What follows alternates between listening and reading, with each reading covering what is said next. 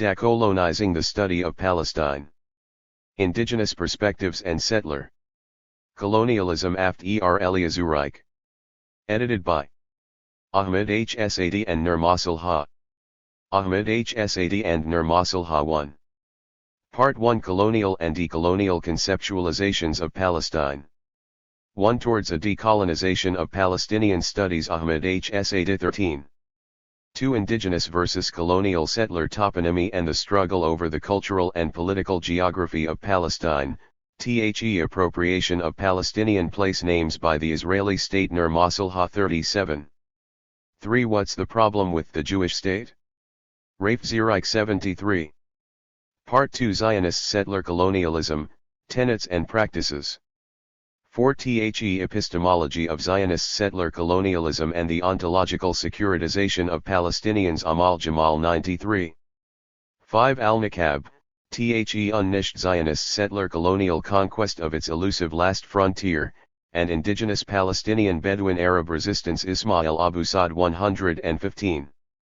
6 Paradox of Settler Colonial Citizenship in Israel, Dialectics of Dispossession and Palestinian Resistance. Orioi Sabak Kauri 149. 7 Celebrating Survival, Palestinian Epistemes and Resisting Anti-Palestinian Racism. Yasmin Abu Laban 169. Part 3: Zionist Settler Colonialism, Surveillance. 8 Secrecy as Colonial Violence, Case of Occupied East Jerusalem. Nadara Shalhaub Kevorkian and Abarat Man 185. 9 Israel's Telecommunications Lines and Digital Surveillance Routes. Helga Ta'al Sowery 207. Part 4: Palestine, Connections, Ruptures, and Popular Resistance. 10 Settler Colonialism in Palestine. Connections and Ruptures. Majid Shi'ad 229. 11 Popular Resistance in Palestine. Marwan Darwish 247. Part 5 Issues of Biopower. 12 Theect of the Separation Wall on the West Bank. Labor Market. Sami Miari and De Milosav 269.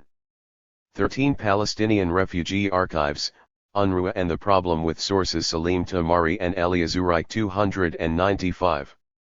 14 Liminal Lights in Dark Places, Elia Zureik's Sociological and Critical Contribution to Palestinian and Surveillance Studies. David Leon 323. List of contributors. Academic journals. He has also published over 20 books that include Between National Consciousness and Civil Experience, Political Realism of Palestinians in Israel, 2020, Reconstructing the Civic, Palestinian Civil Activism in Israel, 2020, and Arab Minority Nationalism, Politics of Indigeneity, 2011. Nadara Shalhaub Kevorkian, a Palestinian feminist, is the Lawrence D. Beale Chair in Law at the Faculty of Law Institute of Criminology and the School of Social Work and Public Welfare at the Hebrew University of Jerusalem and the Global Chair in Law, Queen Mary University of London. Her research focuses on trauma, state crimes and criminology, surveillance, gender violence, law and society and genocide studies. She is the author of numerous academic articles and books, among them Militarization and Violence Against Women in Con-ICT Zones in the Middle East, Palestinian Case Study, 2010, Security Theology, Surveillance and the Politics of Fear, 2015, Incarcerated Childhood and the Politics of Unchilding, 2019, all by Cambridge University Press. She has also co-edited 2 books, the latest entitled, When Politics Are Sacralized, Comparative Perspectives on Religious Claims and Nationalism, Cambridge University Press, 2020. David Leon is Professor Emeritus, Sociology and Law, at Queen's University, Kingston, Canada. Ironically, in view of Orwell's famed novel, he was in touch with Elia Zureik in 1984, not knowing that he would become his colleague and co-researcher on several major projects from 1991. His best-known book is probably Electronic Eye, Rise of Surveillance Society, 1994, and his latest books are Pandemic Surveillance, 2021, and Surveillance, A Very Short Introduction, 2022. With Zureik he co-edited Surveillance, Privacy, and the Globalization of Personal Information, 2010, and Surveillance and Control in Israel/Palestine, 2011. Nur Masalha is a Palestinian historian and academic. He is currently a member of the Centre for Palestine Studies, SOAS, University of London. He is also editor of the International Academic Journal of Holy Land and Palestine Studies, published by Edinburgh University Press, Scotland. Professor Masalha is the author of many books on the history of Palestine and the Palestinians. His books include Expulsion of the Palestinians, The Concept of Transfer in Zionist Political TH 1882, 1948, Washington, D.C. and Beirut, Institute for Palestine Studies, 1992, A Land Without a People, Israel, Transfer and the Palestinians, 1949, 1997, London, Faber and Faber, 1997, Imperial Israel and the Palestinians, The Politics of Expansion, London, Pluto Press, 2000, The Politics of Denial, Israel and the Palestinian Refugee Problem, London, Pluto Press, 2003, Catastrophe. Remembered, Israel and the Internal Palestinian Refugees, London, Z Books, 2005, The Bible and Zionism, Invented Traditions, Archaeology and Post-Colonialism in Palestine-Israel, London, Z Books, 2007, The Palestine Nakba, Decolonizing History, Narrating the Subaltern, Reclaiming Memory, London, Z Books, 2012, The Zionist Bible, Biblical Precedent, Colonialism and the Erasure of Memory, London, Routledge, 2013, The Alogies of Liberation in Palestine-Israel, Indigenous, Contextual and Post-Colonial Perspectives, Eugene Orr, Pickwick Publications, 2014, An Oral History of the Palestinian Nakba, co-edited with Nala Abdo, London, Z Books, 2018, Palestine, A 4000-Year History, London, Z Books, 2018, Palestine Across Millennia, A History of Literacy, Learning and Educational Revolutions, London, Bloomsbury, 2022. Sami Miari is currently a lecturer at the Department of Labor Studies in Tel Aviv University and a research fellow at the Blavatnik School of Government, Oxford University. He earned his PhD and MA degrees in economics from the Hebrew University of Jerusalem as well as a BSc in mathematics and economics from the same university. Dr. Miari's research focuses on labor economics, the economic causes and consequences of Con-ICT, including the economic costs of political instability and the relationship between economic shocks and Con-ICT, focusing on the Israeli-Palestinian Con-ICT, discrimination against ethnic minorities, economic inequality, and applied econometrics. His researches on the economics of Con-ICT and the labor market received major external recognition following publication in leading journals in the field of economics, including the Journal of Population Economics, the Journal of Public Economics, the Journal of Con-ICT Resolution, the Journal of Economic Behavior and Organization, Labor Economics, the Journal of the European Economic Association and the Review of Economics of the Household, Defense and Peace Economics. De Milosav is a PhD candidate at Trinity College Dublin. He received his master's degree in political science at the University of Gothenburg, Sweden, and his bachelor's degree in political science at the University of Belgrade, Serbia. In his dissertation, he is examining why some citizens express high levels of state legitimacy in countries with lower levels of quality of government from a political psychology perspective. Abaratman has a doctorate in social work from the Hebrew University of Jerusalem. Her doctoral research focused on fathers and fatherhood in a settler colonial context, the case of occupied East Jerusalem, OEJ. She holds a master's degree in social work from the Hebrew University of Jerusalem, for which her thesis investigated bilingual and multicultural civil society organizations in Jerusalem. Her experience in studying the OEJ community includes researching child arrest, women's access to justice and the socio-economic impacts of the annexation wall with local NGOs and the United Nations. As a community and social worker in East Jerusalem for more than 10 years, Aber engages in local activities concerning fulfillment of socio-economic rights, improving physical spaces, developing social and educational services. Arioi Sabak-Kauri is Senior Lecturer of Sociology and Anthropology at the Hebrew University of Jerusalem. Her research interests lie in political and historical sociologies, colonialism, indigenous studies, and critical social theory. Her forthcoming book Colonizing Palestine, The Zionist Left and the Making of the Palestinian Nakba, Stanford University Press, examines encounters between kibbutz settlers and Palestinian inhabitants in northern Palestine's Jezreel Valley before, during and after 1948. Drawing on resources uncovered in the settler colonial archives, it demonstrates the coloniality of socialist Zionist settlers' practices of purchase, expropriation, and accumulation by dispossession and how their representation of the past facilitated disavowal of the indigenous right to sovereignty.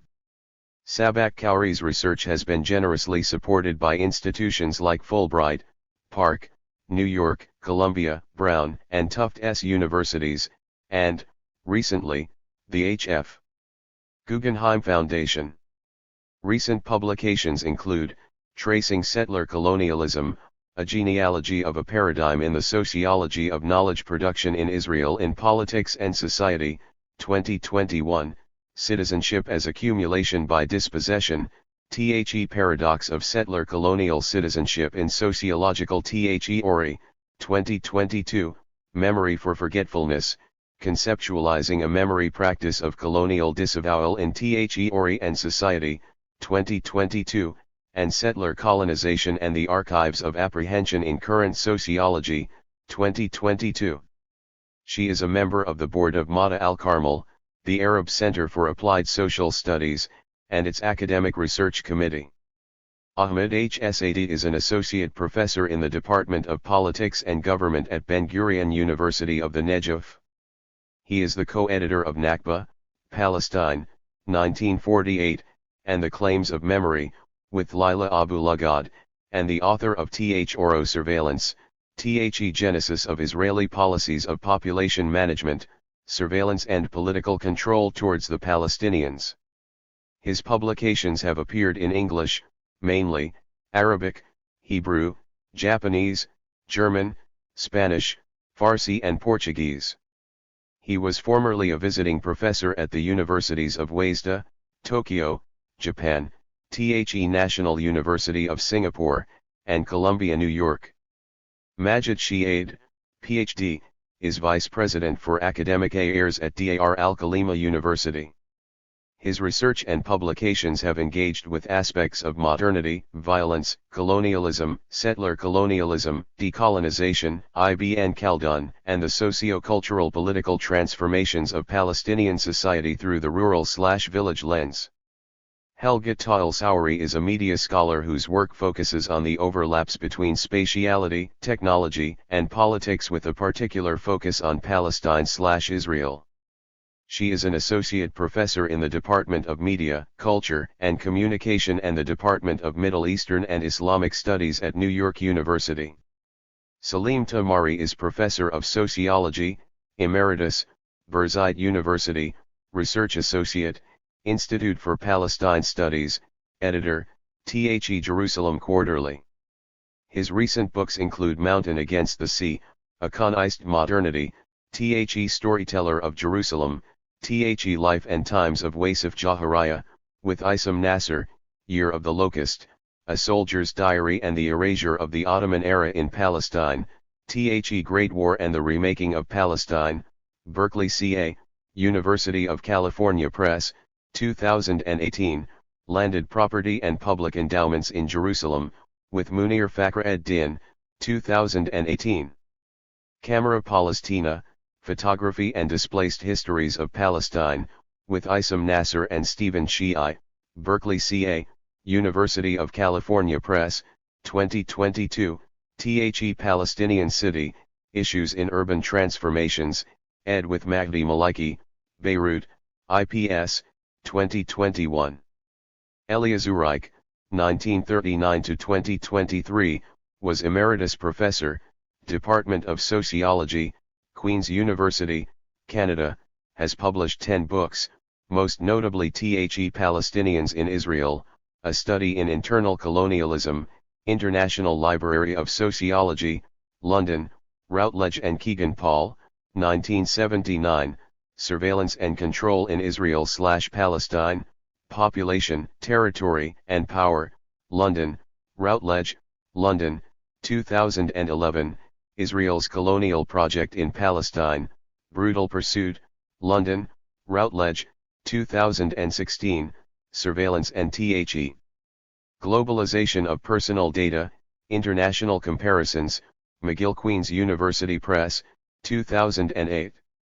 He has also published more than 37 articles and chapters in collective volumes. Zureik was granted the Palestine Prize in the Social Sciences in 1997 and Queen's University Research Excellence Award, 2008. Rafe Zureik earned his LLB and LLM degree magna cum laude from the Hebrew University in Jerusalem. He practiced law for about 10 years and then earned another LLM from Columbia Law School. In 2001 started his SJD studies at Harvard Law School and earned his degree in 2007, for which his dissertation dealt with Kant's legal theory. From 2010 till now he has been academic co-director of the Minerva Center for the Humanities at Tel Aviv University, and an associate professor at Ono Academic College where he teaches jurisprudence, property law, and culture. He is senior researcher at Van Leer Institute in Jerusalem. Fields of interest include legal and political theory, citizenship and identity, legal interpretation.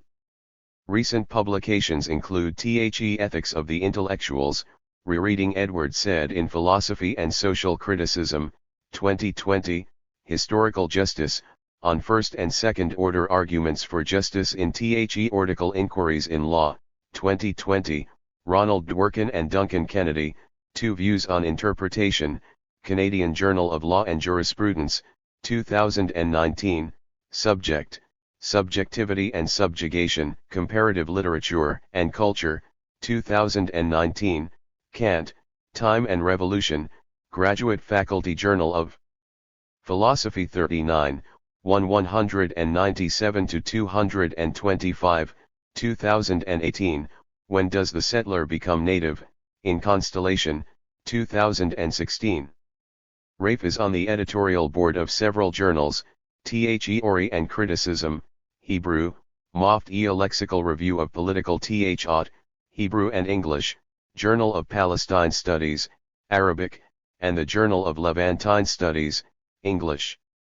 Sadly, our friend and colleague Elia Zureik, whose great academic scholarship inspired this book, passed away suddenly on January 15, 2023, 10 days before the copy editing of this manuscript was completed. Sadly, he will not be able to read the book, but we the editor are extremely grateful for his encouragement and advice without which this book would not have been published. His volume is a product of collective and collaborative efforts. We would like to thank all the kind contributors who responded enthusiastically to our original call to this project and made huge efforts to meet the necessary deadlines. We also wish to thank those colleagues who could not contribute for various reasons but helped with ideas and advice. Rough out this project we also benefit from the kind advice and moral support of many colleagues and friends. In particular, we would like to thank Professors Lila Abu-Lughod and Andre Mazewi for their immense encouragement and professional advice.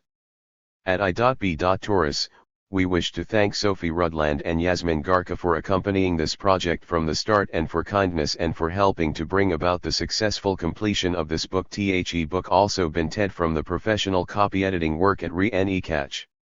THSA copy editors managed to systematize the style throughout the book which has multiple contributors. We are also grateful to Merv Honeywood, the client manager, who responded to our request with great patience and understanding. Last but not least, both editors wish to thank their families for their love and support. Nur Masalha wishes to thank his wife Stephanie and daughter Mariam for their constant inspiration. Ahmed Saida wishes to thank his family members, Sylvia, Yara, Sari, Abed El Aziz, Emily, and Joud, for their constant support and for creating a warm and cheerful family environment that makes the stressful life in Israel bearable. Acknowledgements. 12. Ahmed H. Saidi and Nur Masalha. Political Jewish Zionism emerged in Europe in the late 19th and early 20th centuries as a late form of European settler colonialism. Paradoxically, this political Zionism embarked on a settler colonial project in Palestine at a time when the world was supposedly edging slowly towards decolonization and the establishment of new international world order.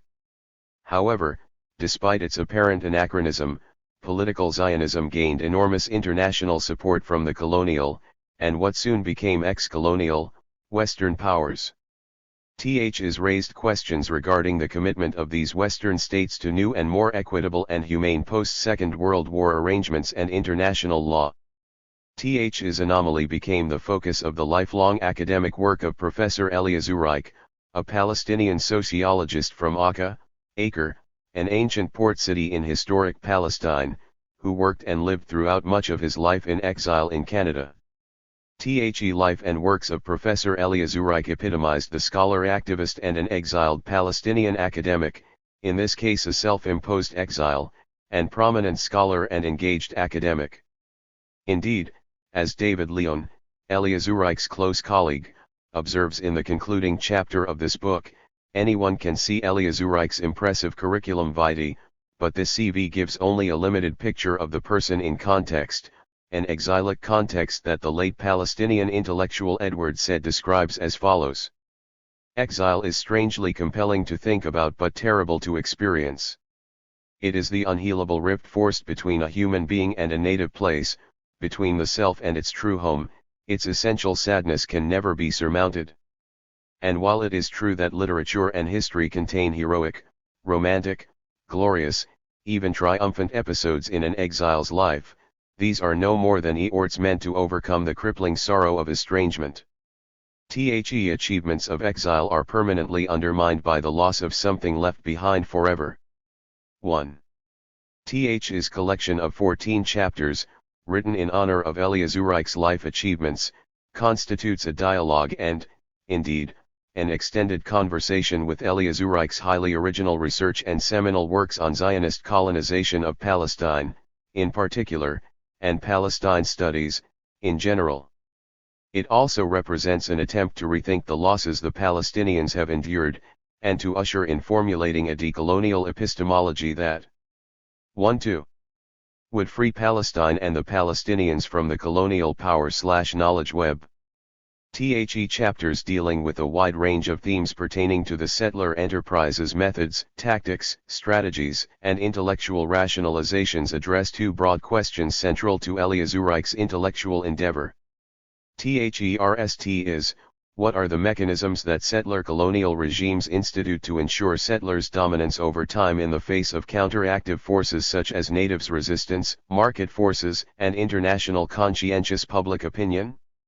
Second question is, how do communication technologies AECT political power, social relations, and ordinary citizens' perception of their world? While this question is universal, communication technologies have played a pivotal role in colonial and settler colonial conquests as well as in facilitating their control of the territories they occupied, particularly in Palestine. Indeed, Zureik devoted considerable eorts to discerning the many ways Israel has used these means to subdue the Palestinians and their sympathizers. Majority of these chapters are by scholars of Palestinian descent whose oeuvres have been influenced or inspired by Elia Zureik's scholarly output and theorization. His collection aspires not merely to give a Palestinian counter-narrative to the hegemonic Zionist one, but principally to lay the foundations for decolonial social science research on Palestine. In Chapter 1, Ahmed Saidi illustrates the banality of the Zionist enterprise and its representations of Palestine and its indigenous inhabitants, representations which include terms such as the white man's burden, the reference to Palestine as Terran Elias, or in the Zionist slogan a land without a people for a people without a land, as well as the use of utilitarian arguments to justify colonization and the erasure of the heritage of Palestine. Although such colonial premises have lost much of their credibility and even came to be considered offensive in many countries of the West in the last half-century, Zionist leaders, scholars, and celebrities, including former Prime Minister Shimon Peres, a Nobel Prize Peace Laureate, and Israel's foremost novelist Amos Oz, continued to rehearse these offensive slogans for Western audiences. More troubling, however, Sad argues, the Zionist colonial project has been elevated in recent decades from a relatively peripheral European colony to which an unwanted European population, the Jews, were directed, to an entity that claims to embody the ideal image and values of the neoliberal securitized international order. Th's shift in the projection of Israel and Zionism has not been articulated through a new philosophical or conceptual paradigm, but rather made by the repackaging of 19th-century ideas of racism and the hierarchical ordering of human beings and communities. Th's new shift and the internationalization of the Palestinian reality has been described by Majid Shi'aid, in Chapter 10, as Global Israel and Global Palestine, suggesting that decolonial research should look at the colossal implications of Zionist colonization globally and certainly far beyond Palestine's borders. Indeed, the rise of Israel as a leading producer of surveillance technology and equipment, which has been widely and globally used against human rights organizations as well as champions of progressive causes and a variety of democratic oppositional leaders, represents one grim aspect of this new reality. Moreover, as part of this globalization trend, anti-Palestinian racism has not been conned to Palestine but, as Yasmin Abu-Laban argues in Chapter 7, it is widely practiced in the US, Canada and elsewhere. 3. Makes sense to begin to name and identify the key elements of anti-Palestinian racism as a specific form of racism operating in local and global contexts.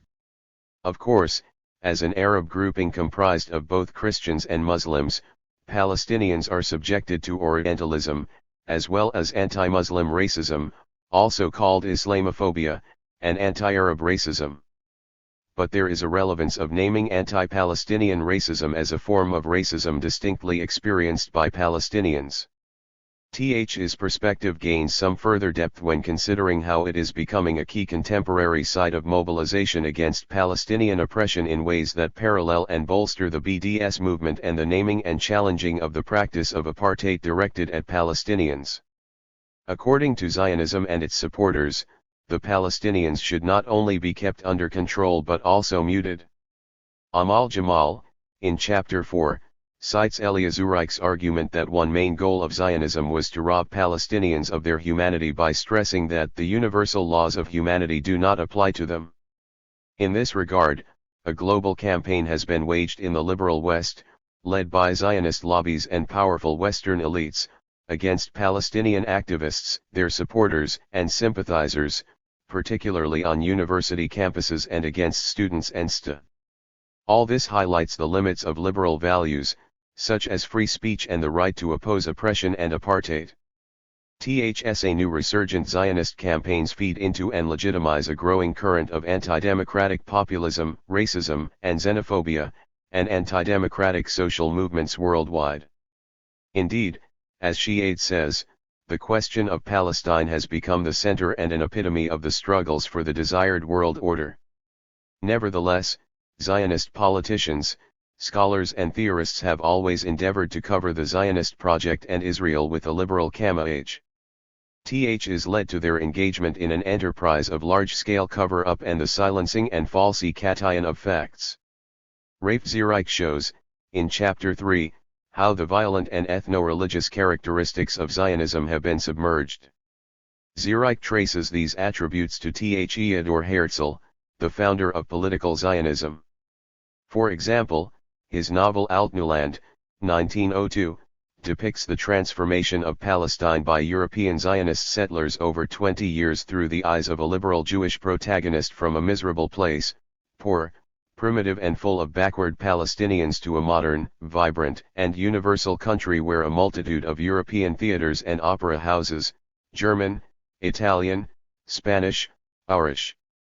Meanwhile, native Palestinians actively disappeared. Discussing such perception with regard to the French colonization of Algeria, French historian Pierre Nora argues that the disappearance of the natives and the development of a so-called higher European culture/civilization in the colonies are complementary. Europeans have repressed the violence of their feelings through a collective decision not to recognize the Arabs. Because of the colonial situation, they act simply as if the Arabs did not exist. 2. Nora further argues that the cultural renamment of the colonists and their mannerisms, such as overt friendliness and openness, constitute no more than a veil to hide their terrible feelings of aggression, barbarism, repressed racist hatred and the desire to eliminate the natives. 3th's desire for elimination and erasure as illustrated by Rafe Zureik provides the key to understanding Israel's self-definition as Jewish and democratic. Zureik argues that now that the Jews are a majority in the country, they even can allow Palestinians who survived the transfer to become citizens and to have the right to vote. The dark side of the right to vote for Palestinian citizens in Israel is the statelessness of their sisters and brothers who became refugees. Transfer is the precondition for the limited liberalism Israel owes its citizens. The theme of citizenship of Palestinians in Israel has been the subject of many academic publications. Arioy Sabak Kauri, in Chapter 6, explores in new ways the nature of the citizenship which has been awarded to those Palestinians who remained in Israel. Unlike T.H. Marshall's, 1963, description of the status of citizenship as empowering and as forming the basis for social integration and equality, the Palestinians within Israel, she argues, have mostly experienced this status, as embodying dispossession, discrimination, and marginalization.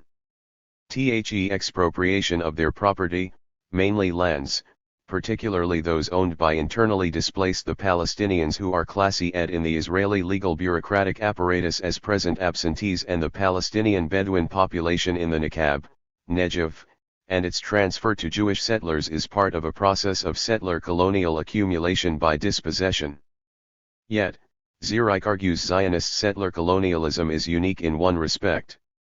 Unlike the French in Algeria, for example, where more than one-half of the Pied Noir were not French but an assortment of Southern Europeans including Italians, Spanish, Maltese etc., and unlike the British in Australia, where the settlers migrated from all over Europe, the Zionist project in Palestine is ethno-religious, the settlers must be Jews. Th's ethno-religious character has denuded the contours of Palestinian citizenship in Israel. The cultural dimensions of Zionist settler colonialism in Palestine and its particulars have been given less scholarly attention.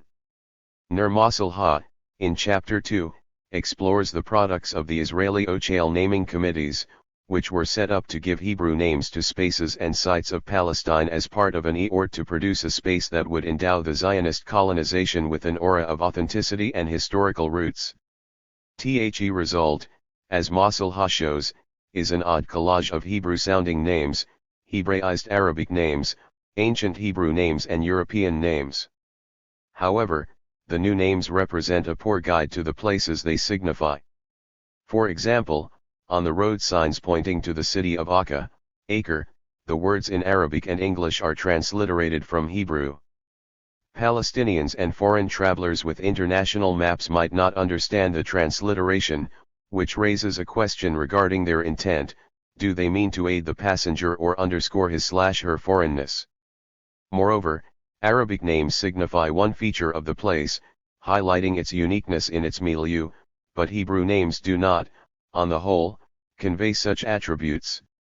Symbolic and bureaucratic violence is another key theme in this collection. Th's symbolic violence or erasure and inscription re-ex the continuing process of 5. Colonization, the removal of the indigenous population and the settlement of settlers on their land. Ismail Abu Saad discusses, in Chapter 5, the process of forced eviction of the Palestinian Bedouin population in the Negev, and its increasing concentration and ghettoization in poor townships. Indeed, as Abu Saad illustrates, This population is ranked at the bottom of the socio-economic scale in the country. The plans of ghettoization, often dubbed by state Ochal's modernization, have not brought any worthwhile improvements to the conditions of this community. The confiscation of the Bedouins' lands has followed the colonial logic of non-recognition of the natives' modes of land ownership. Indeed, a eating glance at the Israeli laws used to expropriate the Bedouins' property would show their uncanny resemblance to the colonial laws that the French used in Algeria. Although, since the 19th century, the Bedouins have been relying upon both seasonal agriculture and livestock for their living, Zionist publicists and Israeli spokesmen have tended to overstate the Nakab Bedouins' nomadism both in order to invoke Orientalist images of a community that is living outside history and to legitimize the expropriation of their land. However, as Majid Shi'ad and Ismail Abu Sa'd illustrate in chapters 10 and 5 respectively, the new Jewish settlers are the real nomads. They travel across countries and continents, build new settlements on Palestinian lands, acquire nationalities in many countries and constantly establish new frontiers to eliminate the natives. Moreover, while they enjoy traveling all over the world with multiple passports and with little hassle, due to their citizenship, in whitelisted countries, the natives of Palestine are ghettoized and their movement is constantly monitored, delayed, obstructed and under constant surveillance.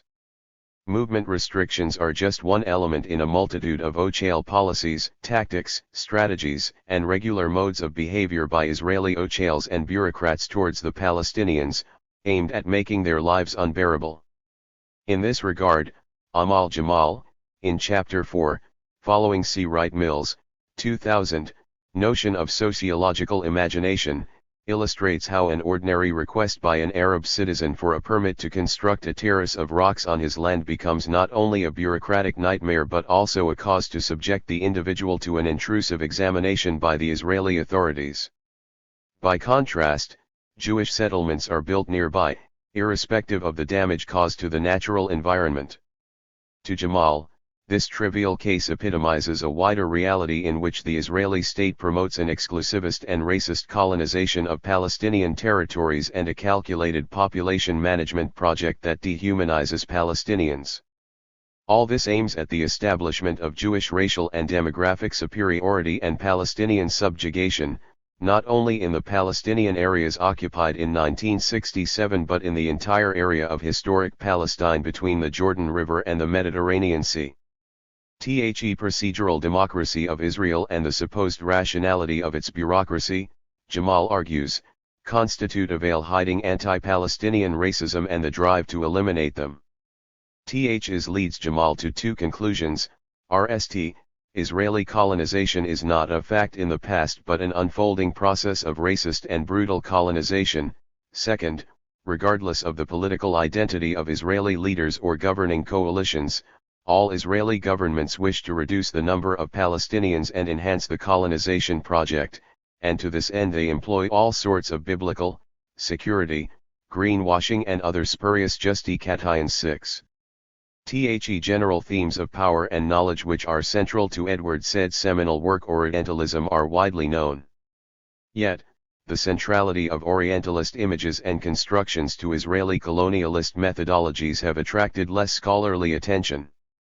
A key Orientalist image discussed by Ismail Abu Sa'd in Chapter 5 is that the settlers often invoke the natives' supposed barbaric nature.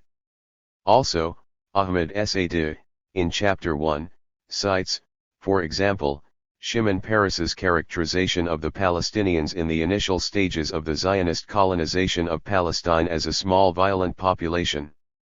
However, Marwan Darwish, in Chapter 11, shows that nonviolent popular methods of resistance have been a key feature of the Palestinian struggle against Zionist colonization in Palestine since the late Ottoman period. Also, during the First Palestinian Intifada, which began in December 1987, such nonviolent popular methods of struggle reached their peak through the mobilization of the population in the West Bank and Gaza Strip, resulted in increasing worldwide sympathies for the Palestinians. However, these peaceful methods did not prevent settlers' violence against the Palestinians. Darwish also alludes to the failure of the Palestinian national leadership which, like many THIRD world leaders, pinned its hopes on persuading Western countries and their political establishments to support Palestinians under occupation. It seems the Palestinian national leadership failed to comprehend the deeply rooted colonialist and Orientalist currents in the West, and that Western liberal values, often touted a great deal in the international arena, deploy this rhetoric to ensure Western hegemony. Until now, the majority of Western political establishments have tended to support Israel and its Zionist colonial project in Palestine and the apartheid system Israel has created between the Jordan River and the Mediterranean Sea. Meanwhile, many critical, liberal, and progressive-minded audiences in the West have opposed Israeli policies and supported Palestinians' rights. It is worth remembering that the Jewish settlers' leaders originated from Europe, they spoke European languages, understood and shared European attitudes and cultures which were imbued with colonialist rhetoric. Israeli surveillance is a major theme in the works of Elia Zureik as well as in this collection. Surveillance is a crucial tool for systemic ghettoization and the fragmentation of the Palestinians. THSA processes are not carried out through spatial planning and population management only, but also, through old orthodox and new digital means of surveillance. New methods of surveillance are geared to render Palestinians visible, fracture their society by destroying the local networks of trust and solidarity, with the aim of further dismember and uproot the society. Nadara Shalhaub Kevorkian and Abarat Man, in Chapter 8, characterize some of the tactics used by Israel in East Jerusalem as psychological warfare and a politics of fear. THEY focus on the Israeli technology and terminology of secrecy, a widely used technology of surveillance. Shalhaub Kevorkian and Atman maintain that the unremitting feelings of insecurity and helplessness that the technology of surveillance spawns have had a devastating effect on the local Palestinians. In the name Secret Information, Israeli security services raid homes and OCES in East Jerusalem, publicly humiliate local Palestinians and apprehend many of them, Palestinians, who in the absence of clearly net factually based charges and difficult to defend themselves or fashion ways to face the often violent and brutal interrogations conducted by Israeli security services. Meanwhile, 7. Some relatives and friends of those under interrogation would distance themselves from the suspects fearing that they could be targeted or even incriminated by association. In some cases, arrests and detentions are carried out to intimidate other community members, while in other cases they are carried out to gather data and intelligence. All these methods are absurdly and arbitrarily used to justify arrests. One such case was that of an elderly Palestinian couple engaged in baking cakes and collecting donations to buy clothes for needy children during the Eid celebrations. Israeli secret services interpreted the making of cakes as code for raising money for terrorists. Illustrates how in the colonizers' minds, there is no room for kindness or empathy that might be extended to the colonized population, not even to the most vulnerable and needy members of Palestinian society. Such cases also epitomize Elia Zureik's notion, a notion that Amal Jamal expands on in Chapter 4, the racialization and dehumanization of Palestinians lead to a reality in which the universal laws of humanity do not apply to them. Nadara Shalhaub Kevorkian and Abarat Man, in Chapter 8, comment on this Israeli politics of fear and report that the resultant environment of suspicion and fear has given rise to diverse psychological and psychosomatic illnesses among local Palestinian Jerusalemites. In comparative terms, and as in the case of colonized Algeria that Frantz Fanon, 1963, famously describes, the colonialization of East Jerusalem by Israel since June 1967 has produced all sorts of psychological hardships among local Palestinians. However, Nadara Shalhaub Kevorkian and Abarat Man also found that in many cases, Israeli abuses have, paradoxically, spurred resilience, connectedness, solidarity and empowerment among local Palestinians. Helga Tal-Souri, in Chapter 9, traces the role communication infrastructure has played in the production of colonized spaces in Palestine, in bolstering hierarchies of power, in connecting as well as separating territories and communities, and in rendering Palestinians hypervisible in some areas and invisible and silenced in many areas. Al-Sawari further argues that the British Mandatory Authority's uneven modernization and development of the transport and communication infrastructure in Palestine had largely shaped Jewish colonization in pre-1948 Palestine, and this unevenness eventually denuded the areas upon which Israel was established in 1948. Al-Sawari powerfully argues that, if the land could speak, it would tell us where the state of Israel would emerge. The cities of Haifa, Ja'e and Tel Aviv, when the partition plan was proposed in 1947, and Akka, Nazareth, Safed and Beersheba, when those lines were drawn in 1949, each a city from which collectively hundreds of thousands of Palestinians would be expelled, and each a city wired and connected with more robust and expansive infrastructure than would be found in, say, Nablus, Jericho, Bethlehem, Hebron, and Gaza. At that time, Al-Sawari's chapter makes an important contribution to the debate on Israeli surveillance culture and strategies. Her analysis goes beyond the assertion that the settlers were directed by the Ochel Zionist colonization bodies to the more modern areas upon which they established the Jewish state in 1948, to explore the intricate relationships between Zionist settler colonialism and modern means of communication. Separate telephone directories were created for the Jewish residents of Tel Aviv, Ja'e and other cities by 1939, and the whole infrastructure in Palestine was directed in such a way as to facilitate the establishment of a Jewish homeland, under the pro-Zionist Balfour Declaration of 1917. Furthermore, not satisfied with the close collaboration with British intelligence, the Zionist Jewish intelligence organizations in Mandatory Palestine began as early as 1940 to collect information on British political and military personnel and Palestinian leaders by bribing British officers and wiretapping. The 1948 war produced great advantages for the Jewish state in one major area. The transport system and telecommunication infrastructure within the newly created boundaries of Israel in 1949 were far more developed than in the rest of Palestine, and Israel in 1949 had most of the telephone switches, terminals, and connections to the outside world. This disparity in development has been accentuated since the Israeli occupation of the rest of Palestine in 1967. Nowadays, Palestinians in the West Bank and Gaza are not allowed to purchase communication equipment without Israeli approval, and such equipment has to be acquired through Israeli contractors, making it easy to implant in it Israeli surveillance devices.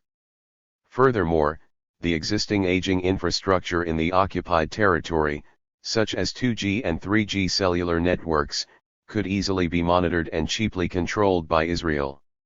Additionally, all incoming and outgoing telephone calls within these areas and between these areas and other destinations are routed through centers in Israel.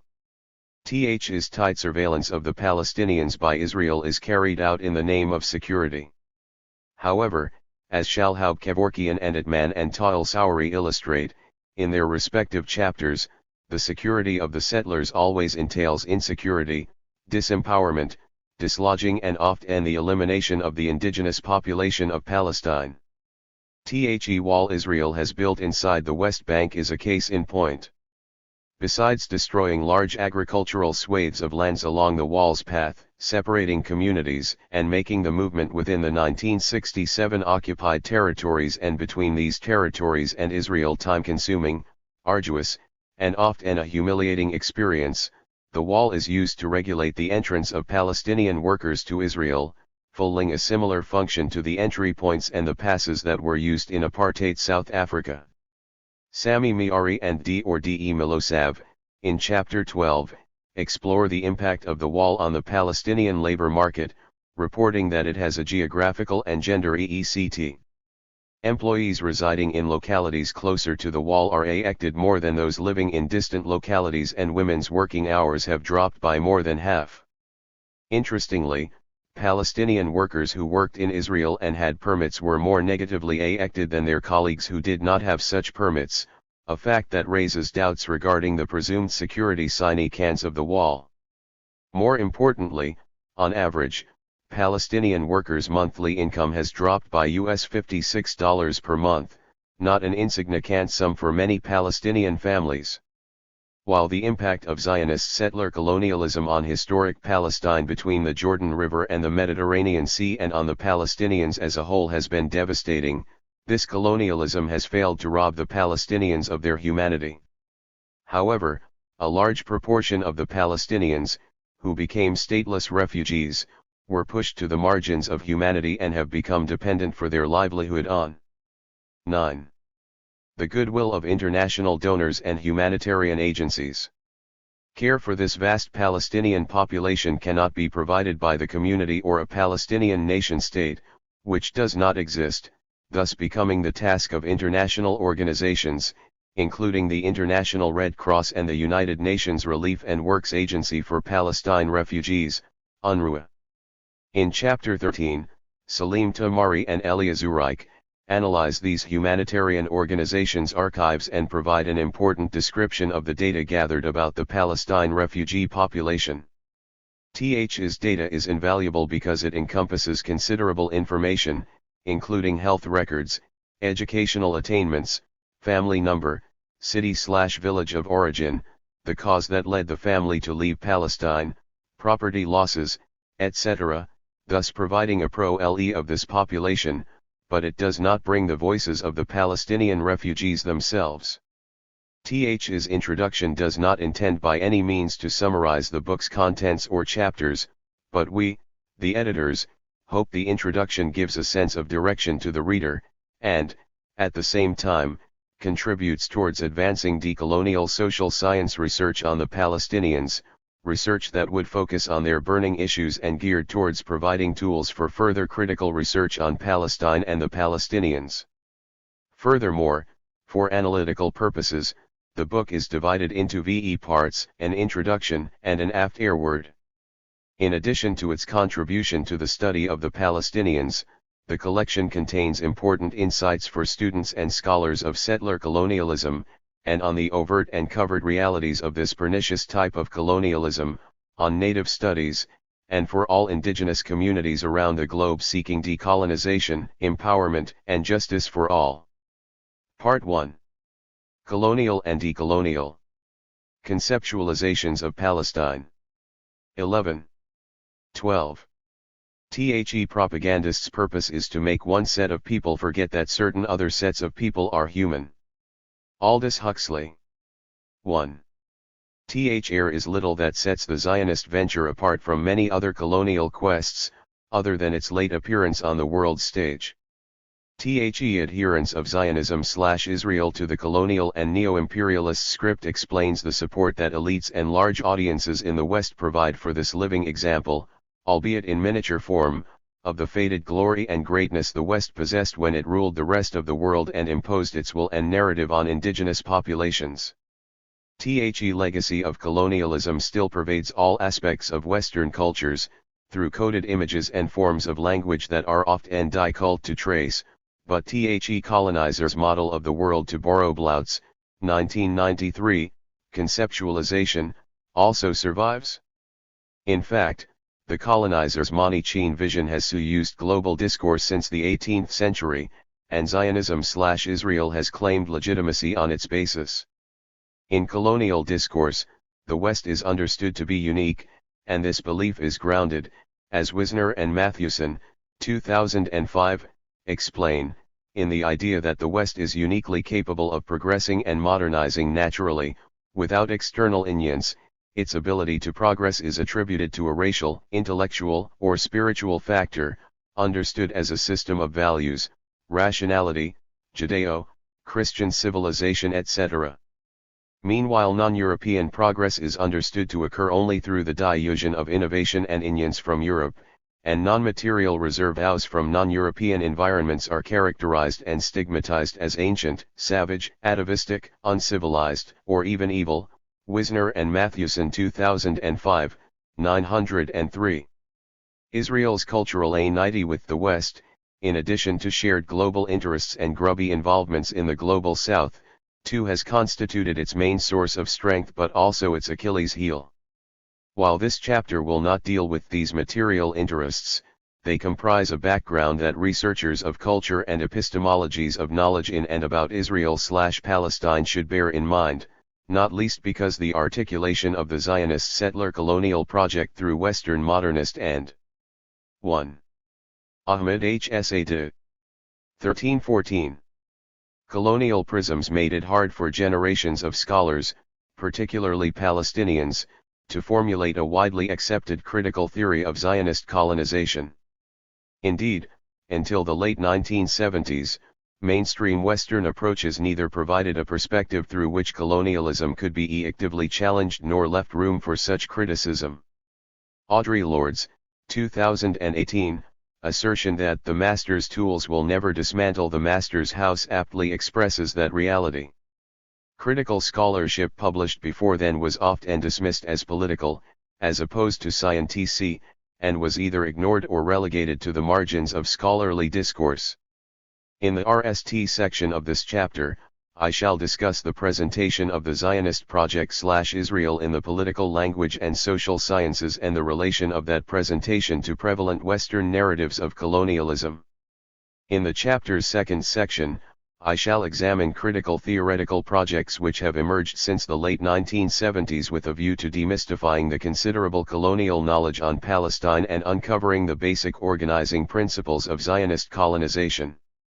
I will offer fresh perspectives on these projects by suggesting that through their refusals, affirmations, and allusions they attempted to advance a decolonial horizon. In the chapter's NAL section, I shall assess emerging research that explores what it entails to be a Palestinian under Israeli rule. The colonial paradigm. The Zionist colonial perspective, whether scholarly or political, has been built around three central myths: RST, that the country was empty or sparsely populated before the advent of the Zionist colonization; second, that Zionism has moral claim over the land because it made the desert bloom; and, third, that Zionism/Israel has a modernizing effect on the Palestinians. THSA claims constitute epistemological violence, as I shall illustrate in this section, but they also preclude nonviolent consequences. They are the premises that justify and position as inevitable the elimination of Palestinians. A land without a people. The Zionist myth regarding the country's demography was summed up by the phrase "a land without people for a people without land," coined by the British Zionist leader Israel Zangwill.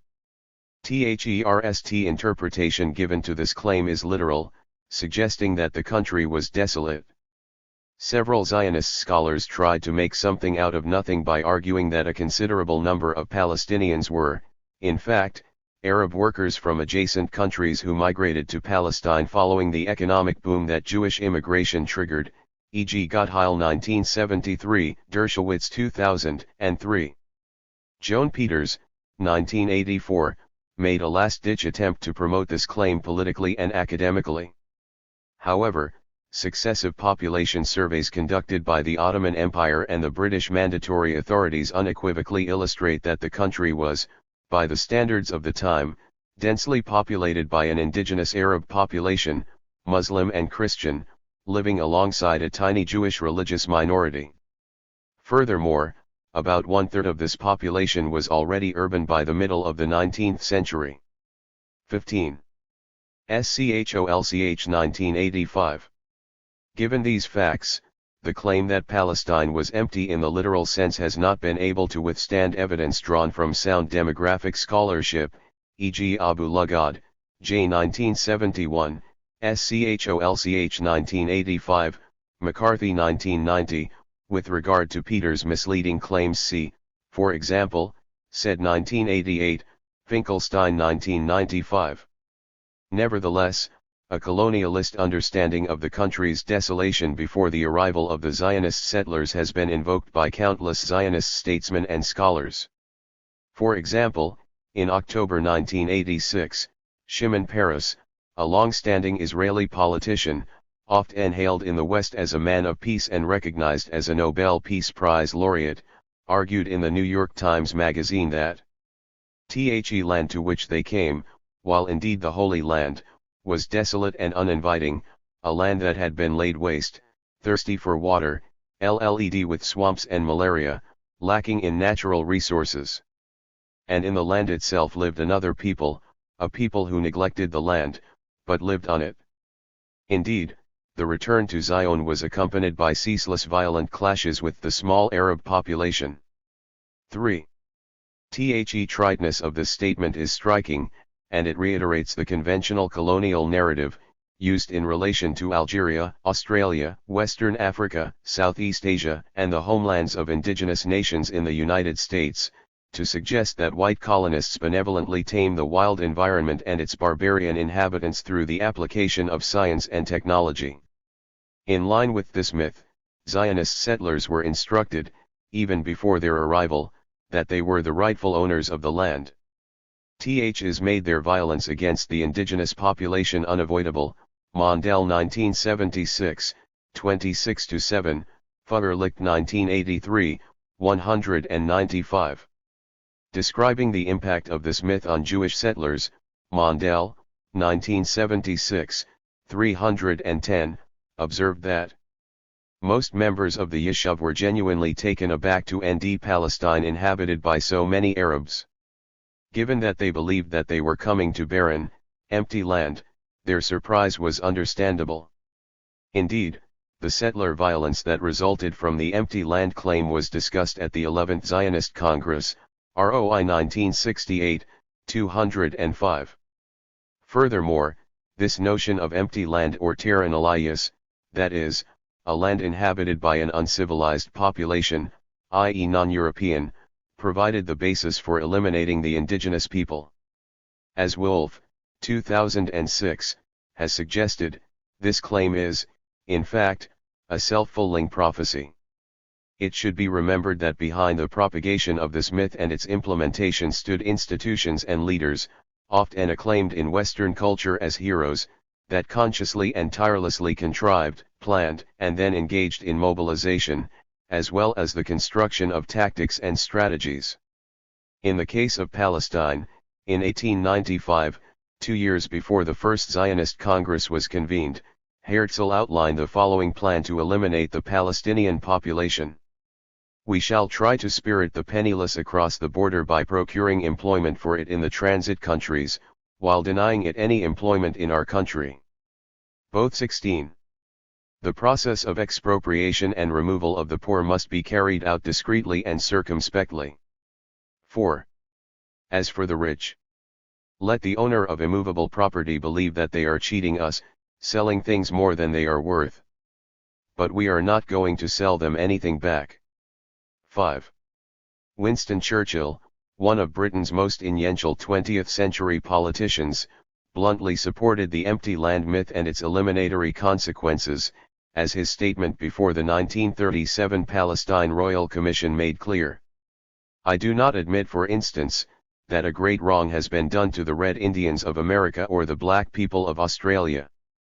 I do not admit that a wrong has been done to these people by the fact that a stronger race, a higher grade race, a more worldly wise race to put it that way, has come in and taken their place. 6.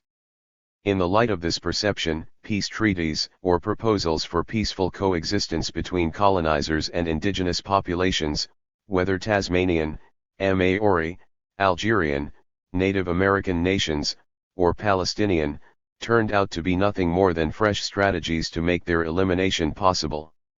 In the case of Palestine, the Arab Bureau of the Jewish Agency maintained informal relations with some moderate Palestinian leaders before 1948, not to explore ways to achieve understanding, but to gather intelligence and maneuver to split Arab ranks. 7. Paradoxically, a considerable proportion of Western civilization's emissaries who settled empty lands were unwanted citizens in their own countries, e.g. poor and criminal Parisians, French refugees from the German-French War of 1870 and British convicts. Herzl's idea of solving the problem of anti-Semitism by establishing a Western alienated state in Palestine was along these lines.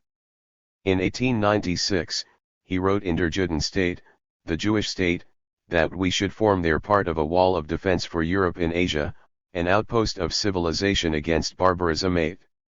Making the desert bloom. Colonization had been, on the whole, justice by invoking lofty ideals, and utilitarianism has often been cited both as its cause and its EECT.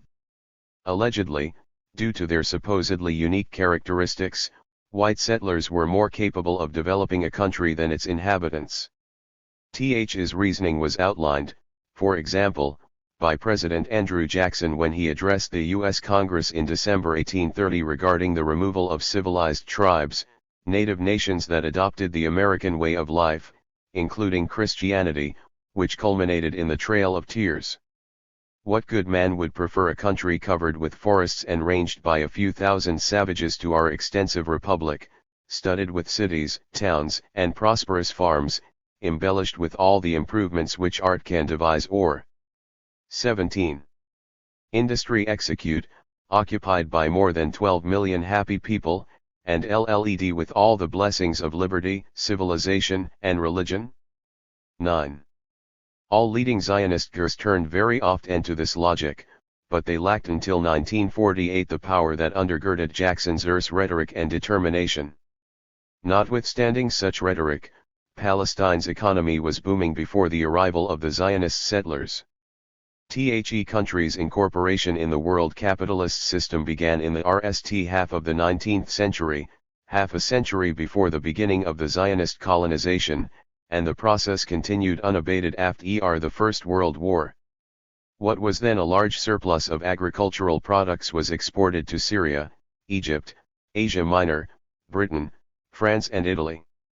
The port of Jeddah emerged, by the end of the 19th century, as the East Mediterranean's second busiest export-import port. 11 and railways, often regarded as the spearhead of capitalist development. 12, were constructed at the beginning of the 20th century to connect Palestine to adjacent countries and link the major Palestinian cities of Jeddah, Jerusalem, Acre, Nablus, Haifa, Lydda and Beersheba. Moreover, Western institutions associated with Western capitalism, including banks and post-OCES, opened branches in several Palestinian cities. 13. The idea that Palestine could be described as a desert is clearly problematic. Another interpretation of the colonial promise to make the desert bloom involves the idea that hitherto uncultivated land was reclaimed through the application of technology. However, the land survey conducted by British authorities in 1920 and consequent O'Chale reports revealed that there was no such land. 14. Even before 1920, Zionist leaders knew that this was the case, as is clear from the lecture Yitzhak Epstein, 1907, presented at the 7th Zionist Congress in 1905 under the title A Hidden Question. 15. The Zionist colonization strategy had to adapt to include the purchase of cultivated land from absentee owners in the country's most fertile areas. 16. And ways also had to be fashioned to compel Palestinians to sell their land. Strategies included, for example, the lobbying of the British authorities to close the agricultural bank that the Ottoman Empire had established to provide credit to peasants affected by natural disasters or bad seasons. Haydai 1988, 25. Bribery was used, and collaborators and local middlemen were also employed to purchase land. While Zionist colonization did not increase the area available for cultivation, it aggravated the problem of Palestinian landless peasants. In fact, despite the considerable investment made in Jewish agriculture, it was unable to supply more than 15% of the calorie intake required by the urban Jewish population. Warrener 1948, 71. Jewish agricultural colonies, on the whole, were not economically viable, despite the massive capital in UX from which they bented. Instead, they were intended to achieve a political goal, namely, to retain a large number of settlers on the ground to sustain territorial control. Warrener 1948, 71. According to Abraham Granat, who was a leading gur in the Jewish National Fund, JNF, and later an Israeli politician and economist, this colonial strategy paid off. The frontiers of the new state, which march in so curiously winding a fashion, were largely determined by the success of the Jews in creating faits accomplis. All those parts to which the Jewish settlers had penetrated were included within the state. 1718. When taking over the land through these methods miserably failed, war made possible ethnic cleansing, an option that has been debated, valued, and praised by Zionist leaders since the beginning of Zionism. 18 Indeed, planning for war and intelligence gathering to establish a Jewish state was stepped up in the 1930s, soon after the British crushing of the Palestinian 1936-39 revolt. After the establishment of the State of Israel, the myth of making the desert bloom continued to serve both as a tool to legitimize the Zionist colonization/Israel and as a rationale for the hierarchical ordering of Jewish citizens along racial lines, Ashkenazim vs Sephardim. Statistical manipulation has often been used to support this myth. For example, official Israeli statistics indicate that Israel doubled the size of its cultivated land in the 30 years after the state was established. However, a thorough analysis of the statistics reveals that, in fact, the size of the physical area under cultivation decreased. Official statistics primarily dened reclaimed lands as those that had been previously cultivated by Palestinian refugees and were left barren after their expulsion. 19 Another interpretation of the promise to make the desert bloom involves turning desolate land into green oases through afforestation. The Jewish National Fund, JNF, played a major role in this endeavor. It claimed to have planted 240 million trees, mostly pine, since 1948. 20 While this planting was represented as an act of recovery, it was instead a form of ecological violence meant to hide, uncannily, the remains of Palestinian villages destroyed during and in the aftermath of the Nakba, the 1948 war. 21 Michael Katerzah, a JNF official in charge of place signs, bluntly explained that a great part of our parks are on lands that were Arab villages, and the forests are a cover-up. Indeed, more than two-thirds of Israeli forests cover the ruins of one Palestinian village or more. The Martyrs Forest, where 6 million trees were planted to commemorate victims of the Holocaust, is a case in point. It was established on the remains of the Palestinian villages of Aktur, Deir Amr, Beit al-Maiz, Kirbet al-Amur, and Kasla. 22 Would the victims of Nazism have endorsed such a commemorative act? Questions of ethics inevitably arise in analyses of colonialism and settler colonialism, not least because these regimes often resort to moral considerations to legitimize their existence and actions. Th's ostensibly environmental drive has accelerated in the 20th century, as Israel has determined to end the Nakab frontier. THEJNF has used afforestation to seize lands on which the Bedouin population has lived for generations, both before and after 1948, on the pretext that these are state-owned lands. Israel has reacted in two ways to stave international criticism by human rights organizations regarding the eviction of natives. As well as adopting a globally endorsed ecological message, it has endeavored to implicate international governments and other bodies, including Germany, a country Israel has often found it easy to influence. Li Xiaolin, president of the Chinese People's Association for Friendship with Foreign Countries, and the American Evangelical God TV Forest Network. Meanwhile, a more concentrated effort resulted in the collaboration of 49 foreign ambassadors in Israel.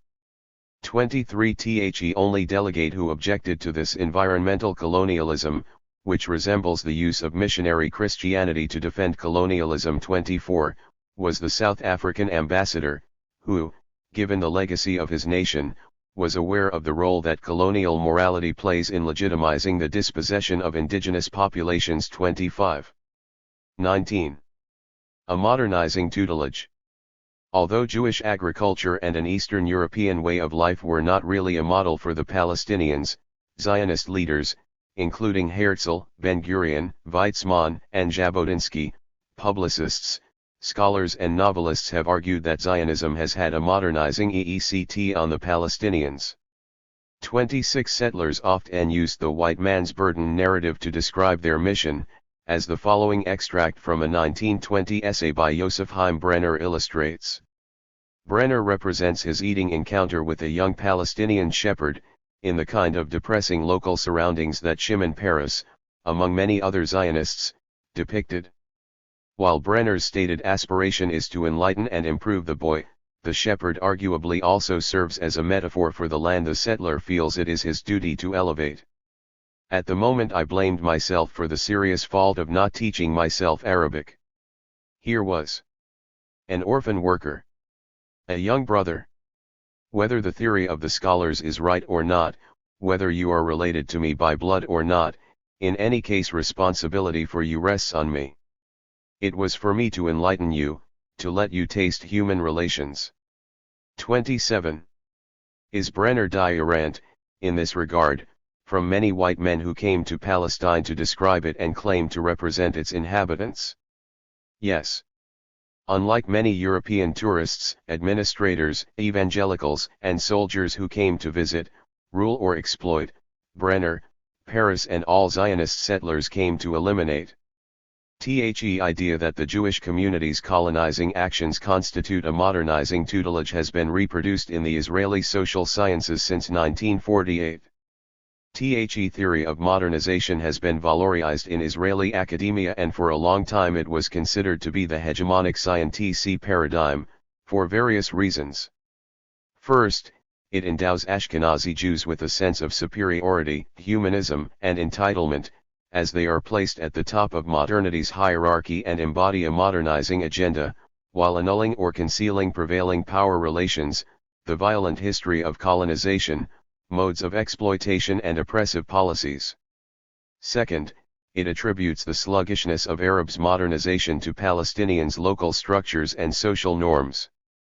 Indeed, such structures, especially the Hamala, extended family, have been widely researched, particularly by anthropologists, including Emanuel Marx, Abner Cohen, and Joseph Ginett, who worked in the state's control and surveillance apparatus.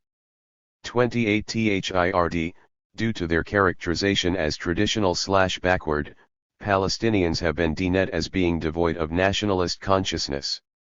According to this colonial logic, splitting them into an assortment of insular ethnicities, employing what Chatterjee, 1993, called a policy of difference, could be represented as a natural and valid step.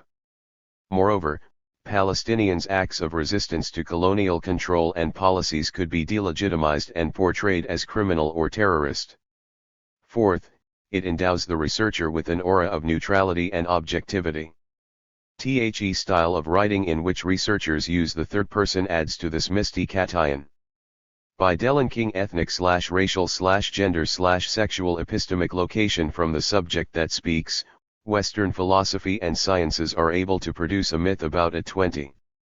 Truthful universal knowledge that covers up, that is, conceals who is speaking, as well as the geopolitical and body political epistemic location in the structures of colonial power/knowledge from which the subject speaks. 29. Is, however, does not mean that Palestinian scholars have, either on the whole or mainly, spoken from a subaltern position. Rather, many of them have played a similar role to that adopted by many THIRD world scholars in rehearsing colonial myths, thus contributing, as Fanon, 1963, argued, to their community's mystication. Grossvogel, 2007, highlights the difference between epistemic and social locations as follows. It is important here to distinguish the epistemic location from the social location.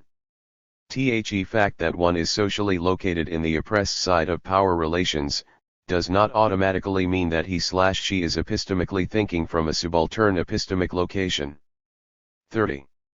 Indeed, the power/knowledge symbiosis after 1948 has resulted in the publication of voluminous research from within Israeli academic institutions on Israeli Arabs. The modernization theory, developed in the West during the decolonization era, was adopted principally to research three areas, namely, the socio-economic and cultural development of Israeli Arabs, changes in their collective consciousness, and their incorporation into the Israeli political system. The extent to which this research, and particularly the exploration of Palestinians' national consciousness, influenced policy could hardly be exaggerated. It enabled policymakers to assess the level of success being achieved by their policy of difference. Besides its policy applications, this research also contributed to reaffirming the state's legitimizing myths.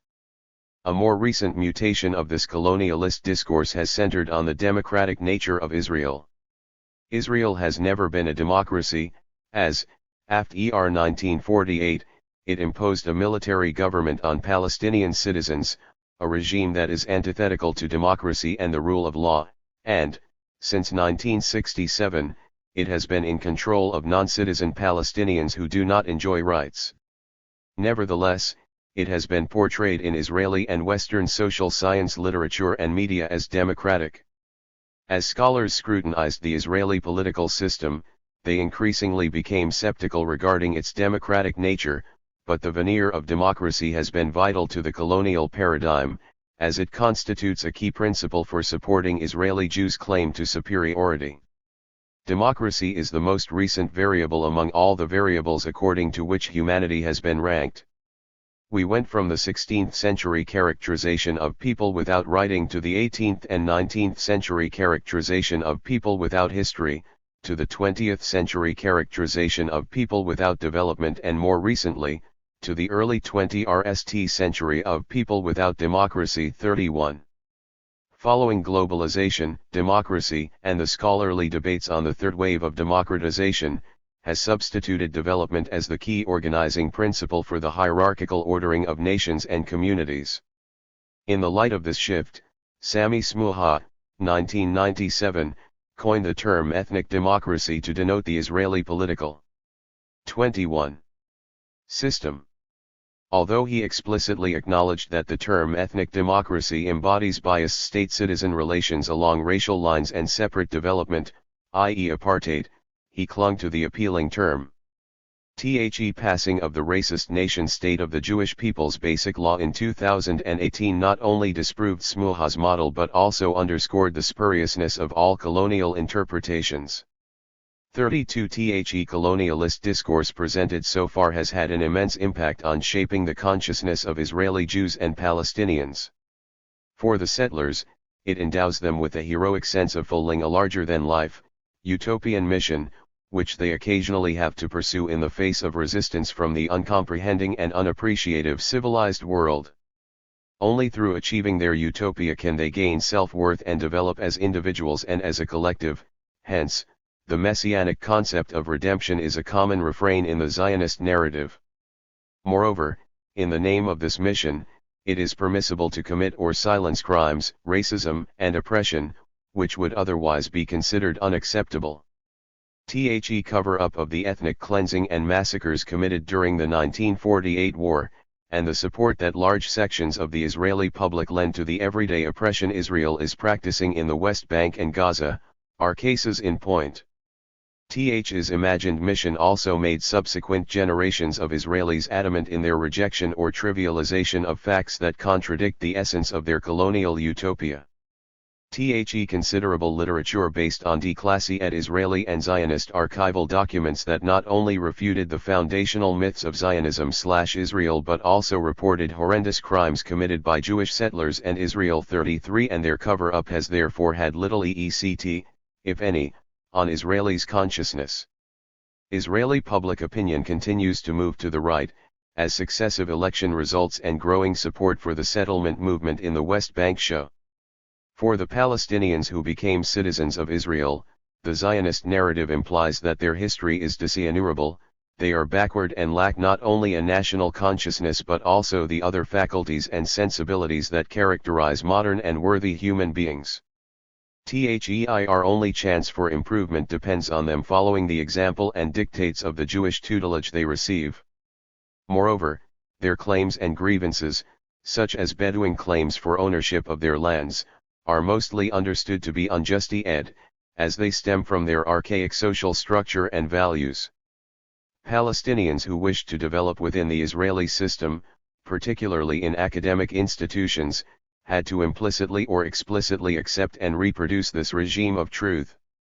Hence, several Palestinian academics played the role of native informants and articulated in their writings a sensibility which Elia, 2002, called a captive mind, e.g. Essay de 2004.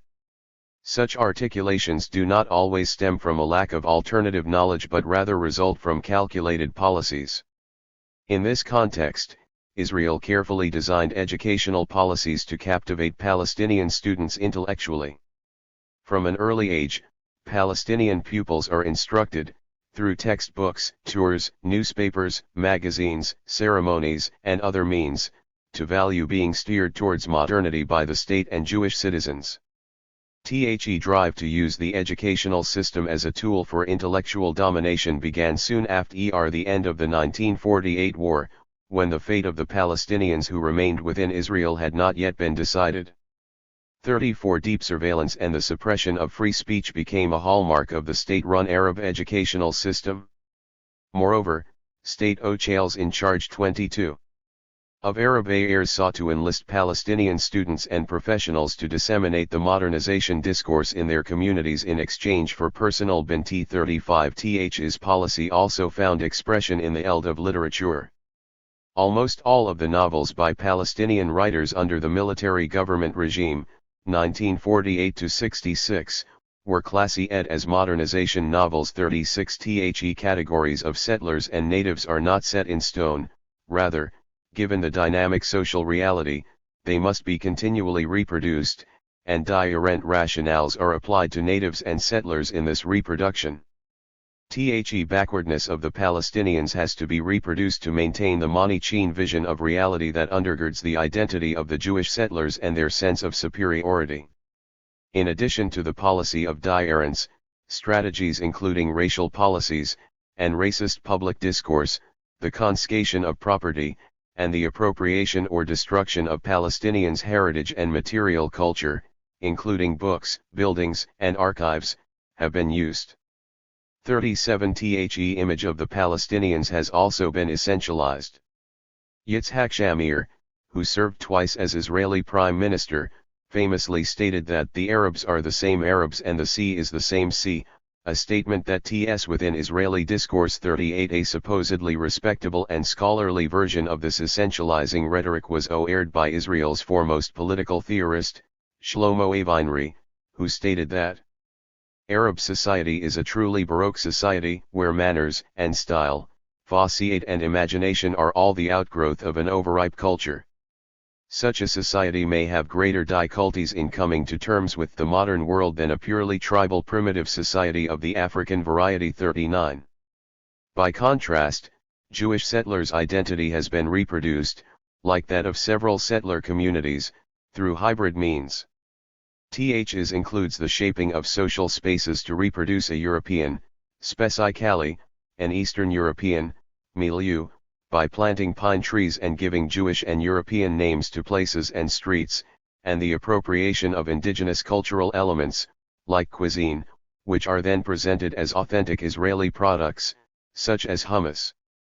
40 Th's constant reproduction of hierarchical identities has contributed to a sense of entitlement and the upsurge of an extreme form of nationalism among Israeli Jews, which is manifested, for example, in the saturation of everyday Hebrew language with militaristic jargon and metaphors. More ominously, it has meant constantly reproducing the frontier with its ghastly violence against the indigenous population, as in the case of the Nakab and, more markedly, the West Bank and Gaza. Anti-colonial discourse regarding the Zionist colonization and Israel was not accepted in academic discourse until 1979. Several factors contributed to this silencing, including the Cold War, and the dire conditions of Palestinians, particularly the refugees. However, beyond these particularities, the main obstacle had been the hegemony of modernization and political development theories in the academic discourse in social sciences at universities in the West. THSA theories underpinned American hegemony and obscured the devastating impact of a colonial past and post-Second World War imperialist policies on the global South. Given their association with Western colonialism, Zionism and Israel have been incorporated into European and U.S. modernizing narratives. 23. Anti-colonial writings. Paraphrasing Spivak's, 1992, famous question, "Can the subaltern speak?" J. Maggio, 2007, asked, "Can the subaltern be heard?" Palestinian and non-Palestinian novelists and poets, 41 social scientists, and legal scholars produced voluminous literature critical of Zionism/Israel before 1978. Major works were produced within the social sciences 42, but although all of these scholars had received a Western education, and most of them studied and taught at prestigious universities and published their works in European languages, they were barely heard. THEIR writings were acknowledged and cited by only a few. TH's bias illustrates the depressing state of the intellectual debates in the liberal West regarding scholarship on Palestine. However, by the mid-1970s, global political, social and intellectual struggles had created the conditions for a paradigmatic change. Critical theories that had been sidelined in academia for a long time, such as Marxism, were being accepted as legitimate. Moreover, French post-structuralism, and particularly Foucault's writings, introduced novel insights regarding the structure of knowledge and its relations to socio-political realities and power relations. TH's changing terrain paved the way for the success of Edward Said's Orientalism, RST, published in 1978. Said gave eloquent and erudite expression to a volatile but persistent intellectual current among scholars in the global South and scholars of disadvantaged backgrounds in the West. More importantly, Orientalism helped demystify fundamental assumptions about how the production of knowledge in Europe and the US in the humanities and social sciences was interwoven with colonial domination. TH's paradigmatic shift cleared the ground for subaltern voices to demand equal attention alongside the O'Chale narratives. In Palestinian studies, 3 books that became canonical were published a year after the publication of Orientalism. They were The Question of Palestine by Edward Said, 1979, Palestinians, From Peasants to Revolutionaries by Rosemary Saidi, 1979, and The Palestinians in Israel, A Study in Internal Colonialism by Elia Zureik, 1979.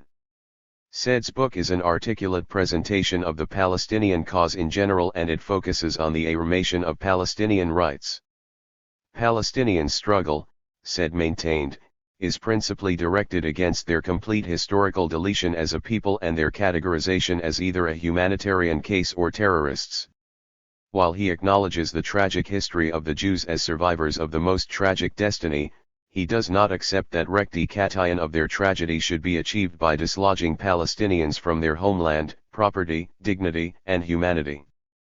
Zionism, he maintained, should be viewed not only from the viewpoint of its supporters, who often equate anti-Zionism with anti-Semitism, but also from its victims' vantage point. The prevailing one-sided approach towards Zionism in the Western media and among elites has endowed Israel with immunity against criticism and freed it from accountability for its policies and behaviors.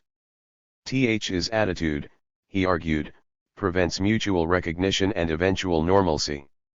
Saidi's book, meanwhile, is about Palestinian refugees in Lebanon, whom the West has treated as collateral damage of the arrangements, made after the Second World War in the Middle East, that rendered them eligible for humanitarian aid.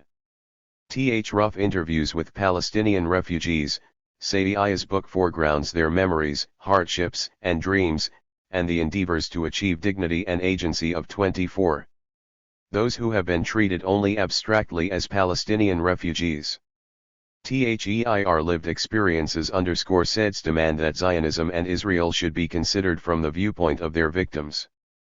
Following Saidi's book, several research and documentation projects have focused on the Palestinian refugees, including studies conducted by Saidi herself.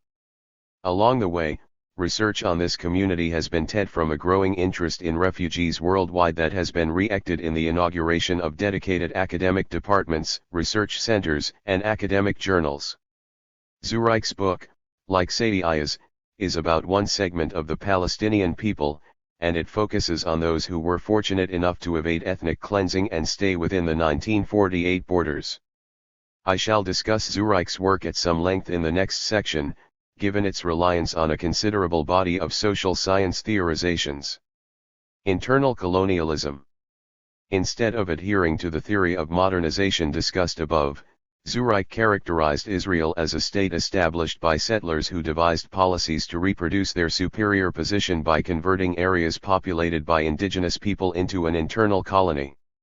According to this view, racial policies of land confiscation, exploitation, legal and extra-legal discrimination, structural racism, proletarianization and political oppression are the means through which the colonial reality is reproduced. Employing theoretical advances in the sociology of colonialism, development, and racism, Zureik illustrated that apartheid South Africa is a fitting comparator for Israel. Zureik's book sparked strong criticism in Israel, prompting a review LLED with insinuations and bad faith from Kimmerling, then the foremost Israel sociologist. While reading Zureik's book, the impression that comes out is that it represents a continuation of the war by other means, in this case, an academic publication.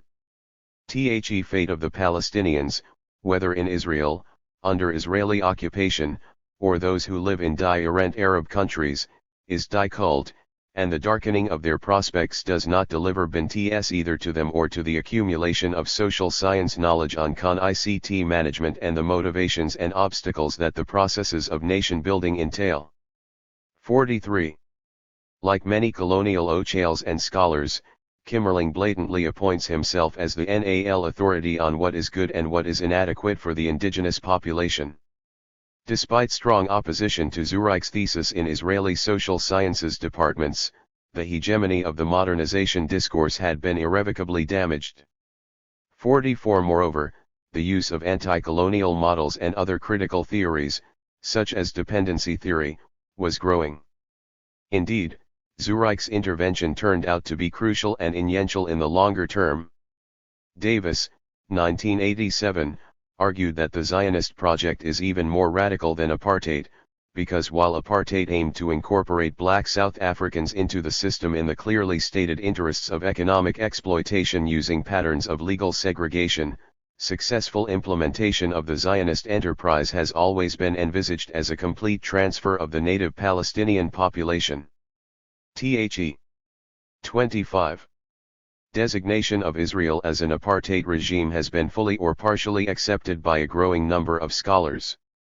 45. Moreover, in the last few years, it has also been adopted by major human rights organizations. 46. The anti-colonial paradigm has taken a particular trajectory among Palestinian scholars in the West Bank, who have developed what might be called a sociology of the occupation.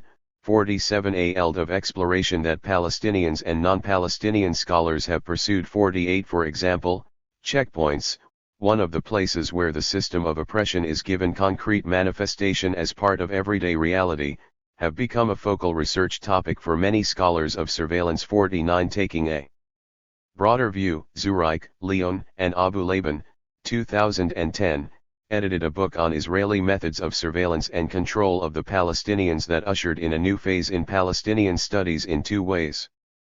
First, these scholars treated Palestinians residing within historical Palestine as a single unit, within which various segments are subjected to direct control methods. Secondly, they underscored the key role that Israeli surveillance plays in the growing complexity, ubiquity, and intrusiveness of digital surveillance under the neoliberal regime. From this perspective, Zionist settler colonialism is understood to have moved from playing an auxiliary role to colonial powers, as Herzl envisaged, to presenting itself as a pioneer and future image of the neo-imperialist order. 50. It has brought forth a repackaged version of 19th-century ideas that privilege the hierarchical ordering of groups, racial exclusivity, and democracy for us and the oppression of others/s. Settler colonialism. Zureik's last book 51 examined the Zionist project from its beginning to the end of the RST decade of the 20th century, and its devastating impact on the indigenous Palestinian society. Before analyzing the settler colonial paradigm, it might be instructive to succinctly examine the Janus-faced concept of settler colonialism in Palestine.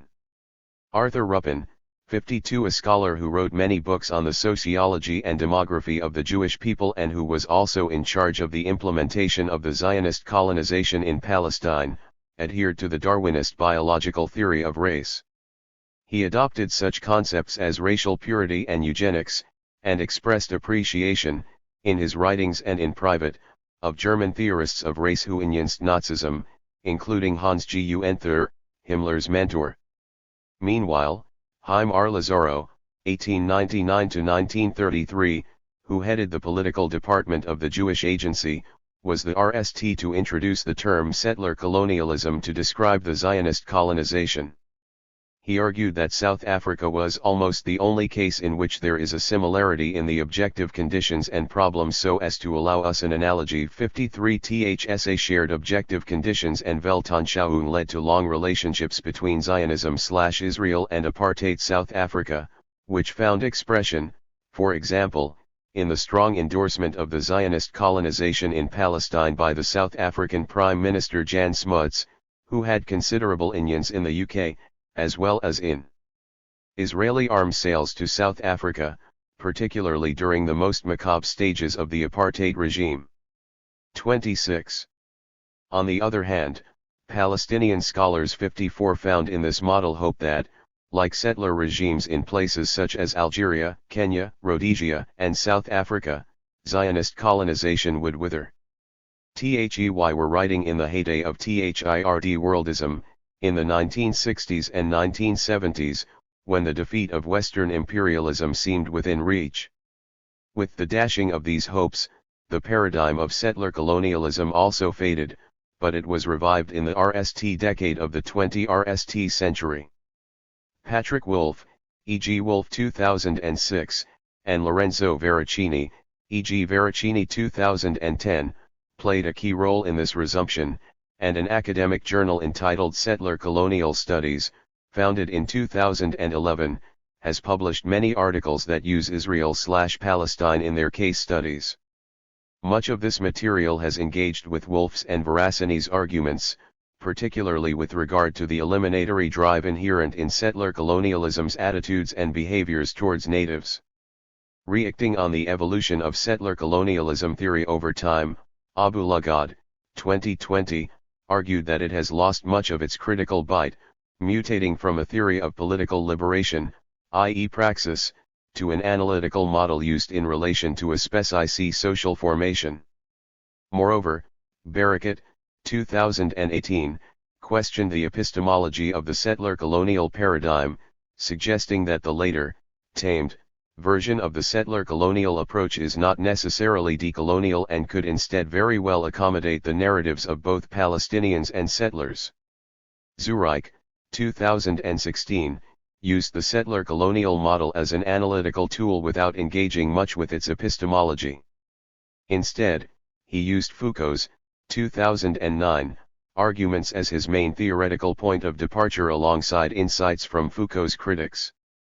Thus, he dealt with questions pertaining to biopolitics, security, necropolitics, herbicide, incarceration, targeted assassinations, references to the killing of innocent Palestinians as collateral damage, digital occupation and so on. The book also brings to light the polarized attitude of Zionism/Israel towards the surveillance of the Palestinians. They are either considered invisible, a land without people, or massive resources are invested to render them constantly visible. Various chapters in the book shed light on the meaning and implications of living under such a regime, a topic related to what Maldonado Torres, 2007, called the coloniality of being, a concept I shall discuss in the next section. Of the coloniality of being. The concept of coloniality of being is useful for decolonizing Palestinian studies, as it touches on the essence of Palestinians' existence. Maldonado Torres defines it as the normalization of the extraordinary events that take place in war. 55 Ths includes, for example, humiliation, killability, the confiscation of property, dehumanization, and the imposition of structural determinants that make the colonized people's existence dystopian. In this section, I shall briefly discuss illustrative pieces of research that deal with the coloniality of being that were conducted in 3 Palestinian cities, Jerusalem, Ja'e and Al-Khalil, Hebron. Jerusalem is a holy city, but it is also a place of residence for 335,600 Palestinians, who comprise 34% of the city's population. The policies constructed to drive 27 Palestinians out of the city through bureaucratic means and racist laws have been widely documented, and they will not be discussed here. In the following, I shall probe Shalhav Kerforkian's 2017 discussion of sensory EX of the occupation on the occupied, which she referred to as the occupation of senses that occurs through the imposition of aggressive sights and sounds, as well as unpleasant smells, on Palestinians. Th's occupation of the senses takes place during festivities, as well as in everyday life.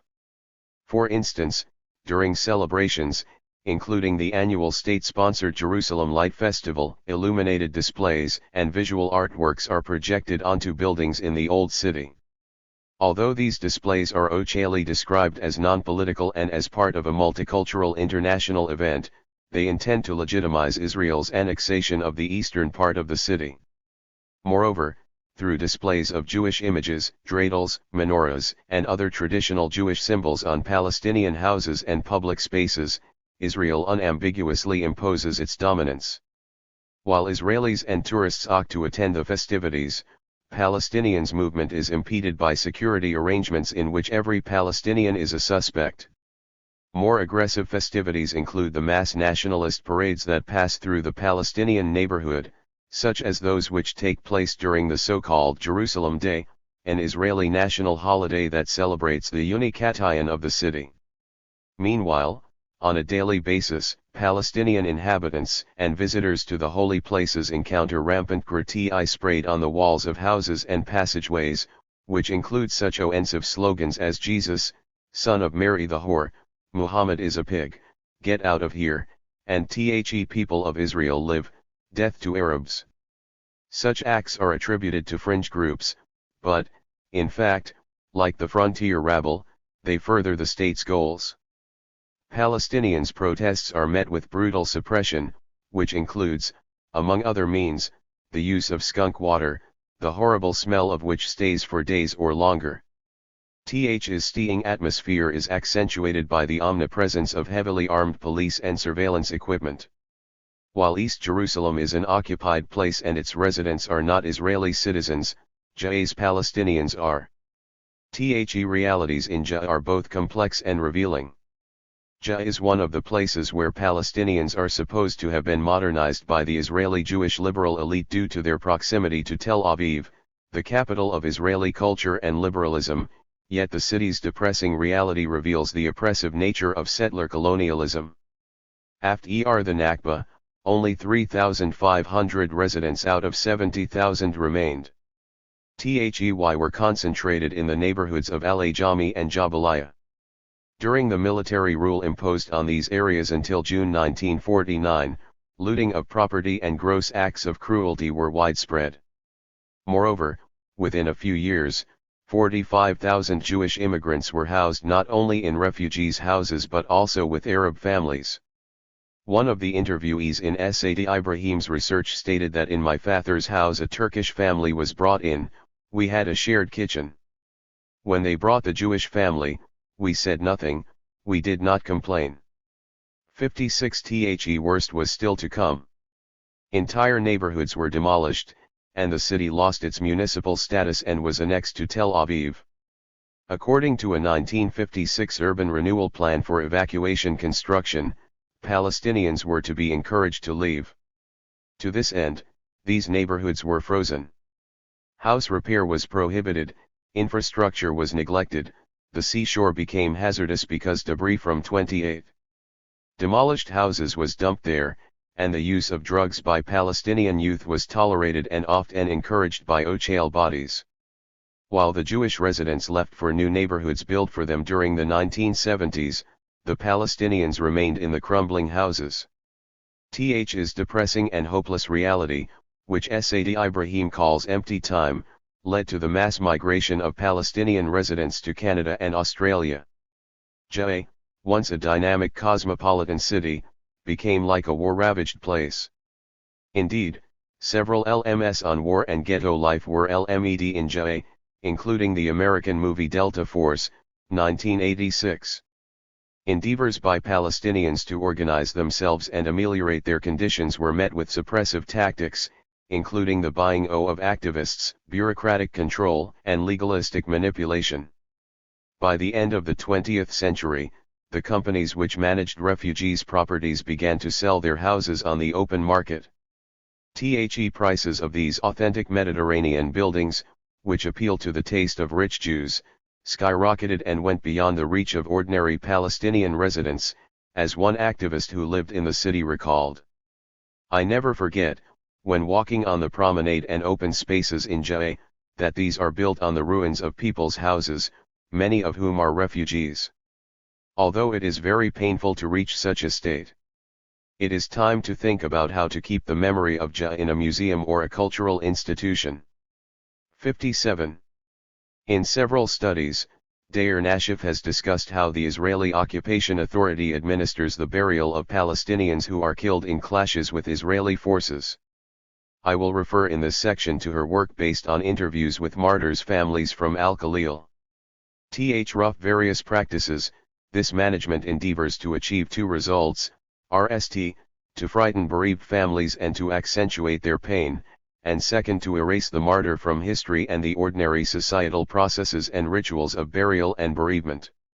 THSA tactics include, among others, the withholding of bodies in freezers for up to a year, late-night visits to bereaved families by soldiers and intelligence officers who carry out house searches and repeatedly threaten to demolish the family house, the supply of misleading information regarding the timing of a corpse's release, the stipulation that funerals must take place late at night, with few participants, family members, who should not have their cell phones with them, the release of bodies in vile weather to prevent the holding of proper funerals, the release of bodies in frozen and sometimes dismembered forms, with body parts sometimes placed in dye-rent bags, to obstruct post-mortem procedures and therefore impede insights into the direct causes of death and organ removal.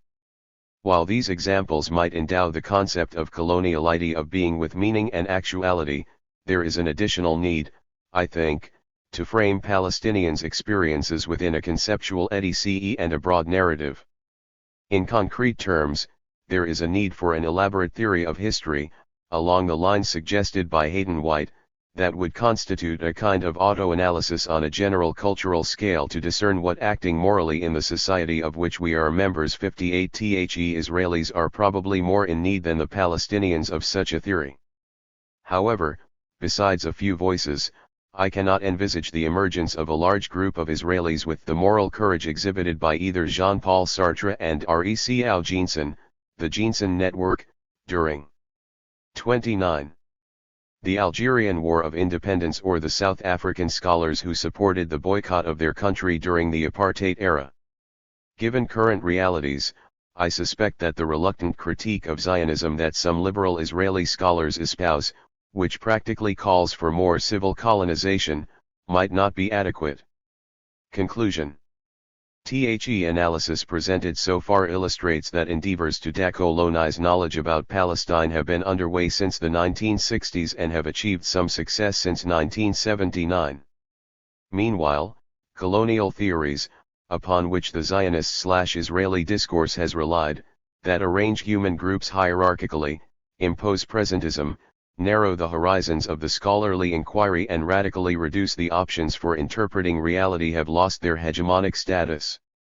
Moreover, scholars researching Palestine have been deterred from the growth in anti-colonial scholarship worldwide. TH's increasing success found expression in two principal ways. First, the research agenda changed, as scholars began to explore topics that have been ignored or sidelined in the past. Studies, including the research discussed in the previous section, that center on social phenomena relating to the concerns of ordinary Palestinians and use rigorous ethical methodologies, have contributed to the de-alienation of academic research. Secondly, an exploration of large-scale questions relating to the politics of knowledge and Palestinians' consciousness has ensued.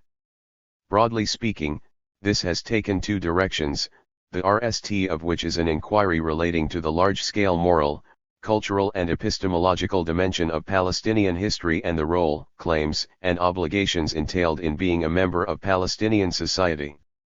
The second direction is the research into the destructive impact of the Nakba, as an event, on the fabric of Palestinian society, its culture and physical environment, and the exploration of the Nakba's as an ongoing process, on Palestinians as individuals, as members of families, of communities, and of a nation, has also gathered pace. In both cases, history re-ex-Palestinian, rather than Zionist, actualities and temporalities. The growing volume of decolonized knowledge could open the horizons for a different understanding of the current realities and might give rise to novel insights regarding decolonization. Put differently, colonial theories, temporality, interpretations and research topics have lost their privileged status. Instead, the production of knowledge about Palestine has begun to draw on decolonial theorization, insights, and presuppositions. Most importantly, this research is conducted on and with rather than simply about the Palestinians. 2. And the struggle over the cultural and political geography of Palestine. The appropriation of Palestinian place names by the Israeli state. Nirmasal ha. Place names and social and cultural memory. Cartography and toponymy. The term derives from the Greek words topos, place, and onyma, name, were central to European empire building in the 19th century. Place names, including human settlements such as villages, towns, cities, streets, and countries, and natural places such as mountains, hills, valleys, rivers, springs and wadis, are meant to provide clues as to the historical and cultural heritage of places and regions too. Yet in reality place names are not just spatial references, they are rooted in power relations and struggles over land and resources and the identities of the people that inhabit these places. 3. Struggles over land. Place names, naming and renaming between indigenous peoples and settler colonists are common.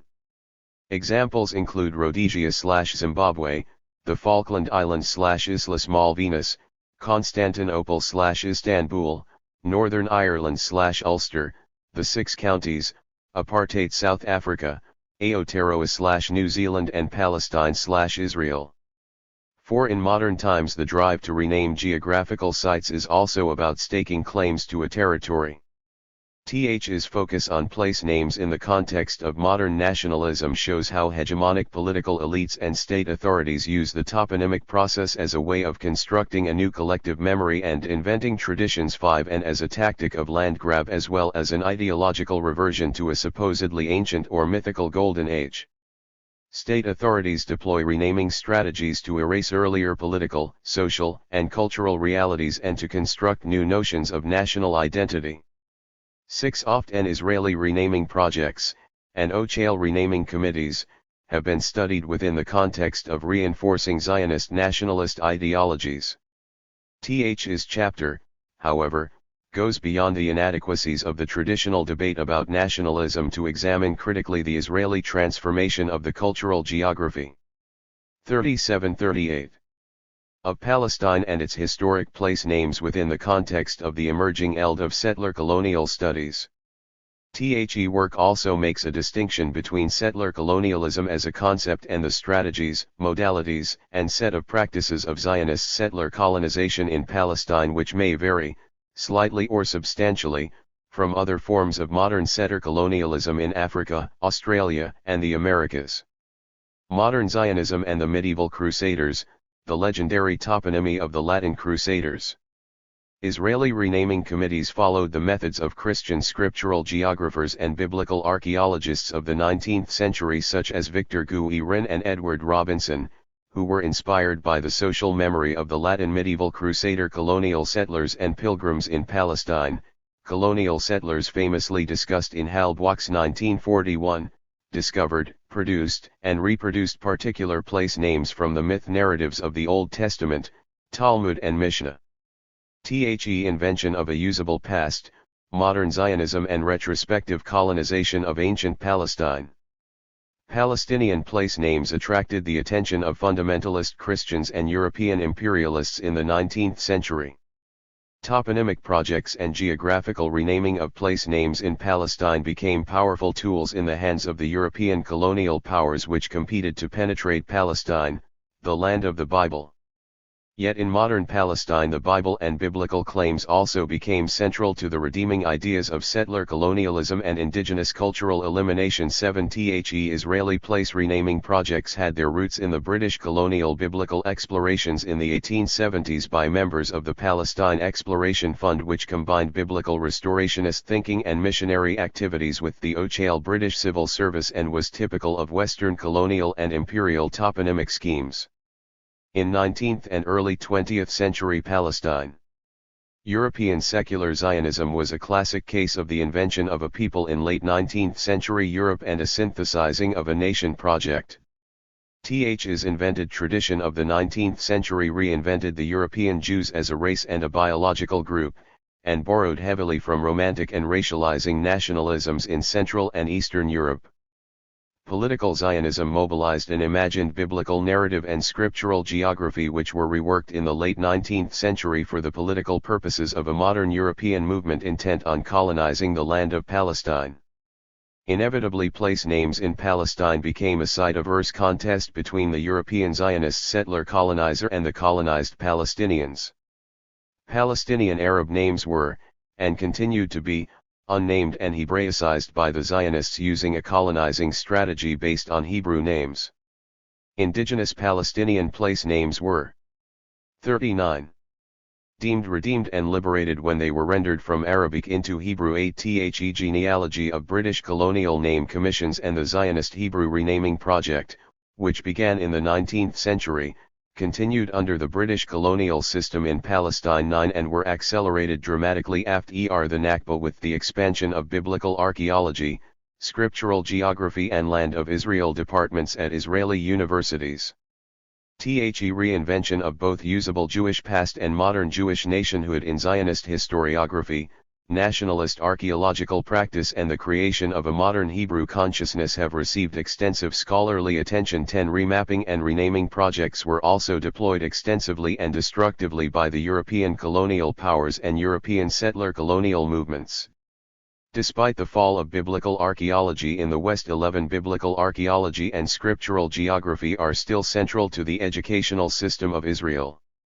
Commenting on Israeli educational policies and the erasure of Palestinian history and cultural geography, Professor Ismail Abu Saad, of Ben-Gurion University, writes, The education system is essential to making the displacement of indigenous history and presence OCHAL, through texts such as that quoted from the 6th grade geography curriculum in Israeli schools, which teaches Palestinian children that the history of the coastal plain began only 100 years ago, with the advent of European Jewish settlement and their transformation of this previously abandoned area. In the text, modern, Jewish, Tel Aviv overrides any mention of Arab Jae, modern, Jewish, Ashdod of, Arab, Isdud, modern, Jewish, Ashkelon of, Arab, Al-Maghdal.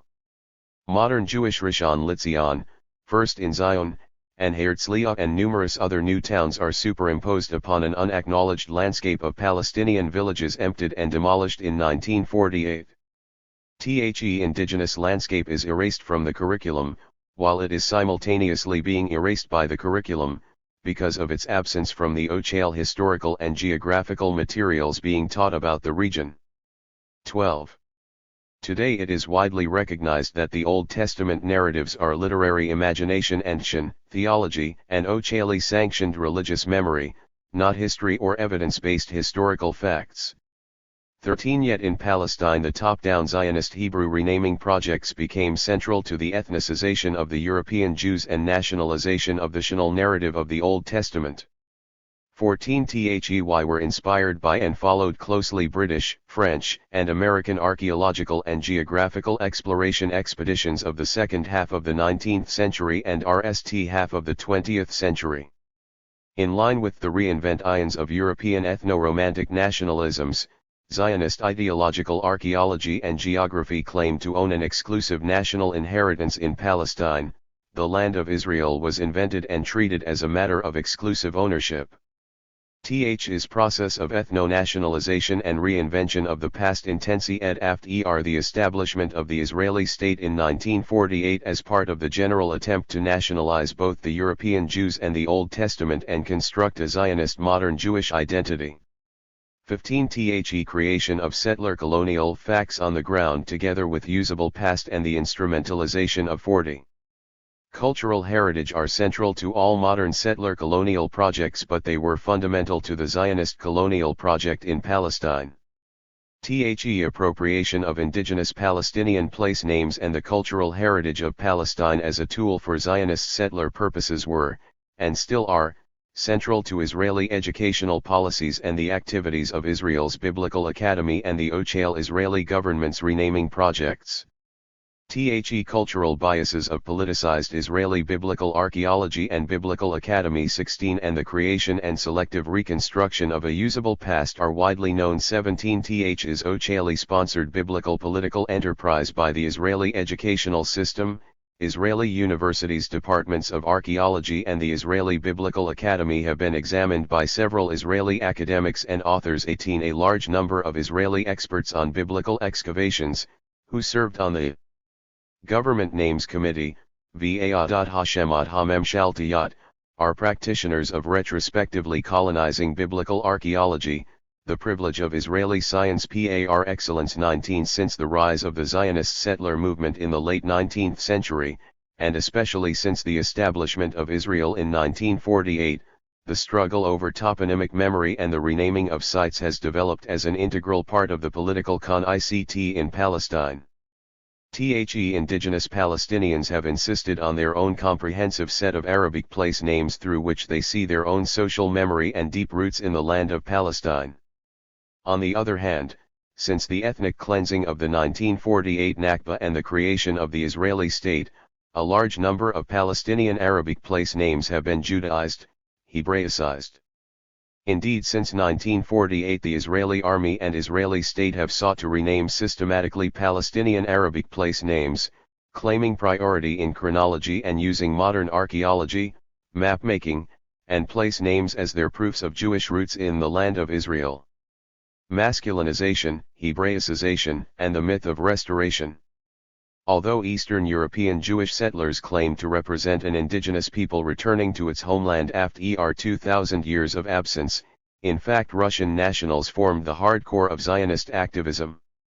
Is self-re-indigenization and copying from the Arabic language and Palestinian Arab toponyms required a great deal of effort to create the mythological New Hebrew man, the masculinized Sabra man, and construct a new Jewish identity.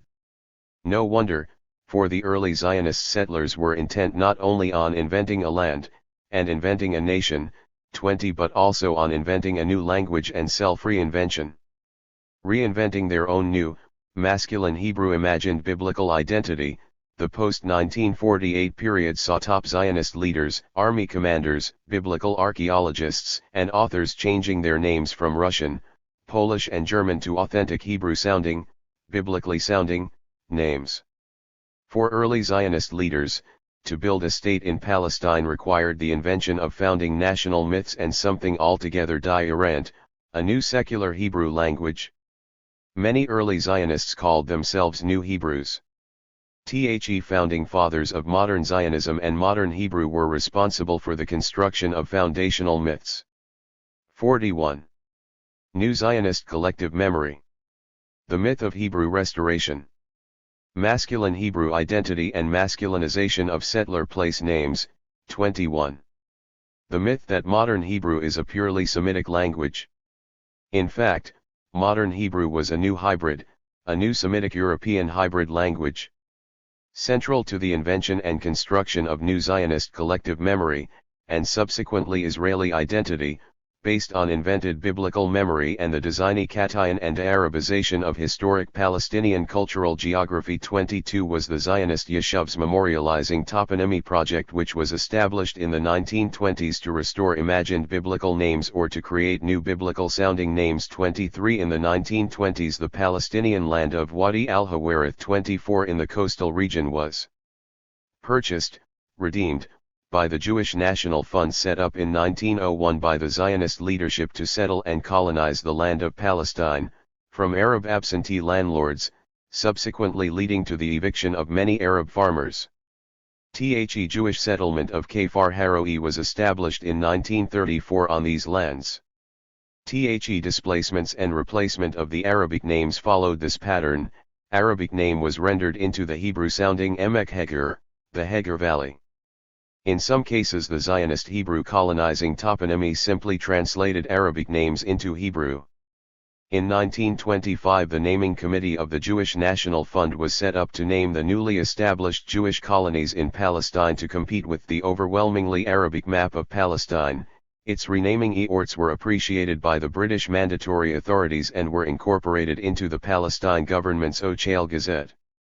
25 The Israeli Governmental Names Committee of the 1950s, 26 which was the continuation of the JNF Naming Committee of the mandatory period, was generally guided by the biblical geography of Victor Guérin, 1868-80, 1881-83, and Edward Robinson, 1841, in which he had argued that the place names of Palestinian villages and sites, seemingly Arab, were modern Arabic renderings of Old Hebraic names.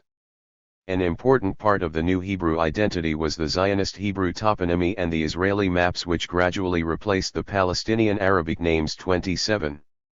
The top-down approach and the role of the Israeli army. Indigenous and historic Palestinian place names began to be replaced by biblical and Hebrew-sounding names during the late Ottoman period and mandatory period, and small Palestinian villages began to disappear from the map, although local Palestinians continued to use the indigenous names for the new Zionist colonies.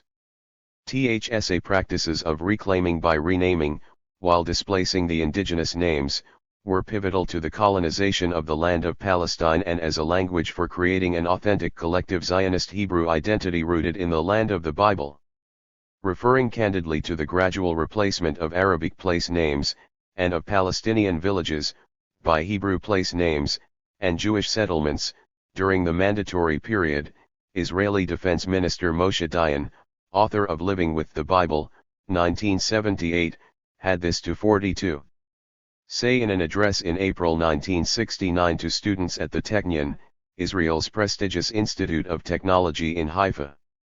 Jewish villages were built in the place of Arab villages.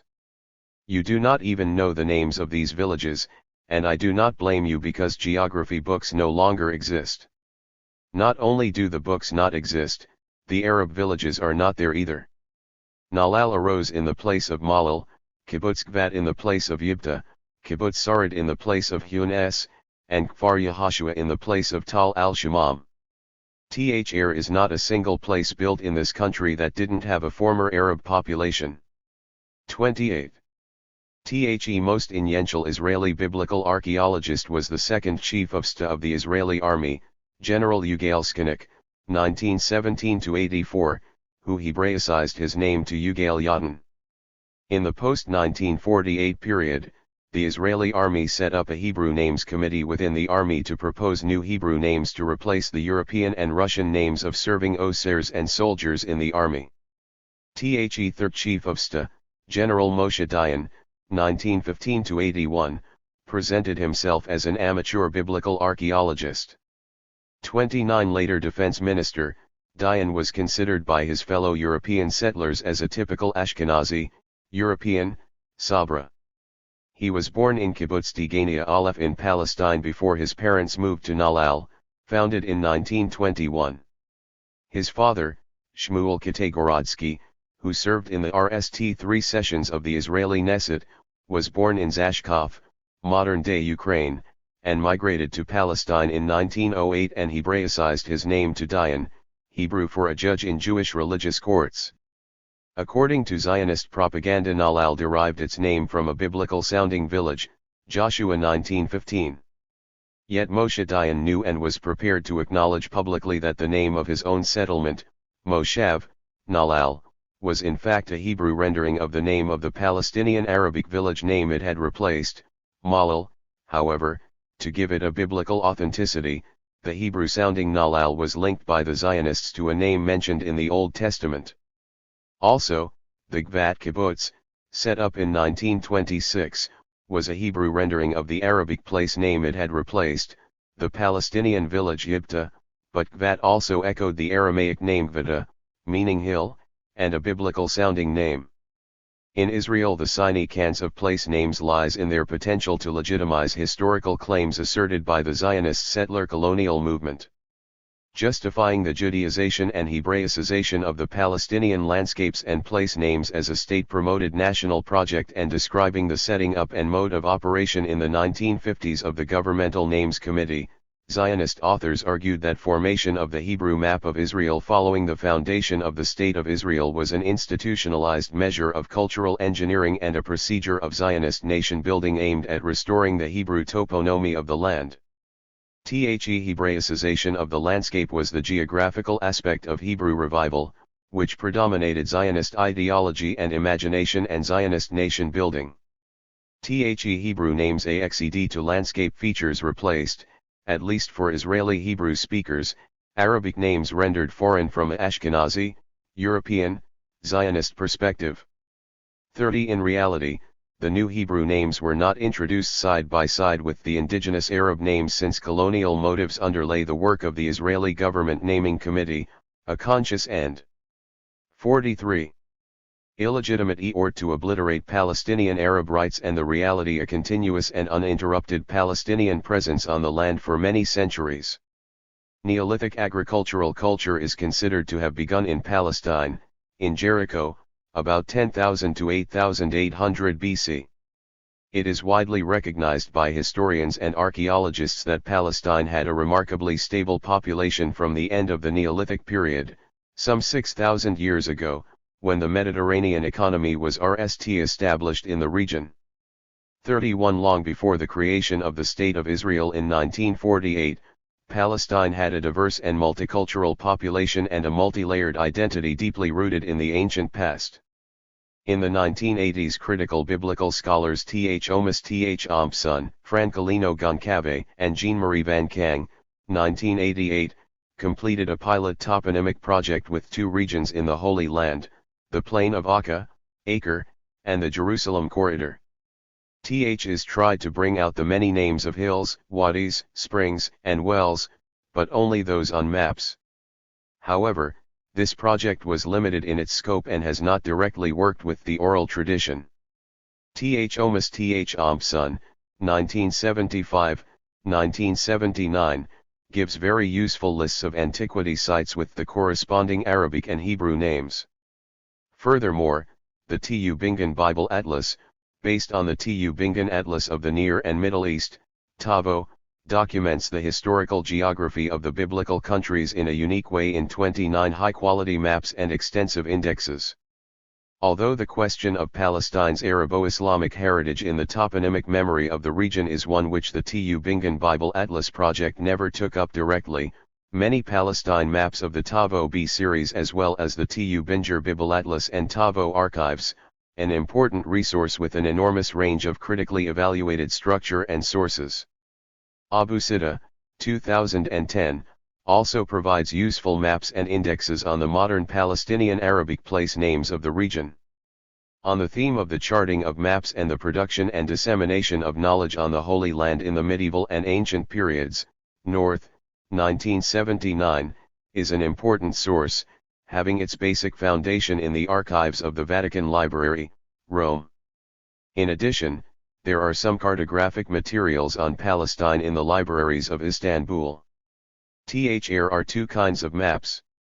Maps such as the Carte Jacquetin, British Mandate Map 1:20,000, the Map of Israel 1:10,000, although many sheets are classé secret by the Israeli military, and 1:50,000, this entire map, including Sinai, has been declassé.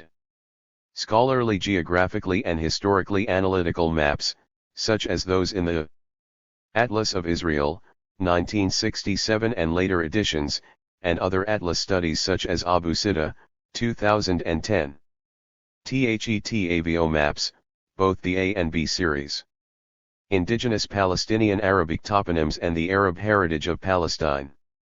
Palestinian social memory and place names have evolved from the Neolithic age into the modern period by embracing multiple traditions and preserving the diverse cultural heritage of the land. In a largely peasant society and fertile land, many 44 Palestinian Arab toponyms were based on food plants, such as variety of beans, lentils, fruit trees, olives, vines, and natural geographical sites, hills, springs, streams, valleys, and mountains.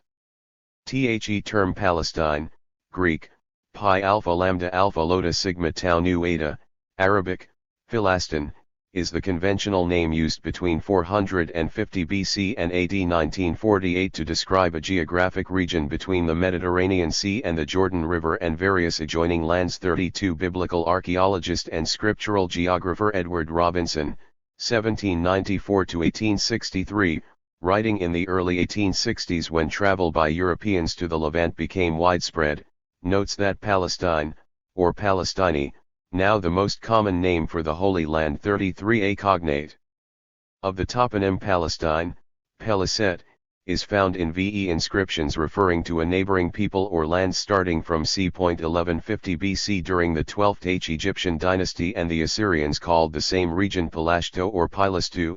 In c. 800 BC 34 in the Middle Ages the Arabo-Islamic toponym Philastin referred to the region from the time of the earliest Arab administrators, geographers, and translators who relied on the Greco-Roman Byzantine name. It occurred in a classical Greek text, the Histories of Herodotus, written near the mid-4th century BC. Under Byzantine administrative subdivisions in Syria and Palestine produced Palestini Prima, Palestini Secunda, and eventually Palestini Salutaris or Palestini Tertia. The Byzantine administrative/territorial toponym became the source from which the Arabic term Jund Philastin, the province of Palestine, was consolidated beginning with the Islamic period in the 630s. Arab administrators, historians, and geographers preserved the ancient place names of Palestine. In AD 985 the Palestinian geographer al-Muqaddasi gave a systematic account of all the place names, cities, and towns he had visited in Palestine, al-Muqaddasi 1994. According to another Muslim historian, the 9th century al-Baladuri, 2014, the principal towns of Philastin included Gaza, Nablus, Ja'e, Imwas, Rafah, Yibna, Sebastia, Caesarea, Beit Jibrin and Lydda. The nearby city of Ramel was founded by the Arabs and became the capital of the province. In the 9th century, during the Abbasid rule, Philastin was the most fertile of Al-Sham, Greater Syria. After the Fatimid conquered the province from the Abbasids, Al-Quds, Jerusalem, became the capital of the province, and the main towns included Ascalon, Gaza, Ramel, Arsuf, Ja'e, Beit Jibrin, Nablus, Jericho, Caesarea and Amman. 35 At its greatest extent, the Arab province of Palestine, which was one of many provinces of the Umayyad and Abbasid states, extended from the Mediterranean coast to the Jordan River and from Rafah in North Sinai to parts of Lower Galilee in the north. Its predominantly Muslim towns included Gaza, Nablus, Jaffa, Lydda, Ramel, Caesarea, Imwas, Emuas, Yibna, Rafah, Sebastia, and Beit Jibrin. The medieval Arabic term was identical to the Old French, Frankish, term, Philistin, which came from Latin Philistina or Philistinus, which, in turn, derived from the Roman name of the province, Palestini, which was based on the name mentioned in the Old Testament and a variety of ancient languages, the Akkadian Palastu and Egyptian Parusata. However, today it is widely accepted that the Palestinians are a mixture of groups, including descendants of ancient Hebrew and Canaanite tribes, who remained in the land and converted to Christianity and Islam and were later joined by some migrants of Arab descent. 36. 45. The social and cultural importance of toponymic memory and geographical rendering of sites and terms in historical writing is evident in many histories from antiquity, medieval and modern Palestine. Herodotus, 1987, writing from the 450s to the 420s BC, listed place nations of ancient Palestine. He is believed to have visited Palestine in the Foot decade of the Foot century BC and refers to Palestine, Pi Alpha Lambda Alpha Lota Sigma Tau Nu Eta, Syria, or simply Palestine VE times, an area comprising the region between Phoenicia and Egypt. 37 Herodotus also mentions the city of Ascalon, Arabic Ascalon, an ancient seaport city which dates back to the Neolithic Age. At the time of Herodotus, Palestine was deeply polytheistic, and consequently, in contrast to the myth narratives of the Old Testament, Herodotus does not mention Jews and monotheism but describes Ascalon as having a temple for Aphrodite and its polytheistic tradition. 38 Herodotus' Histories is now considered a founding work of history in Western literature. Also, Greek toponym for Palestine and Ascalon were preserved in indigenous Palestinian Arab tradition and by medieval Arab historians and travelers, and Ascalon became known to the ancient and medieval Palestinian Arabs as Ascalon. Palestinian Al-Maghdal Ascalon was completely depopulated between 1948 and 1950. 39 And the historic and medieval Arab name, Ascalon, was replaced by the Hebrew-sounding Ashkelon. 40.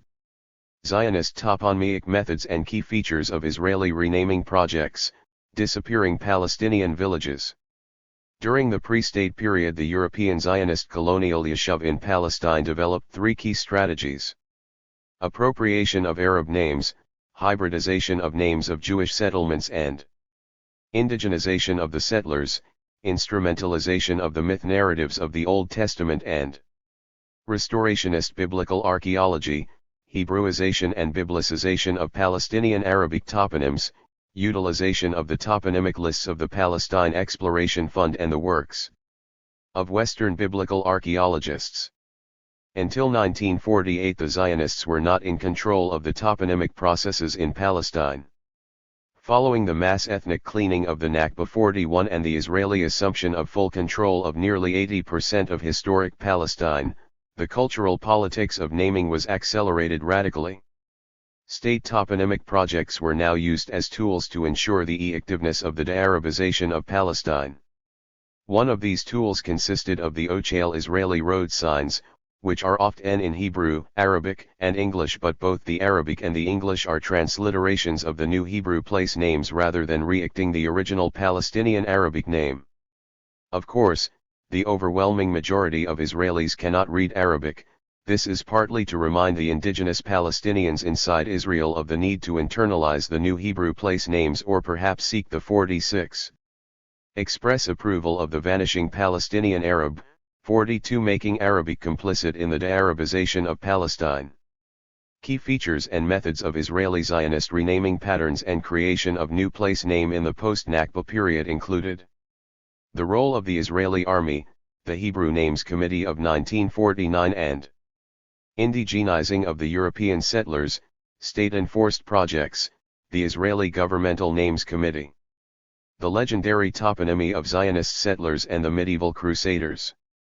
Toponymicide and the appropriation of Palestinian heritage, silencing the Palestinian past, mimicry, the de-Arabization of Palestinian place names and assertion of ownership, creation of a usable past to reinforce a hegemonic regime of power / knowledge in Palestine. Israel, 43 Judaization strategies and the assertion of ownership, the superimposition of biblical, Talmudic, and Mishnaic names, fashioning a new European landscape as a site of amnesia and erasure.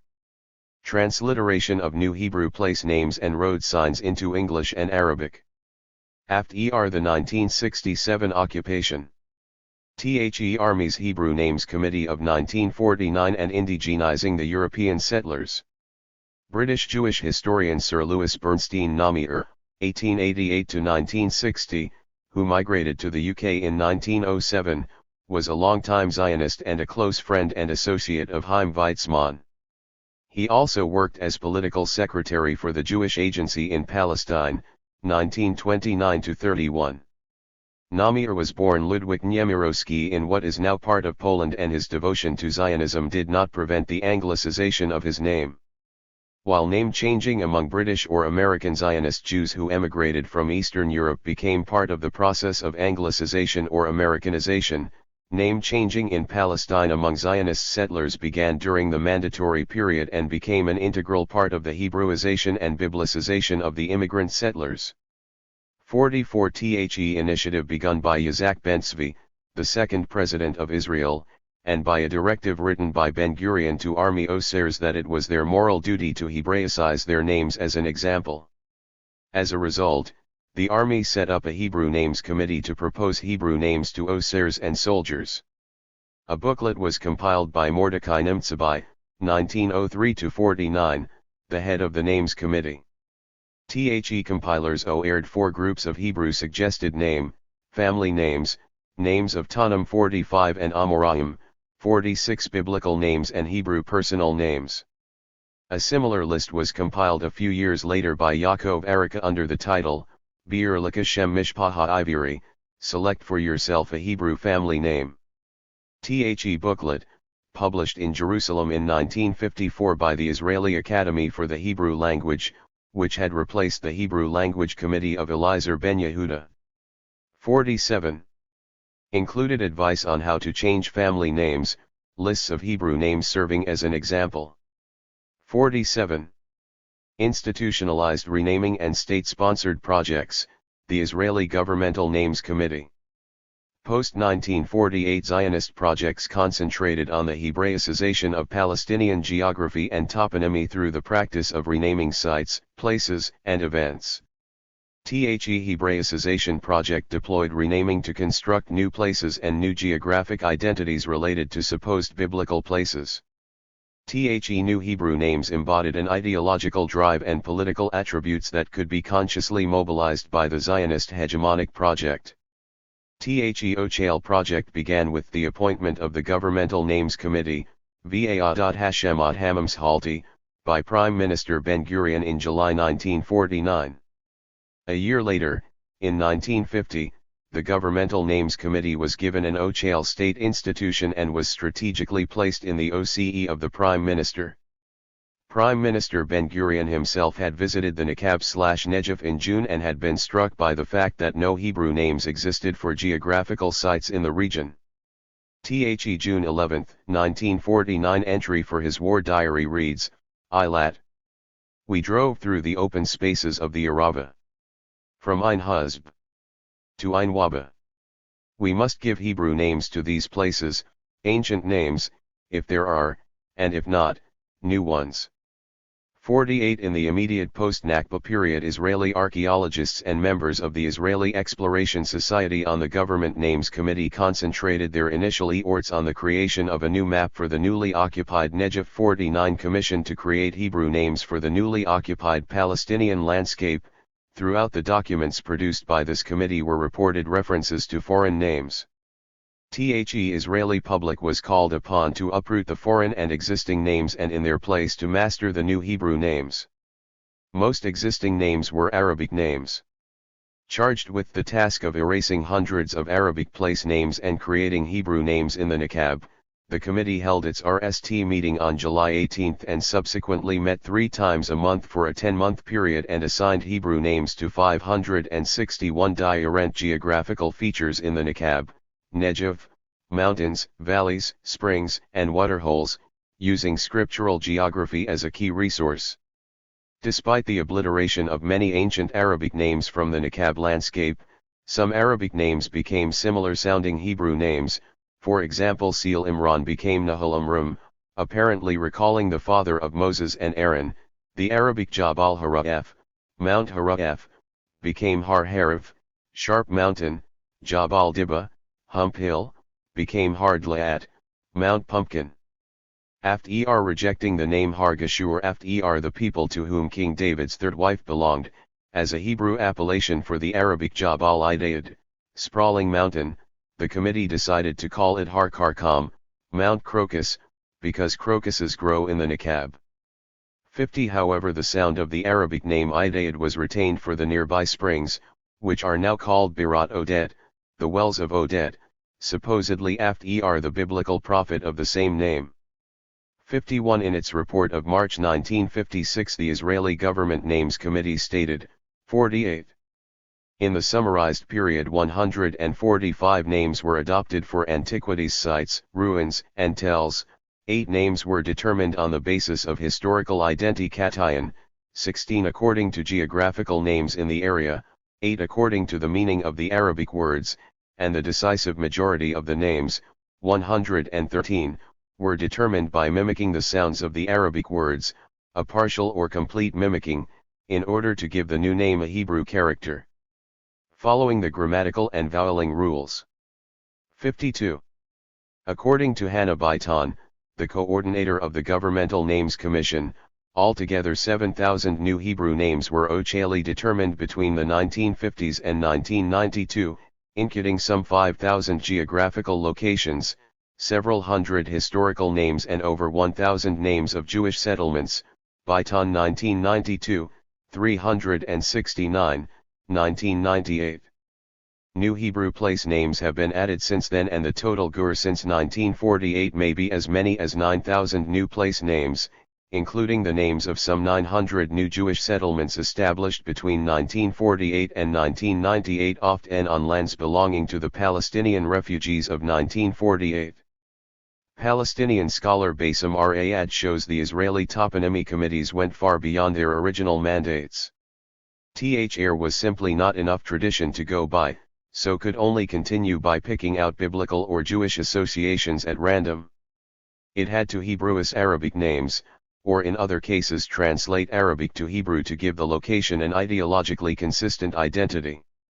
For example, some locations were rendered from Arabic into the Hebrew phonetic system. Minat el Musrafa became Horvat Mishrafat Yam, and Kerbat el Musharafa was changed to Horvat Masref.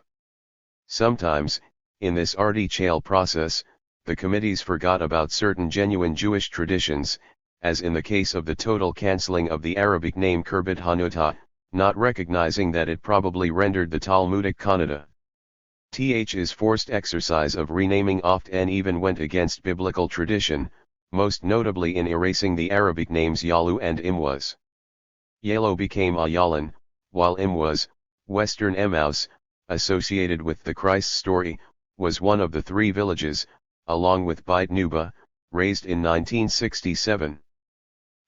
Old stones from the villages were sold to Jewish contractors to lend local tradition and age to new buildings elsewhere, and the whole area was turned into the tragic Canada Park, made possible by millions from a Canadian donor. 53. Memoricide and toponymicide, the appropriation of Palestinian heritage and erasure of the Palestinian past.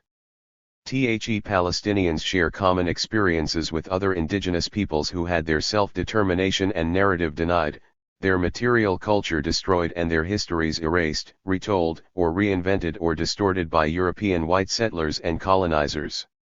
In Invasion of America, 1976, Francis Jennings highlighted the hegemonic narratives of the European white settlers by pointing out that historians for 49 generations wrote about the indigenous peoples of America from an attitude of cultural superiority that erased or distorted the actual history of the indigenous peoples and their relations with the European settlers. Maori scholar Linda Tuhiwai Smith argues that the impact of European settler colonization is continuing to hurt and destroy indigenous peoples, that the negation of indigenous views of history played a crucial role in asserting colonial ideology, partly because indigenous views were regarded as incorrect or primitive, but primarily because they challenged and resisted the mission of colonization. 54 She states. Under colonialism, indigenous peoples have struggled against a Western view of history and yet been complicit with the view.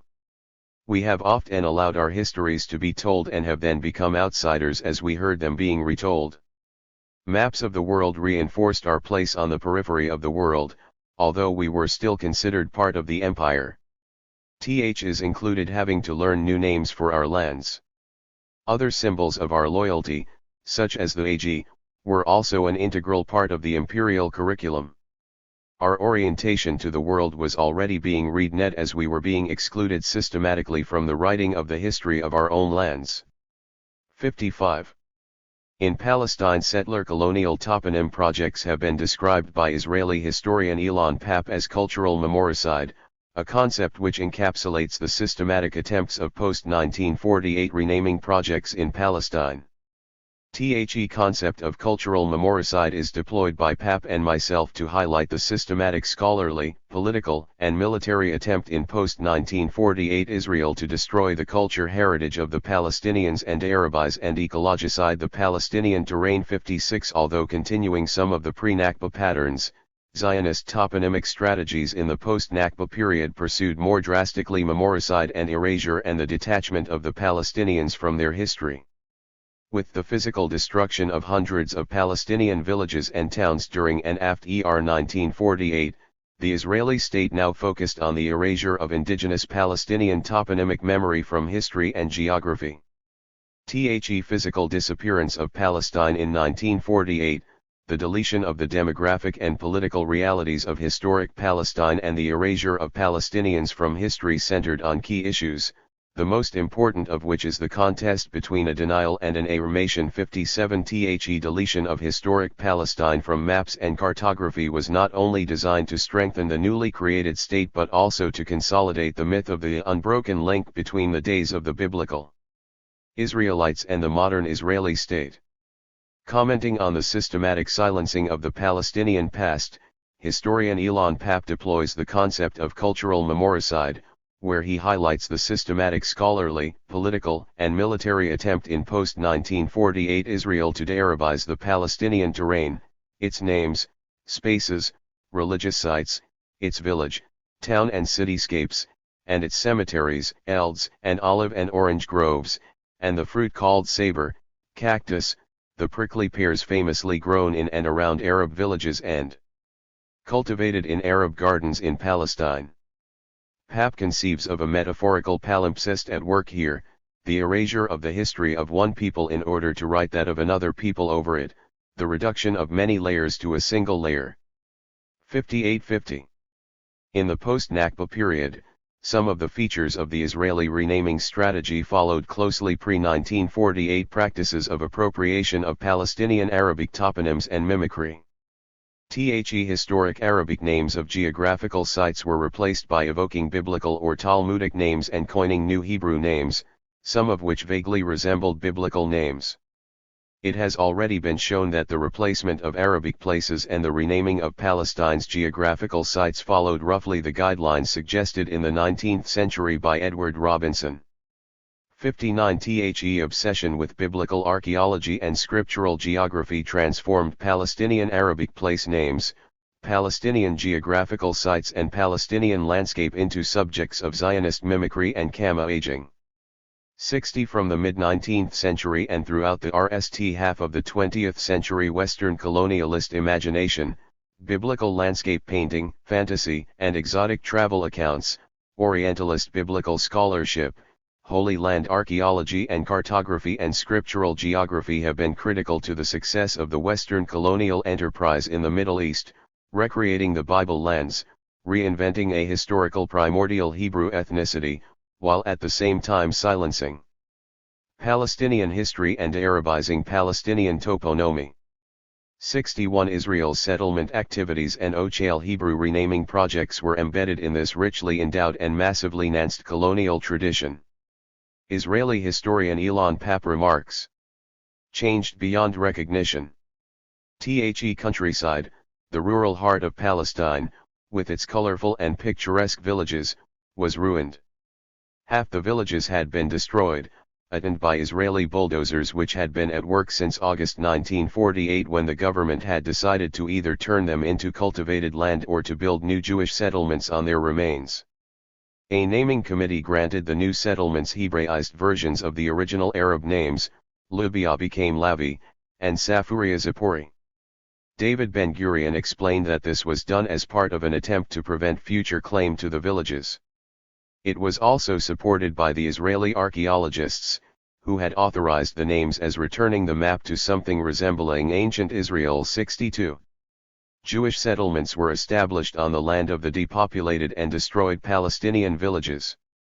In many cases these settlements took the names of the original Palestinian villages and distorted them into Hebrew-sounding names. Th's massive appropriation of Palestinian heritage provided support for the European Jewish colonizers' claim to represent an indigenous people returning to its homeland after 2,000 years of exile. For instance, the Jewish settlement that replaced the large and wealthy village of Beit Dagan, the Philistine house of Dagon, with 5,000 inhabitants in 1948, was named Beit Dagon.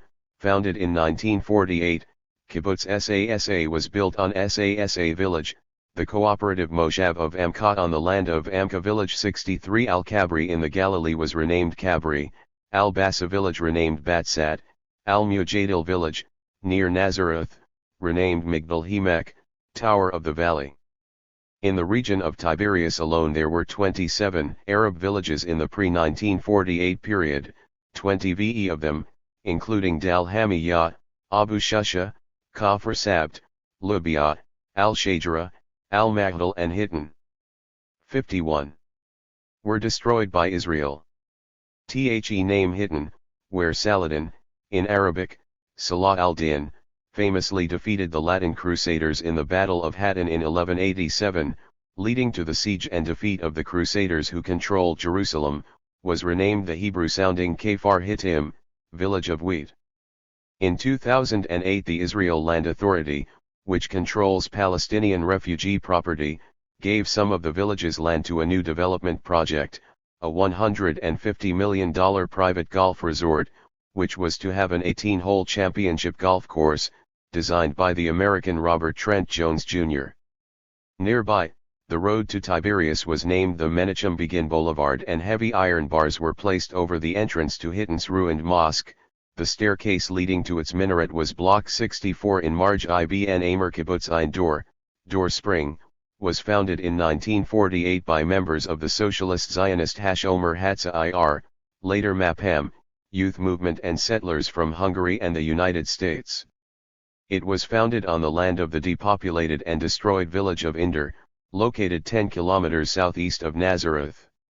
Whether or not the Arabic name preserved the ancient Indor, a Canaanite city, is not clear. After 1948 many of the inhabitants became internal refugees in Israel, present absentees, according to Israeli law, and acquired Israeli citizenship, but were not allowed to return to Indor. In accordance with the common Zionist practice of bestowing biblical names on modern sites and communities, the atheist settlers of Hashomer Hatza Ir appropriated the Arabic name, claiming that Ein Dor was named after a village mentioned in Samuel, 28:3, 19. However, it is by no means certain that the kibbutz's location is anywhere near to where the biblical village stood. An archaeological museum at the kibbutz contains prehistoric endings from the area. In the center of the country the once thriving ancient Palestinian town of Beit Jibrin, or Beit Jubrin, 20 kilometers northwest of the city of Al-Khalil, was destroyed by the Israeli army in 1948. The city's Aramaic name was Beth Gabra, which translates as the House of Men. In Arabic Beit Jibrin also means House of the Powerful, possibly reacting its original Aramaic name. The Hebrew-sounding kibbutz of Beit Guvrin, House of Men, named after a Talmudic tradition, was established on Beit Jibrin's lands in 1949, by soldiers who left the Palma and Israeli army. Today Byzantine and Crusader remains survive and are protected as an archaeological site under the Hebrew name of Beit Guvrin. The Arabo-Islamic heritage of the site is completely ignored. Judaization and Israeli Katayan strategies, the superimposition of biblical, Talmudic, and Mishnaic names. 56 years after the Nakba, in March 2004, Israeli journalist Gideon Levy wrote, "The Zionist collective memory exists in both our cultural and physical landscape, yet the heavy price paid by the Palestinians, in lives, in the destruction of hundreds of villages, and in the continuing plight of the Palestinian refugees, receives little public recognition. Look at this prickly pear plant. It's covering a mound of stones. Th's mound of stones was once a house, or a shed, or a sheep pen, or a 52 school, or a stone fence.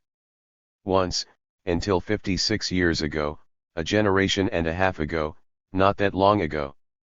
The cactus separated the houses and one lot from another, a living fence that is now also the only monument to the life that once was here. Take a look at the grove of pines around the prickly pear as well. Beneath it there was once a village. All of its 405 houses were destroyed in one day in 1948 and its 2,350 inhabitants scattered all over. No one ever told us about this.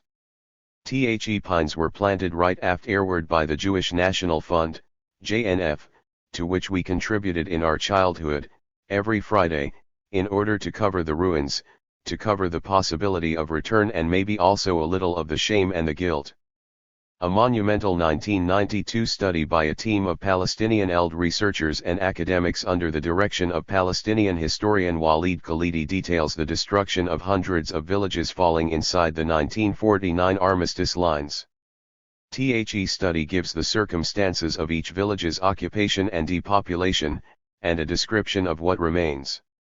Khalidi's team visited all except 14 sites, made comprehensive reports and took photographs. Of the 418 depopulated villages documented by Walid Khalidi, 1992, 293, 70%, were totally destroyed and 90, 22%, were largely destroyed. 7 survived, including Ain Karim, west of Jerusalem, but were taken over by Israeli settlers. A few of the quaint Arab villages and neighborhoods have actually been largely preserved and gentry-ed. But they are empty of Palestinians. Some of the former residents are internal refugees in Israel, and are designated as Jewish artistic colonies 65, while an observant traveler can still see some evidence of the destroyed Palestinian villages. In the main all that is left is a scattering of stones and rubble.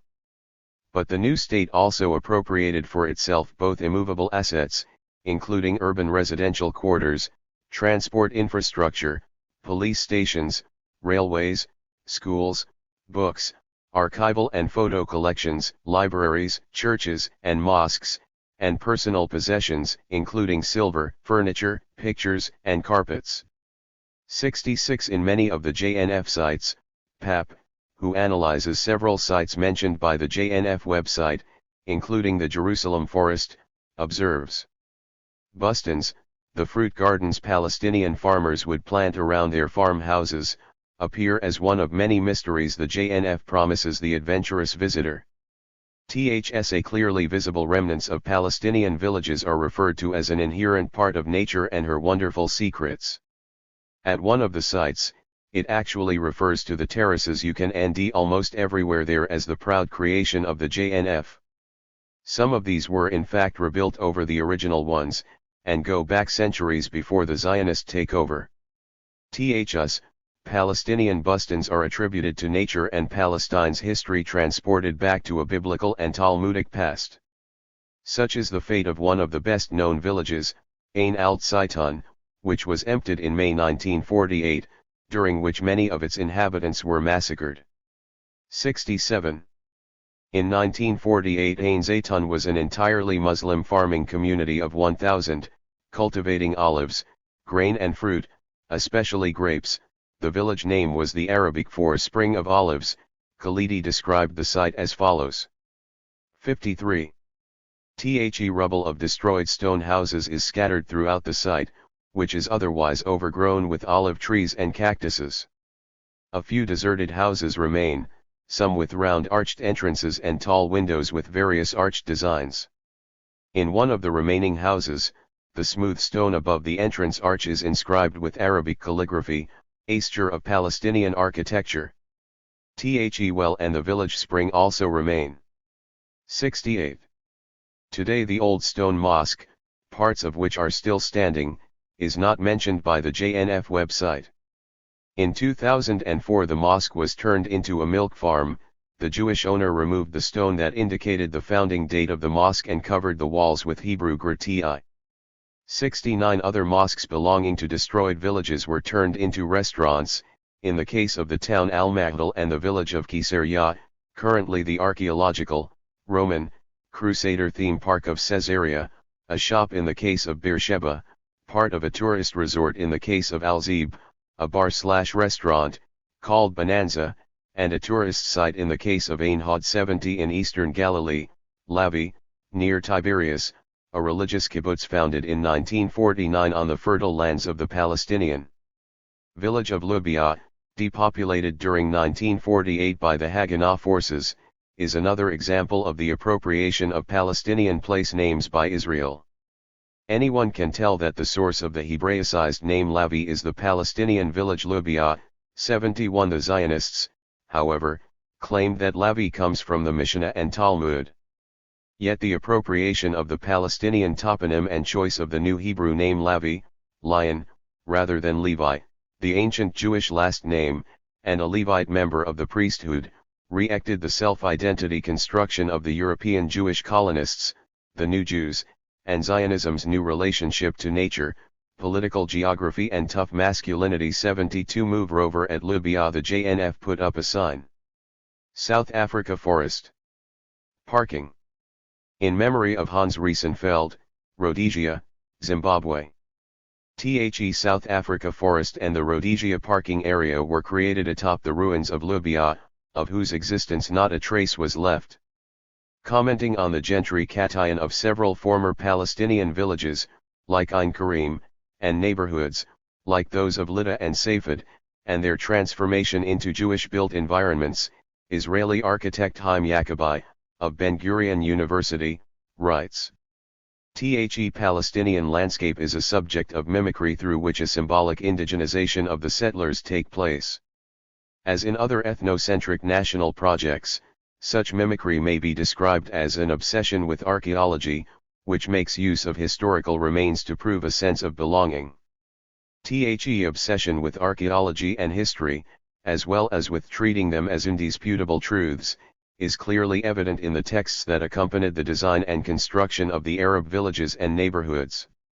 In this process, the indigenous landscape is uprooted from its political and historical context, read-net as local and replanted through a double act of mimicry into the build-your-own-home site. 73.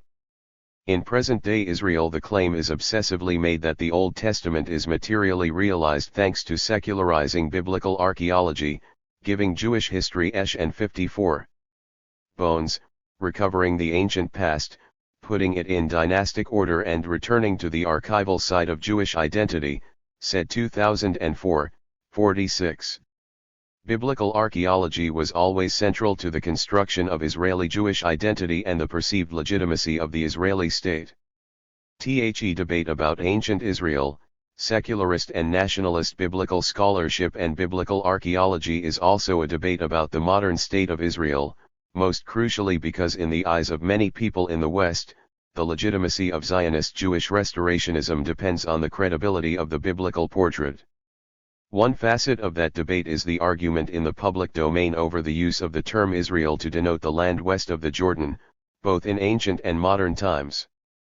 Inevitable outcome of the obsession with the Old Testament in Western biblical scholarship, calling the land biblical and with its exclusive interest in a small section of the history of the land, has resulted in focusing on the Israelite identity of a land that has actually been non-Jewish in terms of its indigenous population for the larger part of its recorded history. 74 Th's state of affairs would not in any other part of the planet. It is due to the Old Testament and its unions in the West, where an inherited Christian culture supported the notion that Palestine has always been somehow essentially the land of Israel. Traditional biblical scholarship has been essentially Zionist and has participated in the elimination of the Palestinian identity, as if over 1400 years of Muslim occupation of this land meant nothing. Th's focus on a short period of history a long time ago participates in a kind of retrospective colonizing of the past. It tends to regard modern Palestinians as trespassers or resident aliens in someone else's territory. Obsession with the sacred artifacts of biblical archaeology has been central to the formation of Israeli collective identity and Zionist nation building since in 1948. To make European Jewish identity rooted in the land, after the establishment of Israel, the science of archaeology was summoned to the task of constructing and consolidating that identity in secular time, The rabbis as well as the university scholars specializing in biblical archaeology were given sacred history as their domain. 75 Abu el-Hajj, 2001, explores the centrality of selective biblical archaeology in the construction of Zionist Jewish collective identity before and after 1948. The work examines colonial archaeological exploration in Palestine, dating back to British work in the mid-19th century. Abu el-Hajj focuses on the period after the establishment of Israel in 1948, linking the academic practice of archaeology with Zionist colonization and with plans for the Judaization and repossession of the land through the renaming of Palestinian historic and geographic names. Much of this de-Arabization of Palestine is given archaeological justification. The existing Arab names are overwritten by newly coined Hebrew names. TH's epistemological strategy prepares for the construction of an Israeli Jewish identity based on assembling archaeological fragments, scattered remnants of masonry, tables bone, tombs, into a sort of special biography out of which the European colony the Yishuv emerges visible and linguistically, as Jewish national home. 76 Around Jerusalem thousands of acres of pine forests were planted by the Jewish National Fund, forests which are intended both to destroy Palestinian villages and fashion a new pastoral biblical landscape, create a new collective memory and give the impression of an authentic timeless biblical landscape in which trees have been 55 standing forever. But this natural landscape is a carefully constructed scene to camouflage the systematically expropriated land of Palestinian villages, the destruction of cultivated olive groves and the ethnic cleansing of the Nakba. The underlying intention is to obscure the locations of the Palestinian villages and prevent any cultivation of the land by non-Jews. Israeli architects Ra Siegel and Eyal Weizman, commenting on Israeli settlement and the creation of a pastoral biblical landscape, wrote, "In the ideal image of the pastoral landscape, integral to the perspective of colonial traditions, the admiration of the rustic panorama is always viewed through the window frames of modernity. The recreation of the picturesque scenes of biblical landscape becomes a testimony to an ancient claim on the land. Admiration of the landscape thus functions as a cultural practice, by which social and cultural identities are formed.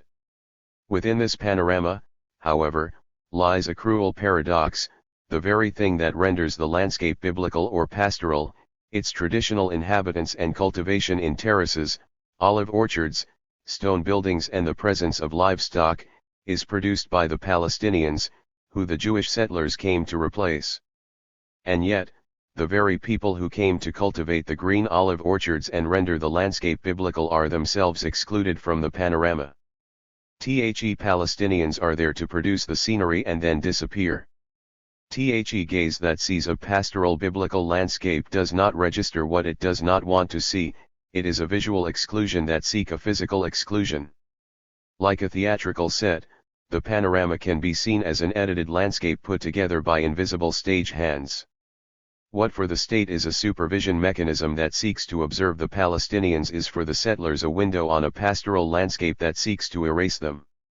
Jewish settlements superimpose another datum of latitudinal geography upon an existing landscape. Settlers can thus see only other settlements, avoid those of the Palestinian towns and villages, and feel that they have truly arrived as the people without land to the land with people. 77. There are dozens of biblical and archaeological parks in Israel run by the Israel Nature and Parks Authority, Rashut Hatav Haganim, a government organization set up in 1998. Many of these archaeological, biblical and crusader, national heritage parks have been constructed on the ruins of Palestinian villages and towns destroyed in 1948.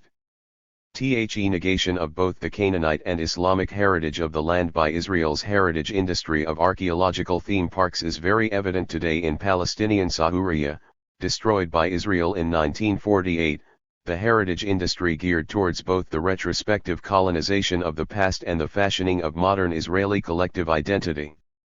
Settler colonial mimicry, examples of systematic appropriation of Arabic place names.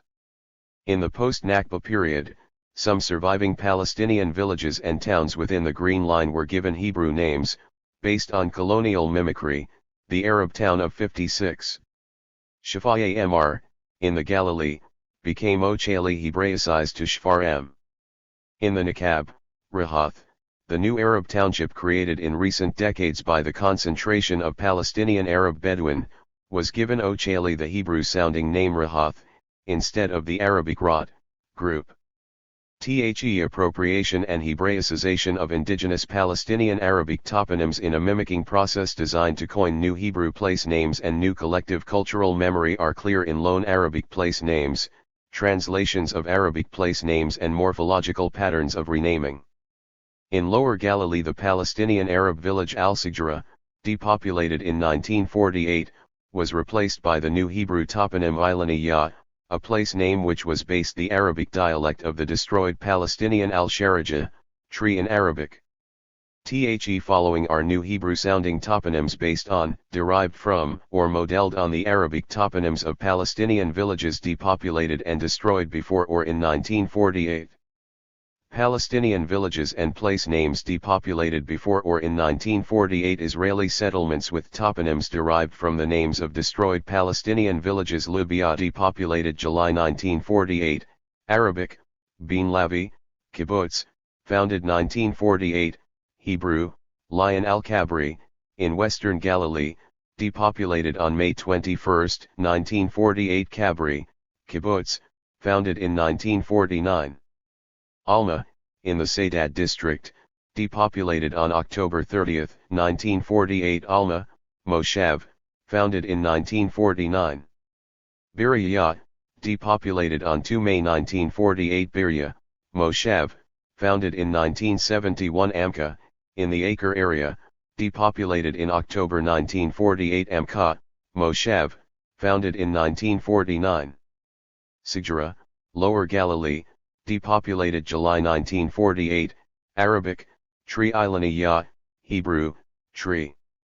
Ain Zaytun, Western Galilee, Arabic Spring of Olives. Ein Zaytim, Kibbutz. Hebrew, Spring of Olives, originally founded in 1891 north of the Arab village Ain Zaytun, abandoned during the First World War. 6 Muslims and 1 Jew were recorded there in 1931, living in 4 houses. The Jewish settlement was re-established in 1946. Inder, Ibn Amr Valley, depopulated in 1948. Arabic toponym possibly preserves Canaanite site, Endur. Ein Dor, Kibbutz, founded 1948, Hebrew, Dor. Spring. Fuli, depopulated 1925, Arabic, Fava. Bean 78. Afola, town, founded in 1925. Tal al-Adas, Arabic, Lentils Hill Tel Adasham, Moshav, established in 1923, Hebrew Lentils Hill al-Mujadil, village, depopulated in July 1948. Migdal ha-Emek, town, founded in 1952, Hebrew. Tower of the Valley. Ain Hod, depopulated in 1948, Arabic. Spring Basin. Ein Hod, Artists' Colony, founded in 1953, Hebrew, Spring of Glory. 79 Eshwa, or Ishwa, depopulated in July 1948. Eshtal, Moshav, founded December 1949. Akir, depopulated on May 6, 1948. Kiryat Ekron, town, founded in 1948. 57. Ain Karim, or Ein Karim, west of Jerusalem, depopulated in 1948, Generous Spring. Ein Karem, Jewish neighborhood in West Jerusalem, Hebrew, Vine Spring. Kafr Buraim, Northern Galilee, depopulated in October 1948, Arabic, Budding Village Baram, Kibbutz, established in June 1949, Hebrew. Son of the people Malal, depopulated in the 1920s. Nalal, Moshav, founded in 1921. Yibta, depopulated in the 1920s. Gvad, Kibbutz, founded in 1926. Al-Bassa, Western Galilee, on May 14, 1948. Batsat, Nature Reserve, renamed after 1948. Wadi al-Hawarith, Arabic, Valley of Plujing Emek Heger, Hebrew, Valley of Digging. Ein HaHorish, kibbutz, founded in 1931, was one of the RST Zionist settlements in the northern part of Wadi al-Hawarith, Hebrew, the Plowman's Spring. Notable residents included Israeli historian Benny Morris Wadi Sarar or Wadi Surer, west of Jerusalem, Arabic, Pebble Stream Nahal Sarek, Nahal Sarek Nature Reserve created in 1965 Hebrew stream of fruitless tree derived from the Arabic toponym made to sound like a name from the Midrash, the body of exegesis of the Torah Seal Imran, Nakab.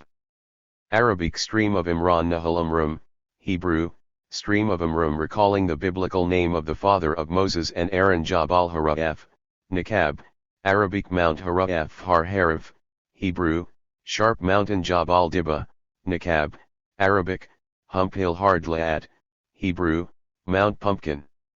Tal Assa, northwest of Al-Khalil, depopulated in July 1948, Arabic, the White Hill. Tel Zati National Park. Beit Dajan, southeast of Ja'e, depopulated in April 1948 Beit Dagan, founded in 1948, Hebrew House of Grain Sasa, Upper Galilee, depopulated October 1948. Sasa, kibbutz, founded in January 1949. Hittin, Eastern Galilee, depopulated in July 1948. Kfar Hittim, Moshav, established in 1936. Hebrew, village of wheat.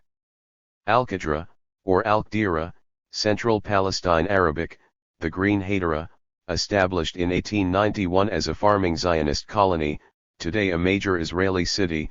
Israeli toponym makes no sense in Hebrew Myron or Mayron, 5 kilometers west of Safed, depopulated in 1948, the name associated with the ancient Canaanite city of Merom or Meroma. Meron, Moshev, founded in 1949.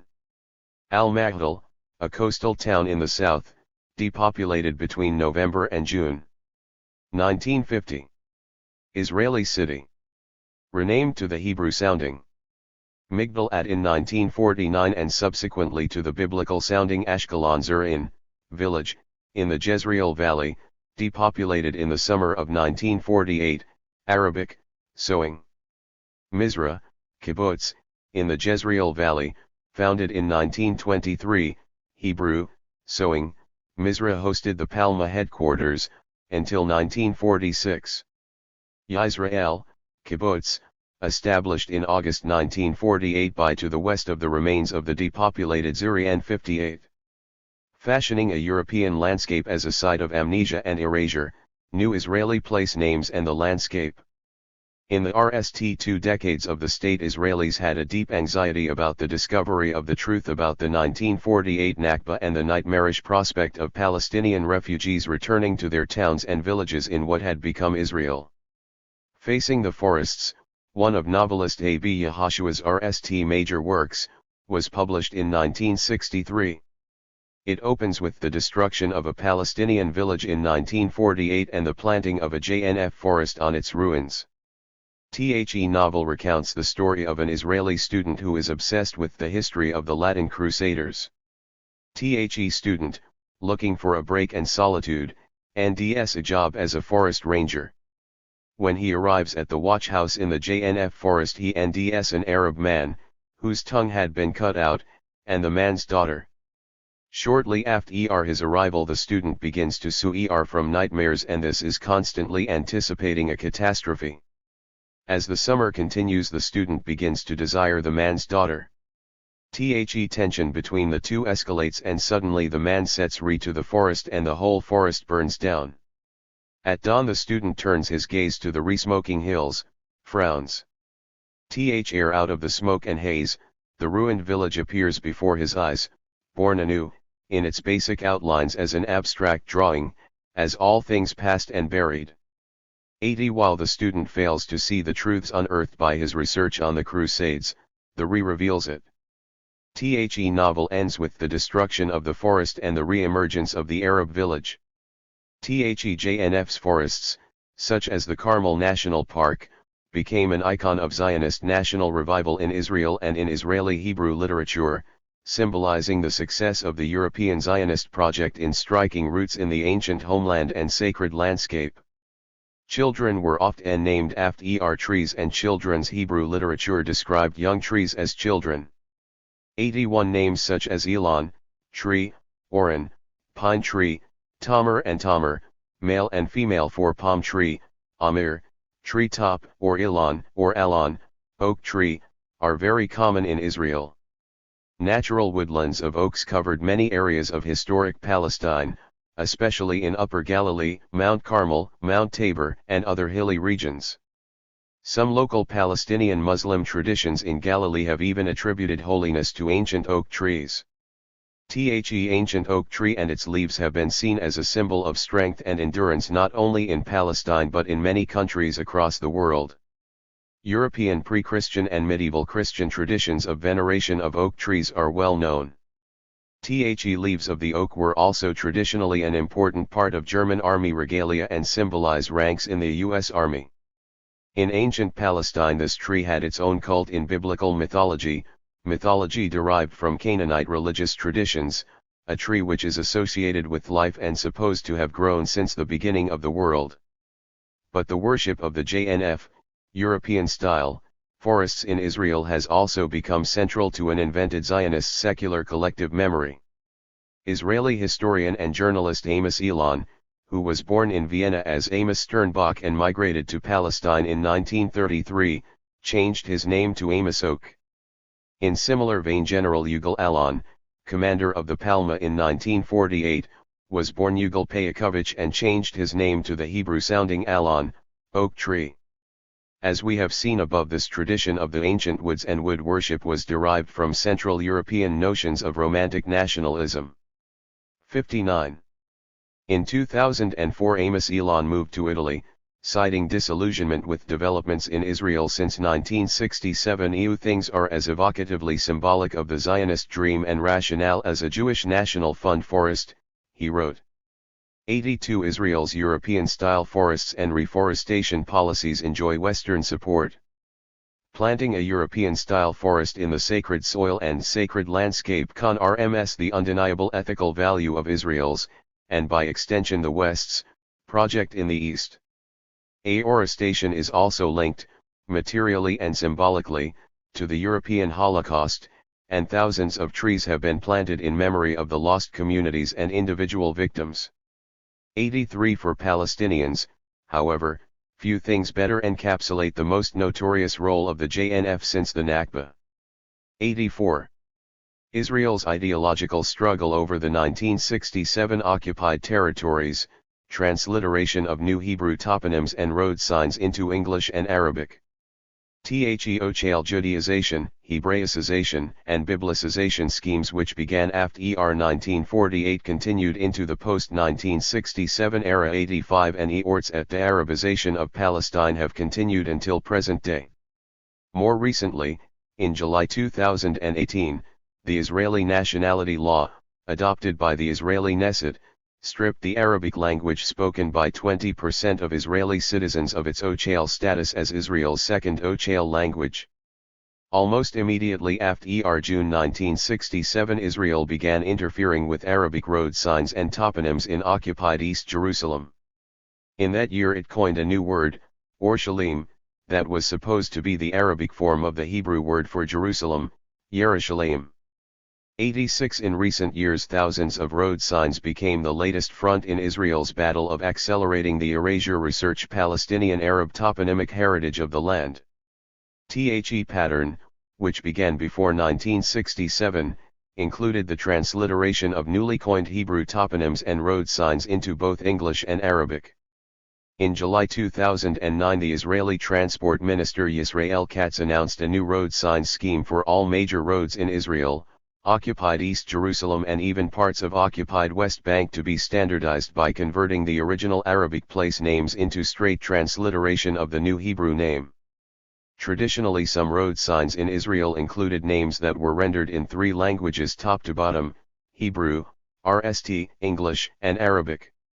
Under the 2009 scheme of the Transport Ministry, which was open about the political motivation behind its policy, Jerusalem, or Al-Quds in Arabic, would be standardized throughout occupied East Jerusalem as Yerushalayim and transliterated into Arabic Orshalim, Nazareth, or Al-Nusra in Arabic, would be standardized as Natzrat, and Ja'e, the Palestinian port city after which Palestine's oranges became famous as Ja'e oranges, would be Yaffo. As for Palestinian Nablus, the ministry was also looking for ways to spell the Hebrew/biblical sounding name Shechem in Arabic. 87 Today all major international airlines which fly to Ben Gurion Airport, formerly Lydda Airport, which was created in 1936 during the Palestine Mandate period and later renamed after Israel's RST Prime Minister, use the Hebrew transliteration of the Arabic toponym Yaffo, Ja'e, by drawing the attention of their passengers on arrival to weather in the Yaffo-Tel Aviv region. 60. Today there are about 200 Jewish colonial settlements in the occupied West Bank and East Jerusalem, established on confiscated Palestinian lands in the West Bank after 1967, and more than 200 outposts mostly given biblical-sounding or claim Talmudic names. However, clearly not enough biblical names to go by, so the table below 88 shows dozens of these sites that were given Hebrew names which either mimic or translate indigenous local Arabic names. 1 Jewish settlement name Indigenous Arabic names district. 2 Adora Dura, Tarkamiya al-Khalil. 3 Amak al-Makalak Jericho. 4 Ataret Atara #Ramallah. 5 Barkan el-Burak Salti. 6 Beit el-Bidin Ramallah. 7 Beit Haran Beit or al-Foka Ramallah. 8 Brushan Birkin Salti. 9 Anavin Abatulkerm. 10 Jiva Benjamin, Adam, Jabba Jerusalem. 11 Jalo Beit Jala Bethlehem. 12 Givat Haradar Tal al-Radar Jerusalem. 13 Har Jalo Beit Jala Bethlehem. 14 Har Homajab al-Abug Name Bethlehem. 15 Carmel al-Khalil. 16 Kedar, Old Kedar, Wadi el-Qudiyra Jerusalem. 17 Kadumam Kafr Kadum Kalkaliya. 18 Kokav Yaakov Kafr Kab Jerusalem. 19 Ma'el Adumam Alkan al-Amr Jerusalem. 20 Ma'el Levana al-Lepan Ramallah. 21 Ma'el Mikamas Ramallah. 22 Ma'an al-Khalil. 23 Migdalim Mahdal Bani Fadil Nablus. 24 Mishra Adumam Alkan al-Amr Jerusalem. 25 Madin Ilat al-Midya Ramallah. 26 Mishoki Dargo al-Darajat Bethlehem. 27 Nili N Island Ramallah. 28 Noemi Nu Emma Jericho. 29 Pasagat Jabal al-Ta'il Ramallah. 30 Pija el Faisal Jericho. 31 Rymanim Raman Ramallah. 32 Sa Nur Ajajinan. 61 33 Salat Kafr Sertulkerm. 34 Sheikh Lozajinan. 35 Shiloh S Elan Nablus. 36 Shimei Shama al-Khalil. 37 Tekoatek Bethlehem. After the 1967 conquests, the Israeli state was bound to base its conception of occupied Jerusalem upon a mythologized entity, Jerusalem of gold, and to involve abstract historical and ideological rights in the newly acquired territories, as well as resting its claim on territorial expansion and domination and the redemption of land through settler colonization. Same process of appropriation and erasure of Palestinian heritage and the superimposition of Zionist colonizing toponymy on Palestinian sites continued after 1967. Almost immediately after the conquest of East Jerusalem, the Palestine Archaeological Museum, which represented the multi-layered identity and heritage of Palestine, was renamed the Rockefeller Museum. Some items were taken to the Shrine of the Book, Heikel Hosfer, a wing of the Israel Museum in West Jerusalem. Until 1966 the museum was run by an international board of trustees, it was then taken over by the Jordanian state. Since 1967 the museum has been jointly managed by the Israel Museum and the Israel Department of Antiquities and Museums, later renamed Israel Antiquities Authority. The site is now the headquarters of the Israeli Antiquities Authorities. while the Palestine Archaeological Museum of the Mandatory Period still represented the positive diversity of religions and ethnicities that characterized Jerusalem and Palestine for many centuries, the Israel Museum and Shrine of the Book represent that single-minded determination by the Israeli Antiquities Authorities and Israel's heritage industry to Judaize and colonize both the ancient and modern histories of Palestine. Epilogue: Decolonization and Indigeneity as Resistance, Reclaiming Palestine's Multi-Layered Cultural Identity. Several indigenous Palestinian scholars, who are also yet bilingual, Arabic and Hebrew, and graduates of Israeli universities, have produced several critical studies comparing indigenous Arabic place names with the new Hebrew names superimposed on the cultural and physical geography of Palestine. 89 Comparing indigenous Palestinian, Arabic, with the new superimposed Israeli, Hebrew, names. Dahamshi, 2021, argues that despite the dominance of the new Israeli Zionist nationalist narrative, the persistence of Palestinian place names within Israel attests to the subversive linguistic practices of the Palestinian citizens of Israel and their bottom-up indigenous linguistic and communication practices. Within the context of the debate on Zionist settler colonialism and the elimination of Palestinian cultural geography and place names, it has been suggested that indigeneity can be a key resistance and decolonization strategy in the case of Palestine-Israel. 90 The 62. Only indigenous Palestinian and Arab citizen of Israel to serve on the Israeli Government Names Committee was Dr. Shukri Arif, who joined the committee in May 1995, at the height of the ALSO process, but resigned shortly after failing to make an impact on the actual activities of this committee. Born in Elia in the Upper Galilee in 1931, Arif wrote over 20 monographs on indigenous Arab cultural and geographical sites in Palestine. But his magnum opus is Geographic Sites in Palestine, Arabic Names and Hebrew Denominations, 2004. Supplying their original Arabic place names as well as the new Hebrew replacements, this is a major reference work for researchers and for anyone interested in decolonization of Palestine's geography and history. The book also provides a systematic survey tracking changes on the ground, preserving for posterity the original Arabic place names of historic Palestine, including the names of destroyed villages and towns and names of valleys, mountains, and rivers. The works also ensure that these place names remain alive in the minds and collective memory of the people of Palestine. There were other Palestinian responses to forced depopulation and ethnic cleansing from their villages and towns and other forms of resistance to Israeli renaming strategies, and these responses are discursively rich, complex, and protean. 91 In recent decades, novels, poems, LMS, plays, ethnographic and photographic documentation, maps, oral history archives, online websites, and a wide range array of activities in exiled and internally displaced communities have been and are being produced. Many with the aim of countering Israeli denial and correcting distortions of omission and commission that eradicate the Palestinian presence in the land.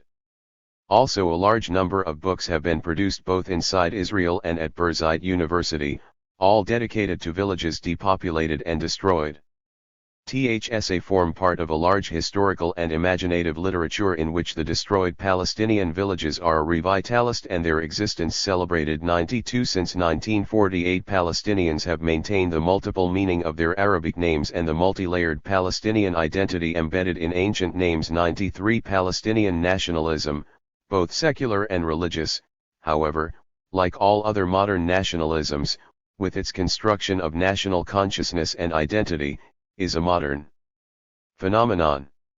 94 But this must not be automatically connated with the Palestinian social, cultural, and religious identities which are deeply rooted in the land as well as in the ancient history and memory of Palestine. Furthermore, the Palestinians, until the 1948 catastrophe, were predominantly peasants, deeply rooted in the physical and cultural landscapes of Palestine. Local dialect and the names of their villages and towns preserved a multi-layered identity and diverse cultural heritage in Palestine. Today the Palestinians are culturally and linguistically Arab and largely but not exclusively Muslim. The Palestinian Muslim population was mainly descended from local Palestinian Christians and Jews who had converted to Islam after the Islamic conquest in the 7th century and inherited many of the social, cultural, religious, and linguistic traditions of ancient Palestine, including those of the Israelites, Canaanites, and Philistines. 95 Furthermore, the similarities between their Arabic language and Ugaritic suggests that Arabic was not a late intruder into Palestine from AD 638 onwards, following the Arabo-Muslim conquest. 96 Also, many Palestinians are Christian Arabs who have historic roots in Palestine and a long heritage in the land. 63. Where Christ lived.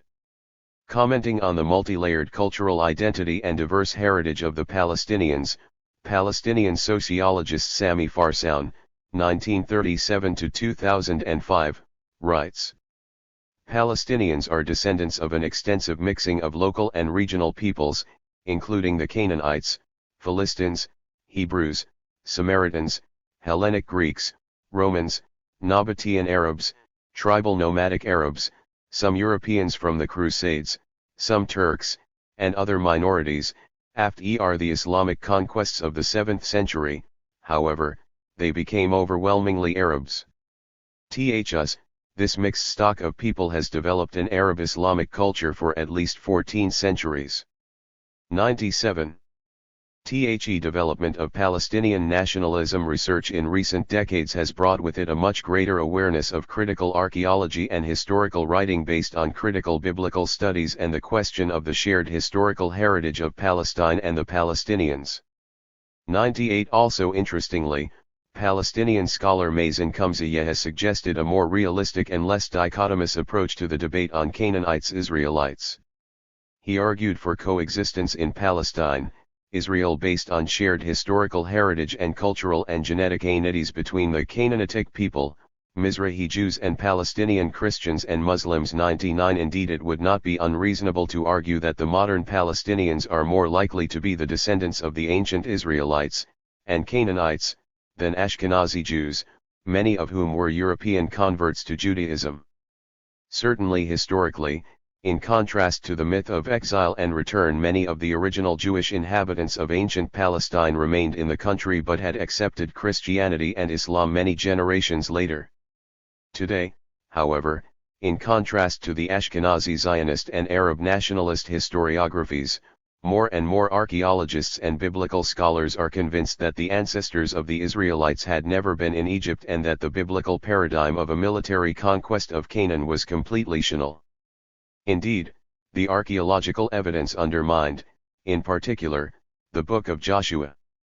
If the exodus from Egypt and the 40 years desert journey around Sinai could not have happened and the military conquest of the 40 cities of Canaan, according to Deuteronomy 9:1, great cities with walls sky high, were totally refuted by archaeology, who, then, were these Israelites, Philistines, or Canaanites? Palestinian digitally archived oral histories and toponymic memories of the hundreds of destroyed villages and towns have emerged in recent decades as a sine-qua methodology not only for the construction of an alternative history of the Palestinian Nakba and memories of the lost historic Palestine, but also for an ongoing indigenous life, living Palestinian practices and a sustained human ecology. In contrast with the Israeli hegemonic heritage-style industry and an orthodox biblical archaeology, with its obsession with assembling archaeological fragments, remains and traces of the ancient past, scattered traces of history, remnants of pottery, masonry, tables, bones, tombs, and O'Chaley-approved historical and archaeological theme parks of dead monuments and artifacts destined for museums, Palestinians have devoted much attention to the enormously rich sedimentations of village history and oral traditions as a reminder of the continuity of native life and living practices. 100 Reclaiming and 64. Preserving the ancient heritage and material culture of Palestine and the Palestinians is vital. Ancient history of Palestine and the Palestinians, Muslims, Christians, and Jews included, teaching of the Palestinian textbooks, schools, and universities, is urgently needed. Is understanding and teaching should encompass the new critical archaeological scholarship of Palestine and the new critical understanding of the ancient history and memories of the land. 3. What's the problem with the Jewish state? Rafe Zureik.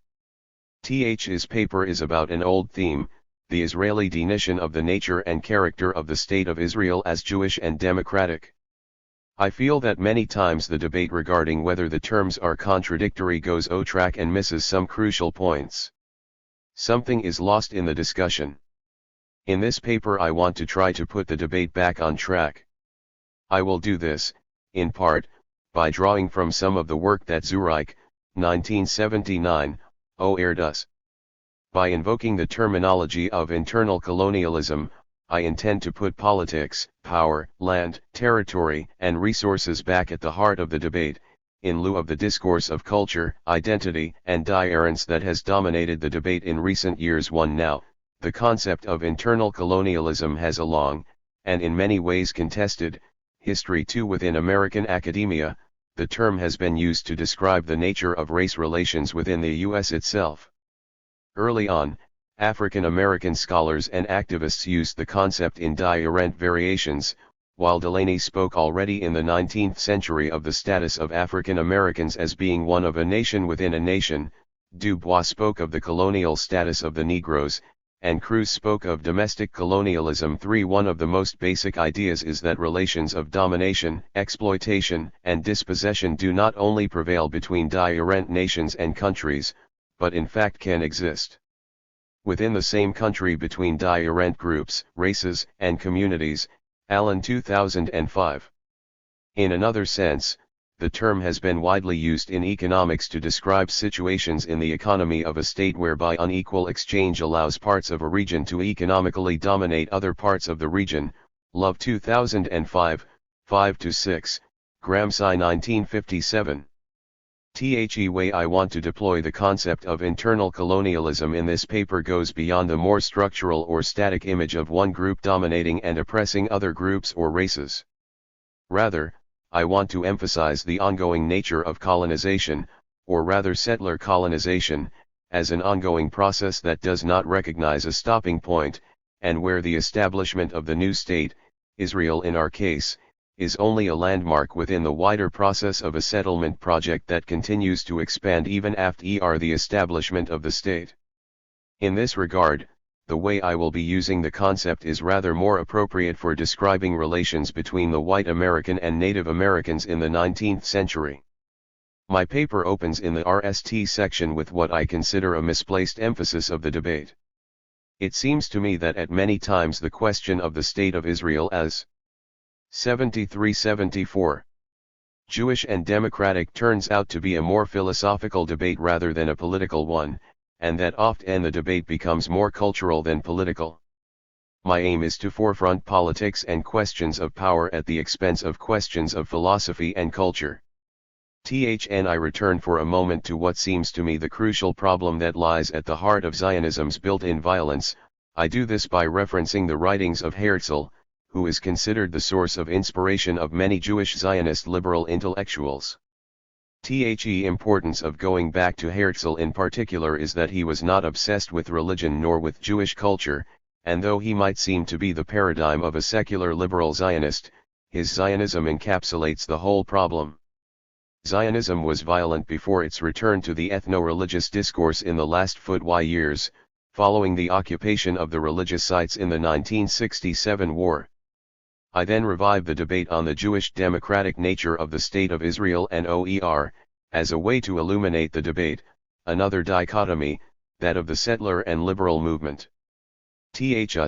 Instead of asking whether a Jewish and democratic state is possible, I suggest one should ask whether a settler colonial movement can conduct itself as a liberal state. My aim is not to try to answer the question but rather to pose the problem in such a way that it sheds some light on the question. Political, beyond philosophy and logic. As a participant in many debates on Israel as a Jewish and democratic state, I often feel that the debate is a little misguided. In particular, the debate sometimes takes a philosophical twist and at other times a cultural twist, and both work together to disguise more basic and essential things: territory, land, power, and politics. What I mean by a philosophical twist in these debates is the focus on the question of whether there is a logical contradiction between the state being Jewish and democratic. For, of course, those who are anti-Zionist want to stress the argument that there is a contradiction between the state being Jewish and democratic. Zionists, mainly liberal Zionists, want to argue that there is no such inherent contradiction. I think that the language of contradiction takes the discussion away from the political domain to the philosophical, and from history to logic. It might indeed be the case that there is no logical contradiction in arguing that Israel is a Jewish and democratic state, akin to the contradiction of ending a triangle with 4 lines, or a father who does not have children. To think of parenthood without children is simply a contradiction in terms, but that is not the case with a state being Jewish and democratic. THR is a difference between theoretical possibility and real possibility. 5. Something might be possible in theory but lacks the historical and factual elements that make this logical possibility a historical reality. The Jewish and democratic state is not a logical possibility, it is rather historically and politically impossible. His impossibility stems mainly from the ethno-national colonial nature of the state and of Zionism as an ongoing process of negation, of exile, and of settlement. At times it seems that liberal Zionists think that by proving a theoretical possibility they have proven the real historical possibility, and those who stress the contradiction in concrete historical political terms think that they have proved its theoretical. 75. Impossibility. I think that the distinction between analytical logical possibility and real possibility is helpful to set the discussion straight and put politics back into the picture. What I suggest is that we focus and stick to the level of reality, politics, and history, and on the praxis of Zionism. I do not think that much can be gained from focusing on the analytical logical level. Philosophically, one can describe the relation between the democratic side of the formula and the Jewish side not as one of contradiction but one of tension, in the same manner that a state can commit to simultaneously respecting principles of equality and freedom. It is clear that there is a tension between freedom and equality, and one can come at the expense of the other, and that there is no way that one of these principles can come to full implementation. But that is the nature of principles, as opposed to the nature of rules. Rules are not applied in the manner of either/or, whereas principles are always a matter of degree and gravity, a matter of quantity and not quality, and are never applicable as either/or. 6. But one can raise the valid argument that there is a difference between the principle of the Jewish nature of the state compared to the principle of freedom. Freedom, as a principle, does put limits on the principle of equality, but by its nature the kind of limits that it puts are different from those put by the principle of Jewish state. While the RST principle is universal by its nature, the second is particular. There is a difference between competition between two universal principles, freedom and equality, and competition between a universal principle and a particular principle, which demands preference for one group over another. But we should notice that those who raise such an argument are not making a global logical argument regarding the logical contradiction between Jewish and democratic as guiding principles, rather they are making a more modest argument by drawing a distinction between different kinds of principles: universal principles, equality, freedom, and particular principles, Jewish nature.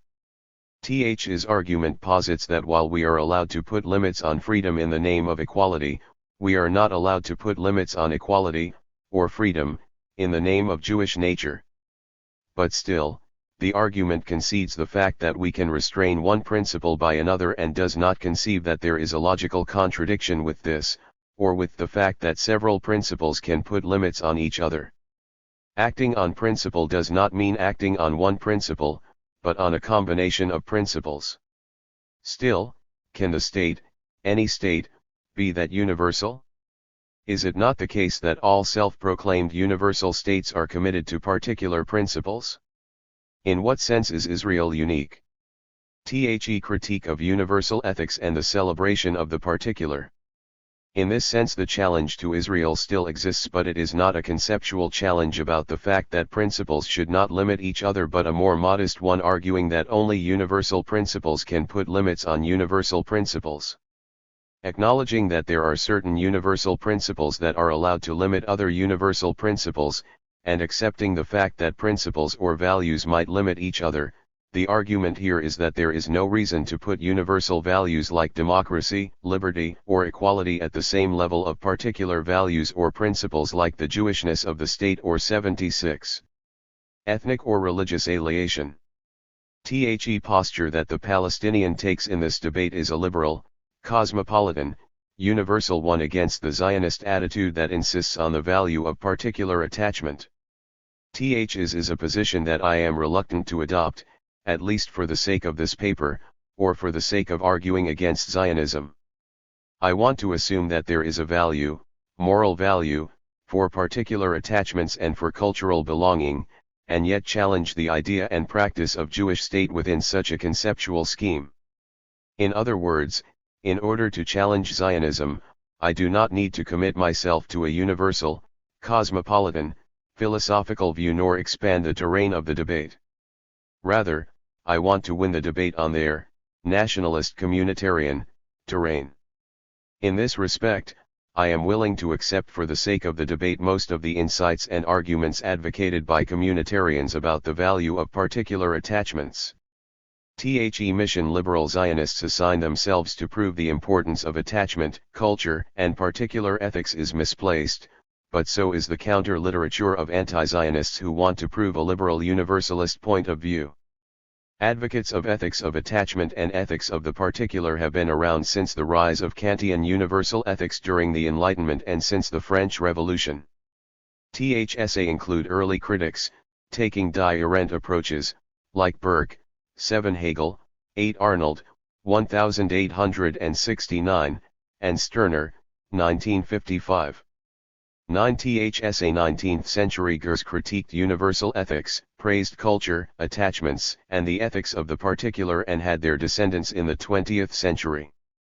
Following the rise of the individual rights discourse, and mainly after Rawls, 1971, publication of a Theory of Justice, which revived the Kantian universal tradition on rights, came a massive wave of literature that praised communitarian ethics, celebrating culture and group attachment.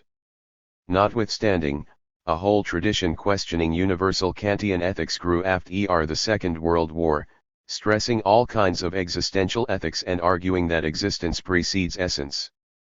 Amongst those emphasizing culture and attachment is the clear-committed liberal Kim Laka, 1996. 10 But there were many other less liberal scholars who also in this strain, in the sense that they were ready to assign to groups, nations, tribes, communities and other modes of attachments a high degree of moral and ethical value. Amongst these 1NDS authors and philosophers like Sandel, 1982, Taylor, 11 Parek, 12 McIntyre 13 and Galston, 1995. Another mode of critique of universal ethics and liberal rights came from feminist writers like Young, 1989, and Gilligan, 1982.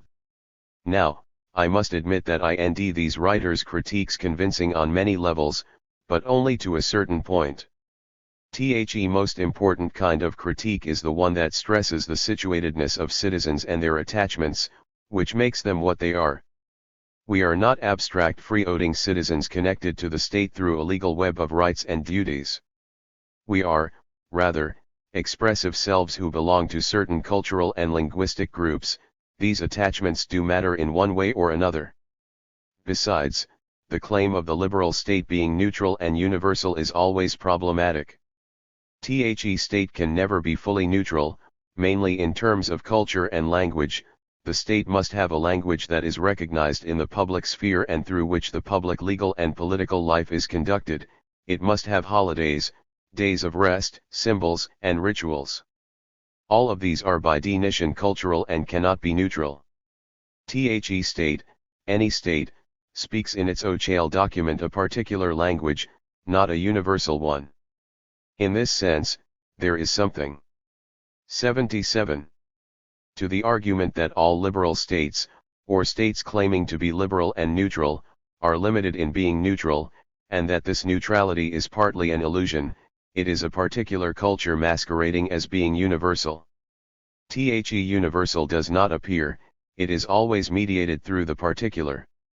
In many ways, this is a critique of formalism that was famously launched in the writings of Hegel but most incisively by Marx.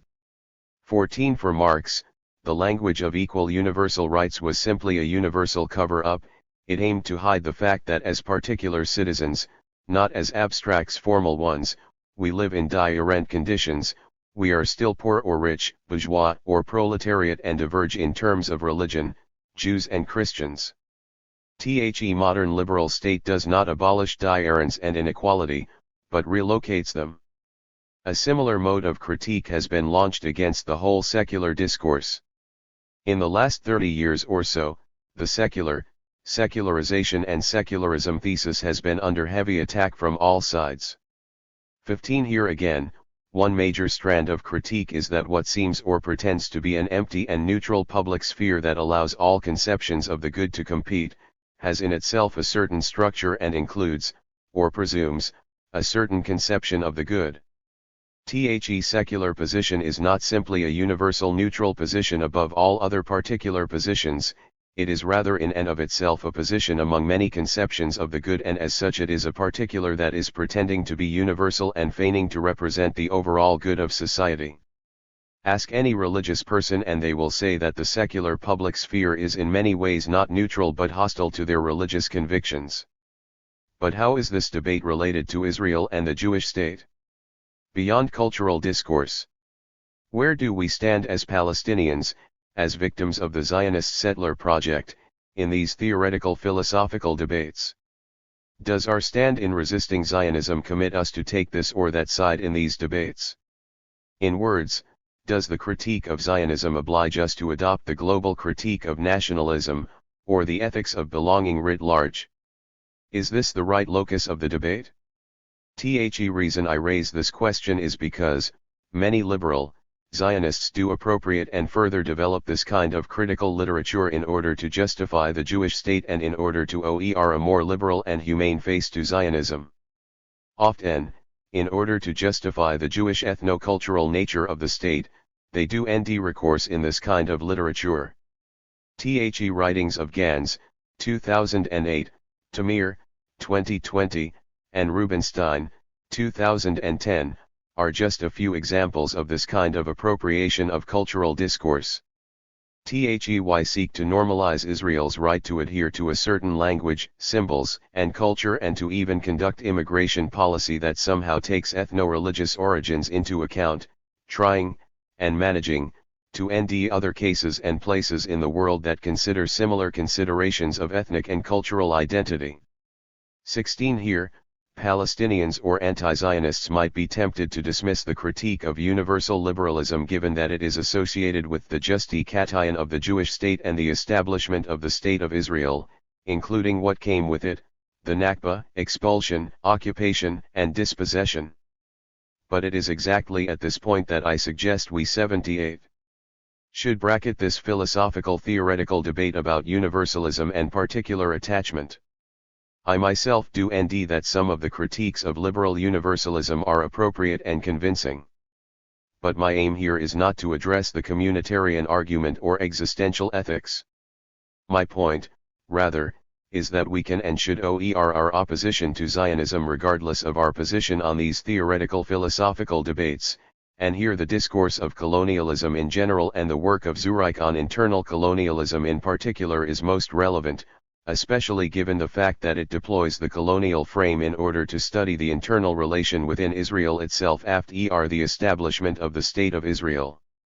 Focusing the debate on the definition of Israel as Jewish and democratic and the tension between the claim to equality and the claims to culture is misguided and hides questions of power, land, and violence, particularly the founding violence.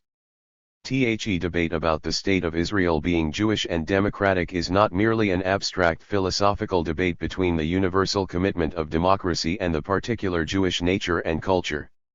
I have some sympathy towards the argument that for something to be real it must take a particular shape, and that there is no universal person, there is German, Jewish, Arab, poor, rich, man, woman, singer, carpenter, or a mix of these and other identities. The problem with Zionism does not lie in the abstract attempt to combine Jewish culture and democratic values, but in the specific historical and geographical context within which it has acted. It is exactly the latter that renders the achievement of its goals for the self-determination of Jews dependent on ongoing violence and the dispossession of Palestinians. Thus, I suggest focusing on Zionism as a practice, on its actions and the outcomes of these actions, and less on the philosophical aspects of the debate, or even on the intentions of Zionists. The crucial thing here is understanding what Zionism requires to achieve its goals, and not the intentions per se of Zionists. 17 Had Zionists decided to establish their homeland in the unpopulated territory of Greenland, then the problem of the Jewish and democratic nature of the State of Israel could not have arisen, and the combination of these two values could have coexisted as it does exist in Palestine, at least for a while, not forever. Herzl, Settler National Colonial. The issue with Israel, and Zionism before that, is that its settler colonial nature is of a specific type. It is a settler colonial project that is intimately tied to a certain ethno-religious group. Many other settler colonial projects did create certain forms of nationalism following settler projects, as in Australia and the Americas. But in Zionism the identity of the settler was decided beforehand, and it was limited to Jews only, and thus was exclusive from the start.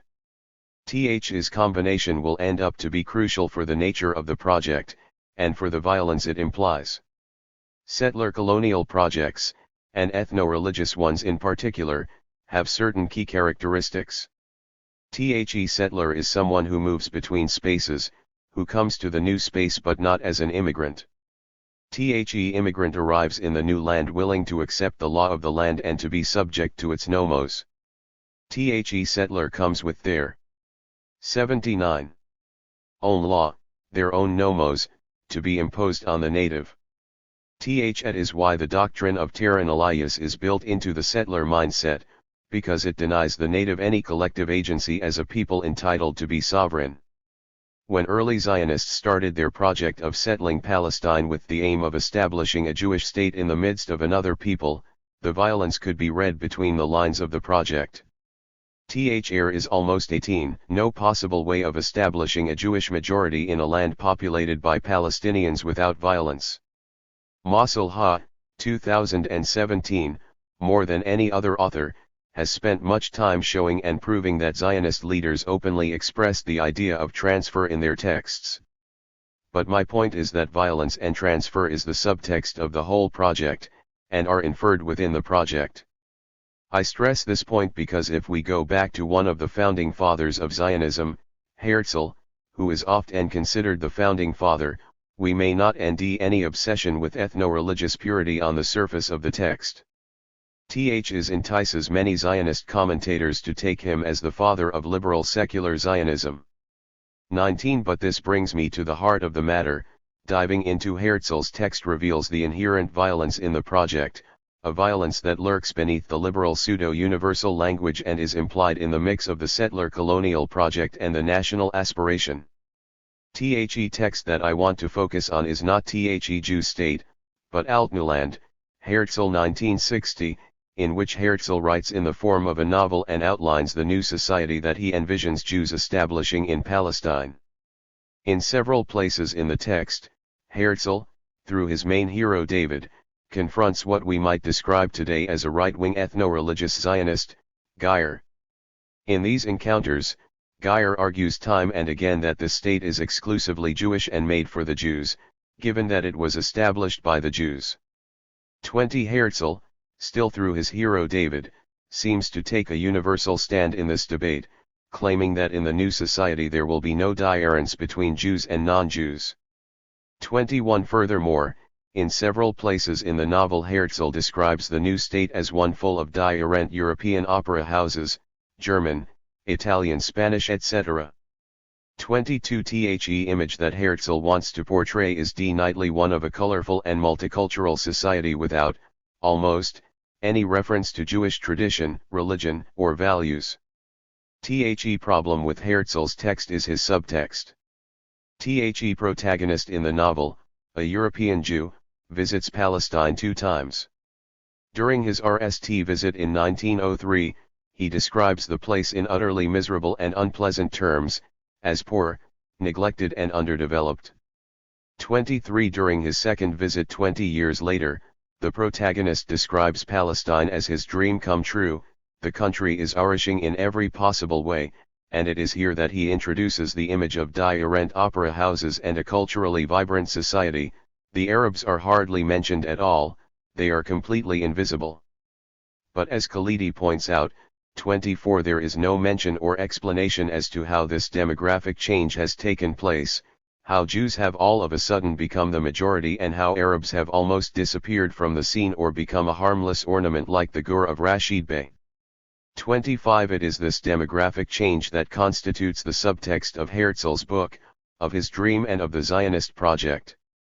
Creating a majority in Palestine, which is already populated by Palestinians, requires a demographic change that can't be simply achieved through discussion or persuasion but through ongoing structural violence and aiding dispossession. On this point, the relative openness of Herzl and his multiculturalism and claims to equality of human beings is built on a very particular ethnic footing and assumes that the demographic change had already taken place. Transfer is the base within which Herzl's humanism and pluralism can flourish. Now that the Jews are a majority in the country, they even can allow Palestinians who survived the transfer to become citizens and to have the right to vote. The dark side of the right to vote for Palestinian citizens in Israel is the statelessness of their sisters and brothers who became refugees. Transfer is the precondition for the limited liberalism Israel owes its citizens. The Jewish democratic state, the Zionist liberal movement. One of the virtues of the model of internal colonialism is that it manages to understand and conceptualize the relation within the state as a very dynamic and an ongoing process. In this regard, one could rephrase Wolff's 2006 famous dictum that settler colonialism is structure not an event into something more dynamic. Settler colonialism is structured dynamics not an event. Thus, while Wolff was right to insist that settler colonialism is not an event, he probably overemphasized that aspect by focusing on structure. The case of Israel and its relation to the Palestinian citizen as a case in an internal ongoing colonialism can be a productive frame to understand die-rent processes within Israel in general. THSA processes, or stories of becoming, can be captured far better through the lenses of internal colonialism than by a mere focus on the Jewish nature of the state, though in the case of Israel the Jewish nature happens to be, through the idea of negation of exile, a settler nature of the state. Thus, we need both aspects to fully understand the dynamics that stand at the heart of an ethnologious settler colonial project. It is almost impossible to understand the basic structures and dynamics of Israel without taking into account that this is a settler national state, and there is no way to comprehend its immigration policy, laws of citizenship, land regime, planning regime, housing policy, and constitutional structure without acknowledging the basic fact that we are dealing with an ethnologious settler project. Zureik already alluded to some of these aspects in his book more than 40 years ago. Because I cannot go into detail explaining these dynamics and structures, I will discuss them only briefly in order to then suggest a slightly die-rent dichotomy to understand the nature of these dynamics. Instead of speaking about a Jewish democratic state, I suggest speaking of a Zionist liberal movement. Instead of asking whether a Jewish democratic state is possible, one must ask if a liberal Zionist movement is possible. One key dynamic relates to the nature of Israel's constitutional structure. I have dealt with this aspect elsewhere. 26 Here I will only recount its major elements. Several factors combine to shape Israel's unique constitutional structure. First and foremost is the settler colonial nature linked to the idea of the negation of exile as the main organizing principle in Zionism.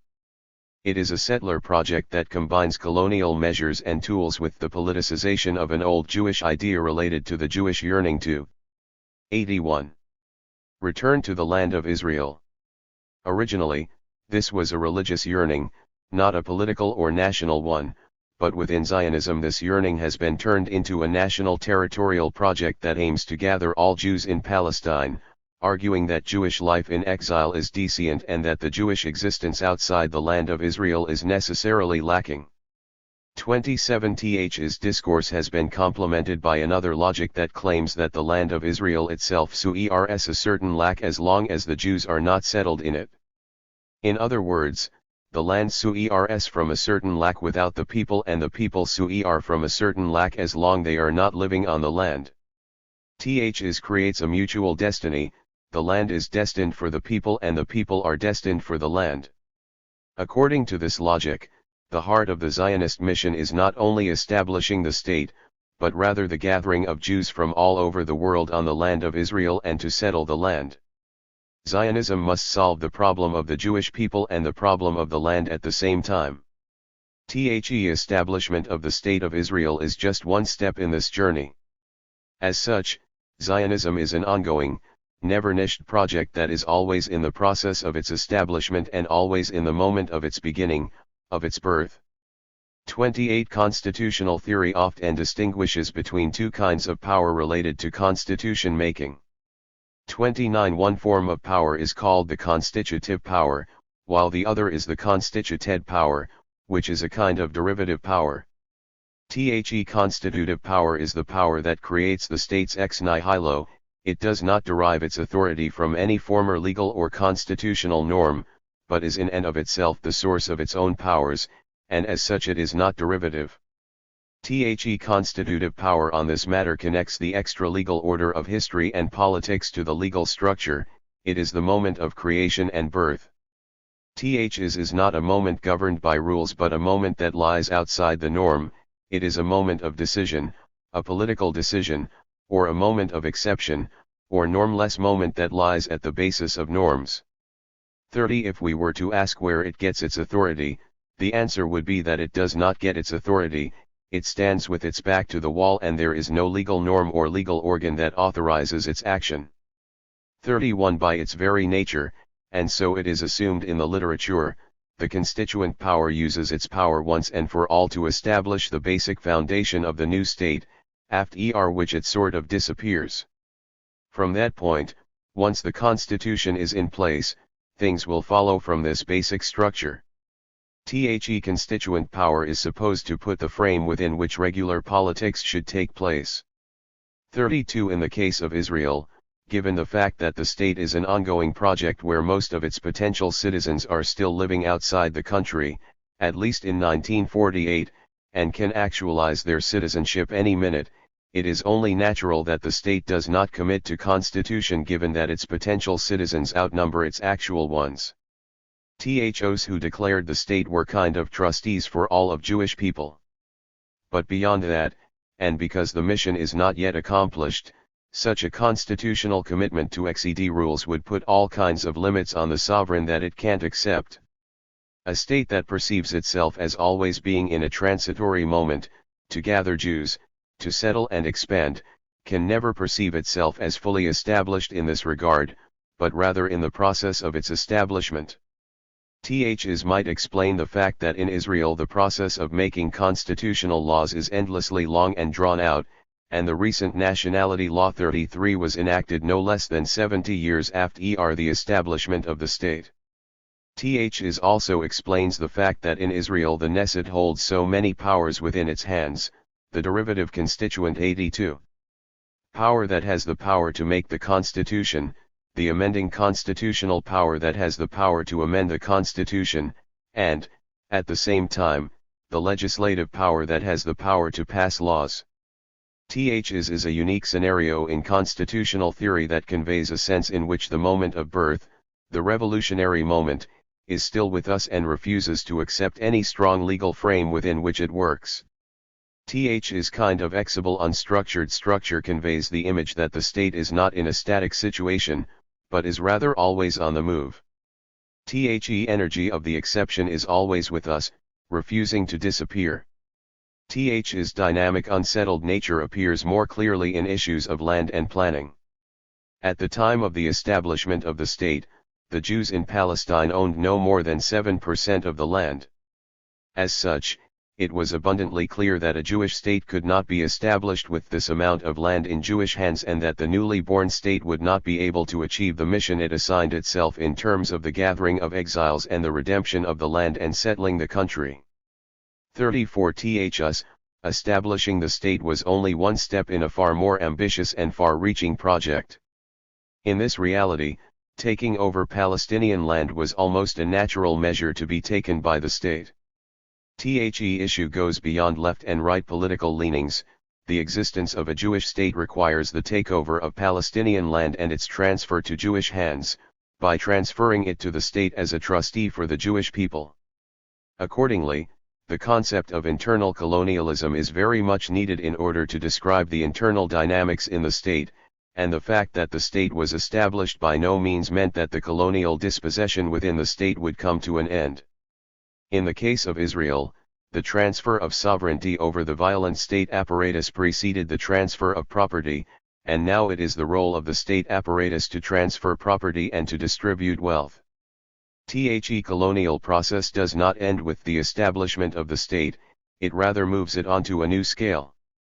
The issue of land ownership is intimately tied to issues of zoning and planning that govern the whole issue of land use.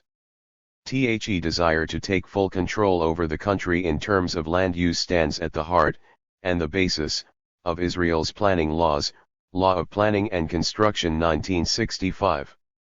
Planning is entirely centralized, where the whole state constitutes one unit controlled tightly by the different ministries, the Ministry of Interior being the most central. A major and central goal of these planning bodies is clearly the establishment of Jewish settlement to solidify the stronghold of the state and Jewish communities over the land, on issues of planning and population settlement. 35 Part of this process is the policy of dispersal of the Jewish population from the center to the periphery in order to make sure that there is Jewish presence in all corners of the country.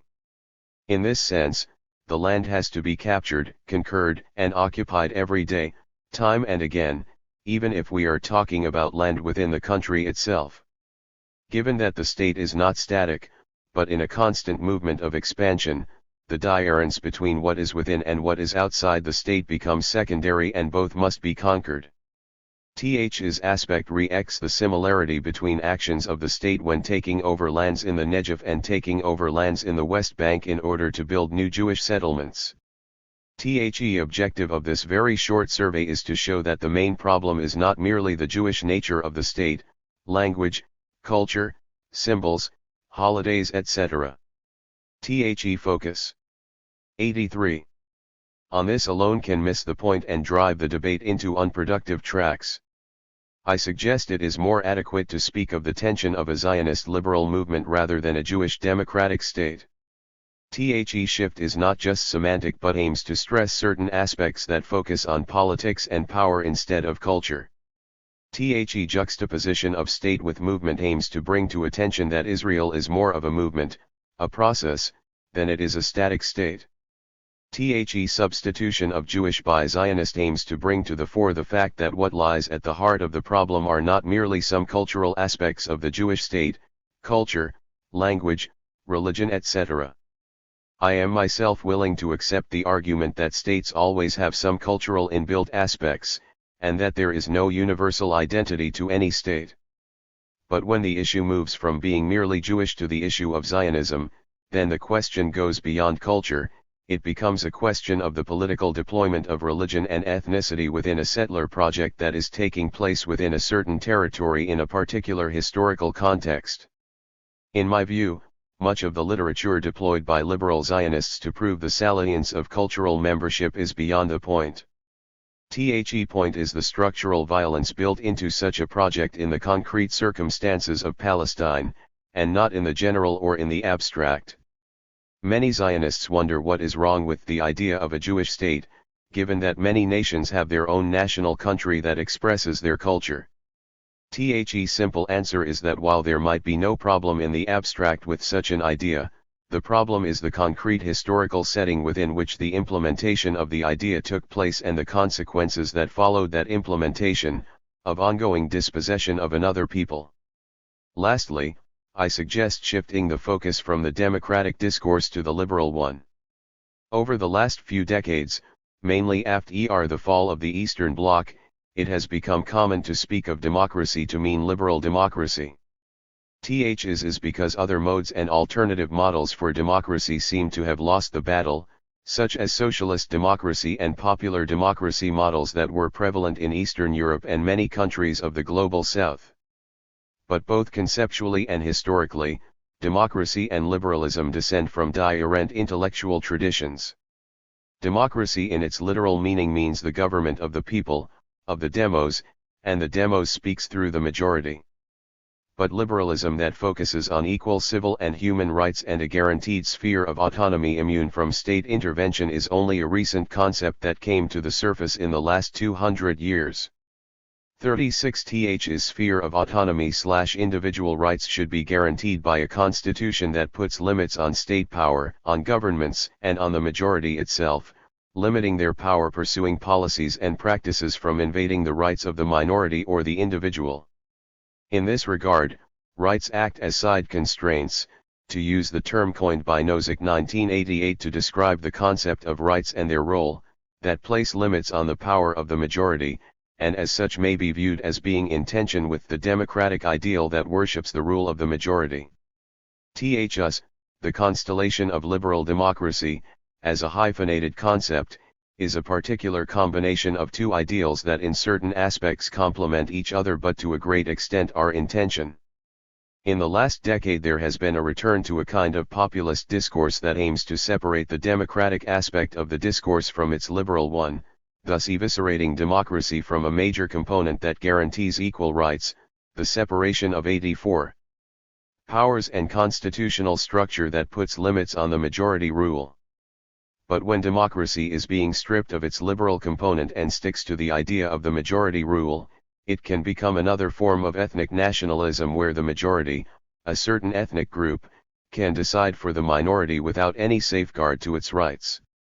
Thus, the populist discourse in Israel can appropriate the democratic discourse and argue that a commitment to democracy should mean a commitment to the majority rule, and given that the majority is Jewish, this logic pursues the line that commitment to democracy means commitment to the Jewish state.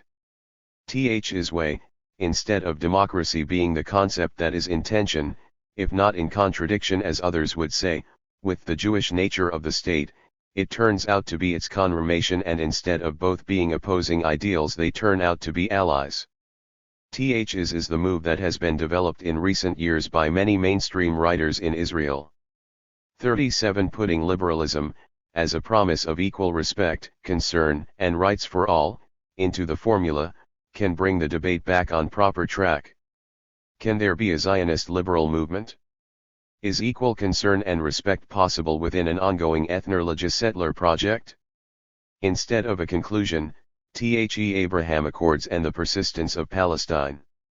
Recent accords signed with Arab Emirates and other Gulf states have been wrapped and justified by a quasi-religious cultural language that claims a certain unity between Judaism and Islam, both being Abrahamic religions, stressing the fact that Jews had always been part of the region and that we as Arabs and Muslims had no problem with Judaism.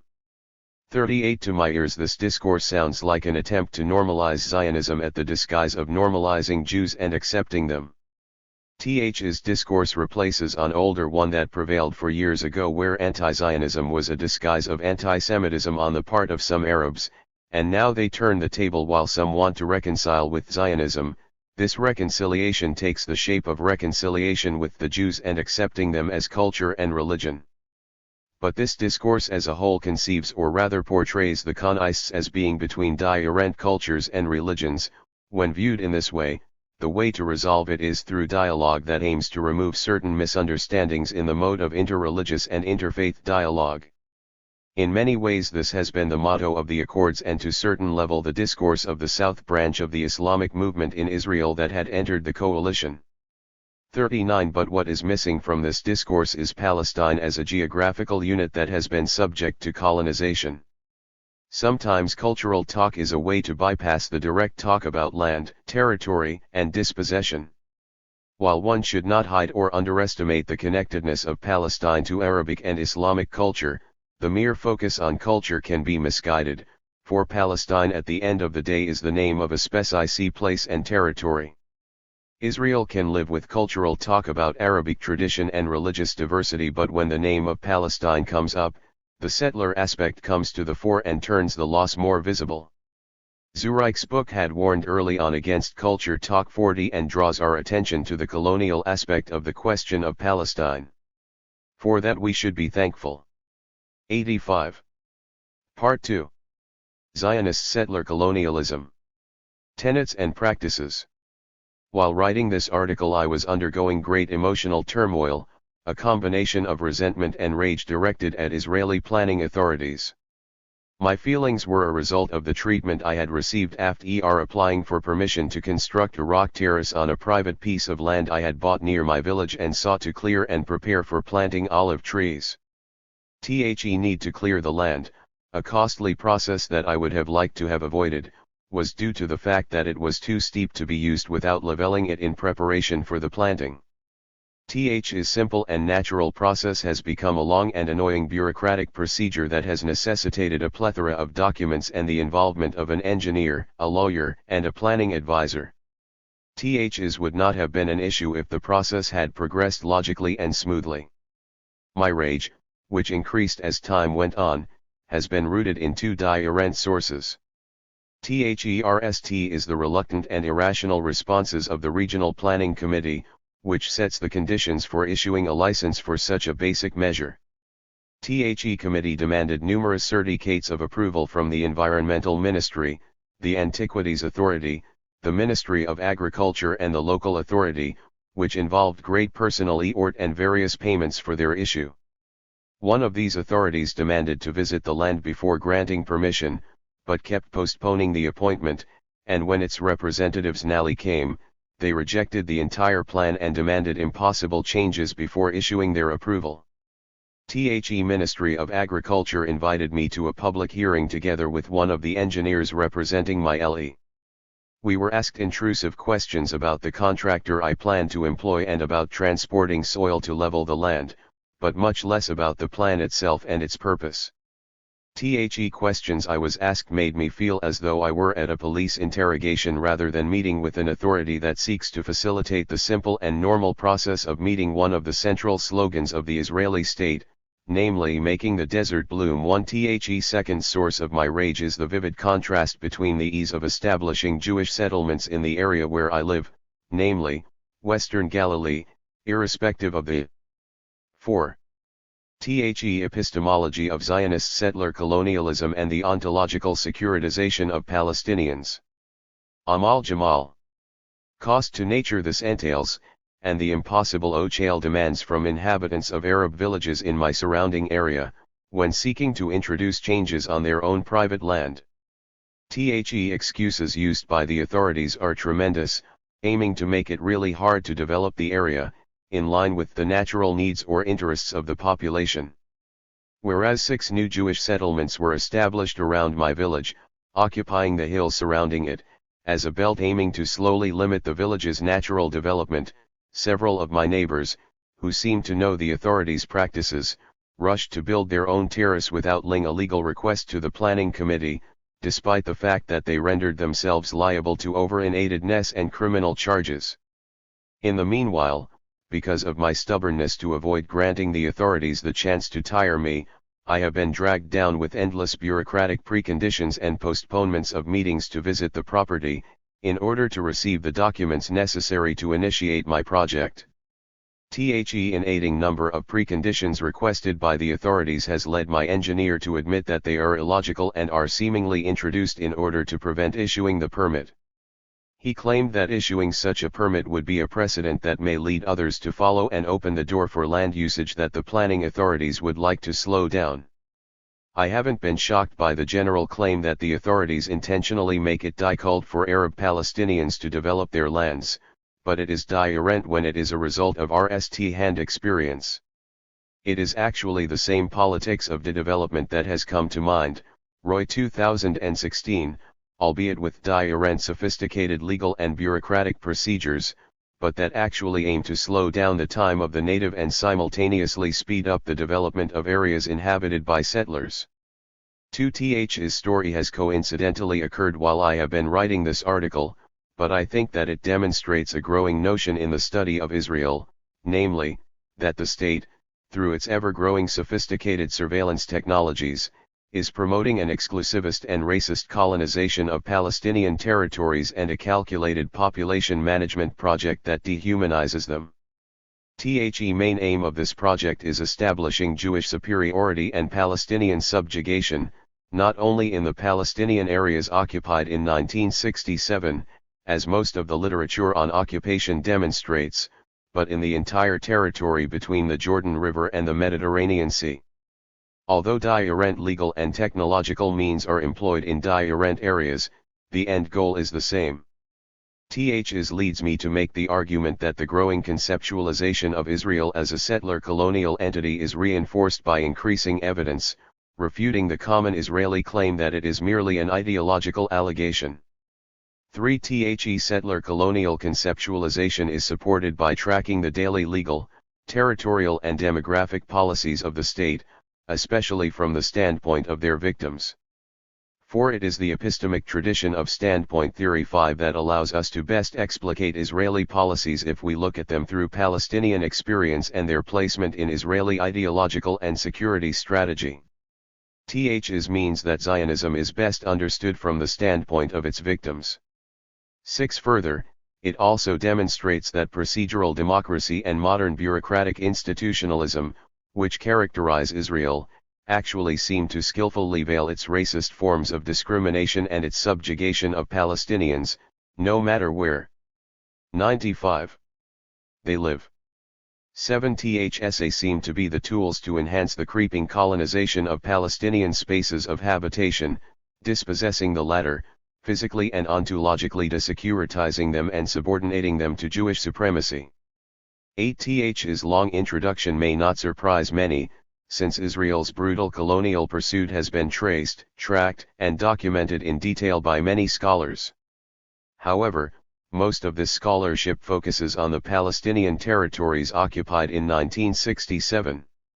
Not many have addressed the commonalities in Israeli policies between what happen in these areas and those quietly taking place in Arab areas inside Israel, namely, in the Galilee, the Triangle, and the Negev regions.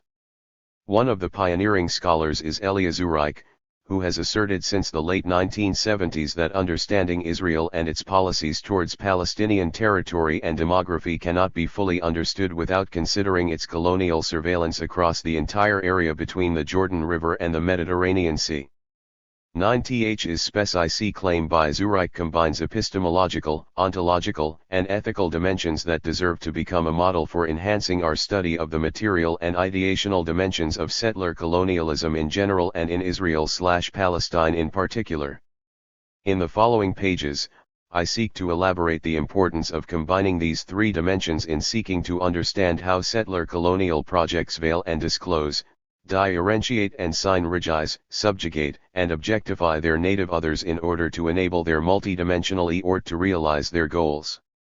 Zureik's work introduces a model worth explicating since it presents an illuminating comprehensive theoretical framing and detailed sociological tracking of the interaction between Zionism, the Palestinians, and Palestine, utilizing biopolitical analytical tools to shed light on the sophisticated technological surveillance of the latter, submitting them to Zionist strategy. 10. It is a model based on a well-researched and theoretically and empirically founded study of the control mechanisms facilitating the expansionist nature of Zionism and its dehumanizing EECT on Palestinians. It also makes a substantial contribution to the understanding of the epistemology of the unique settler colonial project in Israel/Palestine. Th's model is rooted in a social ontology of control and surveillance that challenges the hegemonic Israeli academic discourse on the Israeli entity, and the sociology of the Palestinians and their resistance in complying with the Zionist project. The focus on the sophisticated technological mechanisms of surveillance provides us with a convincing explanation of Israel's ability to carry on with its colonial project despite active Palestinian resistance. TH's focus enables us to demonstrate how Zionist ideals are translated into practices by state agencies in the entire land of Palestine, irrespective of the official and academic Israeli differentiation between the internationally recognized Israeli territories and the Palestinian areas occupied in 1967. It demonstrates how the differentiation between Palestinian citizens of Israel and other Palestinians, which is pursued via administrative, legal, and technological means, forms a sophisticated policy of control. TH's means that the focus on occupation, despite its merits, should not become a conceptual and ideological tool to mask the comprehensive Zionist endeavor in the entire area between the Jordan River and the Mediterranean Sea. Following the Israeli racist and securitizing colonial policies provides the best evidence for the unity of Palestine and the Palestinians, and that 96. Conceiving them as such could easily be deduced from Israeli practices rather than being based on ideological or nostalgic lamentations of Palestinians, despite the importance of the latter's subjectivity. The fact that Palestinians, who have been forced to live in different locations and utilize different means to resist Zionist endeavors, should not disguise their shared experience as victims of the same strategy of displacement and dispossession. The aim of the following analysis is to use Zureik's scholarship of Israel/Palestine in order to re-ECT on the epistemological and ontological shift necessary in order to demonstrate the ethical ramifications of the one-state condition/reality 11 and the creeping apartheid in Israel/Palestine. 12. It also aims to deduce few conclusions concerning the possibilities to reconcile Jewish and Palestinian presence in Israel/Palestine. To that end, I shall limit myself to addressing the epistemological framework, the social ontology and ethical underpinning of Zureik's research model. TH's is a very limited mission and neither seeks to reintroduce his extensive work, nor to enter into a comprehensive engagement with all his arguments. The epistemological paradigmatic shift in explicating the reality in Israel/Palestine. Colonialism has always been a disputed theoretical framework, employed by some and rejected by others when it comes to exploring the Zionist movement and Israeli policies in Palestine. 13. Some scholars have addressed the Israeli occupation of Palestinian territories and viewed Israeli policies in these areas as colonial. 14. Several others have adopted the colonial framework in order to explore Zionist policies in Palestine before the establishment of the State of Israel. 15. However, not many have applied the colonial epistemology to Israeli policies in the period between 1948 and 1967, and later in the entire sphere of control by the Israeli state after 1967. The main reason is that Israeli scholarship has managed to establish the modernization epistemology, laid down by Zionist leaders, such as Theodor Herzl, and analyze the Israeli regime and politics from within the Western democratic tradition. 16. As a result, the colonial epistemology has been silenced for a long period and only recently has been reinstituted as legitimate by some Israeli scholars, especially concerning the Palestinian areas occupied in 1967. In contrast, Palestinian scholars have insisted on using the colonial epistemology in order to explicate Israeli policies in Palestine. Edward Said has been the inspiration for many, and his theoretical contribution to the development of the post-colonial epistemology has empowered many to translate his concepts into empirical research projects. 17. Notwithstanding, since only a few Palestinian scholars have been closely exposed to Israeli reality after 1948, and only those living in Israel can bear witness to developments taking place on the ground, the use of colonial conceptual terms to relate to Israeli territorial and demographic policies has become rare. Several Palestinian scholars have addressed Israeli discriminatory policies against Palestinian citizens, but remained shy of utilizing colonial epistemology or depicting the entire Zionist project as colonial. 18. 97. Th's scholarly scene turns Zureik's RST, 1979, major study of Israeli politics towards Palestinian citizens and their systematic dispossession and subjugation into a pioneering study. He was already insisting on using colonial theoretical tools introduced by Frantz Fanon, 1961, and Albert Memmi, 2003, in order to explore Israeli policies in Palestine. Despite his modest claim that his study is limited to the sociology of the Arabs in Israel, he ends up introducing a very comprehensive analysis not only of the available Israeli studies on the Arab population at the time, or providing first-hand data on the economic, sociological, and political reality of this population, but also an epistemological and theoretical challenge to most scholarship on the topic by introducing colonial analytical tools and an alternative interpretation of the social ontology of settler societies, which was not prevalent in most scholarship of his time.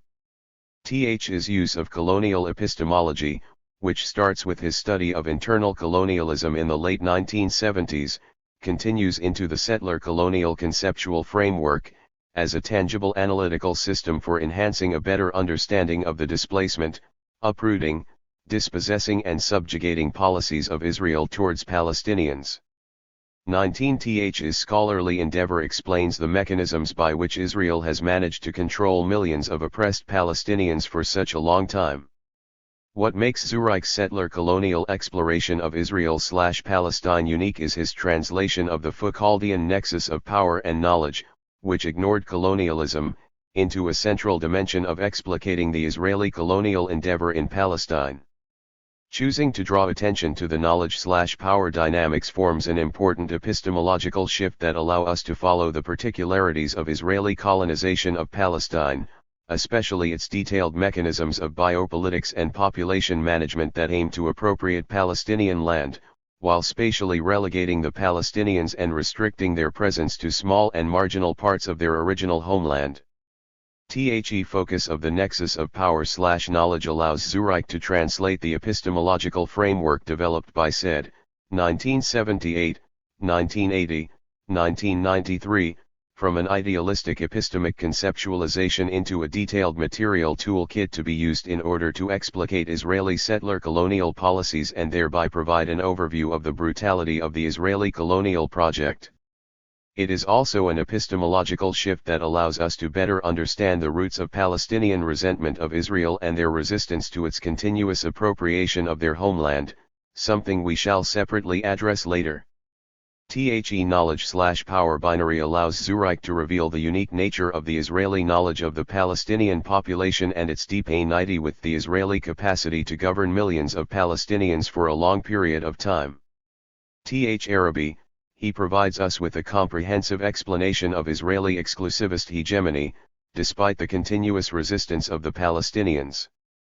For that purpose, he explicates the huge investment in mapping, recording and analyzing every detail of Palestinian lives, starting with the basic individual, such as his/her place in the economic, social, and political structure, and reaching the most sophisticated ability to monitor all physical and communication activities conducted by individuals and groups. The colonial epistemological framework is justified by Zureik in various ways. He addresses questions of epistemology in several places, but one of the major ones is when he argues, I subscribe to what I call multicultural epistemology, by which I mean the need to bring to bear points of view from the margin, views that are excluded. 98. In a system of domination and hegemony. 20. He continues to clarify that he is close to Sandra Harding's, 2004, conceptualization of standpoint epistemology and adds that his approach resonates with Edward Said's, 1993, resistance culture on the part of the marginalized, 21, but without falling into the traps of relativist or essentialist conceptualization of the marginalized other. Like Said, 22, he avoids ascribing superiority to any one experience or system of thought over another and seeks to incorporate his liminal position into his intellectual endeavor of exploring the complexities of the connectual reality in Israel/Palestine.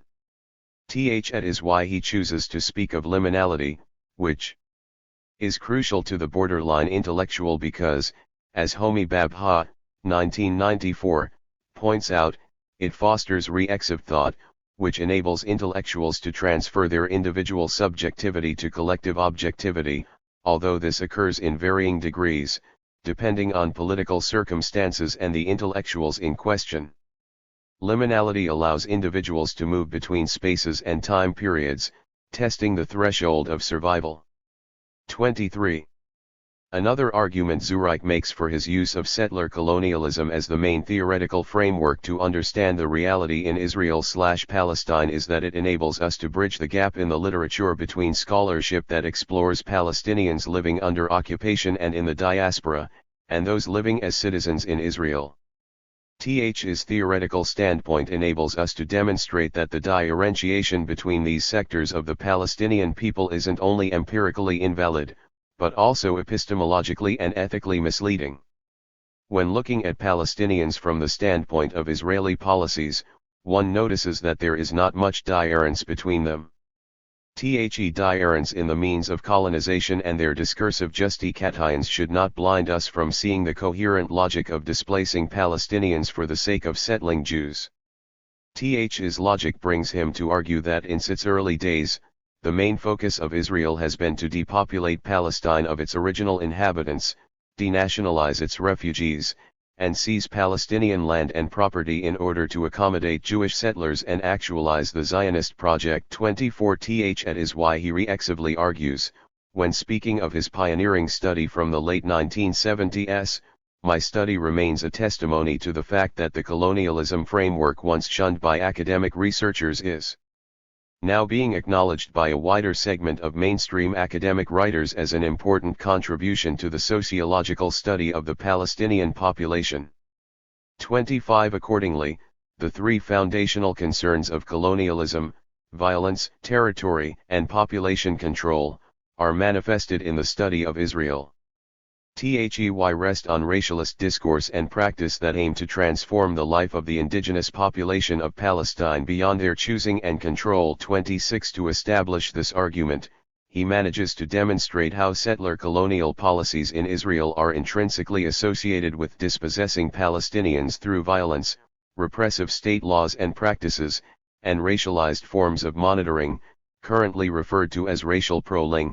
27. He also addresses how these essential tools of governance extend from informal to technologically sophisticated formal means of monitoring and control.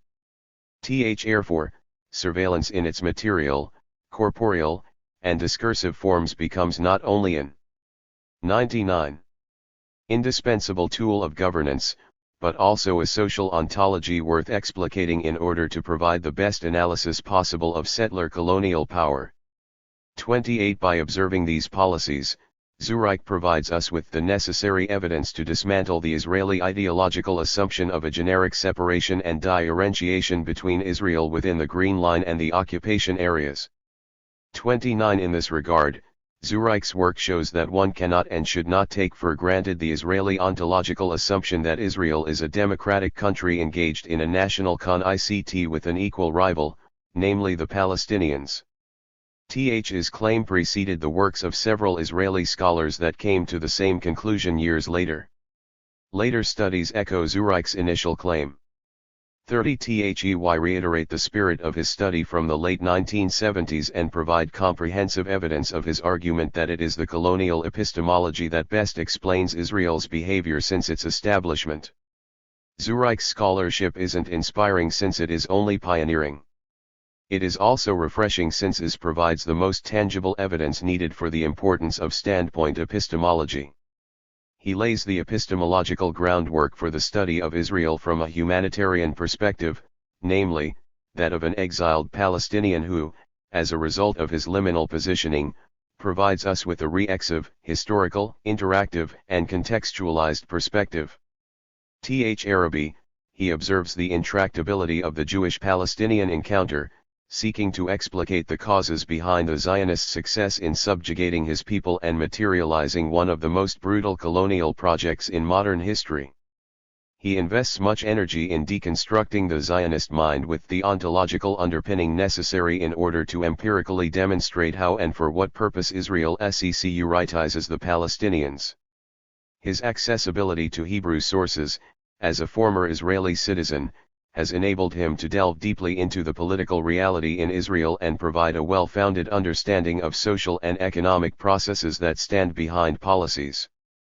Analyzing many Hebrew sources has allowed him to show how the disciplinary system of biopower works and how mechanisms of surveillance promote the colonization process, while maintaining a democratic facade. Another important dimension of Zureik's application of the colonial epistemological framework to Israel/Palestine is that it forms a very important academic strategy to counter the traditional and prevalent Zionist narrative that introduces Israel as a modern democratic and liberal state that, as a result of being engaged in a concept of survival, has to wage wars and sometimes take exceptional security measures to guarantee the security of its inhabitants. 31 His contribution to the deconstruction of this discourse is not only tremendous, but also subversive, especially for a Palestinian who grew up in Israel, has access to Israeli discourse and documentation in Hebrew, but lives outside of Palestine, where he not only can experience academic freedom without fear, but also be exposed to theoretical and empirical academic traditions, deeply related to his home country, Canada, as well as other North and South American experiences. Zureik's determination regarding the relevancy of the settler colonial epistemology is also rooted in his empirical data regarding the efforts made by the colonial power to replace the natives and the way this takes place.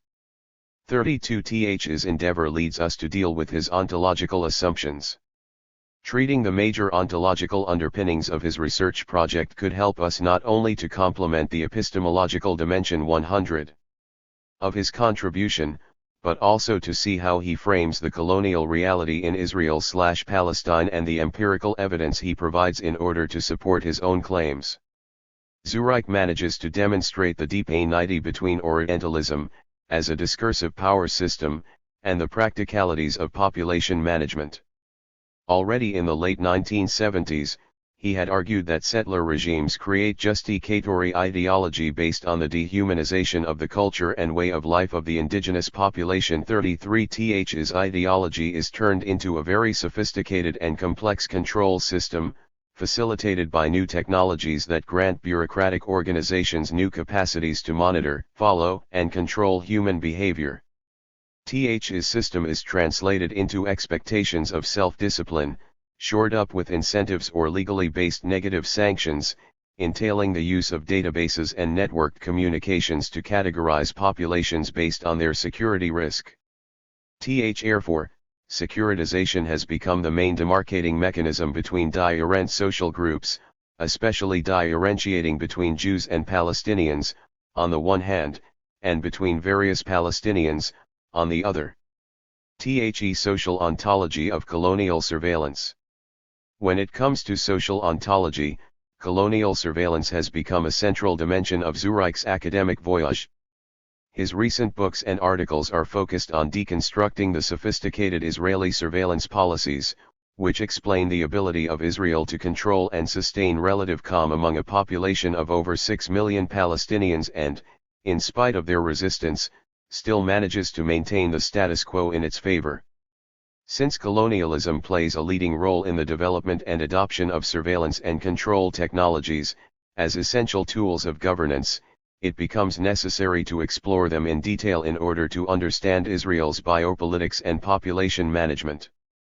34 In order to explicate how Israel manages to control millions of Palestinians against their will, it is not sufficient to analyze the Israeli ochale or academic discourse, for this already entails the justification of and for the hegemonic reality.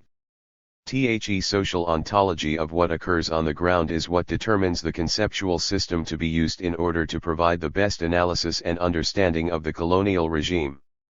Zureik's social ontology brings together three major interrelated concepts, namely, racialization, securitization and surveillance.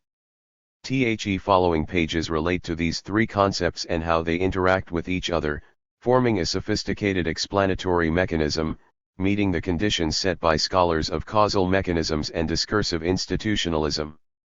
35 Credible causal social scientific explanation can occur if and only if researchers are attentive to the interaction between causal mechanisms and the context in which they operate.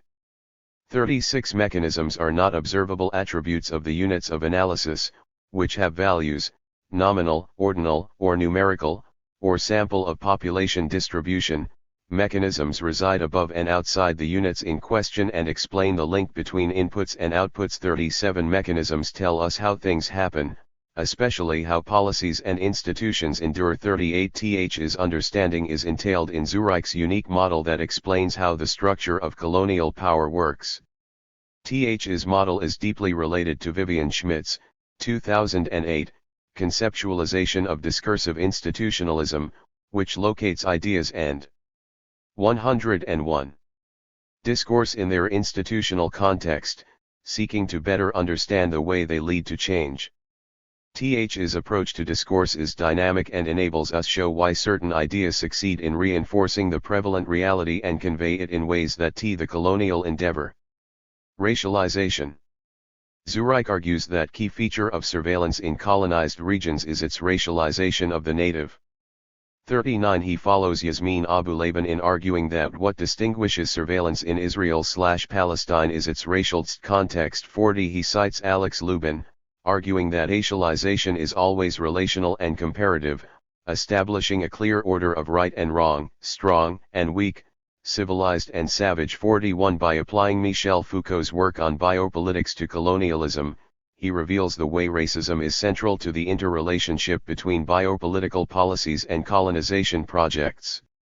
Following Foucault, Zureik clarifies that state racism in the colonial context is anchored in cultural and ethnic differences, not in any essentialist, biological considerations. 42 In this context and in order to clarify the unique nature of Israeli racism towards Palestinians, he refers to Etienne Balibar's concept of neo-racism, which is a form of racism without races, whose dominant theme is not biological heredity but the insurmountability of cultural differences. 43 In order to reiterate the unique nature of racism in the colonial context and its extreme ramifications on the life of the colonized, he cites Patrick Wolfe, who argues that racism is colonialism speaking and that settler colonialism is inherently eliminatory. 44 Th's understanding leads him to David Theo Goldberg, 2008, and Nadia Abu El-Hajj, 2010, who speak of racial Palestinianization, which is today among the most repressive, the most subjugating and degrading, the most deadly forms of racial targeting, branding, and rationalization. Goldberg 2008, 39. Racialization is deeply engraved in state practices, and Goldberg builds on studies conducted by S.A.D. 2014, Shenhav, 2012, Berta, 2013, and others, showing the active role of the state bureaucracy in racializing the native Palestinians. He asserts that the Israeli bureaucracy does this with its depiction of the colonized as inferior, irrational, and lacking civilization. 45 Thus, the dehumanization of Palestinians becomes a frequent practice among members of the ruling establishment and, to a very large extent, among the public at large. 46 Palestinians are frequently presented as the bad guys. They are immoral evil beings who do not really care about the value of human life. They are the provokers, aggressors, assailants and terrorists, who are driven by emotions, irrational and fanatic aspirations. 47 Having established this point, Zureik devotes much attention to demonstrating the convergence in the levels of Israeli Jewish racism among the public, governmental and private spheres. He refers to Nurit Pellet's observation that Israel's children are educated within an uncompromisingly racist discourse that does not stop at checkpoints, but governs all human relations in this country.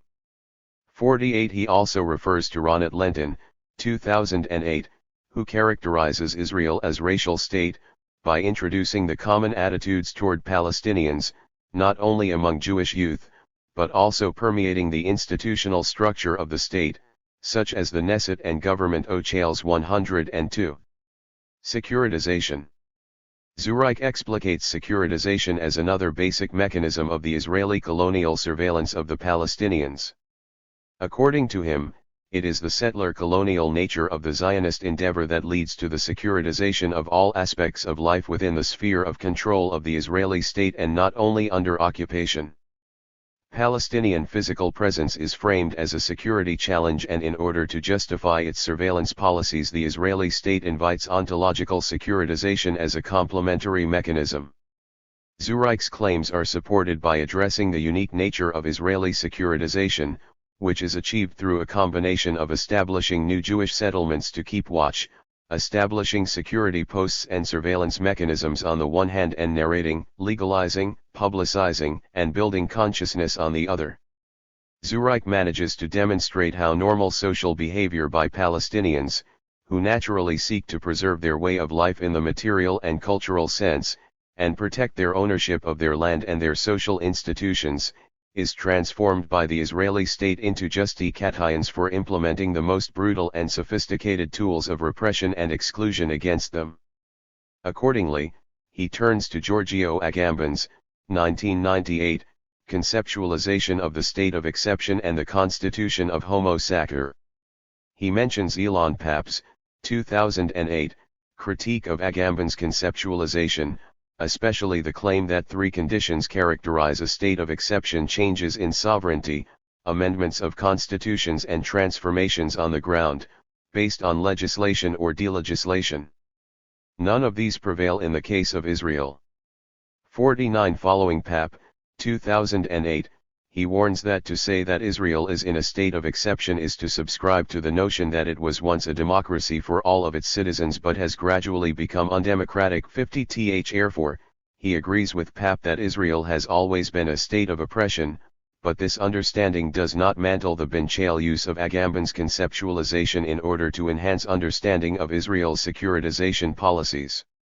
According to Zureik, the racialization and dehumanization of Palestinians leads to a reality in which the universal laws of humanity do not apply to them. 51. As a result, Palestinians are conceived by Israelis as deserving to exist in conditions of bare life, as Homo sacer, whose minimal existence is tolerated but not enhanced, and the law is suspended when it comes to rectifying grievances. 52. His treatment is justified by a thick discourse of national security, justifying lethal actions that, following Akil Mbembe, 2003, are depicted as necropolitics. Late modern colonial occupation differs in many ways from early modern occupation, particularly in its combining of the disciplinary, the biopolitical, and the necropolitical.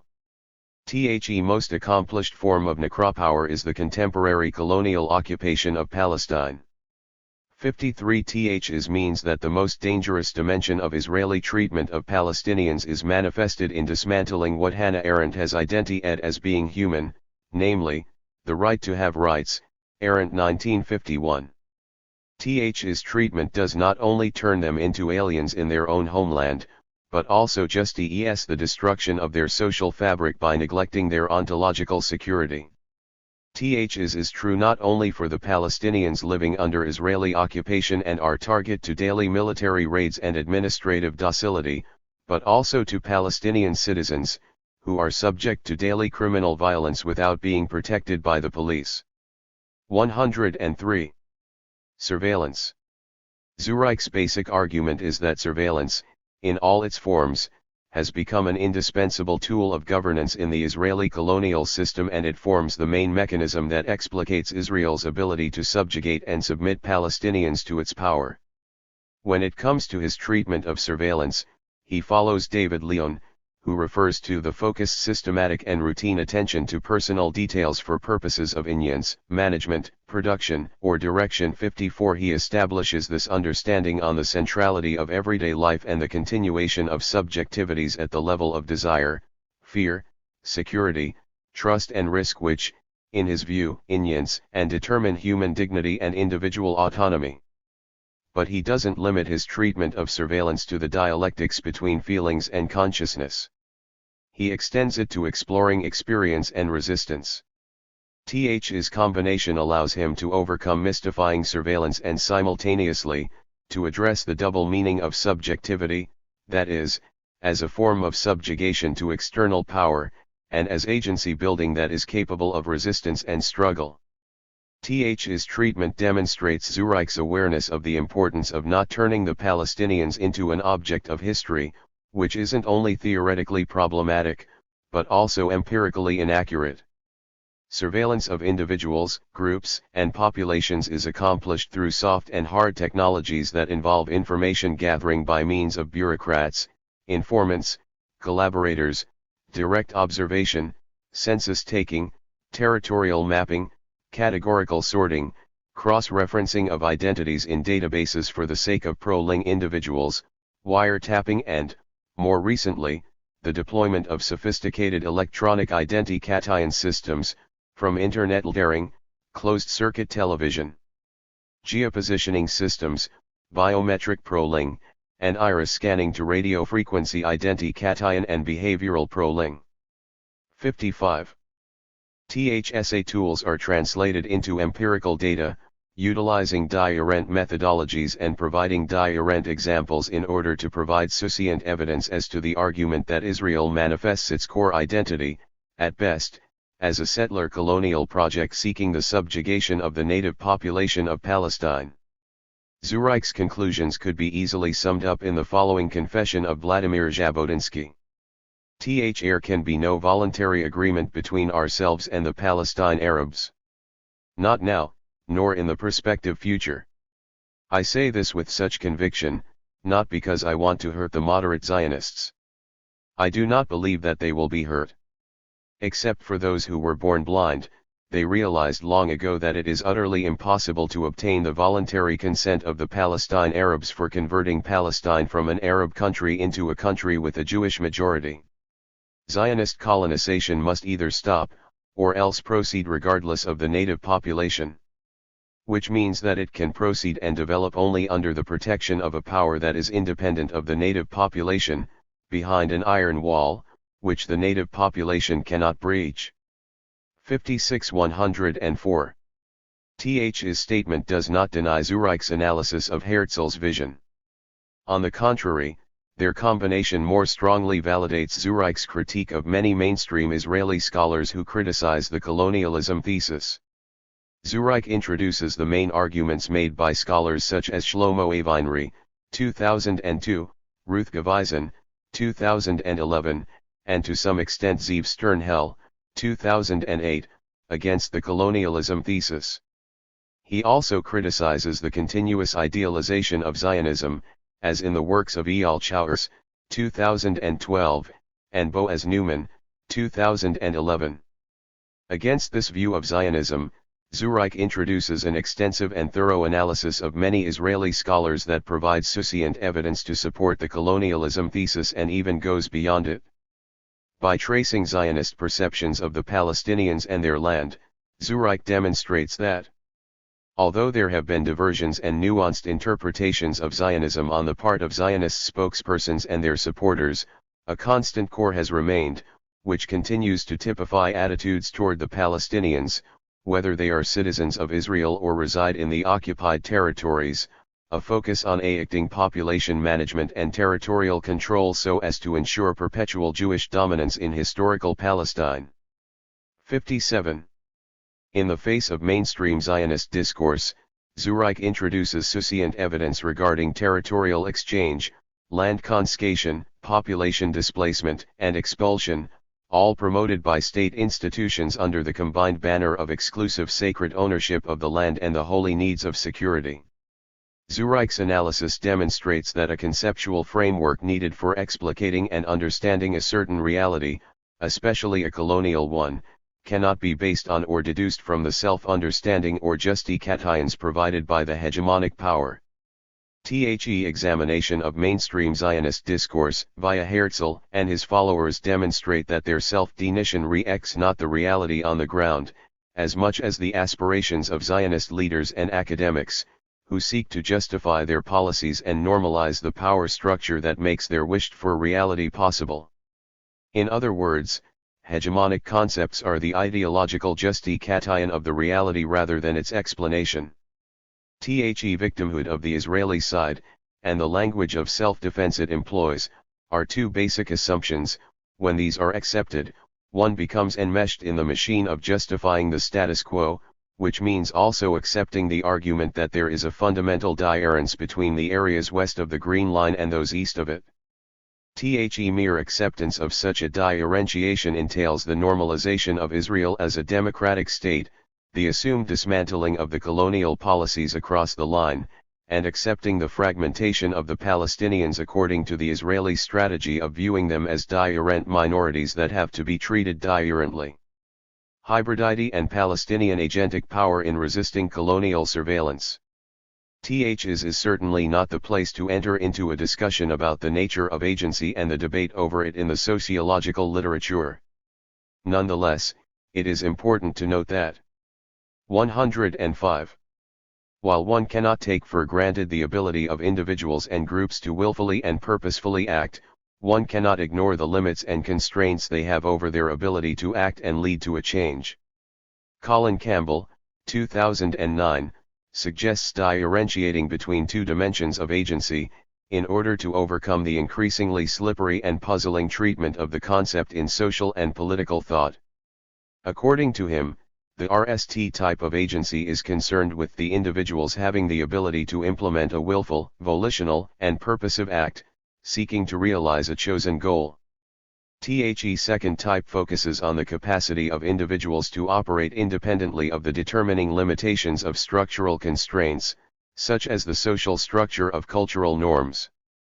Th's differentiation is analytically important, since it contributes to enhancing our understanding of the power of agency to act and its ability to bring about change or to transform a structural reality.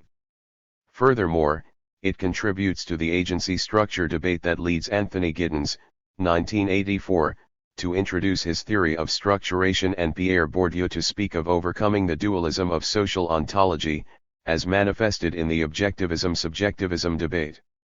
58 Campbell's differentiation is very relevant to the understanding of the need for a reflexive treatment of Palestinian society and its daily struggle with the challenges its different components face, as a result of its displacement, dispersal and continuous dispossession.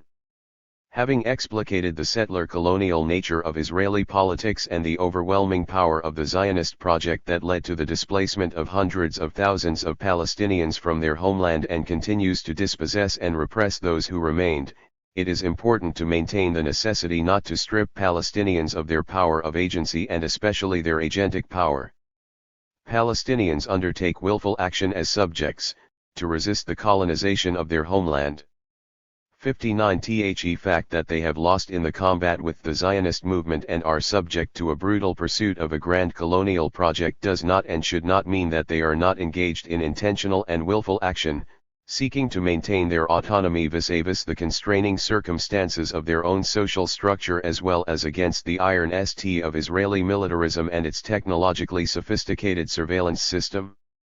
Zureik's sociological studies of the Palestinians, which partially rely on the agent structure theorization introduced by Anthony Giddens, 1984, form an important contribution to the agency-centered epistemological theoretical tradition and to its sociological ontology.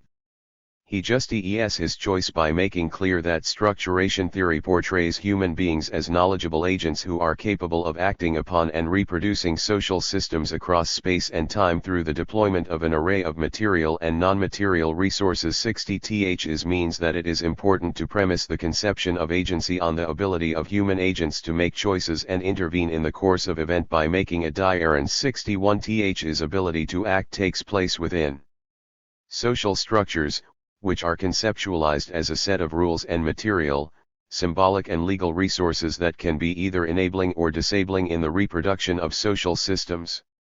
Palestinians, according to Zureik, are agents by being aware of the context of their actions and those of the Israelis, relying upon a reservoir of knowledge, tacit as well as explicit, discursive, in the production and reproduction of structures and in seeking to act independently of their constraints. His analysis illustrates the importance of the combination we alluded to earlier between Schmidt's, 2008, Discursive 106, Institutionalism and Felitti and Lynch's, 2009, Causal Mechanisms, as explanatory model for complex social processes. He again draws on Foucault, arguing that esse stance is integral to power. The existence of power relationships depends on a multiplicity of points of resistance which are present everywhere in the power network. Resistances are the old terms in relations of power, they are inscribed in the latter as irreducible opposites. 62 But this does not limit him to a Foucauldian understanding of resistance, seeking to avoid falling into the traps of elitist sociological theories. Therefore, he also draws on James Scott, 1987, arguing that understanding resistance and counter-hegemonic is not only a function of decoding and deconstructing the discourse of the powerful, it is also linked to revealing unrecorded histories as experienced by the less powerful, those in whose name intellectuals and governments speak. 63 Th's approach allows us to open an ontological space to explore Palestinian society through ethnographic methodologies. The focus on the everyday experiences of actors allows Zureik to draw attention to the way human agency resists, copes with, and constructs social order in the midst of adverse circumstances. 64 That is why, according to him, ethnographic studies have assumed special significance when describing the world of Palestinian refugees and those living in exile and under Israeli occupation. Ibid. p. 154. Th's focus allows for revelation of the EX of power relations, without belittling the centrality of resistance. It also enables the capture of subjectivity, as the way the less powerful manage resources in such a way as to exert control over the more powerful in established power relations.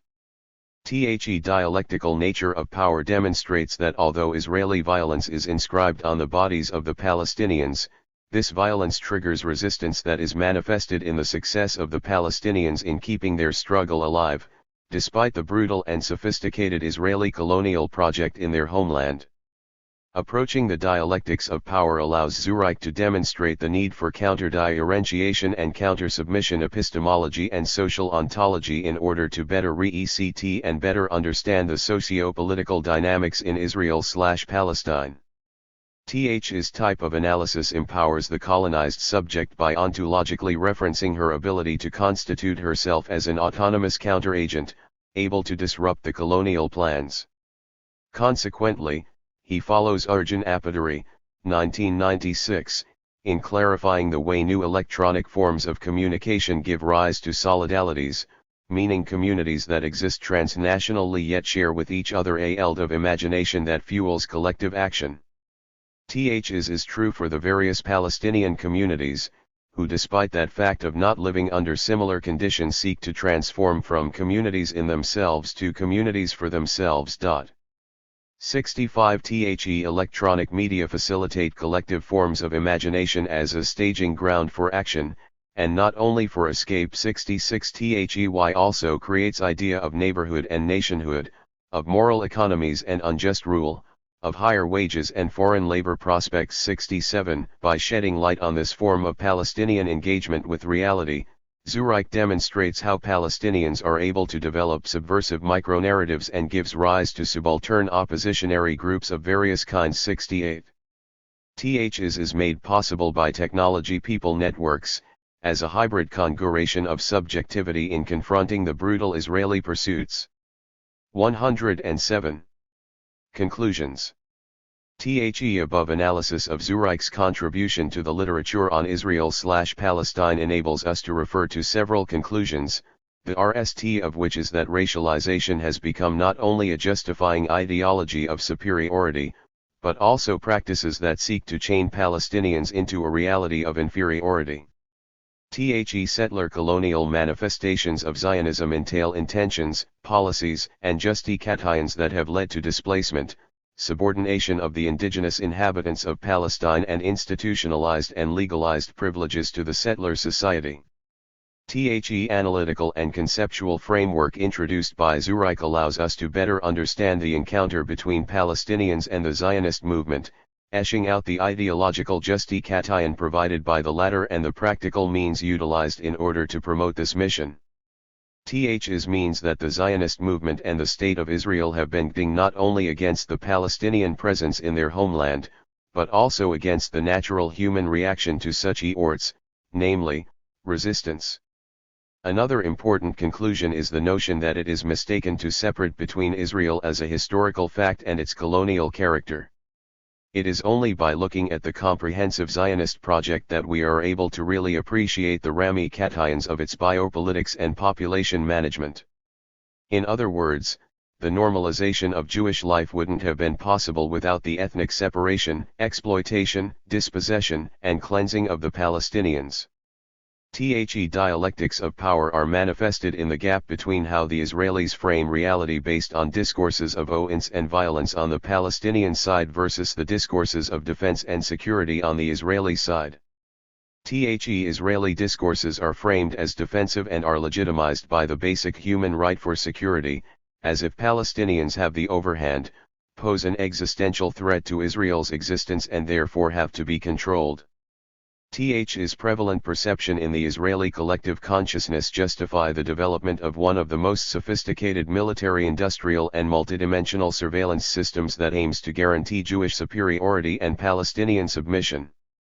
Is nicely explicated by Zureik, providing us with a conceptual toolkit that re-acts the unique interface between land, population, colonization, surveillance, racialization, and resistance.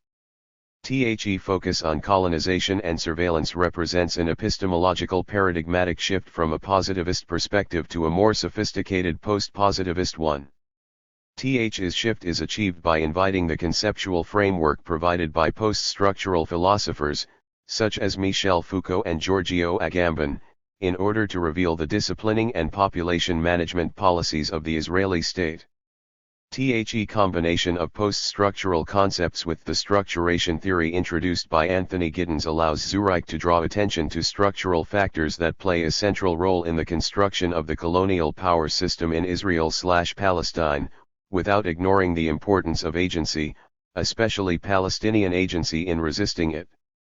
By focusing on the practical dimensions of Zionism with some support from discursive pronouncements made by Zionist leaders, Zureik manages to demonstrate that Israeli policies and goals implemented in the entire area of historic Palestine do not differ in nature, despite the differences in the means utilized to achieve them.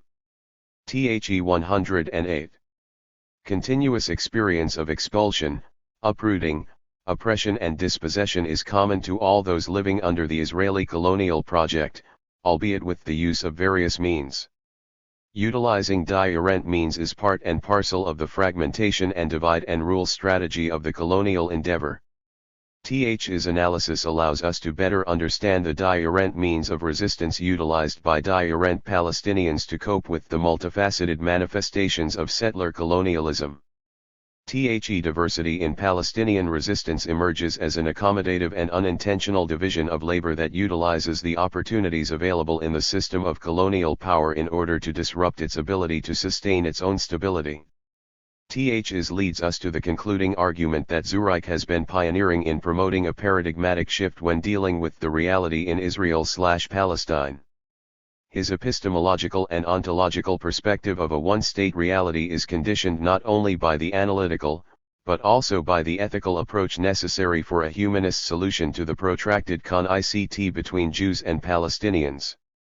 To that end, we must add that it is indispensable to differentiate between Zionism as an institutionalized colonial endeavor and the Jewish right to security and self-determination, as much as to deconstructing the prevalent differentiation between various Palestinian communities imposed by Zionism. Despite the fact that Zureik does not engage with the way Fanon and Memi recommend dealing with the anti-human consequences of colonialism, his analysis lays the ground for an ethical approach to achieve this goal. According to what can be deduced from his approach, realizing justice in Israel/Palestine necessitates agentic power that leads to the decolonization of the mind and of the practices that have been instigating the continuous tension between Jews and Palestinians in the Holy Land in the RST place. Decolonization is not a deterministic process and seems impossible to achieve by unethical means. His implicit understanding places part of the responsibility, not the blame, on the colonized, despite the fact that the colonizer is to blame. Given the asymmetric power relations in the colonial reality in Israel/Palestine and given that the decolonization process isn't deterministic, It seems that what Zureik is hinting is that for this process to be ethical, we should not wait until this reality gradually leads to its own negation. When looking at the impossibility of separating between Jews and Palestinians in the entire area between the Jordan River and the Mediterranean Sea, it seems that only cooperation between them can turn the inherent contradictions of Zionism to approach the point of no return, its own self-defeat. 5. Al-Nakab ***. Unish Zionist settler colonial conquest of its elusive last frontier, and indigenous Palestinian Bedouin Arab resistance. Ismail Abu Saad. Aotearoa/New Zealand Maori scholar Linda Tuhiwai Smith, 1999, noted that for indigenous peoples, the colonial era never actually ended. Is abundantly clear in The Elusive Last Frontier of the Zionist Settler Colonial Project in Palestine. Zureik, 1979, provided an important framework for understanding Zionism, the State of Israel, and the experience of the Palestinians who remained within that state. Although this subgroup of the fragmented Palestinian population formally became citizens of Israel, they were also internally colonized by state policies and practices that dispossessed and displaced them, repressed independent economic development and limited their access to resources, example land, education, housing, jobs, and the full scope of citizenship rights.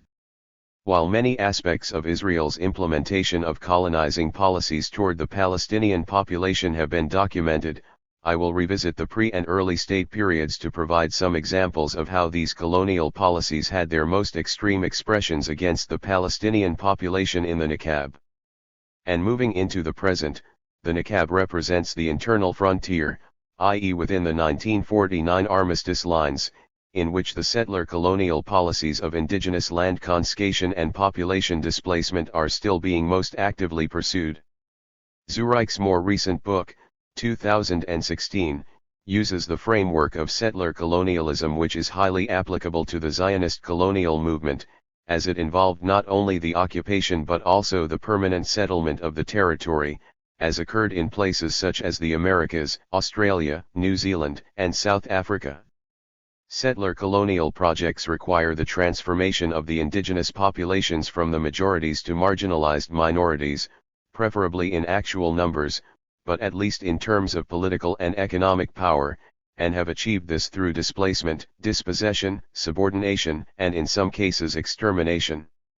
Settler colonialism is also concerned with biopolitics, or managing populations as political problems. I will review contemporary efforts to realize the Zionist settler colonial project in the Nakab, and ongoing Palestinian resistance. I will further argue that even though Zionist forces were granted the Nakab by European colonial powers, captured the territory during the course of the 1948 war, and sent in their settlers, they do not yet possess it. Historical context. Zionist leaders such as Israel Zangwill and David Ben-Gurion exhibited a blatantly colonial perspective.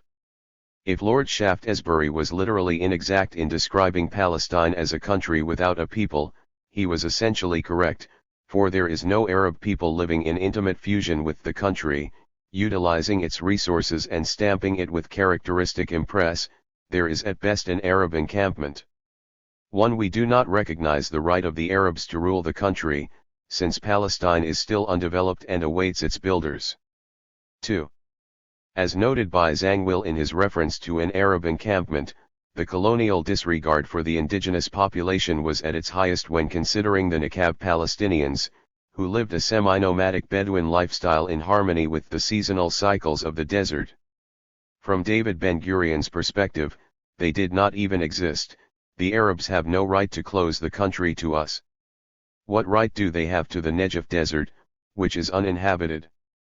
3. I use the settler colonial framework as the basis for understanding the historical and current relationship between the Zionist movement, the Israeli state and the Nakab Palestinians. Is based on the foundation established by the architects of the Zionist movement, and confirmed by the indigenous Palestinians who both experienced and analyzed its implementation. 4.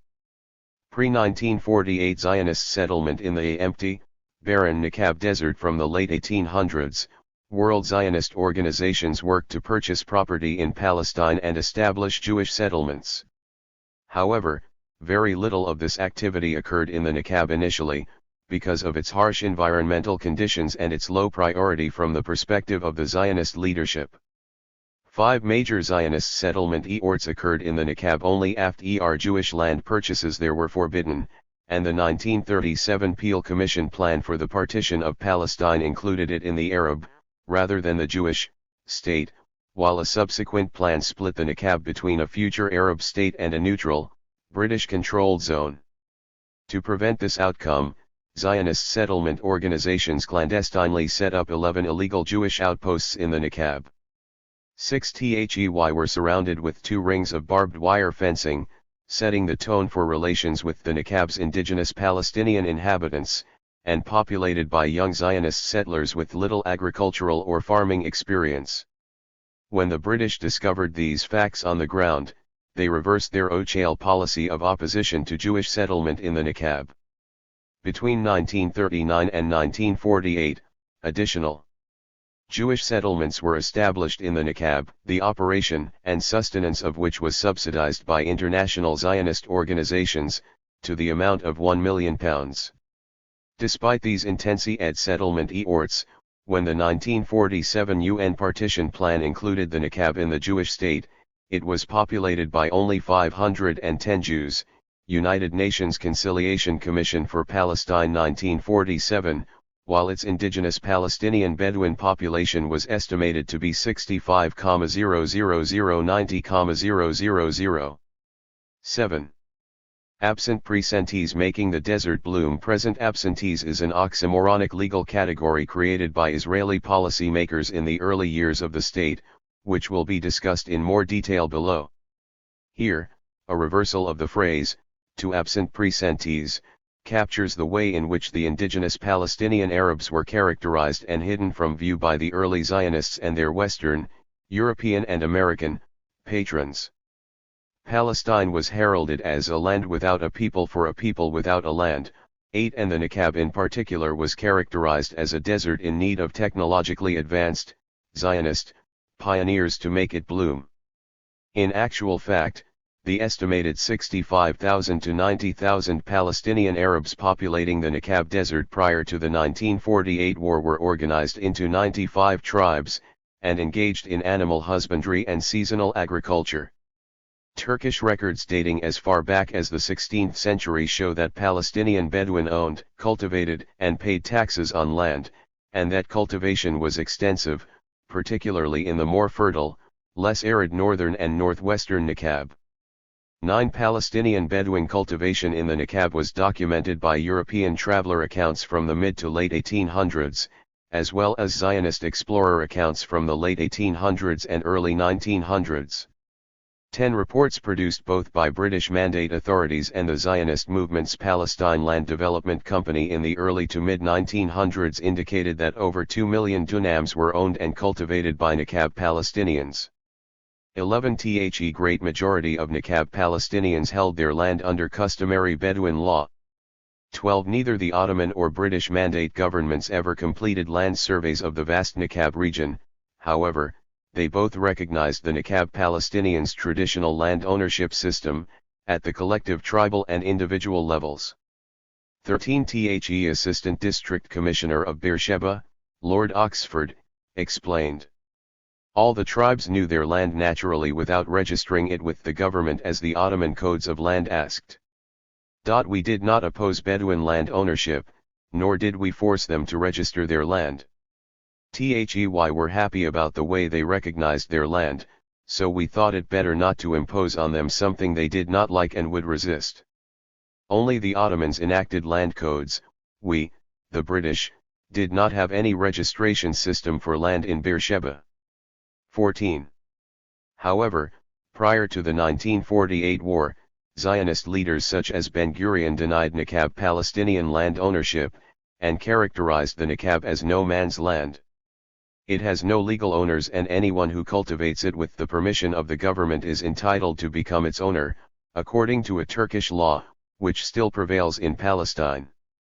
15 He rejected the idea of purchasing land in the Nakab, saying to Hista, 118. In the Negev we will not buy land. We will conquer it. You are forgetting that we are at war. 16. The Nakba and Nakab Palestinian displacement and dispossession. The 1948 war/Palestinian Nakba catastrophe resulted in large-scale expulsion of Palestinian population, and internal displacement of many who remained in the territory that became the State of Israel. 17 studies of the internally displaced Palestinians have generally not included the Bedouin Palestinians in the Nakab, aside from noting that the OCHAL governmental numbers did not include them, 18, or that a much higher proportion of the population was displaced, as compared to other regions. 19 The indeed, faced the most extensive displacement and dispossession, 20, with 12 of the 19 tribes that remained in the Israeli state forced to move from their fertile lands in the northwestern Nakab to the infertile, arid region of the Sieg. Is resulted in nearly 2/3 of the communities losing their land, property, and possessions.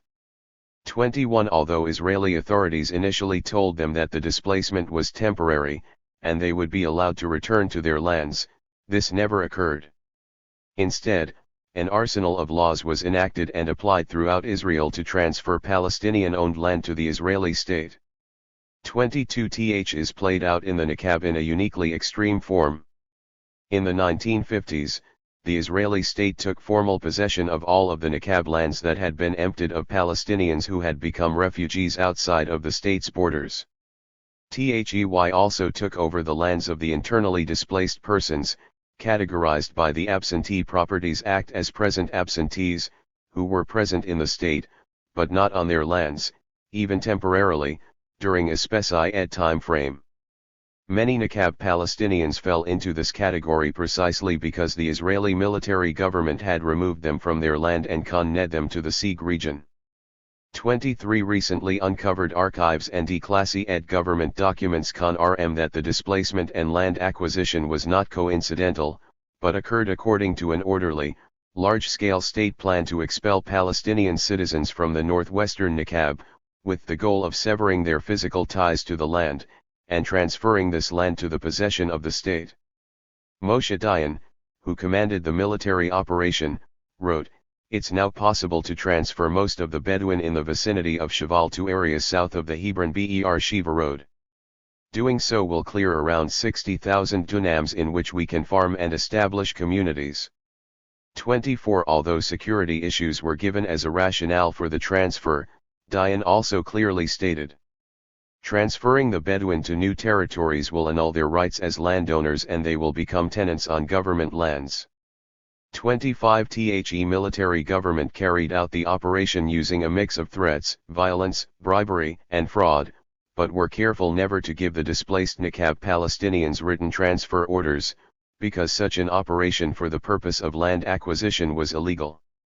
Oral Palestinian histories of threats, violence, and arrests were confirmed by archival kibbutz and state records.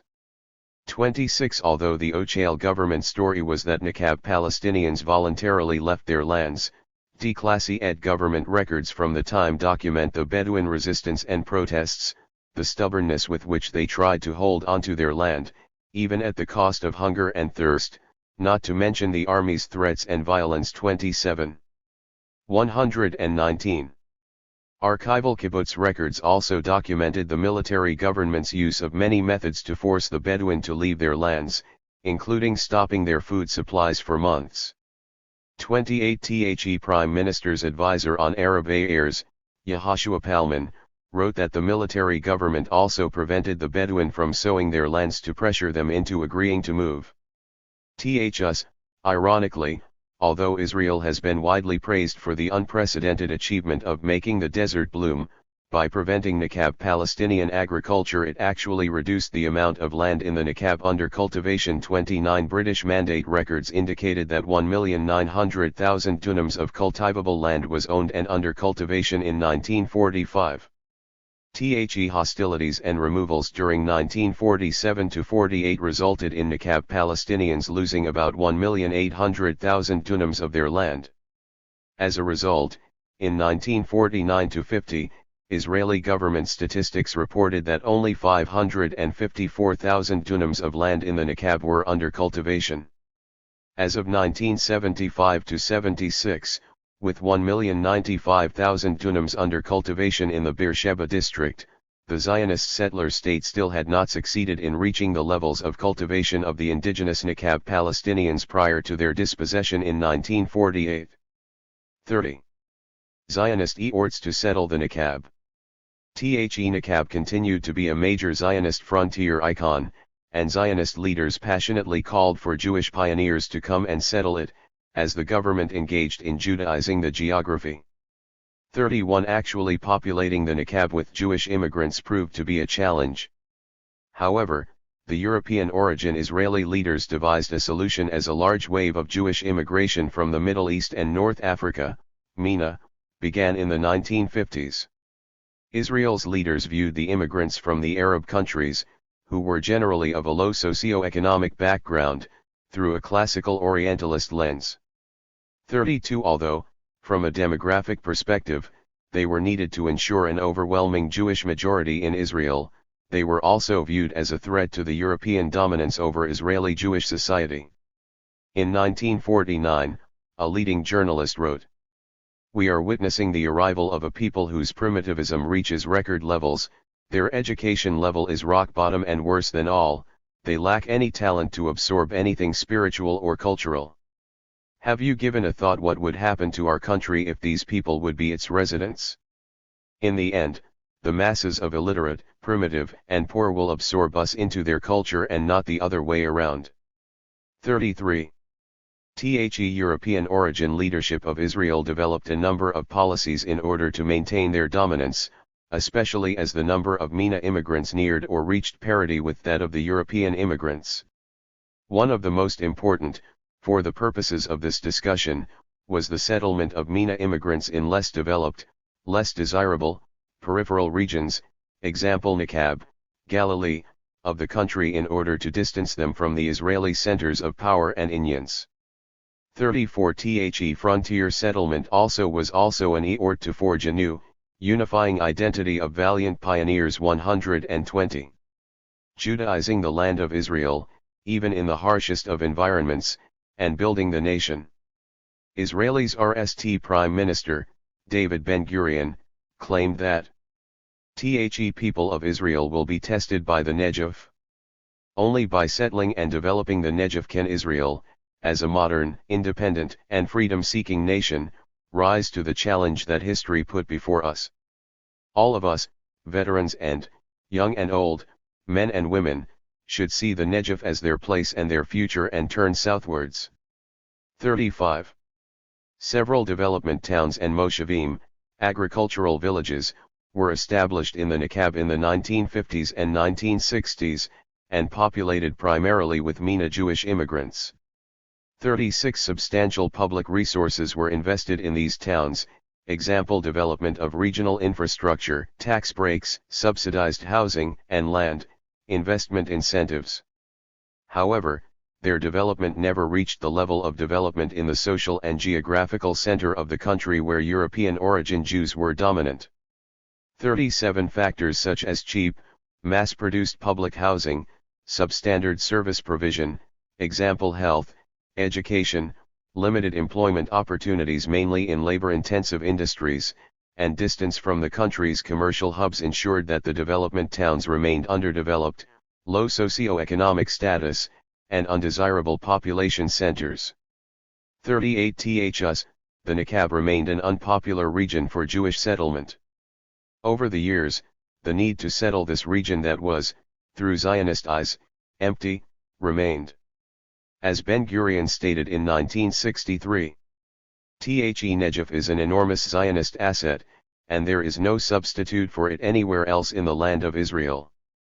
First of all, it is half of the land of Israel. Negev is barren and empty now, and that is why it is important. We can create there a densely populated Jewish area, perhaps with room for millions of people. Would be possible for 2 million Jews to make a living from farming in the Negev. An additional 3 million could make a living from industry. 39. THs was of particular concern as the Palestinian population increased in these empty regions. As a Jewish agency policy document stated in 1978, we must continue and bring Jews to the Galilee and the Negev. The rapid increase in the numbers of Arabs in these regions and their widespread practices of seizing state land illegally, presents us with two main options: let the situation evolve naturally so we lose these regions, or reinvigorate the tradition of Jewish settlement and save them from Arab hands. 40. Another frontier settlement wave was initiated in the 1970s and 1980s, consisting of establishing small suburban or rural settlements populated primarily by ex-urbanite European origin Jews. Th's settlement further siphoned resources away from the struggling development towns, while not appreciably increasing the Jewish population of the region. 41. 121. In the early 1990s, there was a large wave of immigration from the former Soviet Union, some of whom settled in the development towns. Ths did not improve the town's low socioeconomic status, however, because those who moved there were primarily the least educated and least well-off. 42. Parallel urbanization and ongoing displacement of Nakab Palestinians. Despite the failure to achieve massive Jewish settlement in the Nakab, the Zionist settler colonial mandate to redeem, i.e., wrest from Palestinian possession, the land continued to be actively pursued. In the 1960s, the government developed plans to reduce the presence of Nakab Palestinians in the Sieg region, which represented 10% of Nakab lands, to an even smaller area. 43. THEIR dispersed settlement and continued land use within the Sieg, not to mention land ownership claims, for the 8 tribes who were not displaced, represented an obstacle to the ongoing Zionist conquest and settlement of the land. 44. Thus, the government formulated a program for a new wave of Nakab Palestinian displacement and resettlement into high-density, urban-style towns. 45. The displacement and urbanization plan also served another purpose. By the 1960s, the rapidly developing Israeli Jewish economy required an increasing number of unskilled and low-skilled workers, 46, a need which the Nakab Palestinian workforce could fulfill, once they were moved into urban-style towns and deprived of the land resources needed for their traditional way of life.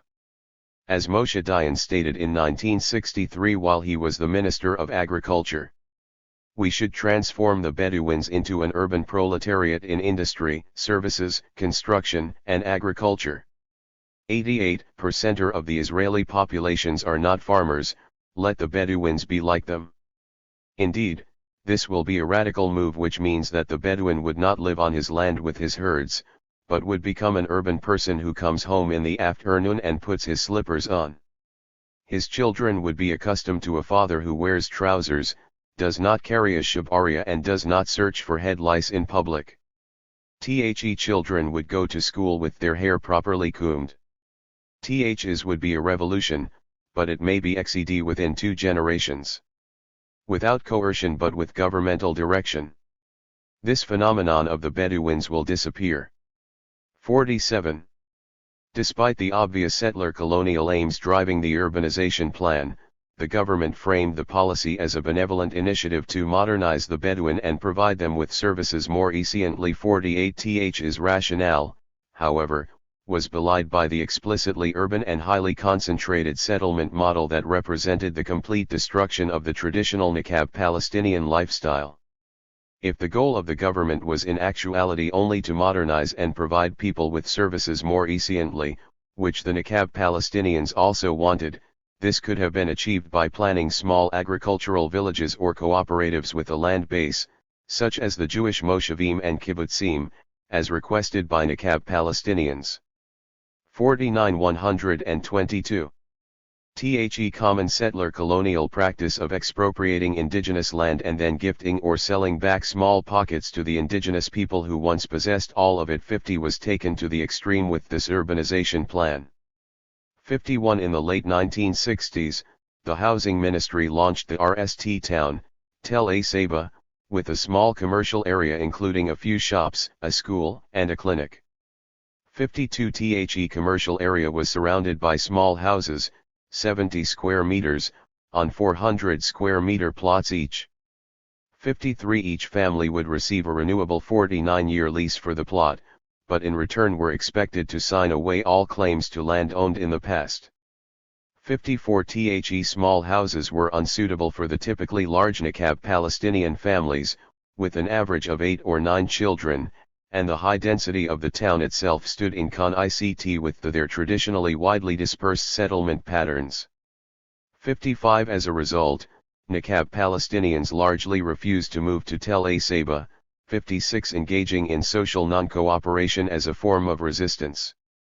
57 Instead of complying with governmental urbanization plans, they continued to live on their own lands or the lands to which the government had displaced them, in illegal wood, tin, and cement block structures. 58 After this failed model, the Israeli government planners initiated a second settlement, Rehath, in the early 1970s, that made limited efforts to take the population's traditions and culture into account, while still maintaining an urban model and advancing the Zionist aim of reducing the amount of land Nakab Palestinians occupied. 59 In this second town, tribes were placed in separate neighborhoods according to their extended family groups, territorial distribution, and willingness to move. Each street and lane was identified with an extended family, and its households were concentrated on adjacent plots. 60 Instead of providing small lots with small two-room houses, the Ministry of Housing allowed people to lease a larger vacant plot, 800 square meters, for each household within an extended family. Residents were then free to build their houses according to their own budgetary resources and household and social needs. 61 The planning model used in Rehath was extended to new neighborhoods that were added to Tel Asaba, as well as to the additional planned Bedouin towns that were established during the 1980s and 1990s, Arara, Kcia, Shgai Baysalam, Hura and Lakia. THSA towns provided the only sites on which Nakab Palestinians could legally build houses. However, in all of them, even if they were established on the lands historically owned by some of the town's inhabitants, every family had to move to a plot assigned by the government, and legally considered state land, that they had the right only to lease. 62 Along with these developments, increasingly coercive measures were applied to force Nakab Palestinians to move to the towns. In I-976, Agriculture Minister Ariel Sharon formed a new police unit, called the Green Patrol, whose mandate was to protect state land from the Bedouin. 63 It confiscated ox, destroyed crops, tents, and houses, and net and arrested those resisting their forced urbanization. 64 Over time, the Nakab Palestinian families who had been rendered landless by being removed from their traditional lands and relocated to the Sieg, as well as those who had been landless before 1948, or were affected by a new wave of displacements in the 1980s, to build a new military airport, moved to the planned urban settlements. 65 For them, this was preferable to their ambiguous, illegal status on lands classed as state land or, according to Bedouin law, land belonging to another family or tribe. 66 The 123 requirement to sign away all land claims remained a huge disincentive, which people dealt with in different ways. For example, one household head who owned and claimed land in the northwestern Nakab purchased a plot of land in one of the towns, but put it in the name of his 18-year-old son, who was not a direct land claimant. 67 In other cases, families pushed for the resolution of their land ownership claims before agreeing to move to a government-planned town. 68 The urbanization process moved slowly. Jewish Israeli academics, who wittingly or unwittingly overlooked the context of indigenous resistance to dispossession and settler colonialism, focused on other disincentives for Nakab Palestinians to urbanize. Whereas the planning model adopted in Rehath and replicated in subsequent towns succeeded in reducing some of the socio-cultural barriers related to allocation of space that had caused the RST model to fail, it did not address the employment needs of the population. With no local industry, local employment was non-existent beyond small grocery shops and work for the local government councils. The planned Bedouin towns never became more than dormitory communities with large numbers of men leaving very early in the morning for their places of employment and returning late at night. A survey commissioned by the Rahat municipality in 1997 found that of the 66% of men over 18 who were employed, fully 64% worked outside Rahat in construction, trucking, industry, agriculture, and services. 69. Furthermore, aside from the provision of basic services, water, electricity, telephone hookup, schools and clinics, in 2002, nearly 40 years after the urbanization program began, the Israeli state controller reported that none of the towns had a completed sewage system, despite the fact that thousands of families had already paid for this essential system. In 4 of the 7 towns the sewage system was not operational at all. Unlike neighboring urban settlements in the Jewish sector, they also lacked intra- and intercity public transport, banks, post-OCES, public libraries, public car parks, recreational and cultural centers. The only exception was the largest town, Rahat, which had nearly 40,000 residents by then, and had 1 bank, 1 post-OCE and a cultural center. 70 by the early 2000s. An estimated 50% of Nakab Palestinians still lived in Ochali unrecognized villages. In some of these, people lived on their original lands, predating the State of Israel. Others were established on the lands where the government had conned the people it displaced during the military government. 71 The unrecognized villages were denied basic services and infrastructure, example connection to water and electricity grids, paved roads, community clinics, community schools aside from ones established before initiation of the urbanization program. 72 The plan to concentrate all Nakab Palestinians into the initial 7 government planned towns had clearly failed, so in 2000 the government began the process of recognizing another 11 villages. On the surface, it appeared that the government was complying with the requests of the community by recognizing existing villages. However, in reality, it again did the planning without consulting the village's current inhabitants, arbitrarily selecting areas to be recognized and ignoring outstanding land. 124. Ownership claims in the recognized village areas. 73 Th's government recognition of existing villages still required the displacement of the residents from their current locations to designated plots drawn by planning authorities in the recognized areas, and so the recognized villages did not attract residents. Furthermore, since in most cases they were located on contested territory with unsettled land claims, they were not able to produce valid statutory outlines, or issue their residents permits to build legally. 74 In 2003 a regional council, Abu Basma, was established for the 11 newly recognized villages. It was run by a government-appointed, rather than elected, Jewish mayor and a slate of Nakab Palestinian representatives. Unlike the Jewish regional councils, which provide a powerful spatial, economic, and political organizational framework for Jewish rural localities, the Abu Basma Regional Council has been denied any territorial continuity or appropriate budgets.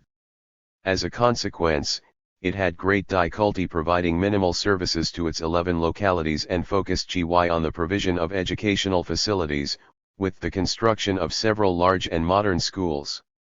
75. Funds for the development of the new villages were largely administered by pre-existing organizations created to deal with Nakab Palestinians. The Bedouin Advancement Authority, later the Bedouin Authority, was mandated with managing all government development funds to the Nakab Palestinians, including those for the RST-7 government planned towns. It received a large annual budget for settling land claims at a very low rate of compensation, most of which was consistently unused. 76 It also controlled water allotments and distribution to all unrecognized villages, and all development and urban planning for employment, education, and welfare services for both recognized and unrecognized towns. 77 In addition, during this period, high budgets were allocated to a number of policing and enforcement units for the purpose of prosecuting Nakab Palestinians living in unrecognized villages, and advancing their forced urbanization. 78 The Bedouin Authority continues to work in close collaboration with law enforcement and the police, including the special divisions responsible for carrying out house demolitions. 79 In contrast to all other communities in Israel, the relationship between national government OCES and services and recognized and unrecognized Niqab Palestinian towns and villages is not direct, but is mediated through the Bedouin Authority, whose top priority is settling land claims and overseeing the coercive transfer of residents of the unrecognized villages to the government-planned towns. 80 While generous plans and budgets have been allocated for the socio-economic development of Niqab Palestinian communities, they are conditional on carrying out the evictions and home demolitions to empty the unrecognized villages of their inhabitants. 81 From its inception to present day, all high-level Bedouin Authority officials have been Jewish. The local Niqab Palestinian employees have no policy or decision-making powers. 82 Under these conditions, the Niqab Palestinians in the unrecognized villages have continued to resist moving into the government-planned towns and villages. The government-appointed regional council for the 11 newly recognized villages, Abu 125 Basma, was subsequently split into two government-appointed, Jewish-run regional councils, Waha'i Sara and Al-Kazim. Little to no development occurred in these villages. As with the residents of unrecognized villages, they are not authorized to build legally and remain disconnected from national service infrastructure. 83 Between 1997 and 2007, a number of NGOs supporting the civil and land rights of Niqab Palestinians were formed. THSA NGOs strengthened community resistance, raised national and international awareness of denial of services to and ongoing dispossession of Niqab Palestinians in unrecognized villages, and created their own regional plan for the recognition and development of Niqab Bedouin villages. 84 In addition, they had some success with altering government development plans for the Niqab, including cancelling expansion plans of Jewish towns that annexed the lands of Niqab Palestinian villages, and requiring the National Master Plan for the Niqab to take into account the existence of Niqab Palestinian villages in its future planning. 85 Fulfillment of the Zionist vision to bring all Niqab land under Jewish control remained elusive, which generated increasingly urgent right-wing demands to halt Bedouin trespassing and protect state lands. In 2008 the government appointed the Goldberg Committee to recommend policies for completing the transfer of Niqab Palestinian residents from the unrecognized villages to the towns and settling their land claims. All committee members, including the two Niqab Palestinians, represented government interests. None came from the community's NGOs or civil rights groups. 86 The Goldberg Committee heard testimony from Niqab Palestinian community members, and its report acknowledged some of the historic injustices committed by the government against the Niqab Palestinians. Although it encouraged recognizing more of the unrecognized villages, it did not recognize their land rights. 87 Rather, it recycled the same mechanisms that had been used in the past to try to bring the land under full government control and concentrate the Niqab Palestinians in selected areas that did not coincide with other, i.e. Jewish settlement and development, plans. 88 Another committee, the Prawar Committee, later modified to the Prawar Begin Committee, which did not have any Niqab Palestinian members or community input, was then formed to develop a plan for implementing the Goldberg Committee recommendations. It recommended that people with land claims who were not in possession of their land, i.e. the vast majority of land claimants, since the government had removed them from their lands, receive only some monetary compensation, while the minority who originally lived in the Sieg region could receive up to 50%, with caveats that meant they would probably receive only 13 to 20% of their claims in alternative land determined by the government, on the condition of giving up all land claims. 89 The government would unilaterally decide upon the amount of land and monetary compensation, which, where detailed, was far below the market rate, and would not allow judicial review of its land settlement or planning decisions. 90 In addition, the Prawar Begin plan required that all Niqab Palestinian residents of unrecognized villages be transferred to existing recognized towns and villages, allowing only possibly for recognition of a few additional villages, meeting stringent conditions, example. Of adequate scale, not infringing on any other niqab development plans. Consequently, the plan called for at least 2/3 of the residents of unrecognized villages to be uprooted, and also included budgetary provisions for the 126 Israel Land Authority, police, and other special enforcement units to carry out evictions and house demolitions. 91 The Israeli government has continuously claimed that it cannot efficiently supply services to small, scattered niqab Palestinian villages, which range in size from 300 to 10,000 inhabitants. 92 However, the fallacy of this rationale becomes apparent when considering Jewish settlement in the niqab.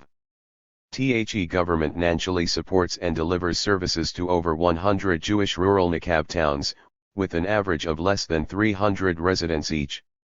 In addition, there are 59 individual Jewish family farms in the niqab, all of which receive services, and 35 of these were established illegally, without OCHAL building permits, and retroactively recognized by the government. 93 The Power Begin plan conducted a token process to respond to community feedback after the plan had been completed, but this did not result in substantive modifications. 94 The niqab Palestinians opposed the plan, and again called for the implementation of the regional plan they had developed for the niqab Palestinian villages, 1999, 2006, 2014, which was consistently rejected or ignored by the government. 95 Extensive local, national and international efforts were mobilized to oppose the Power Begin plan. 96 In the end, it was tabled, both because of local and international opposition on behalf of niqab Palestinians, and because right-wing members of the government thought the settlement was too generous, and the enforcement not severe enough.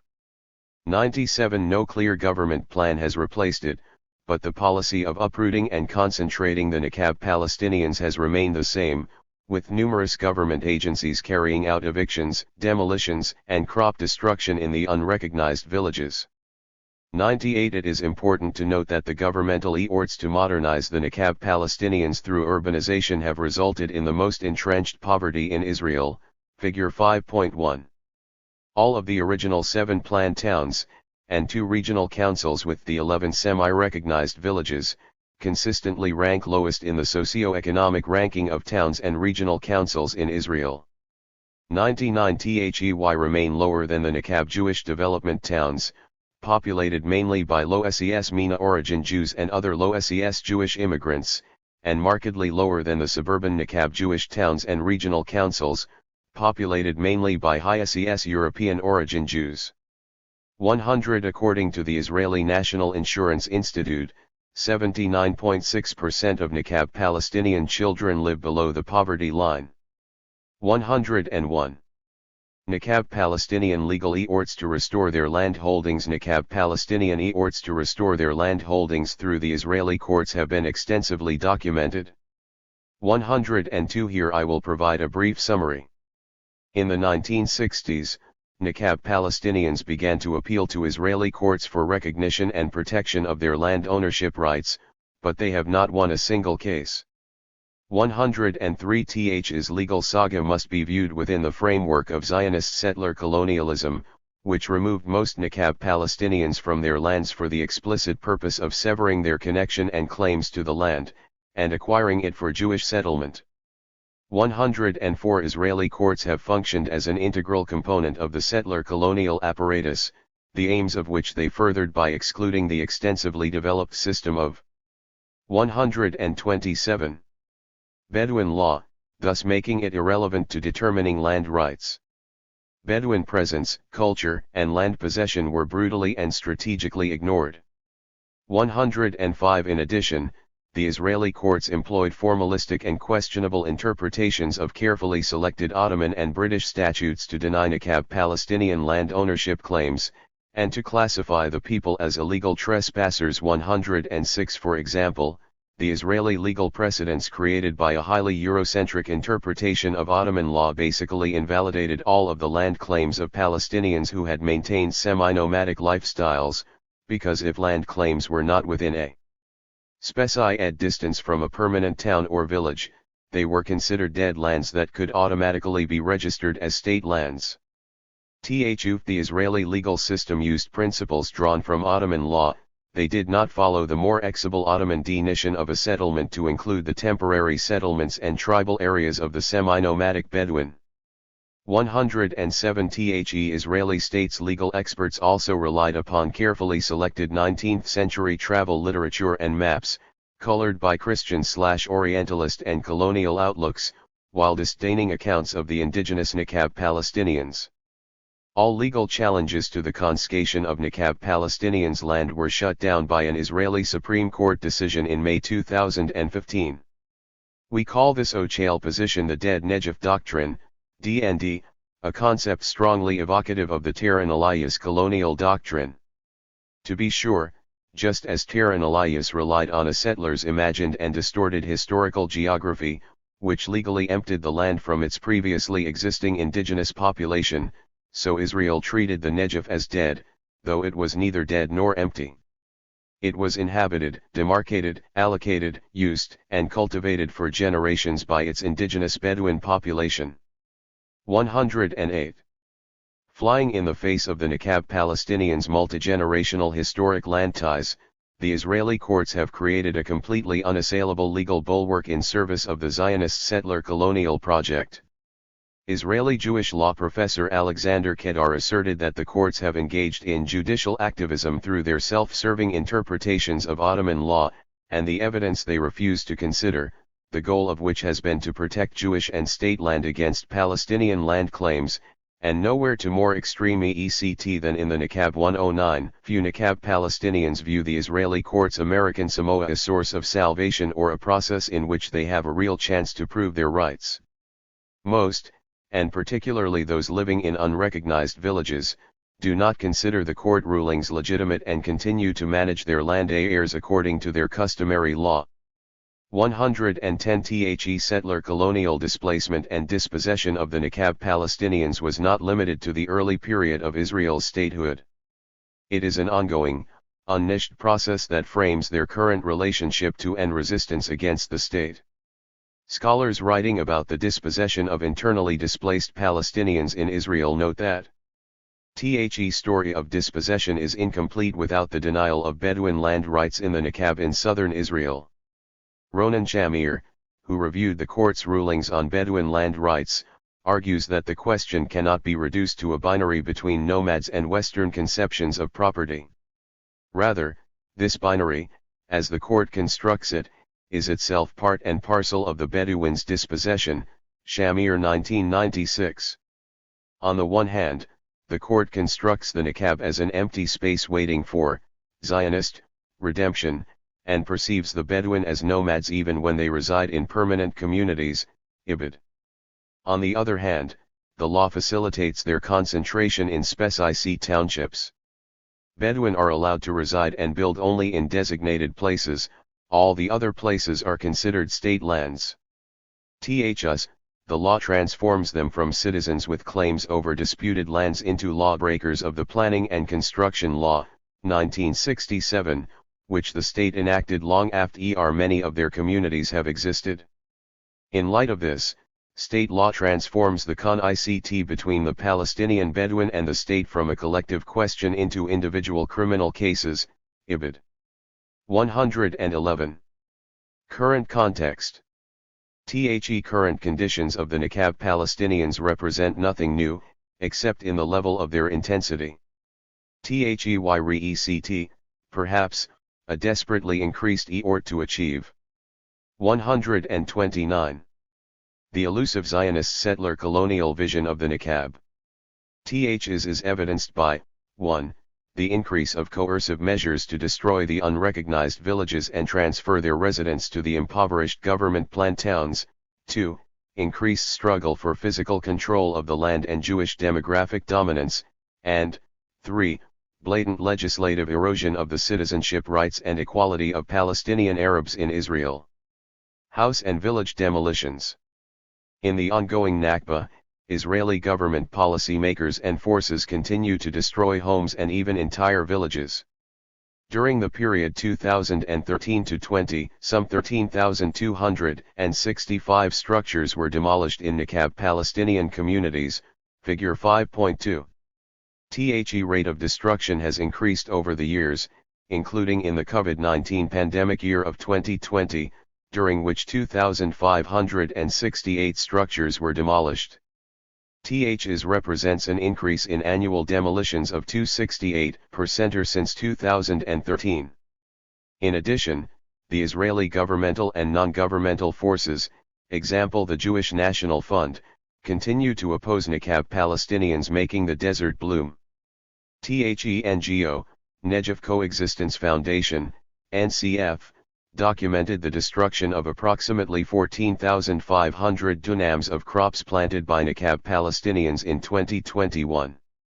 112 The government has also restarted its pre- and early state practice of demolishing entire Palestinian villages. One such village, Al-Araqib, represents a particular threat because it is a story of displaced Nakab Palestinians moving back to their ancestral lands and re-establishing their village. TH's village, established in the early 1900s, was depopulated by the Israeli military government in 1953, when all inhabitants were. Figure 5.2 Number of structures demolished in Nakab Palestinian towns and unrecognized villages 2013 to 20. Source, Creamer 2022. 130. Evacuated, ostensibly for 6 months in order to use the land for military training. 113 The Israeli authorities, however, never allowed the Al-Araqib villagers to return, and eventually they resettled in Rahath, while continuing to register claims for their land, to use it for grazing and agriculture, though crops were repeatedly destroyed by the authorities, and bury their dead in the village cemetery. 114 In 1998, around Futwai Bedouin families decided to return to Al-Araqib to live on their land, when an operation by the JNF to plant trees on their land was initiated. 115 Like other unrecognized villages, Al-Araqib has no modern services or infrastructure, and has been repeatedly subjected to demolitions, threats and arrests by Israeli authorities. On July 27, 2010, the entire village was demolished by the state, including olive trees and livestock. When the UN Human Rights Council questioned the Israeli government about the demolition of this village in 2011, it maintained a staunchly settler colonial denial of indigenous land rights, stating that the so-called Al-Araqib village was simply an act of squatting on state-owned land. Individuals never had ownership over this land. 116 The people of Al-Araqib rebuilt their village and have staunchly refused to leave. Since then, as of January 25, 2022, the village has been demolished another 197 times, 117 often with the Israeli forces also destroying, burying, or confiscating the wood and tin building materials to try to prevent the residents from using them to rebuild Al-Araqib again.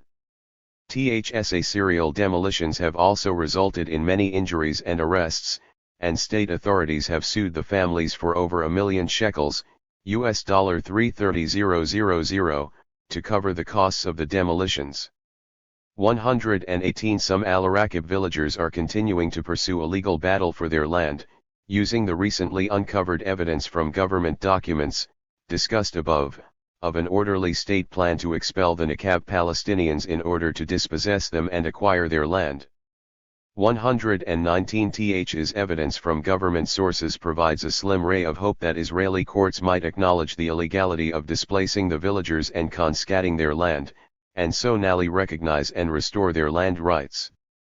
Such a decision would have ripple effects for all dispossessed and displaced Nakab Palestinians, and would represent an unprecedented break in the Israeli courts' consistent support of the settler colonial project. Nevertheless, the evidence and continued struggle itself provides further documentation to the court of international opinion of the explicitly settler colonial nature of the Zionist policies that displaced the indigenous inhabitants throughout Palestine in order to take possession of their land. Increased struggle for physical control of the land and demographic dominance despite the Israeli state's legal successes to date in denying Nakab Palestinian land rights, it has failed to implement David Ben-Gurion's vision of taking indisputable control of the land and linking the Negev with Jewish inhabitants. Only 10% of the residents of the state live in the Negev, 135% of them being Palestinians. 121 The Zionist project is threatened by the fact that the traditional Palestinian inhabitants, rather than Jewish pioneers, are spreading out to the Negev. For example, a veteran Israeli Jewish journalist, and West Bank settler, wrote an alarmist op-ed in the liberal mainstream Haaretz newspaper 122 in response to a new law that he erroneously 131 claimed approved connecting the unrecognized Negev Palestinian villages to the national electricity grid. 123 In his view, Israel was clearly not the state of all of its citizens, but rather a passive Jewish state being actively conquered by the lawless presence, natural growth, and land claims of its colonized subjects. With perseverance, openly and without resistance, the Bedouin have advanced to the point that the state of the Jews recognized their state, Bedouinland. Last week in a historic Knesset vote, this state, which actively subtracts the heart of the central Negev from the state founded by David Ben-Gurion, if we do not hold on to the Negev, we will eventually lose Tel Aviv, received de facto recognition. Some are burying their heads in the Negev's sands. What's the big deal?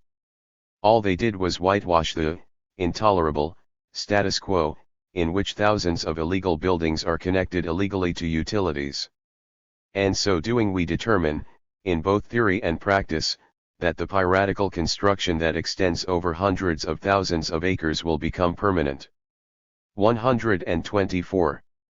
Similarly, government ochales from the far right 125 to the center of the political spectrum, 126 media 127 and academia 128 decry illegal Bedouin settlement and the Bedouin taking over the Negev. However, as a result of the semi-successful settler colonial project to concentrate the Negev Palestinian, in actuality, the territory they live on represents only 3% of Negev land. 129 Figure 5.3 graphically depicts the extreme disparity between the populations of and land area allocated to Negev Jewish communities, as compared to Negev Palestinian communities. 130 Approximately two-thirds of the Negev Palestinians have been concentrated into 18 recognized localities that take up only 1% of the Be'er Seba sub-district's land area. In contrast, there are 127 recognized Jewish localities in the district. 131 ongoing efforts to assert Jewish sovereignty over the remaining 2% of Negev land take several forms. 1. In lieu of succeeding to achieve massive Jewish settlement, is to impose control on the land by planting trees, particularly in disputed areas for which Negev Palestinian have registered ownership claims. 132 THSA projects are explicitly aimed at wresting control of the land from its Palestinian inhabitants, although they are simultaneously greenwashed as combating desertification or greening the desert. TH's claim has been challenged, however, by the Israeli Society for the Protection of Nature, which sued the JNF to stop the afforestation projects, claiming that they are actually harmful to the desert ecosystem. 133 The most recent JNF afforestation effort exploded into violence in January 2022 when it started preparing the land for planting near 2 unrecognized villages, for which the Palestinian owners have unresolved claims that were submitted in 1973. THEJNF uprooted at least 20 VE olive and G trees, as well as annual wheat and barley crops. 134 Several right-wing Israeli parliament members joined in the tree planting operation, while large numbers of Palestinians from within and beyond the Negev gathered to protest against it. 135 Hundreds of police officers were brought in to support the JNF operation, setting up checkpoints and meeting Palestinian protesters with riot gear, mounted police, helicopters, tear gas launching drones, shock grenades, water cannons and rubber-coated metal bullets. 136 A number of protesters were shot, 132. Figure 5.3 Population and area of Nakab Jewish and Palestinian cities, towns, and regional councils. Source: Central Bureau of Statistics 2022. 133. Including 3 in the upper body and 4 in the face, resulting in 1 person with a shattered skull and 2 with shattered jaws, and in all cases, the Israeli police claimed the shootings complied with proper procedure. 137 Over 150 Palestinians were arrested, including 60 minors, some of whom were as young as 12 and were taken from home in pre-dawn raids. 138 Police repeatedly asked for extensions on the arrestees' detention while they investigated, and eventually 16 protesters were indicted, including 3 minors. 139 Such ostensibly green efforts to physically establish Zionist sovereignty over the Nakab demonstrated both how quickly the Israeli establishment's distinction between Palestinian citizens and occupied subjects disintegrated, and how determined Palestinians within, as well as beyond, the Green Line were to resist further erasure, displacement, and colonial conquest. Although Israeli state efforts to establish its sovereignty over the Nakab by linking it with Jewish pioneers have not been widely successful, it also continues to pursue this goal. Government officials have announced plans to establish 3 or 4 new Jewish towns in the Nakab that will bring in 3,000 families. 140 THEJNF's blueprint for the Nakab includes bringing in 500,000 new residents, with multiple levels of development, including an Israel technology and education campus that will revolutionize Zionist and Jewish educational engagement for the decades ahead, and creating waterfront parks and new places of employment in cities like Be'er Sheva and Yeroham. 141 Similarly, spokespersons of the region's Ben-Gurion University of the Negev, BGU, propose Zionist visions of developing the Nakab. Imbued with the pioneering, settler colonial vision of David Ben-Gurion. David Ben-Gurion famously said that Israel's future lies in the Negev. It is in the Negev where the creativity and pioneering vigor of Israel shall be tested. Th's region, once a vast desert, today represents a Zionist rebirth of Israeli pioneering, university scientists, farmers, entrepreneurs, new immigrants, and an ever-growing presence of the Israel Defense Forces, IDF, all of whom are working to secure Israel's future. Is Ben-Gurion's Zionism transplanted and reinvigorated in the 21st century. 142. Additional military units and installations are being moved or established in the Nakab to increase employment opportunities for Jews, as Palestinians will not receive security clearance to work in such facilities, and hopefully attract more of them to settle there. THEIDF is moving its elite intelligence groups, including the prestigious 8,200 Intelligence Unit, to a high-tech campus adjacent to the university that was once an arid eld of dirt and sand. It's part of an innovation ecosystem that involves a unique collaboration between academia, industry, government, and the IDF. 143. While the Israeli government is displacing Nakab Palestinians from their traditional lands and forcing them to urbanize, BGU advocates proudly state that Israeli environmental research students work in African villages to provide low-tech solutions. 134. For farming, irrigation, soil management, and safe drinking water without electricity. 144. The irony of this could not be greater, as the Israeli government, police forces, and JNF destroy the crops, homes and villages of the country's own citizens, prevent Nakab Palestinian farmers from managing the soil by leasing them die-rent plots every year, and deny Nakab Palestinian villages recognition, thus keeping them without safe drinking water and electricity. The juxtaposition of Israel's treatment of the indigenous Palestinians in the Nakab and throughout historic Palestine with outre expressions of Ben-Gurion's vision creates a jarring dissonance. Ben-Gurion's vision of Zionism highlights how crucial science, education, and a moral compass are for the Jewish state, not just for its survival but to be a light among nations. The state of Israel will prove itself not by material wealth, not by military might or technical achievement, but by its moral character and human values, Ben-Gurion said. 145. Efforts to increase the Jewish population in the Negev have also recently come to involve new actors, including nationalist religious settlers from the West Bank. On the heels of volatile JNFA arrestation efforts in January 2022, in early February a group of West Bank Jewish settlers came under the cover of night to establish an illegal settlement near the Negev Palestinian city of Rahath, just as they have done across the Israeli-occupied West Bank in violation of international law. Settlers named the outpost after Ben-Gurion's wife, and claimed that it was the RST of many they planned to establish in order to create facts on the ground. 146 organizers stated. Is a Zionist response to the lack of governance and sovereignty in the Negev vis-a-vis the Bedouin and the laundering of illegal buildings in the region by the government. 147.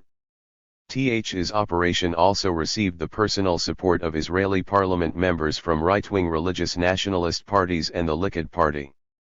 Head of the Jewish Power Party, MK Itamar Ben-Gvir, confronted Negev Palestinian protesters, shouting, "We are the landlords here.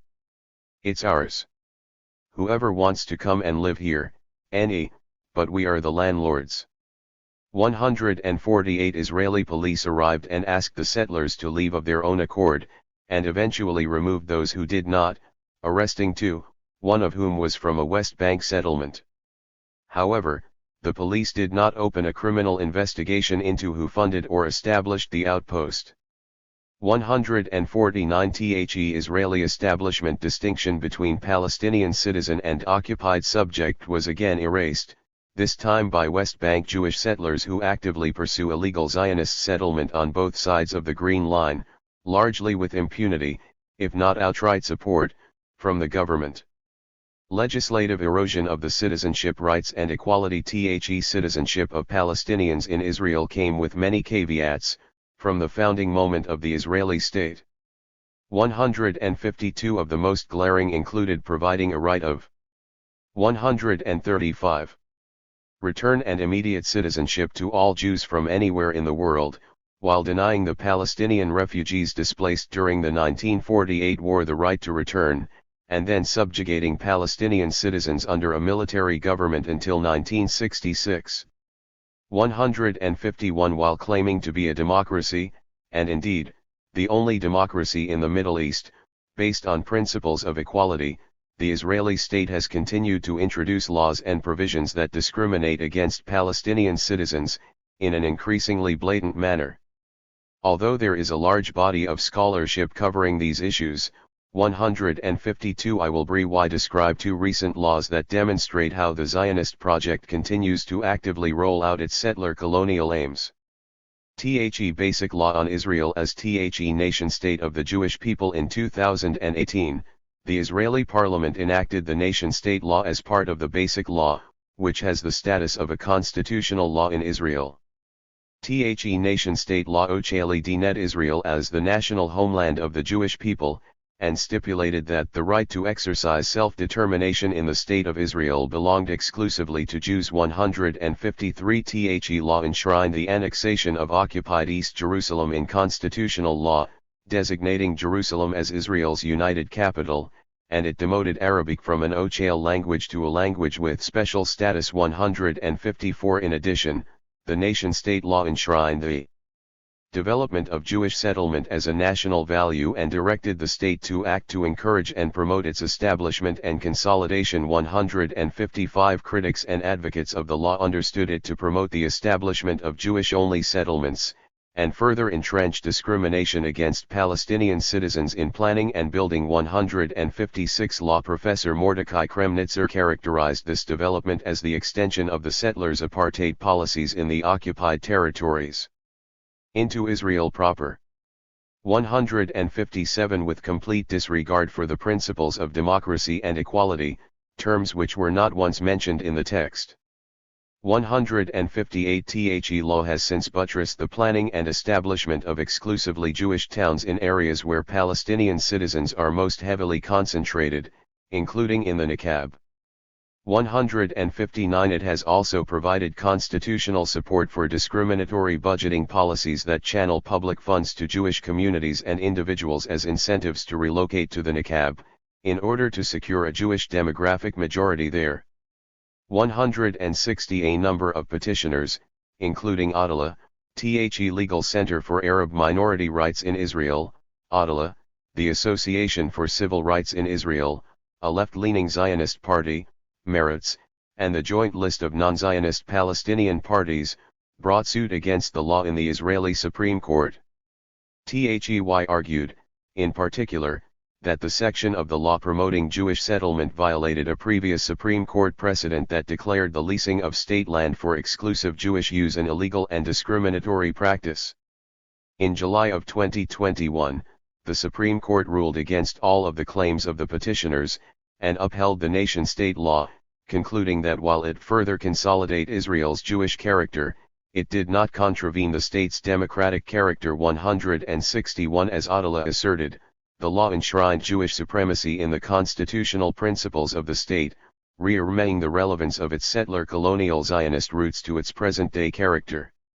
However, as long as the state maintains Jewish demographic superiority, it can also maintain the facade of being a democracy. 136. Whose discriminatory policies and practices were enacted by democratically elected majorities. Family Reunification amendment to the citizenship law in 2002, during the Second Intifada, the Israeli cabinet suspended naturalization for Palestinians from the occupied territories who married Israelis, primarily Palestinian citizens of Israel, for security reasons. TH's provision was renewed on a yearly basis, and was later expanded to include residents or nationals of hostile nations, specifically Iran, Iraq, Lebanon, and Syria. 162 After a short lapse in 2021, the provision was again renewed in March 2022, and stipulated that only applicants aged 50 or older, who had legally resided in Israel, on temporary permits, for at least 10 years, could apply to receive permanent residence. However, even if accepted, they would not receive the social rights, example national health insurance, social security benefits, that all other citizens and temporary and permanent residents in Israel receive. Men under 35 and women under 25 were barred from receiving residency. 163 Over the years, Jewish Israeli lawmakers have become increasingly open about admitting that this security provision also serves the aim of bolstering the Jewish demographic majority in Israel. In February 2022, Interior Minister Elia, of the right-wing Yamina party, said, "We don't need to mince words, the law also has demographic reasons. The law wants to reduce the motivation for immigration to Israel. Primarily for security reasons, and then also for demographic reasons.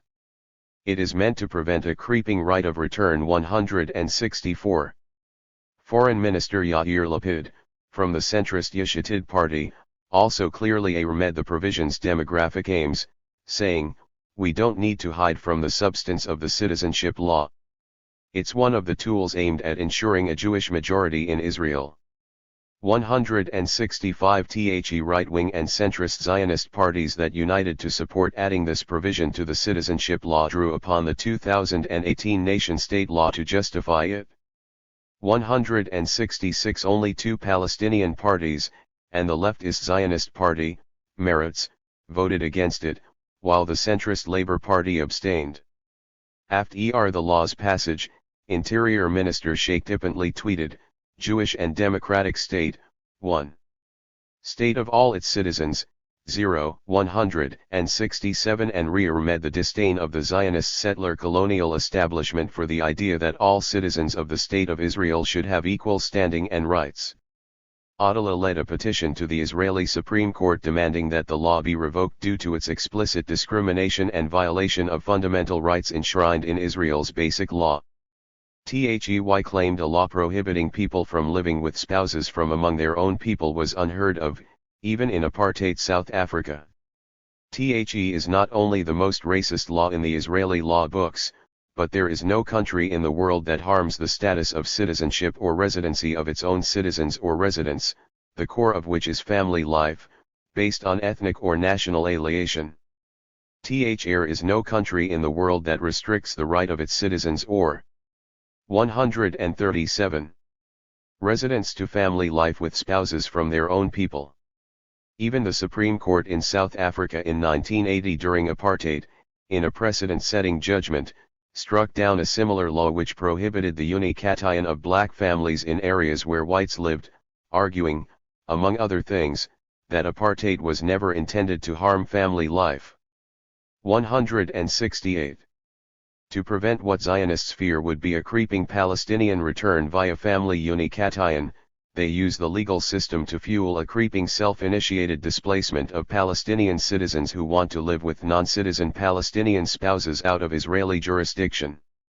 As the human rights organization Al-Haq stated, Palestinians are forced to make life choices, ranging from their personal relationships to the location of their residence, based on the constraints of Israeli policies and practices that not only target them, but are ultimately aimed at their transfer. 169. Conclusion, Sumud, Indigenous resistance.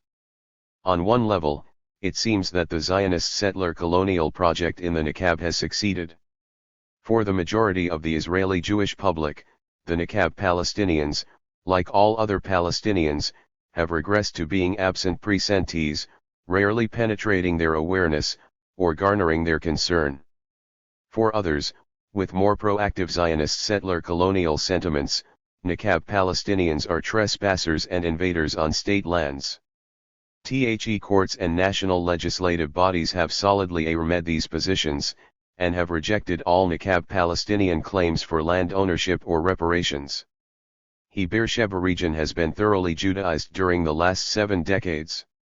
It is characterized by a stark contrast between the recognized, planned, and developed Jewish spaces, the recognized but deprived Bedouin towns, the partly recognized Bedouin localities, and the unrecognized Bedouin indigenous localities in which more than 100,000 citizens and vast tracts of land exist under conditions of distress and existential insecurity. 170. However, it has in fact been less than thoroughly Judaized.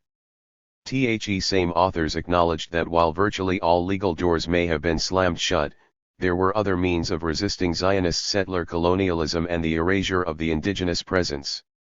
One such course of action is Sumud. It consists of maintaining the sheer magnitude of the problem on the ground. Although Israel attempts to displace the Bedouins, they cling stubbornly to the land, and notwithstanding the state efforts and investments, Bedouin presence and demographic expansion change the region's geography. 171. As one of the leading plantees in the Al-Araqib case stated, 138. Even if we don't win, heaven forbid, I've achieved my goal. The history has been told, and also written. My story, that of my father and my grandfather, 1. Isn't just another case, just another name.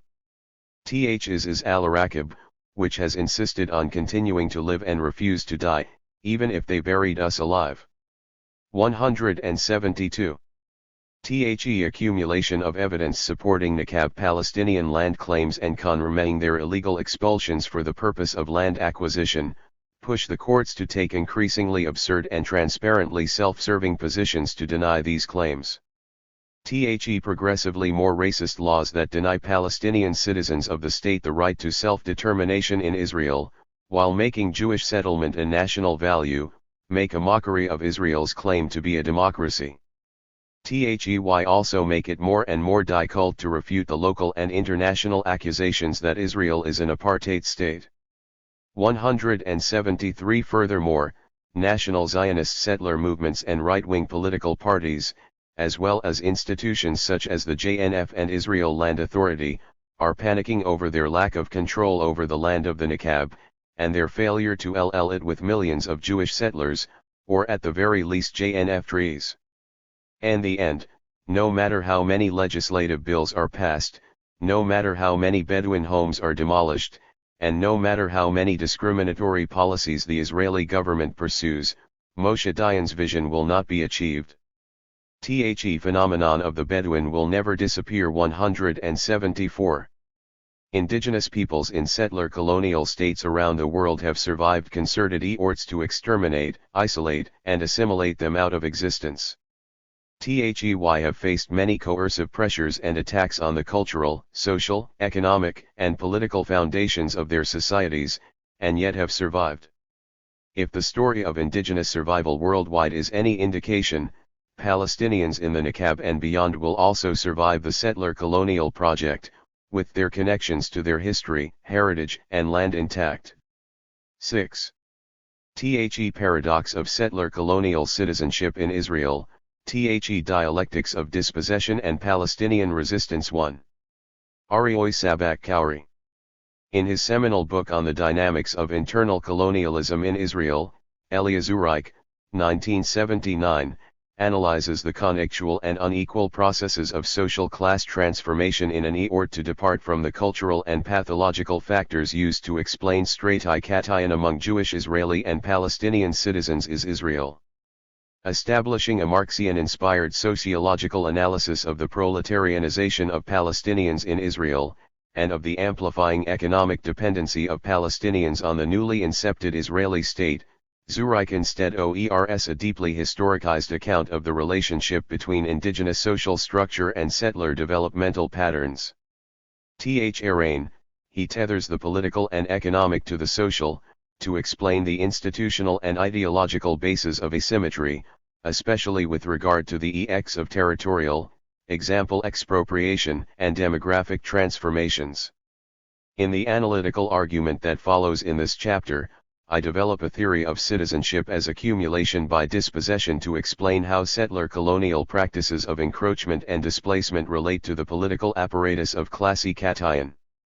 Settler social institutional changes transformed the class formations of Palestinian social life in Israel, setting a form of path dependency in the early state years.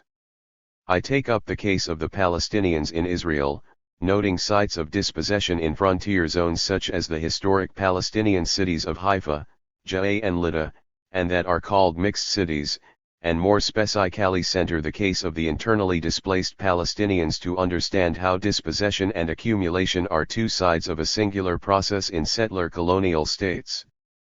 Zureik's 1979 work seemed to view internal colonialism American Samoa distinct from settler colonialism. Discussing systematic governance practices in which indigenous replacement undergirds the functioning of the settler colonial state, this chapter views settler colonialism not solely as an incipient moment of incursion and expropriation, but as an overarching social formation constituted by a set of processes and events that are durable, even and especially when institutionalized in a state that is dialect-ally formed through settler colonial domination and indigenous resistance and agency. 149-150. Citizenship and colonialism. From a sociological perspective, citizenship is a social process rather than a thing in itself, used to create and enforce the boundaries of the nation-state. Rough categorizing membership, citizenship also serves as a symbol of social belonging. It is a relational mechanism that provides political agency and participation from below, and imposes rights and entitlements from above. 2. It thus anchors people to polities, most often strapping citizens to states to which they were assigned at birth. Where citizenship denies nationalist boundaries. 3. In colonialism and empire, citizenship practices are shifted to be used as a mode of colonial population management. In the settler colonization context, settler colonizers carry their sovereignty with them. They aim to settle and establish a new social order rather than preserve the existing sovereignty configuration. Using a logic of elimination, for a group of settler immigrants appropriates a space inhabited by an indigenous population, aspiring to shift the demographic balance in their favor and appropriate the land with the aim of permanent settlement. Under this logic, the settler colonizers enact mechanisms of dispossession and expulsion to ensure the elimination of the native as native. 5. Settler colonialism has been studied across varied spatial and temporal contexts. No case operates the same, and debates continue to raise what unites cases of settler colonization. 6. Citizenship in settler colonial societies, most agree, does not operate in homologous form. Diurent settlers attribute diurent indigenous threats to their colony's territorial viability, and thereby utilize citizenship diurently in response to indigenous counterinsurgency. To eradicate indigenous claims to sovereignty, the settler state may oer citizenship to the indigenous population, their acceptance of which is recognized as acquiescence to the settler state. But this rendering is too simplistic. Settler colonial citizenship is denuded by indigenous dispossession and subjugation. Almost all settler colonial cases show that citizenship does not preclude historical violence merely through the extension of membership and liberal rights. But neither are indigenous subjects merely passive recipients of state power. Settler colonial citizenship regimes also contain variable native strategies of acceptance, rejection, refusal, negotiation, and preservation that read any what citizenship means. Palestinians in Israel. With the onset of the Zionist movement, European Jews began to settle a territory populated by Palestinians. Initially based on the acquisition of land, the process accelerated with the British Empire's conquest of Palestine and new legal land tenure configurations. Zionist settlers often forcibly expelled Palestinian cultivators from the land on which they lived and labored, on their own or with the assistance of the British governor. Palestinians, in turn, often resisted colonization, for example by burning elds, forcibly reclaiming possessions, or combating settlers. 7. Takeover was gradual, however, as under the late British Mandate consent had to be sought and compensation given to the indigenous who lived on the land prior to their 151 evacuation, and by 1948 the Zionist movement had acquired less than 10% of mandatory Palestinian territory. 8. The 1948 war provided the opportunity for the ostensibly legal land expropriation of the territory to establish Jewish sovereignty and expel, en masse, its Palestinian population. After the Israeli state's inception, the Zionist movement and its diurent arms were capable of acting without interference or constraints from the British. 9.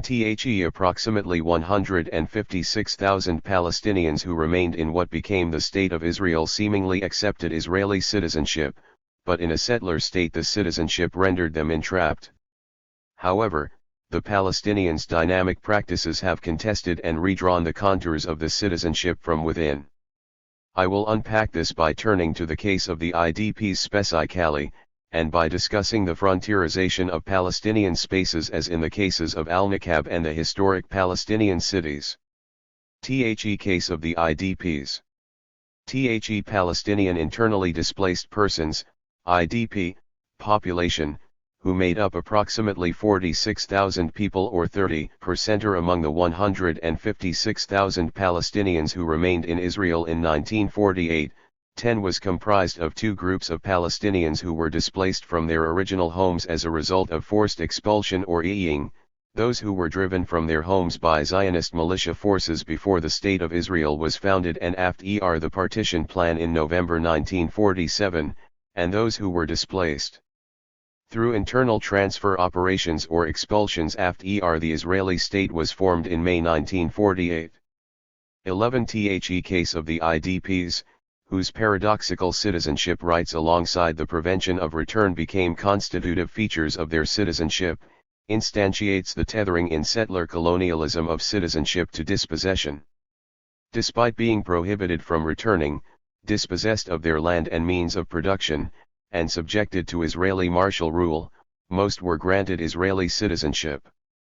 Their citizenship give them some protection from future expulsion. 12.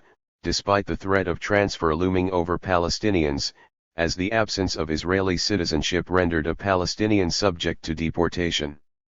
13. Appropriation of the IDP's land and property was implemented through legislative decisions as well as martial practices. The 1950 Absentees Property Law of 1950 deemed the state to be the owner of absentee properties and authorized the expulsion of individuals residing on property unless they could prove their status was not that of an absentee. 14 Ths was a near impossible task. 15 Although most IDPs were entitled to Israeli citizenship, they were prevented from returning to their property via a system of pass permits that restricted their mobility. The state could then appropriate their land and properties. THEY were colloquially termed present absentees, that is, as I argue, present for political purposes and absent for property purposes because they had vacated their villages in the 1948 war and hence had irreversibly lost their rights to these properties. After 1948, the IDPs RST sought safe refuge, often migrating between villages, 16 believing they would eventually be allowed to return to their villages. From 1957, the IDPs started to purchase land in the towns and villages they had taken refuge, with the Israeli government providing a budget to create employment opportunities in the Palestinian-populated cities and villages that were still standing. 152. For the IDPs and the Palestinian citizens in general, the 1948 rupture was experienced as a trauma that was distinct from the loss experienced by those Palestinians who were expelled from the new state. THEY remained in their homeland, but found themselves cast as internal enemies in their new status as subjects of a foreign sovereignty. THEIR properties stolen and their possessions redistributed to new Jewish citizen settlers, the IDPs witnessed the destruction and subsequent Judaization of their villages and cities. Relations between the settler state and its dispossessed citizen subjects was constitutively traumatic. 17 And multiple mechanisms shaped continued dispossession, citizenship, land law, martial rule, and practices of resistance. Military rule, 1948-66, inscribing settler accumulation through population management. The population management of Palestinian IDPs after 1948 reveals the principal momentum of settler colonial power wielded by the Israeli government, to achieve the erasure of as many Palestinians as possible from desired space through the securing and normalizing of new methods of status domination. During the period of military rule between 1948 and 1966, the majority of the remaining Palestinian population were placed under the jurisdiction of a military government. Laws of appropriation were enacted that combined direct violence, for violations of military rule orders, imprisonment, and the forceful prohibition of return for IDPs.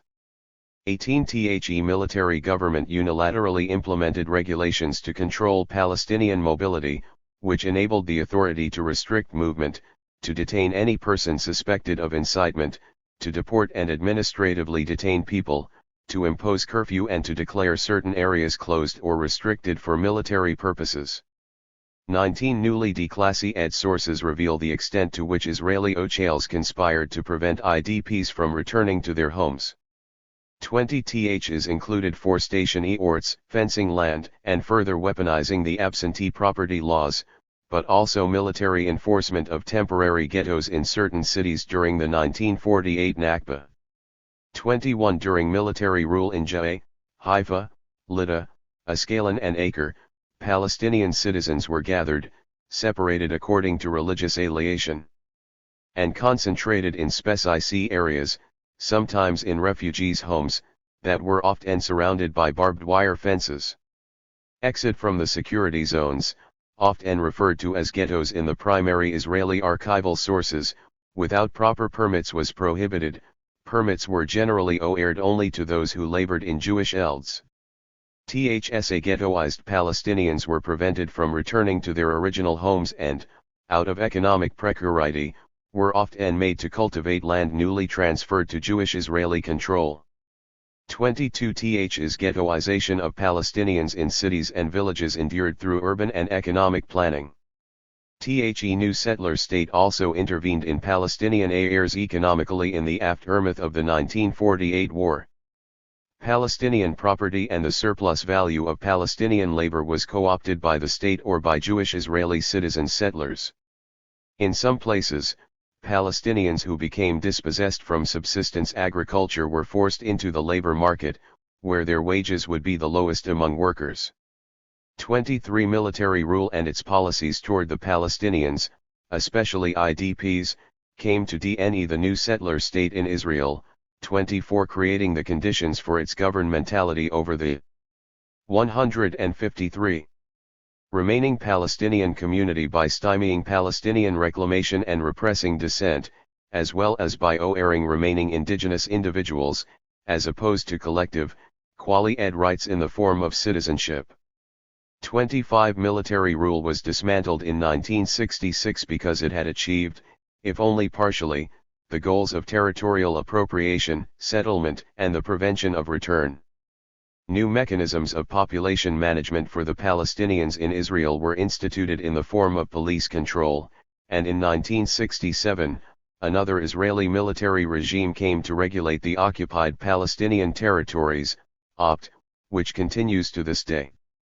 The legacies of military rule continued to shape the conditions of sociality for the Palestinians in Israel following 1966. Although generally understood as a permanent social fact, their fragile citizenship remains under threat, namely by border change plans that advance the revocation of citizenship. See, example U.S. President Donald Trump's Peace to Prosperity Plan, 26 or efforts by Israeli politicians like Ephraim Sna to transfer Palestinian citizens out of Israeli jurisdiction. 27, a renewed Schmittian adversarial politics, and the collusion between settler colonial groups and the state that perpetuates colonization in the form of urban land grab and extrajudicial violence in Palestinian urban localities.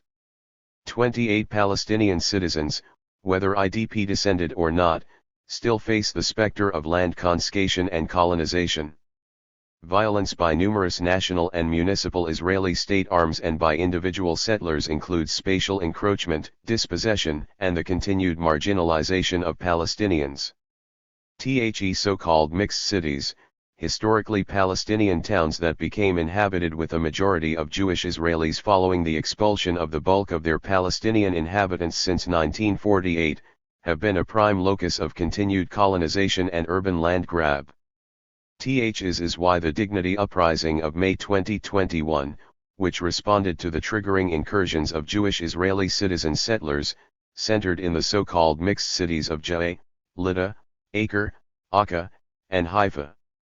Meanwhile, in January 2022 the Jewish National Fund attempted to plant forests in order to grab land from the Palestinian Bedouins of the Al-Araqib village in the Neqab region of what is now southern Israel. Like Jerusalem, Al-Khalil, Hebron, and other areas of the West Bank, these areas within Israel have become the site of a process of internal frontierization, turning urban space into land available for Judaization and nationalization.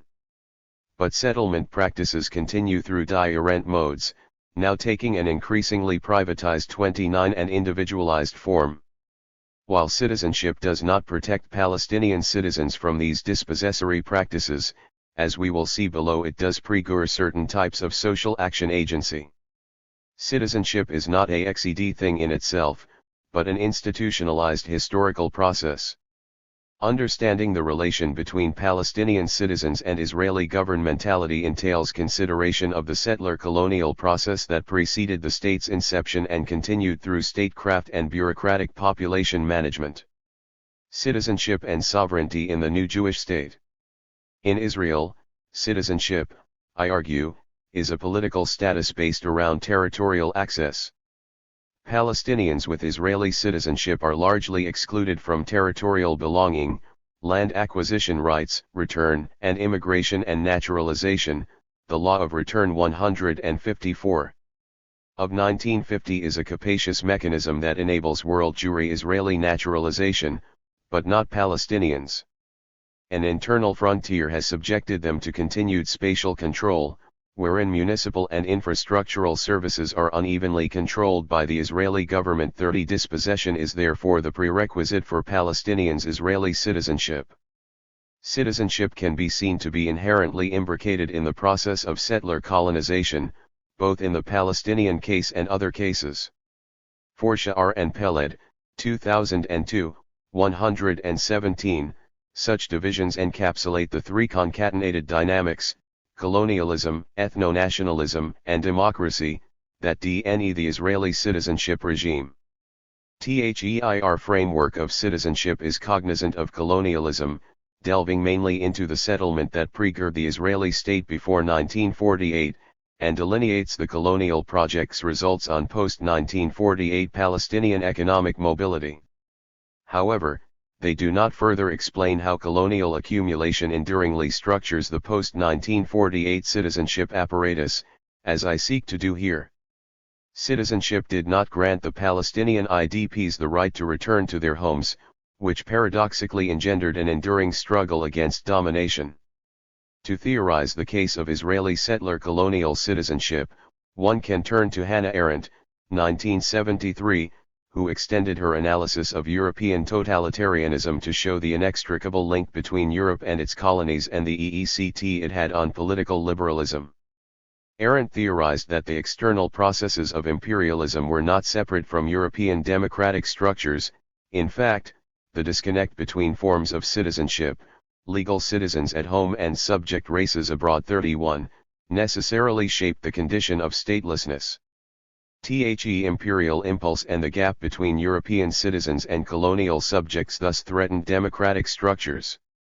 Extending this thought to the case of Israeli settler colonial citizenship, one can assert that the gaps between Jewish Israeli citizens and indigenous Palestinian citizens constitute governmentality writ large.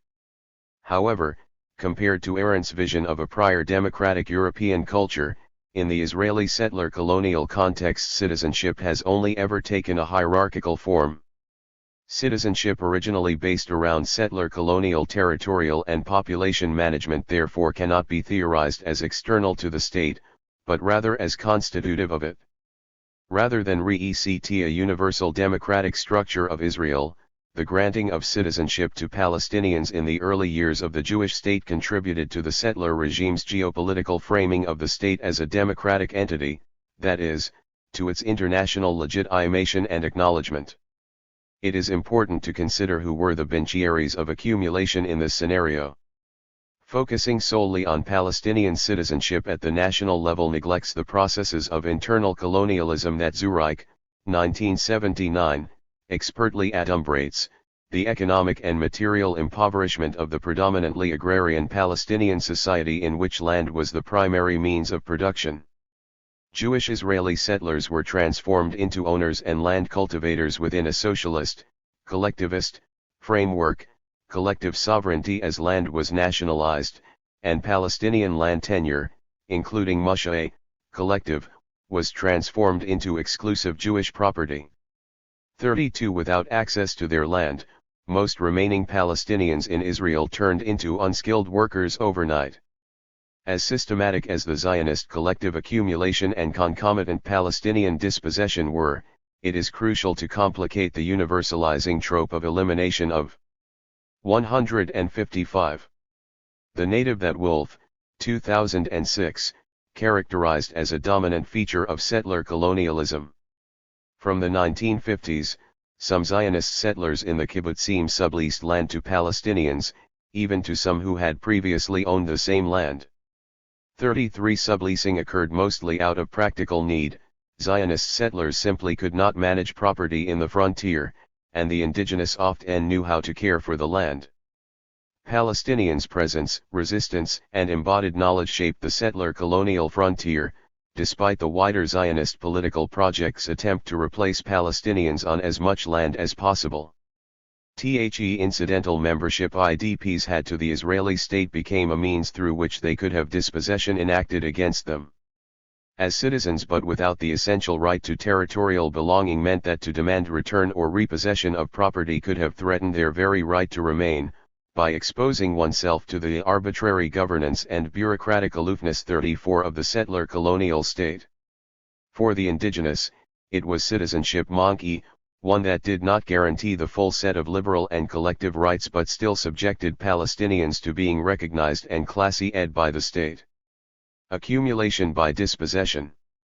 Citizenship within settler states operates not simply as a device for inclusion within the polity, or exclusion from it, but as the mechanism for a bifurcated process of accumulation/dispossession tethering legal and material realms.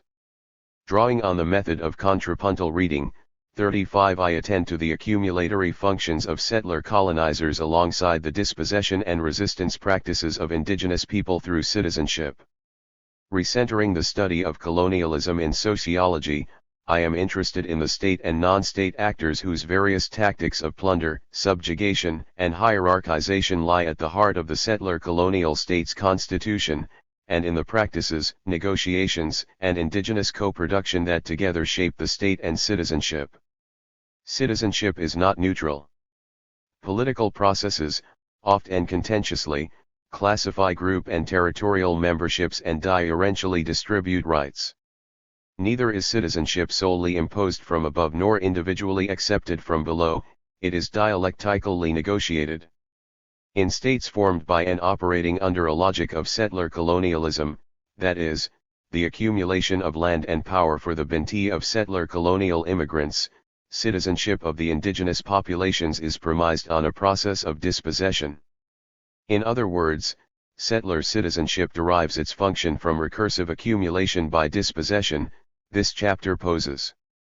Largely neglected by sociological theory, settler colonialism as a sui generis social formation makes us rethink the nature of citizenship as it operates not solely to incorporate or exclude through the process of social closure. I pose that thinking of citizenship in settler colonial societies as a process of accumulation by dispossession, ABD, complicates the relationship between settler colonial sovereignty and citizenship. In some accounts, primitive accumulation models the material conditions that generated the conditions for the implementation of wage labor. 36 ABD, however, 156. Describes the more contemporary crisis of the overaccumulation of capital, 37 with imperialism being a spatio-temporal X for the need to garner additional land, resources, and markets. ABD is an extension of primitive accumulation, a temporal reconquering that deems accumulation not as primitive but as reconstituted in different forms. ABD is said to be a product of the modern crisis of neoliberalism, that is how states continuously seek accumulation through global and unequal dispossessory processes. To appropriate land and resources for further capital accumulation and market access has become the primary function of modern imperialism. How does Harvey's, 2004, generative concept of ABDT into the constitution of settler colonial sovereignty? The particularities of capital are not the focus here, but I am concerned with the systems of hierarchy inherent in materialist processes, especially as they pertain to ownership over the means of production, land and resources. By attending to the materialist realm, I aim to show how ABD is a characteristic feature of citizenship that has specific dynamics and logics in settler colonial cases, see GUR 6.1. Zionist colonization was not a spatial X for capitalism. Despite the Israeli state's purported socialist ideologies and practices, capitalism played a role in its development. 38 The dispossessed land in Palestine was instrumental in the construction of Israeli territorial sovereignty. 39 It is crucial to distinguish Zionism from other settler colonial cases. The reason for settlement cannot be regarded as solely economic, or national, or religious, or as motivated by the actions of a single metropole. Moreover, the presence of empire is central. British imperial rule paved the way for Zionist accumulation, despite discordance between Zionists and the British, who, for instance, did not easily facilitate land transfer through mechanisms of force, but insisted on legal purchase. 40 My aim is to keep hold of the centrality of land, of the materiality of possessions of resources, in identifying how settler colonial sovereignty and supremacy were constructed and are preserved through differentiated citizenship. In extending a materialist argument about the centrality of land, I pose that settler sovereignty in this case and others is constituted through ABD. Citizenship is upheld by two interdependent forms, one premised on accumulation and one premised on dispossession. ABD in the Zionist case did not take the form of capitalist privatization, as in other settler colonial cases, but instead collectivist privatization that served the Jewish national body, often following an ethno-socialist ideology.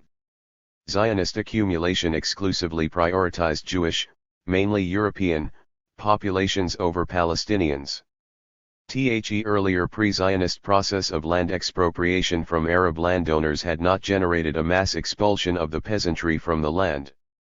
Transformations in ownership of Palestinian land were enabled by gradual privatization and legal reforms under the Ottoman and British regimes, particularly the privatization and concentration of Arab estate owners' land under the British Mandate. 41th's concentration produced the conditions for liquidity through which Zionists garnered territory. 42 such transformations continued at the turn of the 20th century, when the expulsions began with Zionist land purchases.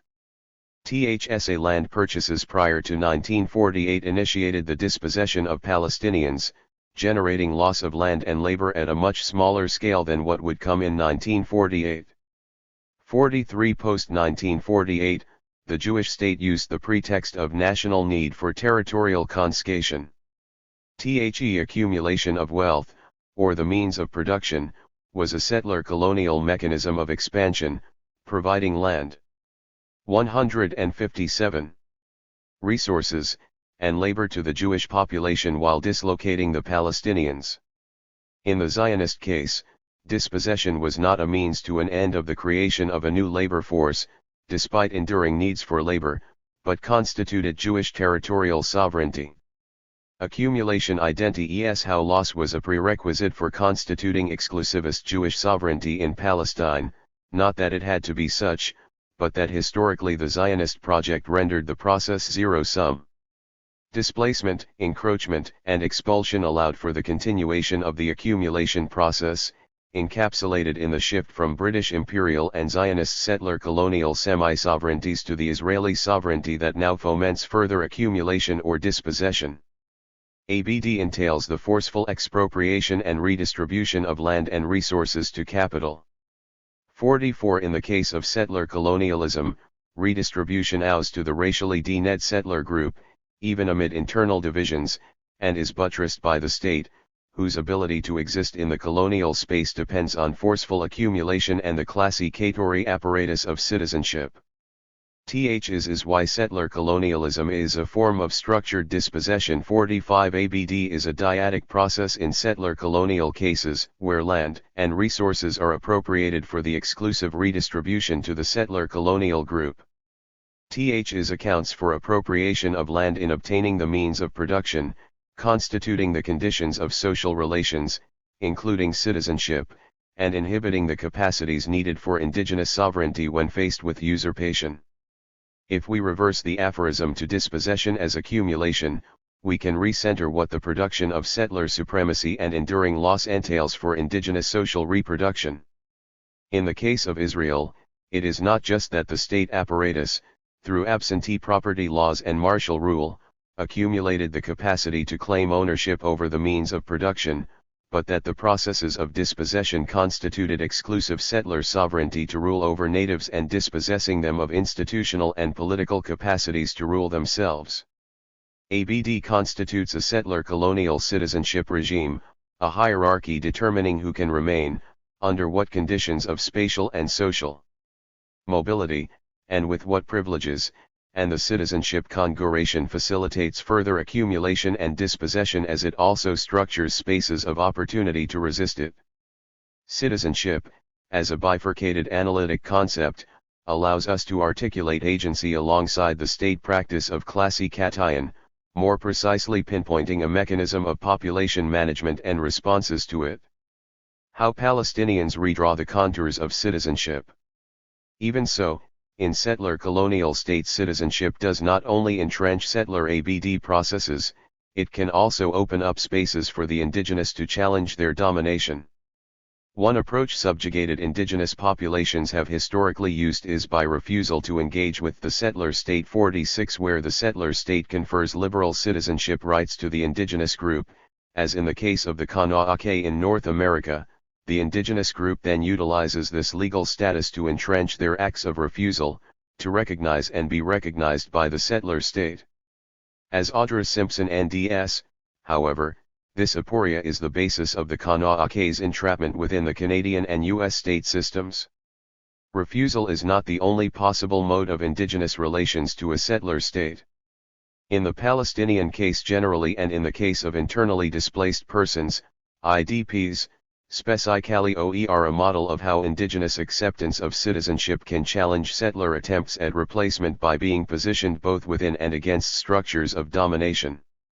Constituting approximately 46,000 of the 156,000 Palestinians who remained in Israel in 1948, IDPs occupy a kind of interim category among Palestinians in Israel. Fully dispossessed of their property but also granted citizenship rights, the IDPs resisted their dispossession with limited success. Occupying a liminal space within the dynamics of settler and settler colonial state practices of domination and indigenous resistance, IDPs can illuminate the relationship between citizenship and ABD in Israel, with scope to apply to other settler colonial cases. A double paradox lies at the heart of this case. Settler colonial citizenship is constituted on accumulation, indigenous citizenship is constituted on being granted a certain amount of agency within the settler colonial state, but it is an agency that can lead to their further deprivation and dispossession. Returning to Simpson's 2014 theory of indigenous refusal, in the case of the Palestinian citizens and the IDPs, citizenship is received divergently. Refusal describes a denial to recognize and to be recognizable. By only focusing on structural dispossession and dislocation, one omits the role of indigenous agency in settler colonial sovereignty configurations and citizenship. Palestinians in Israel have used citizenship within the ABD model of settler colonial politics in a myriad of ways to engage in anti-colonial struggle.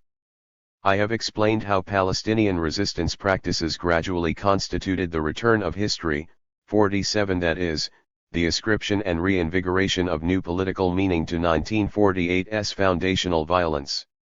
So here I want to argue that Palestinians in Israel have enacted indigenous refusal through redrawing the boundaries of citizenship. I will present a few examples of the IDP's processes of indigenous resistance. The paradox of settler colonial citizenship in Israel, the dialectics of dispossession 159. In a unique case, after the inception of the Israeli state, the Israeli military forcibly depopulated the two Palestinian villages of Ikrit and Buraim. But the IDPs from these two villages used their citizenship as a means of contesting their dispossession. 48 THEY initiated their public legal defense immediately following their removal, when village committees mobilized to ask that government officials permit their return.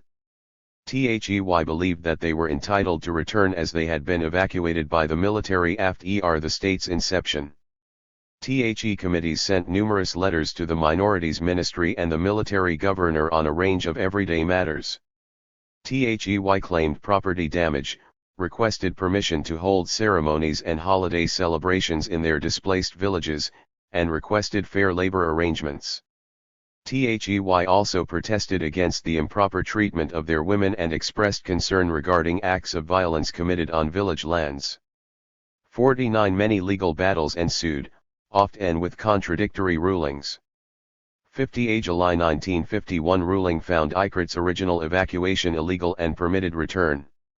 Yet within months, the military demolished everything in the Christian village save the FPO. Figure 6.2 Easter celebration at the Church of Displaced Village Mayalil, April 18, 2022. Photo by Sameh Damauni. 160. Church and Cemetery. The legal battles escalated and reached the Israeli Supreme Court. Village inhabitants were permitted only to pray in the church and bury the dead in the cemetery. In Buraim, a 1953 Supreme Court ruling challenged the military's expulsion, yet the military further destroyed the village. In these cases, citizens mobilized to access return through various legal avenues and emphasized the legal exceptionalism of their cases vis-a-vis those of other IDPs. The bureaucratic and legal restrictions for the IDPs from Ikrit and Buraim remain unresolved to this day.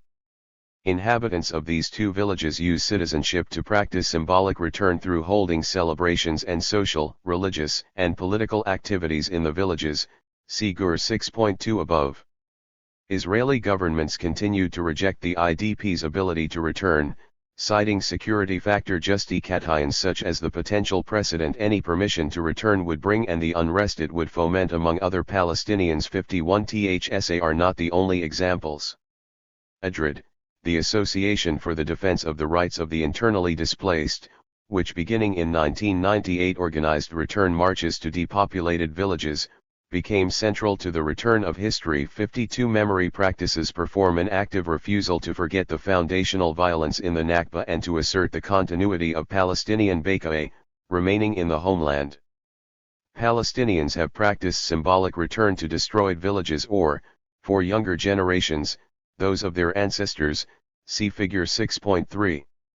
In the RST years of military rule, Palestinians visited or temporarily returned to depopulated villages on Israeli Independence Day, the only day they were permitted to move without permits. In the wake of the Kfar Qasim massacre in 1956, the Land Day commemoration in 1976 took as a popular practice of social protest against domination, conspicuously refusing the erasure of the state's constitutive violence from Palestinian and Israeli consciousness. 53 collective return to family villages to commemorate the Nakba continues, refusing a delinkage from dispossession by using the rights of citizenship, mobility and territorial presence, to preserve a demand for decolonization. Rough such embodied practices, the demand for a return of land and the negation of exile, especially for IDPs, is sustained despite decades of governmental suppression of a history of constitutive violence. Returns in 2021 and 2022 to the displaced villages of Al-Bassa, Ikrit, Sumata, Mi'ar, Haydn, Saouri, and Al-Lajan are another recent manifestation of the practice of collective contestation through memorialization, see figure 6.2 for an Easter return to Ma'alil. So too, the efforts at mutual aid and protection during the Dignity Intifada of May 2021 in the mixed cities exemplify the connective threads of collective Palestinian resilience in the face of grave danger to indigenous national communal viability. THSA practices present a few ways Palestinians redraw the boundaries of citizenship, even under conditions of domination. Classy Katayan, the state ascribed to Palestinians, citizenship, has become the basis for their struggle against the legitimacy of settler colonization and the institutions erected to perpetuate it. Citizenship, in one sense, is held as a strategic asset for anti-colonial social movements. Most mobilization against state domination cultivates a habitus of sumud, steadfastness, a cultivated set of dispositions, learned habits, embodied understandings, and a skill set for navigating the violence of domination, wherein Palestinians have phenomenologically encountered and learned ways of living amid frequent violence. Settler colonial citizenship seeks to strip the indigenous of their nativeness, rendering 161. Them subjects of a settler state who enjoy no special political rights for redress from displacement and dispossession. Yet the legal, material, institutional, and symbolic displays of indigenous objection to erasure demonstrate the paradox of citizenship. Citizenship, I argue, is both a social classificatory mechanism used from above to ascertain the conditions for continuous accumulation and an instrument of anti-colonial dissent used by the indigenous from below. Rough their mobility, presence, and petitioning, Palestinian citizens tried to use their citizenship classification to seek redress through legal means, even though they were not entirely successful. Yet, in their acts IDPs, as with Palestinian citizens right large, drew a great deal of attention to their dispossession at the hands of state bodies, and through their resistance demonstrate the sordid nature of the concatenated Israeli state, which does not operate coherently. Moreover, the Palestinian case in Israel delineates a form of indigenous agency that does not simply accept purely individual rights aired via settler colonial governmentality, but seeks cracks and opportunities to assert and, to an extent, actively deploy self-sovereignty. His agency operates between the rejection and entrapment of citizenship and seeks to reconquer the opportunities opened by citizenship's relative protection and quali-ed provision of rights. Israeli state is shaped and articulated by indigenous resistance practices and organizations. Knesset's 2018 Basic Law, Israel as the nation-state of the Jewish people, and the 2011 Amendment No. 40 to the Budget's Foundations Law, known colloquially as Nakba Law, can be read as reactionary responses to Palestinian citizens' aggrandizement. State responses to indigenous resistance practices seeking to dismantle the colonial order underscore the strength of indigenous social action. Resistance reframes the state's perpetuation of settler colonial, Sabak Kauri, 2012, against the Palestinians. Th's assertion that Palestinians' displays of agency engender FPO. Reactionary and oppressive state responses risks being read as if the Palestinians are to blame for their own subjugation, but I am instead emphasizing the nature of settler colonial governance. It is responsive to indigenous agency. Conclusion. Zureik, 1976, 1979, Abdo, 1991, and numerous other Palestinian scholars were among an early generation of social scientists to note that, following British conquest and Zionist incursion, numerous changes to Palestinian life had taken hold. The Palestinian village lost its traditional characters, the agricultural worker had become dispossessed and proletarianized, having to sell his/her labor on the racialized market. Modernization lagged in Palestinian towns and villages. The Palestinian village was economically stagnant. Per capita income was significantly higher among Jewish Israelis than Palestinian citizens, and the labor market was largely ethno-racially split, with Palestinians predominantly employed in the construction and manual labor sector and Jewish Israelis in more high-skilled occupations. THSA characteristics of exploitation and subjugation, among others, led Zureik to declare the Arab minority, or Palestinian citizens in Israel, as an internal colony. His chapter adds to such scholarship the notion that the legal classificatory apparatus of citizenship as a tool of population management all but secured stratification by facilitating accumulation by dispossession, rather than securing full and equal citizenship and due representation in all its provisional and permanent institutions. 54 However, if for these reasons the population of Palestinian citizens became an internal colony, I am more inclined to see the early state years as but the continuation of a durable process of accumulation by dispossession that Zionist settler colonizers had already began undertaking with British support in the early decades of the 20th century. The Israeli state, its provisional and then established governments, its numerous civilian and martial arms, became the institutionalized forms of settler colonization. His chapter set out to show how citizenship in settler colonies has been historically constituted. I have done this by examining the concept of ABD by way of the IDPs who remained within the new Israeli state and were granted citizenship, by depicting the continuity of colonization in the new frontiers in which indigenous citizens face dispossession, and by linking dispossession to state classification and enduring settler encroachments.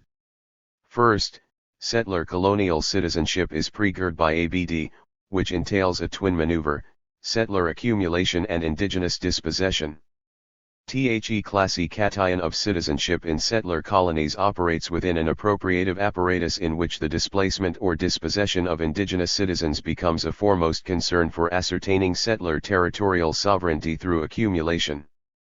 Second, citizenship, a tool for the enduring exclusion of settler governmentality, enables further dispossession of material and symbolic assets and atomizes collective political indigeneity. And third, settler citizenship is necessarily articulated by, i.e. which is to say shaped, negotiated, and contested through, indigenous practice and agency. Citizenship is not only a top-down process practiced diurently within a sewered state, it is also practiced from below, enlivened by contradicting and often incohesive desires. 163. The dialectic of dispossession and accumulation is manifested in the political realm vis-a-vis citizenship, and thus citizenship becomes a form of property available to settler colonial groups at the expense of hollowing out indigenous material and symbolic claims. By tethering territorial dispossession typical to settler colonies to the legal congruation of citizenship as an institutionalized process, I highlight in the former political, and in the latter material, Dimensions. It might be argued that focusing on the material realm, possession and access to territory, elides the cultural erasure of indigeneity central to settler colonialism. This has not been my intention. Rather, I am seeking to assess the ways in which the classificatory apparatus of citizenship operates to lock in straight-ed status based on settler, indigenous subject positions, and yet also enables indigenous challenges to settler domination. My undergirding argument, that it is crucial to discern citizenship in settler colonies by dissecting its relation to the accumulation of territorial sovereignty, is also a historical assertion attentive to the interplay of context and contingency. Settler colonial citizenship does not redress foundational loss of sovereignty and land, fomented through accumulation. Citizenship is fragile. Indigenous citizens have been and remain subject to the whims of settler colonial states, population transfer, repealed citizenship, displacement, that have seen and may still envision their erasure as conquering the realization of a viable new social order. But indigenous people also organize, mobilize, and often reconquer state priorities. The existence and persistence of the Palestinians in Israel, alongside their continued political practices, signs the incomplete nature of the settler colonial project's attempts at erasure and the agentic praxis of Palestinian citizens who, because they are partially incorporated into the polity, challenge erasure. Zionist epistemic violence may point to the unniched remnants of an expansive project of replacement, but such pronouncement of the failure of settler colonialism to eliminate the natives is counterintuitively indicative of indigenous persistence.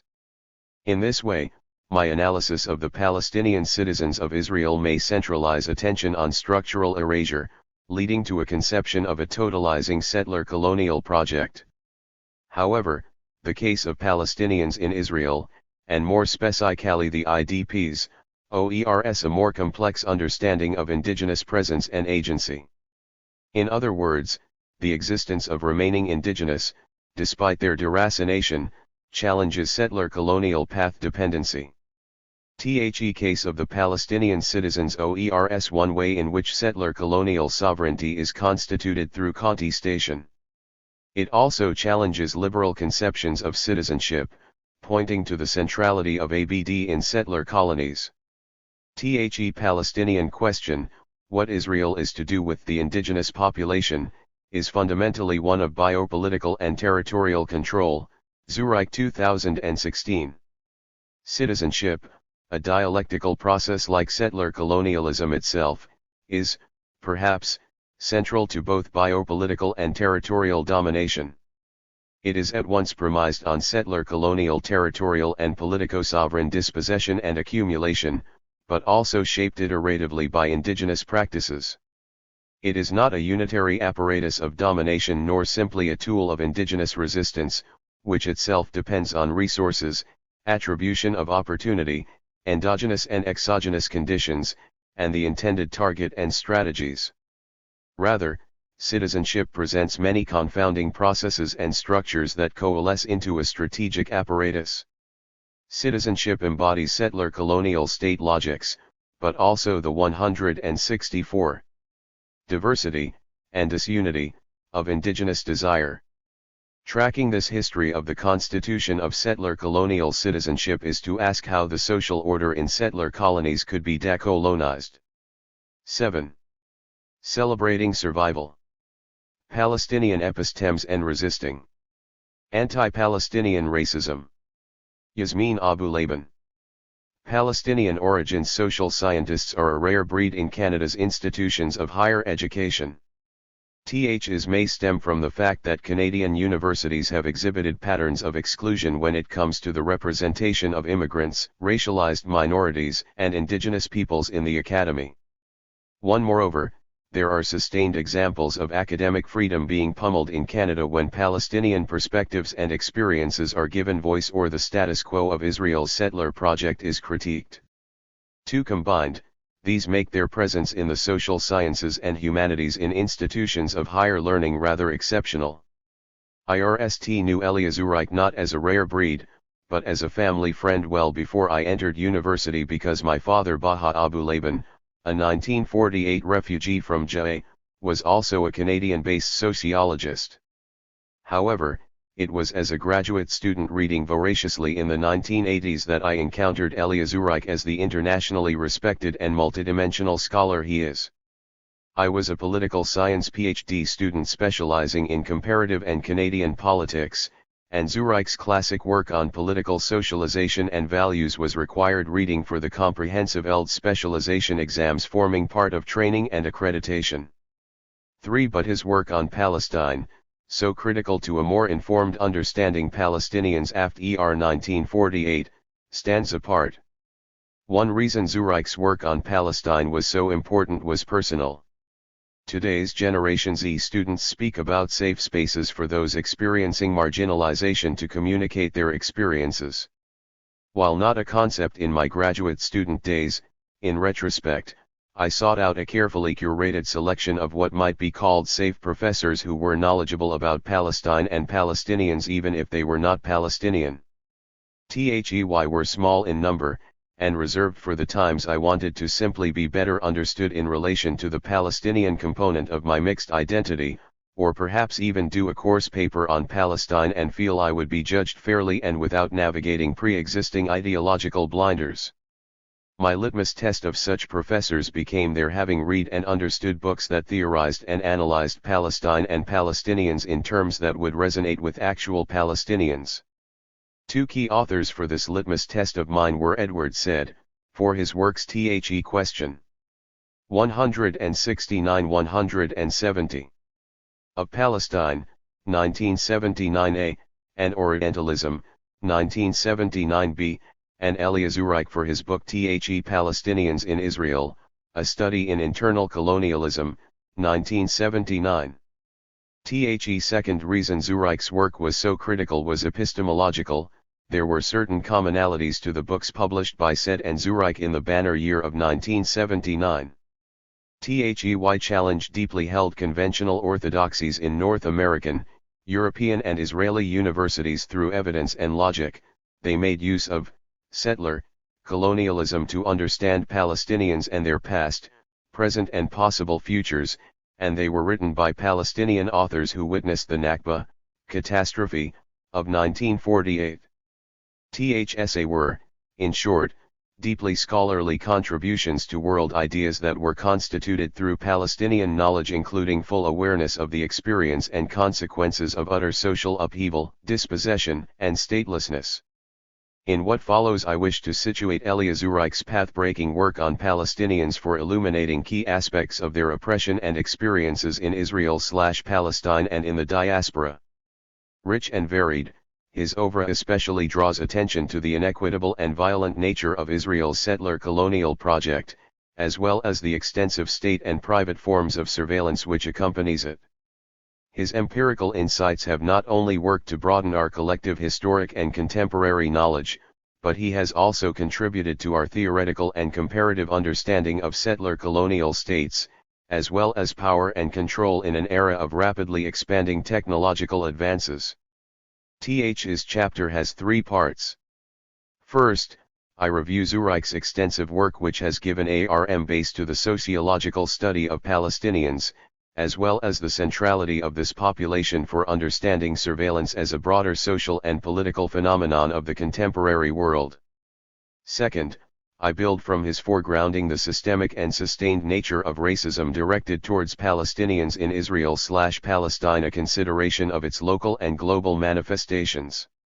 At one level, a concern with racism is not inherently new, and has been voiced by Palestinian scholars and activists for decades.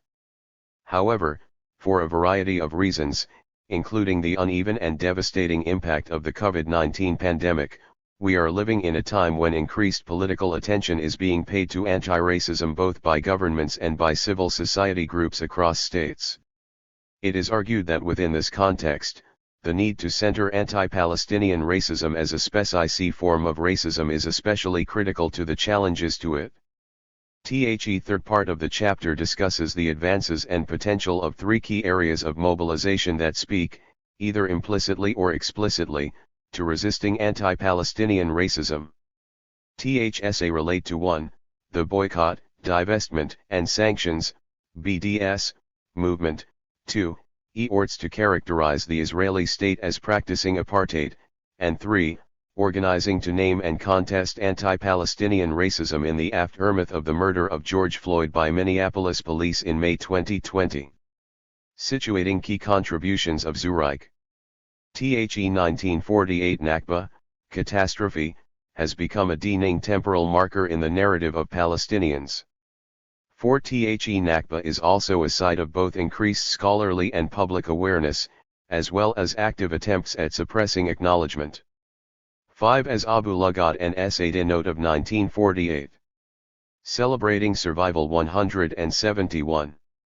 A society disintegrated, a people dispersed, and a complex and historically changing but taken for granted communal life was ended violently.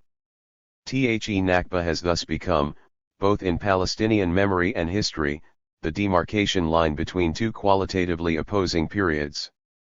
After 1948, the lives of the Palestinians at the individual, community, and national level were dramatically and irreversibly changed.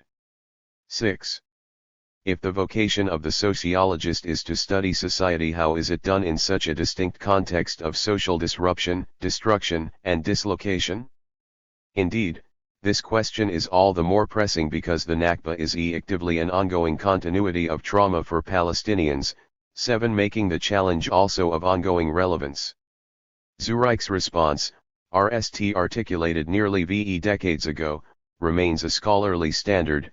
This was to have what he termed a sociology of the Palestinians. He acknowledges the different eras of Palestinian social experience with pre- and post-1948 being important markers in relation to power, alongside post-1967. He reacts on the concept of minority as used in relation to social power. While each period is characterized by a specific type of social experience, the post-1948 period saw the transformation of the Palestinians from a majority to a minority in Palestine. In spite of differences in the regional locations of the Palestinians, this subordinate minority status produced a shared historical experience and eventually the crystallization of a Palestinian identity. For this reason, the post-1948 sociology of the Palestinians has to draw largely upon the sociology of minorities. More specifically, as far as the larger segment of the Palestinians is concerned, particularly those living in Israel and the occupied territories, Jordan and, to a lesser extent and for different reasons, in Lebanon, Syria, and the Gulf, theirs is the sociology of the colonized. 8. Reacting on these tenets of a sociology of the Palestinians, Zureik's research contributions have been wide-ranging, and attuned to endings and studies that might have originally been in English, along with Arabic or Hebrew. His work is always concerned with the human dimension of what people experience and what people think in light of the distinctive circumstances and structural conditions befalling the Palestinians as the colonized.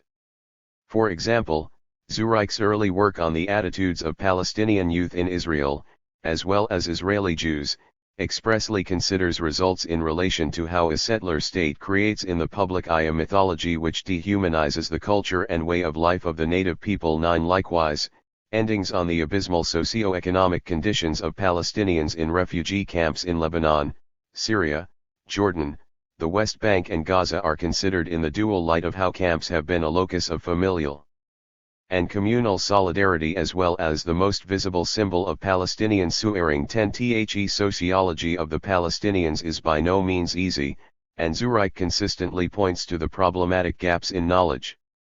Hence, in reviewing diverging interpretations when it comes to the causes, responsibility, and numbers Palestinian refugees as well as the solution to their plight, Zureik underscores the lack of systematic 172 studies of refugees' views regarding possible solutions.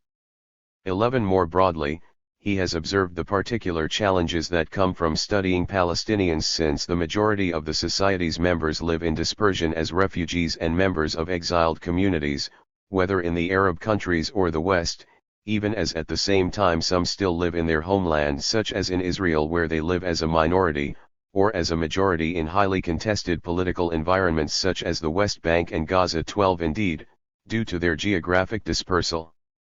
Studying the Palestinians des the hegemonic logic of methodological nationalism underpinning work in much of the social sciences whereby scholars problematically embrace and naturalize their approach to their subject matter by conning it in relation to an extant state. 13 If it is issues of identity, control, and resistance that present unifying themes of inquiry into the experience of Palestinians as a dispersed people.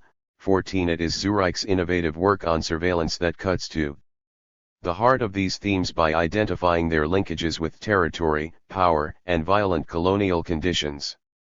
15 Of course, surveillance studies American Samoa, an area in which Zureik is an acknowledged world expert, is concerned with understanding the technological and ideological shifts which have come to enable increasingly novel and globalized forms of identifying individuals and groups, watching, as well as policing within and at state borders. 16 Israel has been at the forefront of such trends because it is not only a military superpower in the context of the Middle East, but also a global leader in relation to cyber technology and exports of cybersecurity equipment. 17 Zureik likens contemporary Israel to a late 19th century colonial state. Israel's plans to secure and maintain dominance in the area of surveillance technology lie in its desire to remain in control of the colonized Palestinian population and the territory they inhabit. 18 Israel, and Israel's occupation, are also distinct for the way in which state racism meshes with biopolitical governmentality in a settler colonial context. 19 Biopolitics and territoriality intersect at various levels to advance the state's racialist agenda, and they are framed by Western-based colonial law to facilitate the seizure of territory, privatization of communal land, dispossession of indigenous people, and population transfer. In the case of colonial regimes, however, identity-cation systems are distinguished by their discriminatory practices and racialist targeting of the population, thus creating a rigid stratification of citizens, subjects, and non-citizen immigrants, displaced people being an example of the latter. 20.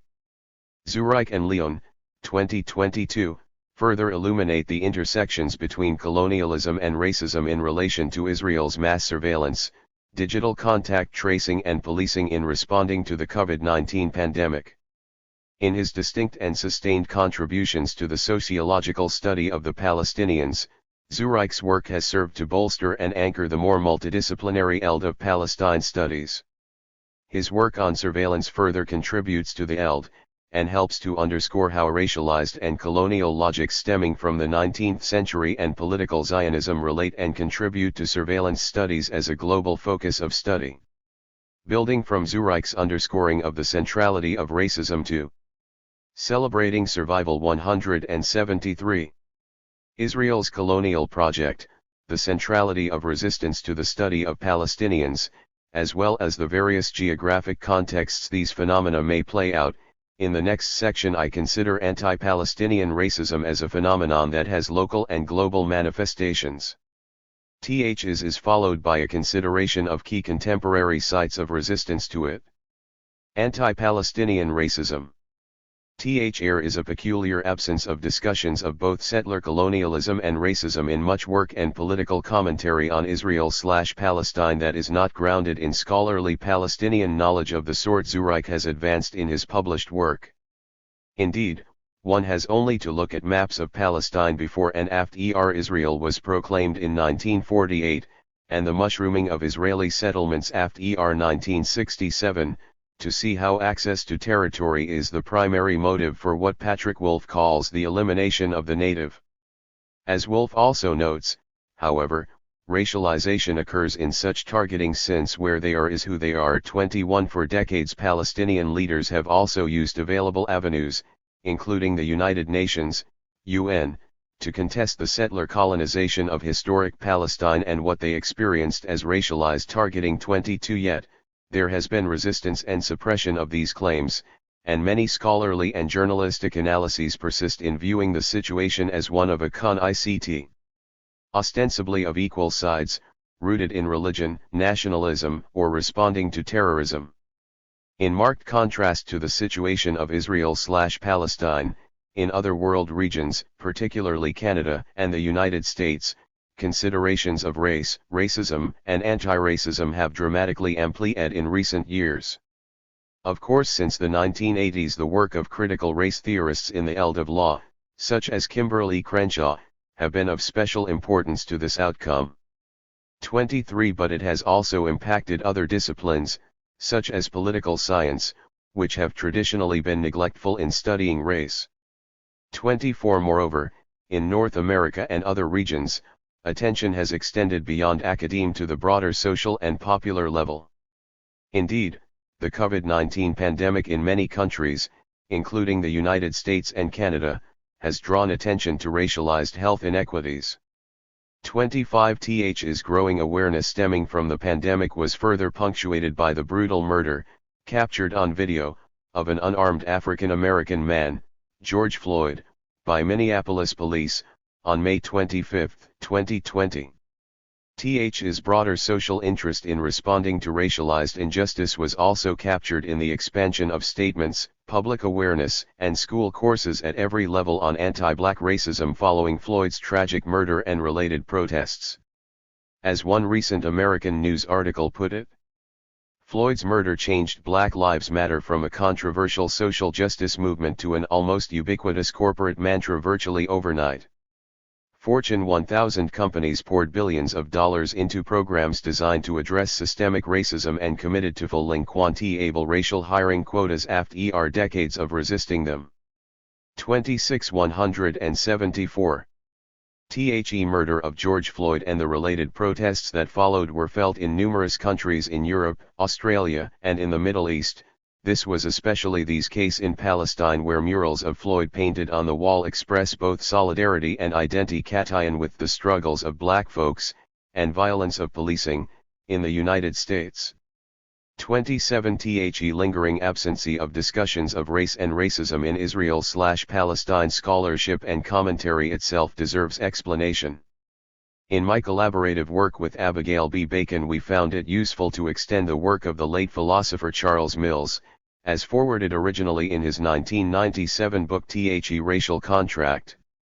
Although Mills did not explicitly consider Israel/Palestine in his work, he gave considered attention to how an absenting of race from analysis and understanding stems from an epistemology of ignorance that is typically very actively sustained by those with power. 28 As such, while Mills avers that race is the unnamed system that has made the modern world what it is today, 29 Those holding power frequently do not see or understand the very system they created.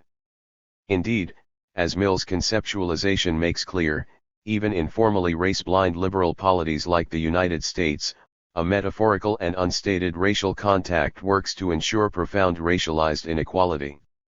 In the context of a dearth of scholarship that has made use of race in relation to Israel/Palestine, 30, our application and extension of Mills' framework to this part of the world has been aimed at explicating what we conceptualize as an Israel/Palestine racial contract, which works at the local and international levels to effectively render Palestinians as racialized, stateless, and victims of human rights abuses and repression, all while denying that racism has anything to do with these outcomes. 31 In today's context, there is more attention being paid to historic and contemporary expressions of anti-black racism and anti-racist praxis, and this development also invites more close consideration of other forms of racism. Accordingly, it also makes sense to begin to name and identify the key elements of anti-Palestinian racism as a specific form of racism operating in local and global contexts. 32 Of course, as an Arab grouping comprised of both Christians and Muslims, Palestinians are subjected to Orientalism. 33 As well as anti-Muslim racism, also called Islamophobia, and anti-Arab racism. 34 But there is a relevance of naming anti-Palestinian racism as a form of racism distinctly experienced by Palestinians. 35 Th's perspective gains some further depth when considering how it is becoming a key contemporary site of mobilization against Palestinian oppression in ways that parallel and bolster the BDS movement and the naming and challenging of the practice of apartheid directed at Palestinians. Resisting anti-Palestinian racism. By the early 2000s, the complete failure of the Oslo Accords to deliver the promised peace was clear, and moreover life for Palestinians under conditions of occupation was increasingly deadly. 36 Additionally, the United Nations has proven to be unable or unwilling to actually do anything to change the status of the still lingering question of Palestine. 37 Due to the fact that Israel has powerful allies, including the United States. Indeed, under US President Trump, not only was the problematically dubbed deal of Celebrating Survival 175 the century unserious as concerned bettering the lives of Palestinians, it was accompanied by the dramatic withdrawal of U.S. support to the United Nations Relief and Works Agency, UNRWA, which supports registered Palestine refugees. 38 Given the impasses as concerned states responding to the question of Palestine, the 2005 UNIED call from Palestinian civil society groups to global civil society was dramatic for ushering in a new moment of solidarity from civil society internationally. THs includes labor unions, academic associations, student organizations, and some churches and Jewish organizations, particularly in countries of the West. 39 While there is backlash against the movement, it is notable that it nonetheless continues to build strength and support. For example, in March 2022 members of the US-based Middle East Studies Association voted overwhelmingly in support of endorsing the Palestinian call for boycotts, divestment, and sanctions of Israel as a way to hold the government accountable for ongoing human rights violations. 40 THEBDS call was also remarkable for putting on the table key demands pertaining to Palestinians in Israel, under occupation and in the diaspora. Specifically, these calls are directed at international civil society organizations and likened to the boycotts credited with ending apartheid in South Africa. We, representatives of Palestinian civil society, call upon international civil society organizations and people of conscience all over the world to impose broad boycotts and implement divestment initiatives against Israel similar to those applied to South Africa in the apartheid era. We appeal to you to pressure your respective states to impose embargoes and sanctions against Israel. We also invite conscientious Israelis to support this call, for the sake of justice and genuine peace. THSA nonviolent punitive measures should be maintained until Israel meets its obligation to recognize the Palestinian people's inalienable right to self-determination and fully complies with the precepts of international law by 1. Ending its occupation and colonization of all Arab lands and dismantling the wall. 2. Recognizing the fundamental rights of the Arab Palestinian citizens of Israel to full equality, and 3. Respecting, protecting and promoting the rights of Palestinian refugees to return to their homes and properties as stipulated in UN Resolution 194. 41. In addition, since the BDS call likened the solution for Palestinians to the solidarity that helped end apartheid, the policy of apartness in operation in South Africa from 1948 to 1993, attention to the conditions experienced by Palestinians in Israel/Palestine and in the diaspora through an analysis of apartheid has also grown. 42 Consider here that a 2021 survey of Middle East scholars belonging to the Middle East Studies Association and the American Political Science Association found fully 59% of those surveyed described the situation of Israel, the West Bank and Gaza as a one-state reality akin to apartheid. 43 Th's focus on apartheid has also increasingly moved from simply being a way of placing other settler colonies with racialized practices in comparison with South Africa under apartheid, for which there is a tradition. 44 To actually referencing the legal prohibition against apartheid as a crime against humanity. 176.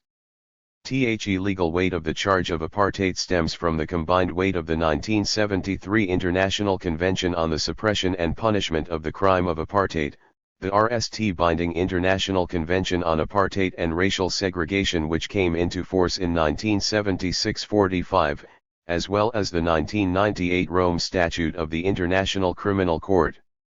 Today apartheid has come to extend beyond the temporal and geographic context of South Africa, and its now universal meaning is understood to be applicable wherever it exists. 46 In this context where apartheid is understood to operate beyond South Africa's history, the number of reports coming from experts and non-governmental organizations invoking a legal understanding of apartheid and attaching it to Israel is growing exponentially. In addition to Palestinian organizations, they include Richard Falk, former UN Special Rapporteur on the situation of human rights in the Palestinian territory occupied since 1967, 47 the Israeli-based human rights organization B'Tselem, 48 Human Rights Watch, 2021, Amnesty International, 2022, and the report of Michael Link, the outgoing UN Special Rapporteur on the situation of human rights in the Palestinian territory occupied since 1967. 49 necessarily conning his analysis to occupied Palestinian territory from 1967, Link's report NDS that the political system of entrenched rule in the occupied Palestinian territory, which endows one racial national ethnic group with substantial rights, BNTS, and privileges while intentionally subjecting another group to live behind walls, checkpoints and under a permanent military rule sans droits, sans égalité, sans dignité et sans liberté satis the prevailing evidentiary standard for the existence of apartheid. 50. However, the Amnesty International report is especially notable for ending apartheid to be practiced against Palestinians in Israel, in the opt and also in the diaspora. The organization has concluded that Israel has perpetrated the international wrong of apartheid, as a human rights violation and a violation of public international law wherever it imposes the system. It has assessed that almost all of Israel's civilian administration and military authorities, as well as governmental and quasi-governmental institutions, are involved in the enforcement of the system of apartheid against Palestinians across Israel and the opt and against Palestinian refugees and their descendants outside the territory. Amnesty International has also concluded that the patterns of proscribed acts perpetuated by Israel both inside Israel and in the opt form part of a systematic as well as widespread attack directed against the Palestinian population, and that the inhuman or inhumane acts committed within the context of this attack have been committed with the intention to maintain the system and amount to the crime against humanity of apartheid under both the Apartheid Convention and the Rome Statute. 51. Both the BDS movement and the charge of apartheid have triggered forms of denial and resistance from the Israeli state and its allies, including the charges that both BDS and the label of apartheid applied to Israel are anti-Semitic. 52. While anti-Semitism is a real and celebrating survival 177. Growing issue in the face of white supremacist revival in countries of the West. Here the claim of anti-Semitism is spurious, and it also does not address the fact that Jewish swearing can be used to suppress Palestinian claims, including anti-Palestinian racism. 53. Indeed, both the BDS movement and the apartheid charge are critical avenues for mobilization, which can include addressing the complex conditions, rights violations, and racialized oppression that is specific to Palestinians across their fragmented geographies. In this regard, and given the fact that the specificity of racism Palestinians experiences is not completely covered by terms like Orientalism, anti-Arab racism, or Islamophobia, the time seems especially ripe to be naming and organizing against anti-Palestinian racism. Signs are already on the horizon that this is being pursued. Writing in the British context, Chris Doyle, the director of the Council for Arab-British Understanding, observes, anti-Palestinian racism is at the heart of the CON-ICT. It is Palestinians who are denied basic national and human rights, including the right to self-determination, to a state, to citizenship, to marry who they want, to land and water, and to a life of dignity. Their very presence is being erased, along with their history and culture. Nearly 3/4 of Palestinians can no longer live, and often even visit, what was their country. 54. In the U.S. context, and noting the attacks on Palestinian American House Representative Rashida Tlaib and other members of the Squad, Peter Beinart argues that naming and making anti-Palestinian racism visible could help to transform current debates. Since pro-Israel organizations in the U.S. have made it nearly impossible to discuss Israel-Palestine without addressing questions of anti-Jewish bigotry, Americans of all backgrounds have a responsibility to ask why even blatant expressions of anti-Palestinian bigotry pass almost unnoticed. Because anti-Palestinianism is so invisible and so pervasive, introducing the concept could change the way Americans discuss what Israel does to Palestinians, and what America does to those who speak on their behalf. The notion of anti-Palestinianism might force politicians, pundits, and religious leaders who call the squad bigots to reckon with the fact that the label applies far better to themselves. 55. In the Canadian context, based on community input, the Canadian Arab Lawyers Association has also worked to name and describe anti-Palestinian racism. Anti-Palestinian racism is a form of anti-Arab racism that silences, excludes, erases, stereotypes, defames, or dehumanizes Palestinians or their narratives. Anti-Palestinian racism takes various forms including, denying the Nakba and justifying violence against Palestinians, failing to acknowledge Palestinians as an indigenous people with a collective identity, belonging and rights in relation to occupied and historic Palestine, erasing the human rights and equal dignity and worth of Palestinians, excluding or pressuring others to exclude Palestinian perspectives, Palestinians and their allies, defaming Palestinians and their allies with slander, such as being inherently anti-Semitic, a terrorist threat/sympathizer or opposed to democratic values. 56-178. TH's framework, understood as not exhaustive, reacts on the connections Palestinians and the Palestine Solidarity Movement have with other anti-racist and anti-settler colonial movements. 57. There is, as noted, in fact a long history to Palestinians identifying racism and attempting to have it brought into play in relation to politics. However, the recent attempts we are seeing now to grapple with naming and highlighting the features of anti-Palestinian racism as a specific form of racism are promising as they are occurring at a moment when there is more awareness and interest in different forms of racism. As well, the naming of anti-Palestinian racism, in combination with other developments around BDS and the apartheid charge, may go some way in further strengthening a broader anti-racist movement globally.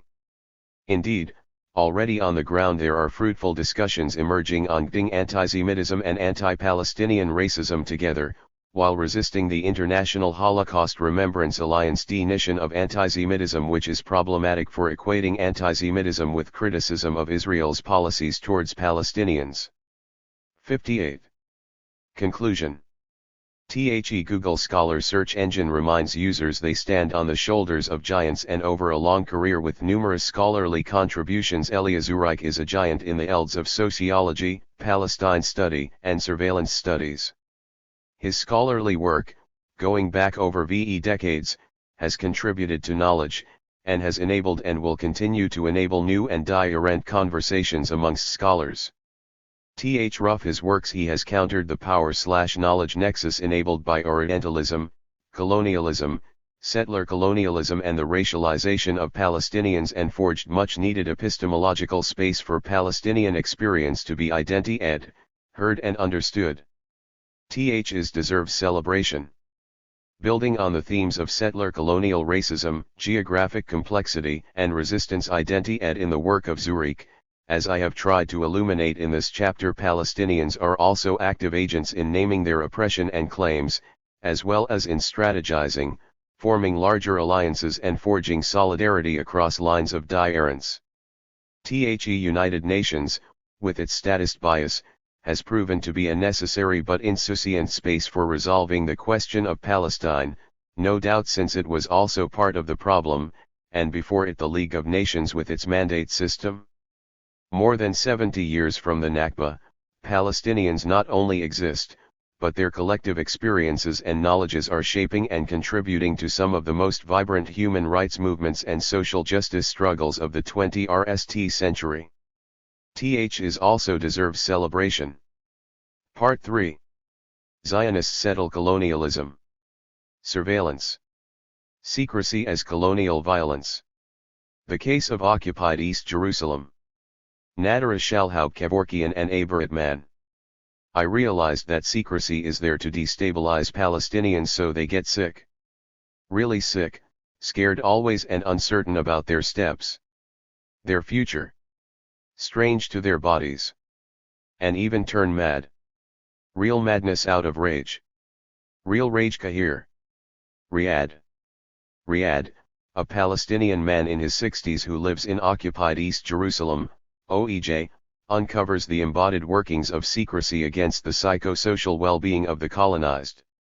His insights expose some of the invisible and unseen spaces of state brutality apparent in the invocation of secrecy, and reveal its racism in wounding not only the present of the colonized, but also their futurity. Secrecy, as Riyadh explains, is an intrusive mode of surveillance that creates physical, social, and psychological maladies.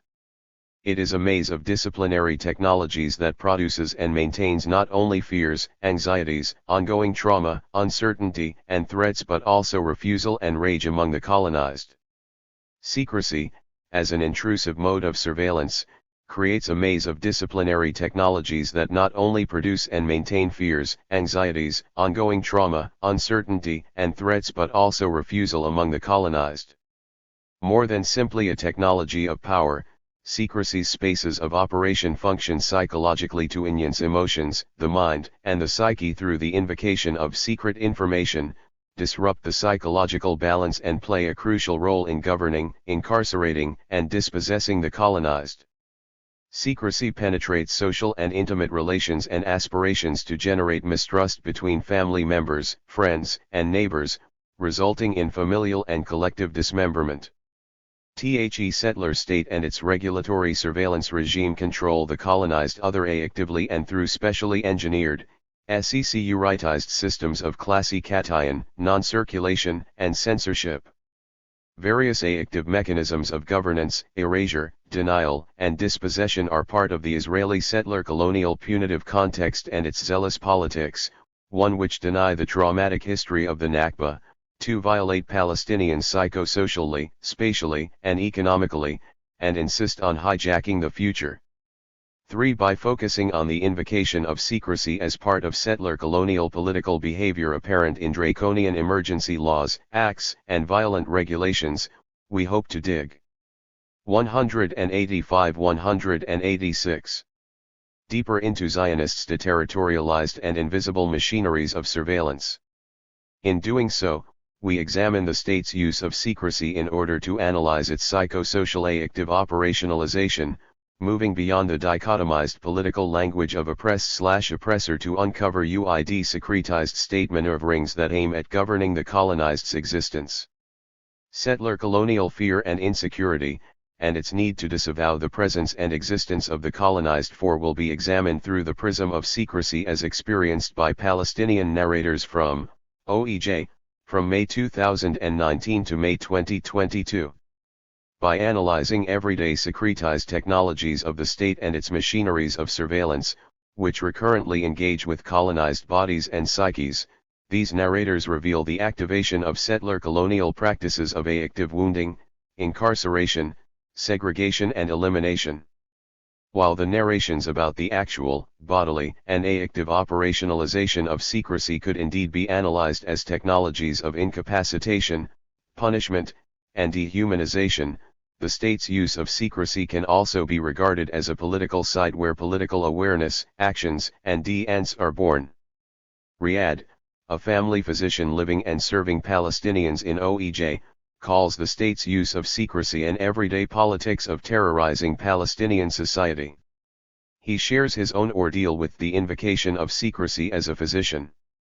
When parents or youth share with me the way secrecy was used during their interrogation and arrest, the way the military invaded their homes in the middle of the night claiming they had secret information without formal proof, a court order, or even a photo, or stopped them while shopping, visiting relatives, or at school, I realized that secrecy is there to destabilize Palestinians so they get sick.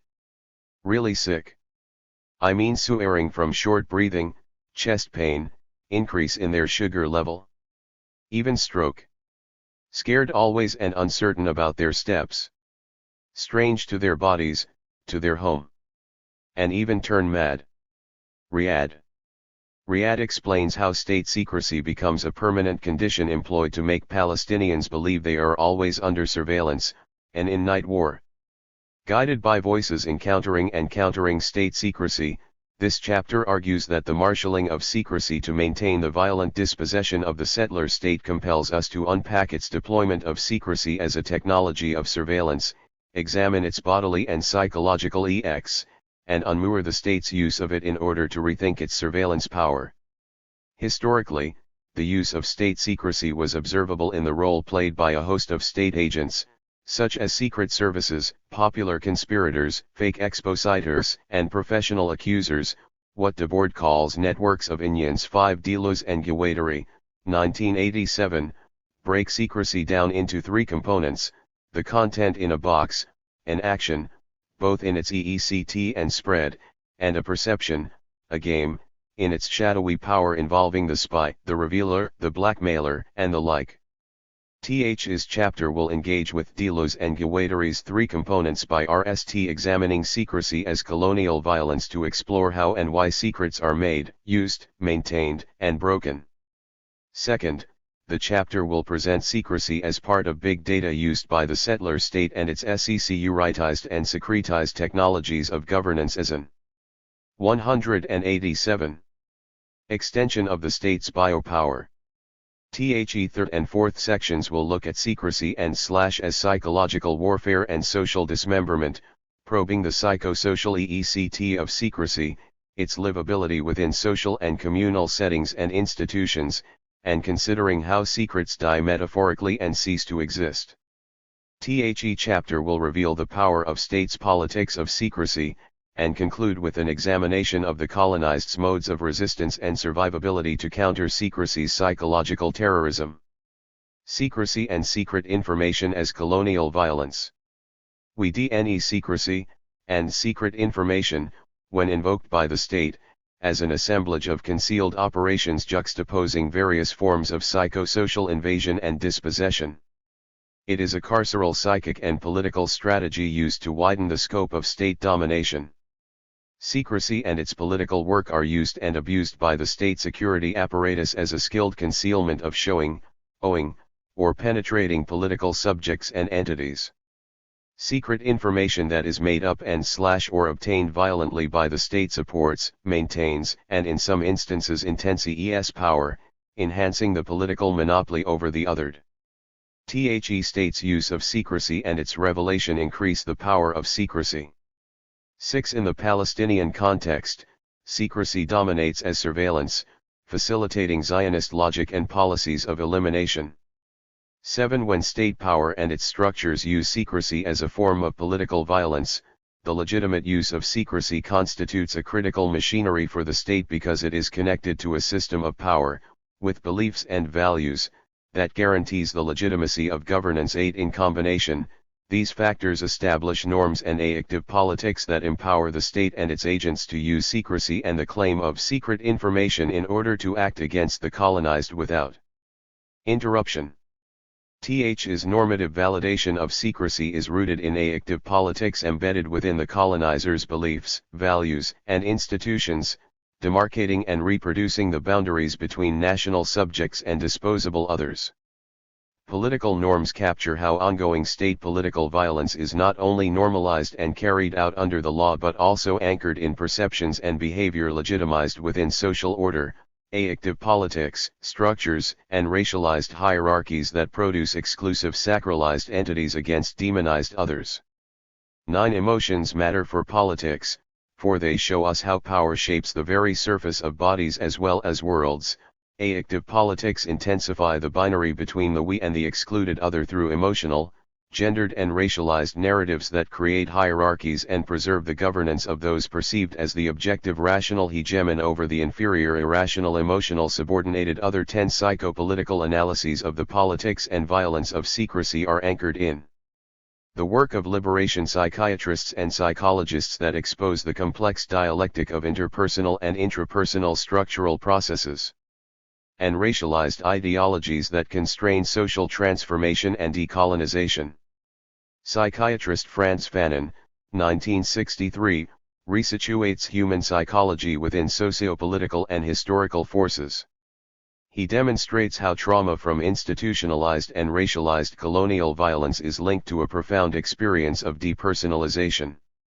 He illuminates the notion of depersonalization, defining it in relation to the ways colonizers individuated blacks 188. Through dividing practices. Constantly being singled out and divided creates an ongoing questioning of oneself, forcing the colonized to query their reality. Fanon's insights reveal the thin line between the possibility of liberation through decolonization and the risk of intensifying rage and repressive violence. THSA resonate with social psychologist Ignacio Martín Barros, 1989, argument that the state induces fear, anxiety, and terror as a means of social control, thus creating a potent form of psychological warfare on both conscious and unconscious levels. In the Palestinian case, scholars argue that the Israeli state's politics of surveillance facilitate its colonial logics of control, domination, uprooting and elimination. 11 Zureik, 2016, shows how Israeli surveillance tactics expanded with time. Historically, Zionist settlers used surveillance and secret information to locate lands in Palestine that could be sold to them. After Israel was established in 1948, secrecy was used for militarized operations, political assassinations, and manipulation. In today's context, scholars argue that Israeli surveillance and secrecy is deployed through intimate bureaucratic surveillance and monitoring to ensure the state's power over Palestinian life. 12 In particular, this surveillance and secret information is used by the Israeli state to infiltrate and control the daily lives of Palestinians. 13 And its most intimate aspects, the family and home. 14 Moreover, Israel's colonial technologies of secrecy penetrate the body and the psyche of the colonized Palestinian. 15 Shalhoub Kevorkian and Wahab suggest that secrecy's logic unveils the political war in the settler colony Israeli state and works to maintain colonial psychological domination and violence through an asexual structure of entrapment, which operates through a legal system that favors the colonizer. Militaris secrecy's necro-capitalist assemblage takes us to one of the core dimensions of settler colonial ideology: accumulation by dispossession. Harvey, 2003, that is, the elimination of the colonized, demolition of life and the psychic in which the colonialist trades and sells the machineries of elimination as combat proven. 16. Critical scholarship reveals that structures of entrapment within colonial and settler colonial contexts are predicated on the use of various carceral technologies of surveillance which have resulted in social ruptures, theft of land and homes, and the attempted taming of the occupied. 17 When structures of entrapment are operationalized through secrecy and its psychological penetration, secrecy becomes a violent tool allowing state violence to infiltrate social affairs, familial ties, and deep intimate spaces as it attempts to discipline the AX and psyches of the oppressed. 18 Which Shi'i term psychological foreclosure. 19 Shalhoub Kevorkian and Wahab make a parallel observation in their concluding remarks: Ekrid wars are not there to end the war, but rather to grant the activation of an unending psychological demoralization, psychosocial annihilation, and socio-economic control, insisting that secrecy is the great necro-capitalist politic. 20 In order to further comprehend the psychological consequences of secrecy and colonial technologies of surveillance, this chapter seeks to attain a bottom-up understanding of Palestinian Jerusalemites' experiences of the ways in which the state uses secrecy against them as a violent weapon, producing tangible suffering and injury. 189. And, at times, even death. The research will examine their narratives, the challenges they face, and how they cope with or confront those challenges while living in ongoing precarity. Conducting a margin-to-center analysis. 21 The research utilizes critical feminist methodology. 22 To highlight the importance of the lived experience of everyday life, with the goal of unearthing subjective knowledge. 23 Specifically, Palestinian feminist methodology stresses the importance of looking at the intimate. 24 At the everydayness of power and suffering, and at the epistemology of details to reveal voices of the oppressed, which shed light on narratives of violence and daily traumas of intrusion into intimate life. 25 The researchers interviewed Palestinian Jerusalemites who either experienced arrest themselves or the arrest of a family or community member and interrogation based on secret LE between October 2020 and January 2022. Big Data and the Data Wars. Secrecy is something that one does not know how to comprehend, and on what is it based? I was arrested based on information they gather through algorithms. My arrest was not based on real information, but on algorithms. THEY asked me about my work. Hey interrogated me about my travels. I travel a lot for my work. Hey asked me about people who are my friends on social media who I don't really know. Hey saw a photo on Facebook, which I shared and they showed it to me. Accuracy is established based on people's movements. What they do on social media. Travels. Hey construct assumptions that this person, while on his travels, will do certain things. His is how their system works. Edel, who is 33 years old and lives in OEJ with his wife and their 2 little girls, was arrested 2 years ago. Israeli police arrested him at work, at a prestigious Israeli institution. They coordinated his arrest with the security department of his workplace, which called Edel and told him to leave his OCE and come to the security department outside the building. When Edel arrived at the security department, he was arrested. He was taken out and searched in the street, in front of his colleagues, while in shock and unable to comprehend what was happening. To this day, Edel doesn't know why he was arrested, humiliated, dragged from his workplace, his family, and his life, locked in a cell and interrogated for a week. He explained, "I never participated in any political action, not even a protest. If there are any clashes, I stay indoors. I have never even ran a red light, so why was I arrested?"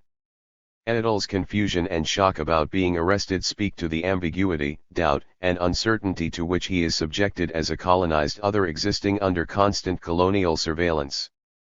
His mundane movements, actions, and ties are subject to structured systems of observation and examination. Furthermore, he is at risk of facing criminal accusations and being treated like a criminal and a dangerous threat at any time and anywhere without ever knowing the reason, except to instill in him fear that 190. The state is always watching. Edel's voice reveals that secrecy is an intrusive mode of surveillance, comprised of the monitoring, counting and intersecting of random daily routines. He shows how ordinary life activities of work, travel, and socializing are transformed into a secret LE that leads to accusations of terror. In essence, Edel is transformed from a colleague, friend, father, and husband to a dangerous other, a legitimate target. 26, in order to dehumanize, dominate, and incarcerate him as well as the Palestinian community. Edel's voice reveals how secrecy produces and maintains a constant feeling of uncertainty and feeling threatened. Big data is accumulated from mass, assembled surveillance, and direct sources, 27 including actions of or in relation to family members and neighbors, such as getting engaged to someone considered a political activist, traveling to a specific country, attending the funeral of a relative deemed questionable, and other mundane acts. Big data leads to social sorting, as citizens become prole to be calculated, and accumulated information sorted into hierarchies that can be easily transferred and used. 28 When the algorithms are used by institutions perpetuating biases and prejudices, big data is threaded together with unclear, imagined assumptions, disguised as dangerous secret lists to further track and control people's movements and mobility. 29 Th's mode of producing imagined narratives to track subjects is an extension of the state's biopower. 30 In addition, in relation to the war on terror there exists a data war. 31 Th's data war echoes the architecture of war, yet works to conceal the violences of its classification, sorting, and banning of human lives. 32 It is perhaps no longer a war that no one sees. And the invisible violences of data analytics remain obfuscated and responsibility is evaded. 33 The data war is a war by other means, it is proactive, embedded in large-scale information gathering and data exchange between hegemonic power holders. In OEJ, the colonial state inscribes its power through a similar data war, equipped with a system of biopolitical surveillance that manages and calculates Palestinian life, birth, movement, and economy. 34 Editle's voice illustrates the extent to which the state's data war and biopower produce imagined narratives through tracking, counting, and monitoring, which are used to incapacitate and inscribe power over the Palestinian movements and bodies. The data war's power, both actual and imagined, has the ability to incapacitate people via secrecy, since it is deeply entangled with the violence of secrecy and hidden strategies embedded in the settler state's ideological underpinnings. The data war and its systems of debilitation can be turned into a powerful, psychological military weapon. Secrecy as an extension of colonial big data, data wars, and its biopolitics penetrates time, as it can occur at 2 a.m. when children are asleep in their beds and families are taking refuge in their homes. It occupies bodies and psyches through militarized assemblages of big data, reaching deep into lives, as Nadia, a Palestinian woman from OEJ who was arrested based on secret information, reports, "I started smelling their violence. Breathing it. Horrified by it. I started dreaming fear. Questioning everything. Doubting even my own husband and mother." The bio and psychopolitical invasion goes beyond incapacitation and creates psychic horrors, confusions, uncertainties, and deep sense of loss.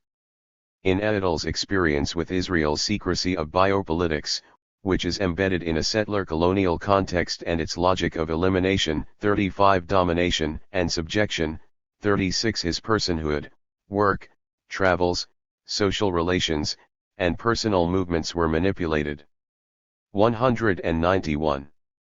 By surveillance algorithms and secrecy assemblages to dispossess him of his ability to control his life, body, and feelings, all under the guise that secret information is used for combat in the war on terror. Editle framed it as algorithms data technology. He explained that in algorithms data, his daily practices are misused and misinterpreted to recreate him as a threat. It's a system that has the power to pause your life, to turn it upside down, to drag you, to take you to court, to marginalize you, to DNE you as trivial. All because the system found some intersections within your data. The big data here creates new orders of knowledge, changes human understanding of mundane things, and OERs different interpretations of local communal and personal details. It also carries major consequences for personal and social ties, networks, and interactions. Surveillance through big data requires the continuous collection of data on minute issues, body movements, social engagements, modes of shopping, acting, meeting, attendance of festivities and more. The aggregation of such computed data and its violent interpretations result in violent management that can result in the myth of big data. 37 It could be the new form of social knowledge, a data cation with imagined narratives. 38 Kudrai explains that the long-term consequences of the ideological shift toward big data as the new source of knowledge about the social could take one of two paths. The RST allows those controlling, funding, and governing such data to recalibrate the possibilities of social existence. Here, the work of Oscar Gandhi, 1993, details how corporate data collection can be discriminatory. The second path relates to the risk of celebrating secret knowledge acquired through automated processing. Editle's voice decommissions the power of big data by stressing his own forms of social knowledge outside of the militarized hegemonic logic. His voice refuses his incarceration by way of the big data industry and insists on a refusal of discourse. 39. The myth of big data is AX of that sort, a society-wide rationalization of a certain state of affairs that works not just, or sometimes not even, through what we think, but always through what we do, what we go on doing, whatever we believe, clicking like and so on.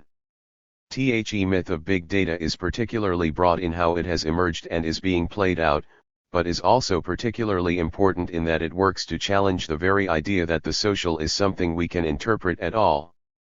It works to disable other, older, and no doubt newer, forms of social knowledge. 40.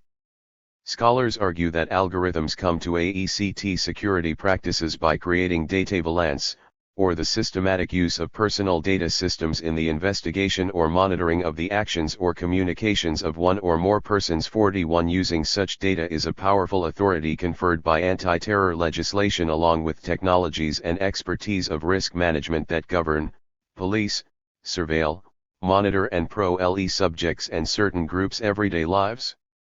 TH's authoritative system enables the categorization of subjects and ethnic groups based on data derived from surveillance technologies.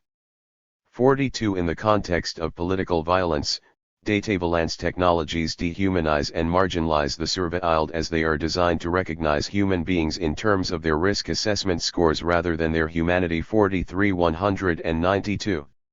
Demonstrating how secret lay, even if they contain fabricated information, are used to indicate the high risk and dangerousness of the subjected, Yasmin recalled. With my parents' secret LE, we were treated as if we were bin Laden. Hey were accused of military planning, funding military actions, supporting terrorism.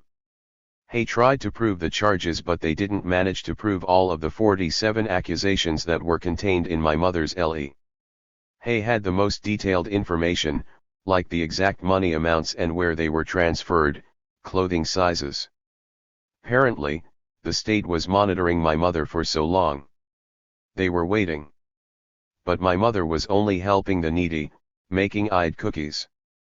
Hey had photos of my mother's cookies and presents. Hey even considered the word cookies as a secret code for the money, even though they had a photo of the Eid cookies. Hey played with the information, tried to prove something but they didn't succeed. But even this didn't save my parents. Yasmin. Is how Yasmin, a Palestinian Jerusalemite in her 20s, explained her understanding of the concept of secrecy. Her parents were arrested based on secret lay 2 years ago. Yasmin's narration raises the question of how data about cookies, children's presents and charity for the needy is transformed into a secret LE, generating accusations of military planning, funding military actions and supporting terrorism. For her, the secret LE is fake. In the case of Yasmin's parents, the state's colonial, secret technologies monitored and collected random and detailed data through mining and tracking 44 her mother's community-based charity for an extended period of time. Detailed, mundane data included photos of the mother giving out cookies, amounts of money transferred to families, and the sizes of the children's new clothes for holidays, weaving together a secret LE indicating that she was supporting terror. Data mining is allocated to specific state risk simulations that are deemed as false or deceptive. Simulation technology is a new semiotic of control, one founded not on truth relations between a sign and the reality it purports to represent, but on the radical indeterminacy of those relations. Utopian goal of simulation. Is not to re-ECT reality, but to reproduce it as RDCE. 45. For Yasmin, collecting and using details about communal solidarity to create a secret LE and the inability to prove such highly securitized accusations from a plethora of detailed data, speaks to the failure and the invalidity of the secrecy system and ARMS that its accusations are fabricated, fictional and false. Indeed, when the Eid cookies become code for money to support terrorism, it shows how the state's colonial surveillance power reproduces codes and models that try to predesignate and normalize a range of events and contingencies. 46 To assemble secret lay. Colonial violence of secrecy allows the state to pave pits for the colonized out of mundane movements and livelihoods and build a barbed and tangled assemblage without having real, true information about actual threatening activity. Air 4. 193. Secrecy becomes not a mere state security and surveillance tool, but rather a machine of colonial violence. Secrecy assemblage is woven from big data made of cookies, charity, and presents for children, in the case of Yasmin's parents, and work trips, social ties, and workspace, in Elia's story. Both cases show the ways in which secrecy wages a data war on the colonized to produce a new, Fabricated reality that nurtures the construction and application of colonial dispossession, entrapment, and incarceration. Psychological warfare/foreclosure. Living in OEJ. We all are restricted. You live in a closed space with surveillance cameras, movement detectors, and spies around you. You have no control. They're state secrets. All based on unknown accusations. But the occupiers plant fear, mistrust, sense of persecution. We all are mutilated. And they surprise you with their attack. Our house belongs to a Jewish family. Your children participated in demonstrations. Your brother is Hamas and is under arrest. Your ID will be revoked. Your last baby won't be registered and won't have a birth certificate. Mutilated. Riyadh. Riyadh, the 63-year-old family physician mentioned above, points to the ways in which Palestinian Jerusalemites live under the constant persecution brought on by secret information, under what he calls the state's microscope. The state's microscope represents technologies of surveillance and observation to oversee and record the occupied. For him, the state's secret system is always watching and waiting to attack. 47 Riyadh's voice reveals how living under the state's persistent microscope gives the occupier multiple, close observations that provide various entry points to attack and penetrate the occupied with its secret, unknown accusations. The state uses secrets and secret information to allow for the possibility of attacking, penetrating, and uprooting the observed at any time and at any place. Intimate and mundane spaces of the home, family, children, living, and existence are all possible sources of secret accusations as well as possible sites for attacks to occur. Riyadh's narration shows how the state creates an assemblage of secrets that results in a variety of attacks. Secrecy and secret information invoked by states' concealed operations juxtaposes various and multiple forms of invasion and dispossession that incarcerate the psychic and widen its control. 48 Listening to Riyadh's voice speaking about secrecy, we learn that secret information provides a multiple entry point into the lives of the colonized. The language of secrecy carries strategic nuance, waging a multi-front war against the colonized, allowing for infiltration into various layers of the colonized body, psyche, and life. Riyadh said that living through the machineries of secrecy creates a reality and a constant feeling of persecution. Living with the sense of being persistently followed and watched and vulnerable to attack anywhere at any time plants fears and creates a sense of uncertainty while waiting for the unknown. Is also apparent in Yasmin's comments, for 40 days, we knew nothing about my parents. Every day we heard something else. Even the lawyer didn't know anything. Gave me a sense that a 194 catastrophe happened. I cried for 40 days. Inside me, these 40 days never ended. Once Yasmin heard about her parents' secret Elia, she was teary-eyed, imagining how a catastrophe would shatter and dismember her family even though she did not know what the accusations were about. The term secret Elia kept Yasmin and her family in an ongoing state of doubt, not knowing what to do.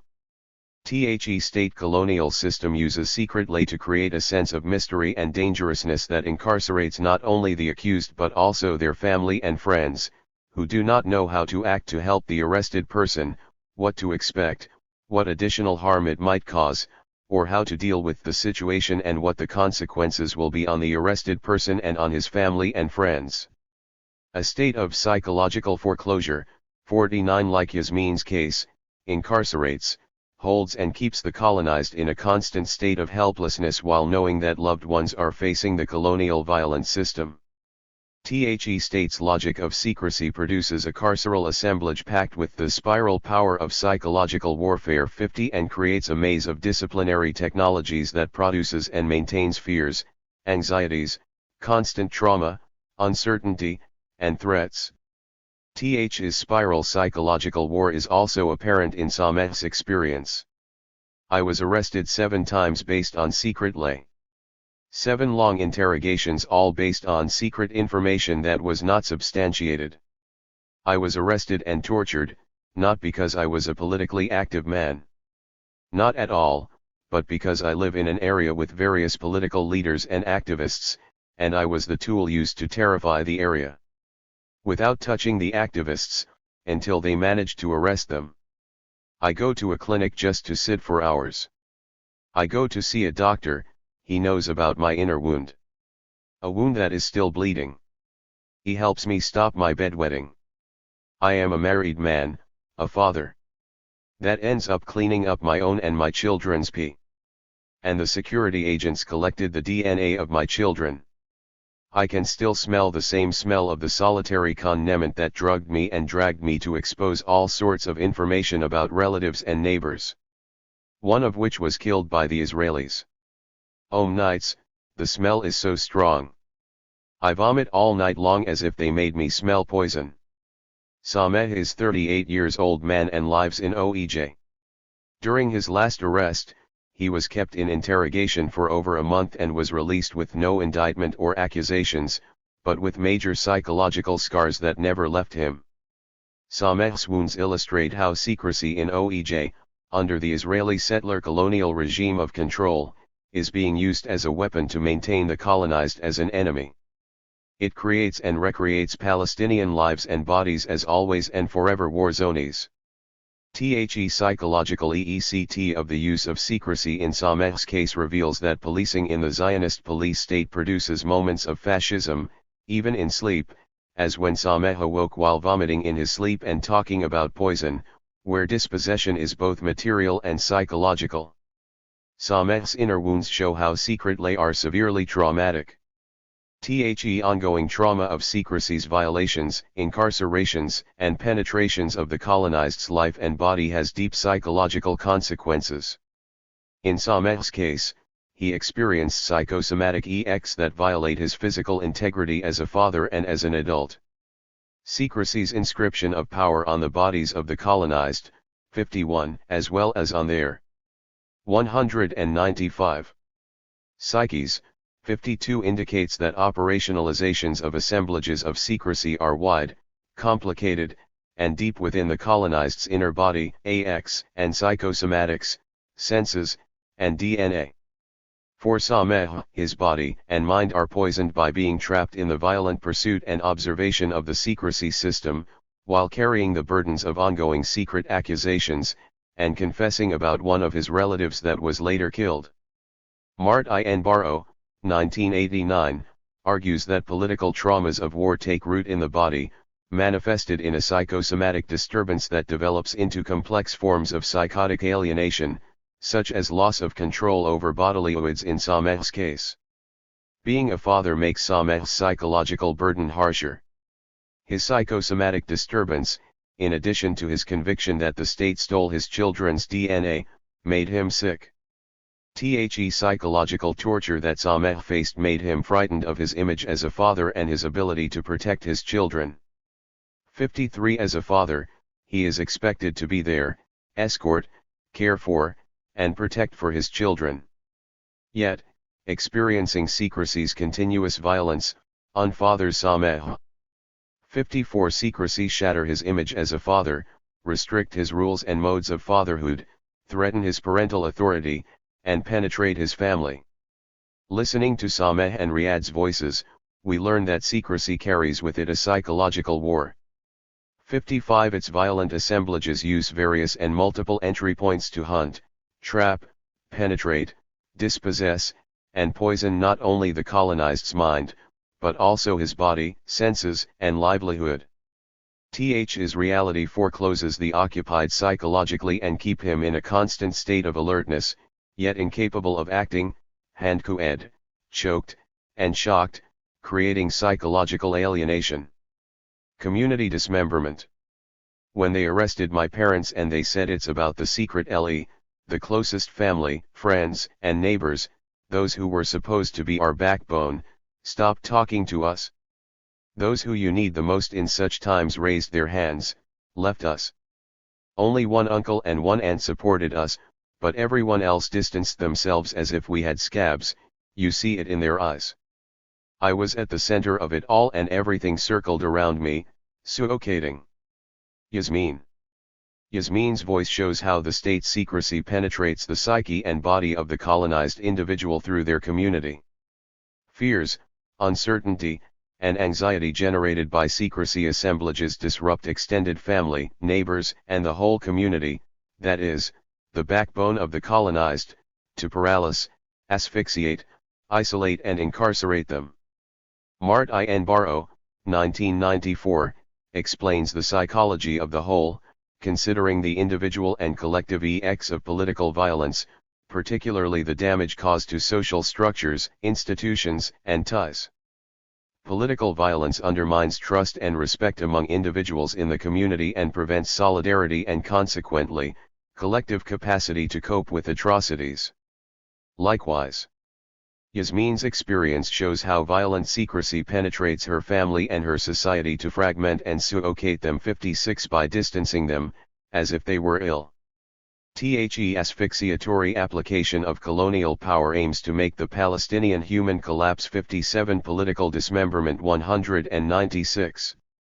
And suffocation of communities generate deleterious consequences that include disputes, conflicts, failures, tensions and hostilities among community members. 58 Martin Barrow, 1989, 1994, argues that the state induces fear, anxiety, and terror as a means of social control, thus creating a potent form of psychological warfare on both conscious and unconscious levels.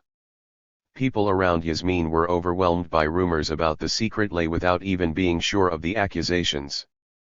Fear and anxiety destroyed the community's support for the family, thus, Yasmin insisted that it was the community that was sick, as she noticed it in people's eyes. Secretly wage war on the colonized community, disable the caring function of community and dismember communal ties, suggesting that community sickness creates additional burdens that suffocate and asphyxiate individuals who are nearest to the surveilled, like Yasmin. Community dismemberment is a powerful psychological weapon in the state's hands to inscribe power on the colonized individual's body and psyche. The state's use of secrecy produces significant mistrust among even family members, thus, society is also shocked and wounded, and individuals react by distancing themselves because they suspect and mistrust each other. Such situations destroy the colonized's ability to access their community for support. Accordingly, dismemberment is a situation involving fragmentation of not only the Palestinian individual's body and psyche, but also the larger Palestinian social body of which he or she is a part. It is a mode of psychic sociocide that cannot be overlooked. Indeed, the community sickness caused by the dismembering powers of secrecy were apparent in Muna's voice, as she described community members as treating her like I have leprosy and asking, why are they afraid? Her words reveal that the community around her was afraid to be infected by her sickness, the penetration of colonial secrecy. However, she explained that the community was already infected with violent colonial penetrations and disruptions. According to Muna, when the community denied her connectedness, it lost its meaning, power, and purpose. As a result, the community that was afraid to be infected with secrecy was instead infected with ruptures, resulting in social paralysis, deep wounds, and the cutting of its support and solidarity. According to Muna and Yasmin, the colonial assemblages penetrate their familial and social bodies, cut the ties within them, and defuse and paralyze, hindering any chance of recovery. Yasmin explains. If the community stood with us even only morally, it would be die errant. Resting my parents is like a knife in our bodies, but when the community abandoned us, it was like a poisoned knife that we will never survive. I wish these years would be deleted from my life. Yasmin tells us that community support is vital for recovery from secrecy penetration, yet, when secrecy penetrates the communal body, they disperse its support networks and morality, a wound that cannot be healed. As Riyadh said, secrecy's penetration is like poisoning the community, and what happens to a poisoned community? It starts to squirm. The voices of Yasmin, Muna, and Riyadh indicate that secrecy not only poisoned the individual body and psyche, but also poisoned the communal body and its morality. 197. Scholars have described how colonial rule unleashes a deadly blow to the colonized community by disrupting the traditional machinery of moral homogeneity and practices, with the immediate consequence of the individualism. 59 Suggesting that state secrecy targets community responsibility. 60 Collectivity, connectivity, and solidarity. In the case of Israeli settler colonialism in particular, colonial surveillance and the industry of fear. 61 Aims at sociocide.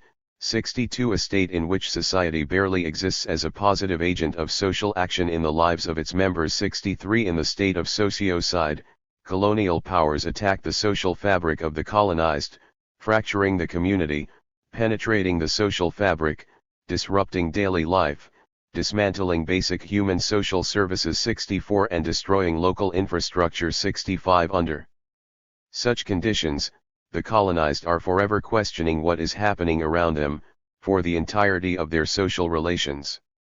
66. Survivability.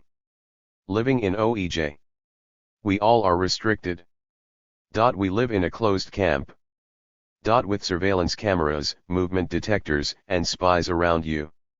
We have no control. Still, when I think about how I studied or raised my kids, with all the secrecy and secret policing, we raised them with dignity. We in the family, my wife, my aunt that lived with us, the family I mean. We were the healers against the persecution of secrecy. How else could have survived the constant threats? Riyadh. Riyadh's description shows how Jerusalemites survive the dispersion of secrecy policing. Although secrecy assemblages trap the family using various, constant, unseen and, in some instances, unexpected technologies of surveillance, dispossession, wounding and control, Riyadh, with the help of his family and his persistence in living with dignity, found ways to study, graduate, work, father, protect and repair what secrecy's violent persecution had dismembered. Riyadh explains the burdens of living under constant secrecy policing. Being trapped and chained by colonial and violent secrecy technologies make it difficult, almost impossible, to live with dignity. Hamami discusses the way in which Palestinians negotiate individual and collective ontologies of Zureik. She argues that Palestinian men and fathers refuse to be identified with Zureik, instead, they struggle in their everydayness, creating modes of survivability and domesticating them in their mundane living. 67 As a colonized and persecuted man and a father, Riyadh told us how he resisted mundane, colonial, and violent secretized psychological warfare by relying on two resistance powers, family and dignity. Likes and Mursky, 2006, argue that reparation and healing processes in the context of political violence require attention to their social and cultural context in order to be family and community-oriented. THEY also argue that there must necessarily be a special focus on values and moral dimensions in order to move forward in meaningful ways. Atman argues that fathers living in the ongoing political violence of OEJ create new spaces, languages, and powers to protect their families and homes. A Palestinian father will ensure his children's psychological well-being through love, care, and dignity as a means to survive colonial 198 attacks, when other means are unavailable. 68 Riyadh survived the ramifications of violent secrecy by maintaining and further connecting to his family, moving on in life, insisting on studying and fathering, and using the powers of dignity and family as his daily healing and medication against the wounding, sickening and paralysis of colonial secrecy assemblages and their surveillance technologies. In the same manner, Editel's comments show us how insisting on livability and moving on thorough education is his counter-strategy against the incarceration of secretized warfare. I was back to my studies on the next day. I did my presentation in class, which I was supposed to do on the day I was arrested. Editel and his wife are students. THEY both go to the university with their child. Although Editel was arrested, he never ceased his studies, indicating that pursuing and continuing his life, precisely where it was stopped, is an act of resistance against violent and sudden secrecy dismemberment. Continuity is Editel's counter-strategy against colonial disruptions and dispersion. Additionally, Editel, like Riyadh, reveals that education served as a mode of survival against secrecy diffusion. I heal myself with writing. Going back to my studies. I also pushed my wife to do her master's, so if they incapacitate me, she can move on. Edel suggests that his and his wife's education counters secrecy's brutality. THEY recover from colonial paralysis by gaining knowledge and perspective. Scholars suggest that higher education can aid in ending oppression and exploitation. 69 THs encourages critical awareness, 70 developing enlightened witnesses. 71 Freire explains that education is liberating in that it enables people to overcome injustice, poverty, and fear and eventually brings about transformation. 72 Edel indicated that education helps him not only to recover from his wounds and traumas, but also to strengthen his family resilience. He protects his family from future secrecy penetration and its psychological warfare by building up his wife's education and as a psychosocial shield. Studies further show that trauma as discontinuity 73 ruptures both the continuity of the self and the community, while psychological connectivities, as seen both in Edel's and Riyad's case, are positively correlated with psychological resilience, 74 precisely through continuing and connecting pre- and post-trauma lives. 75 Both Riyad and Edel exposed us to the way in which those that survived the violence of secrecy and its tools of dispossession and dismemberment, the psychological and social, insisted on their livability, dignity, protection, familial connectivity, and continuity. 76 THEIR strategies of moving on in life, whether through maintaining attachments to loved ones, education, or protecting family and dignity, are all modes of assembling the dismembered and continuing their psychosocial survival and connectivity amid the violence of secrecy. Secrecy and the settler state. Some concluding remarks. Very production and use of secrecy as a paranoid but creative violent weapon of the settler state manipulates the psyche, social cohesion, connectivity, and continuity. Secrecy has become the modus operandi of Israel's invasive, securitized violent surveillance. As our chapter illustrates, such violence ranges from the use of big data. 199. And algorithmic calculations and detection/framings, or data wars 77, to the assemblage of militarized policing and securitized secrets, intimidating the colonized, while reassuring and empowering colonizers. Tracing the secret dialectics between exposure, revelation, and concealment to the violent murky zones of the settler state invites scholars to consider the politics, practices and brutality of secrecy. Secrecy permeated the system of legal terror exercised by state governance, as it was used not only to help legitimize the racial exclusion on which Zionism was founded, but also to reinforce the settler colonial logic of dispossession and erasure. Secrecy, Jerusalemites explained, became a mundane terror, and hence should be seen as a warning sign of racialized necroeconomies. Secrecy goes beyond surveillance and control, to act as a blockage to life. The more the colonizer uses and succumbs to the discourse of secrecy, the less living and breathing will be allowed in the Jerusalemite necrospatial context, and the less psychological and material foundations of livability will be attained. Secrecy demarcates the ongoing active surveillance regime and its brutal uprootings and dismembering. It exhibits the violent operationalization and active workings of secrecy as surveillance not only on the communal and family connectivity and collectivity, but also on the home, the body, and the psyche of the colonized. Voices of Jerusalemite Palestinians taught us four main lessons. First, studying secrecy, as surveillance apparent in the fusion of its visibility and invisibility, in a state of permanent war, with its shadowy network of spies, targets both individual and collective ones. Secrecy is a politico-active machinery of elimination, to bring about the death of psychological power cultivated and mobilized by the exclusionary ideologies of the state, aiming at situating colonial subjects in the dark, beneath the surface of living. Active politics of exclusion apparent in secrecy were found to be central to the settler colonial regime of control in OEJ. Secrecy, we claim, rules through the psyches of colonized communities. Active politics exposed in the technologized surveillance of secrecy aims at empowering secrecy, as a technology of the settler state's power and control, in order to reproduce the state's politics of secrecy, dispossessing the colonized from their psychological serenity. Increasing mysteries when claiming secrets further justifies the barbarism of the state in waging a dark psychological war and its spy war. Second, secrecy, beyond being a strategy of domination in the settler colony, is embedded in settler colonial ideologies of exclusivity that justify the right to exclude the colonized and seize their liberty when and while operating on active spaces of living. Acts taken by state agents under the pretext of secret information are intimately connected to ideological tropes of Zionist biblical claims or their right to life, when the life and livability, including the psychosocial livability, of Palestinians stands in their face.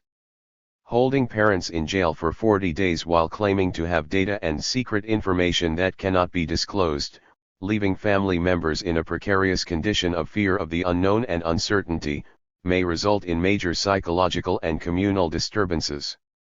Using secrets constructs an alien/dangerous/criminal/terrorist enemy.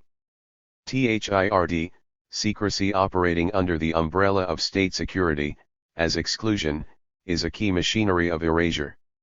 Secrecy, secret penetrations, and the use of secret security. 200. Information infiltrates the colonized's life and psyche, not only to control and surveil. We argue that its limits, EX and AX, take us into the world of fascism. Casting one's life and social relations as something secret that requires incarceration frames those dispossessed of liberty as terrorists. If there exists secret information, then there must be an existential threat to the state. Hence, when state agents claim they possess secret data and secret information, they immediately produce assumptions of existential threats. Is the core of the state's psychological fascism. Fourth, secrecy, as an integral part of state governance, operating as a technology of psychosocial uprooting, cannot be reduced only to an instrument of settler colonial governance. Secrecy's circulation over the natives' AX and society gains additional power not only when incorporated by the colonizer, but also by the colonized. For the colonized, secrets can also become a space of refuge, an enclave to innovate new modes of resisting state secrets. Voice of 23-year-old Rawan, who was also threatened by the state's secret weapons, summarizes our argument sharply when stressing that Zionists use secrecy as a psychological war to debilitate us deeply. Is an endless war that creates both in our minds and psychology an innate insistence on confronting it. 9. Israel's telecommunications lines and digital surveillance routes. Helga Tal-Sauri. Locating digital surveillance. Israel's prowess in technologies of surveillance is enthusiastically promoted by its proponents, and starkly exposed by its critics.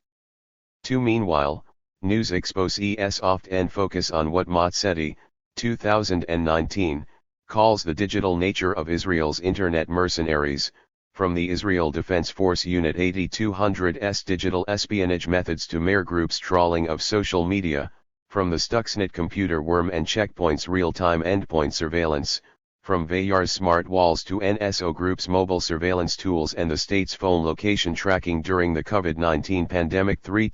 Focus is often on the technological, digital, virtual, or cyber, either celebrating surveillance's ubiquity and embeddedness within an assemblage of high-tech military and security techniques, or critiquing how this system is built upon the exploitation and dispossession of Palestinians who are rendered simultaneously hypervisible to a security regime while invisibilized and silenced in other ways. What the focus on digital surveillance often advances is that it is deterritorial, taking place seemingly everywhere, through the ephemeral realm of mouse clicks, data extraction, pattern and discourse recognition, through software that doesn't leave a footprint, such as NSO's Pegasus software's self-destructive feature which removes traces of itself. Digital surveillance certainly occurs through texts, emails, within databases and social media platforms, on public WI networks, organization-level surveillance camera systems and individuals' mobile phones. Israel certainly limits Palestinians' internet access, curtails their privacy and freedom of expression, censors online material, deletes and blocks data, interrupts radio and television broadcasts, sends automated text messages and telephone calls on Palestinian phones. But none of this means that surveillance is placeless and territorial. First, all these activities rely and build on infrastructures which predate the digital era. In fact, the trajectory of digital surveillance can be traced along the phases of telecommunications, the telegraph, the landline telephone, the mobile phone and the Internet.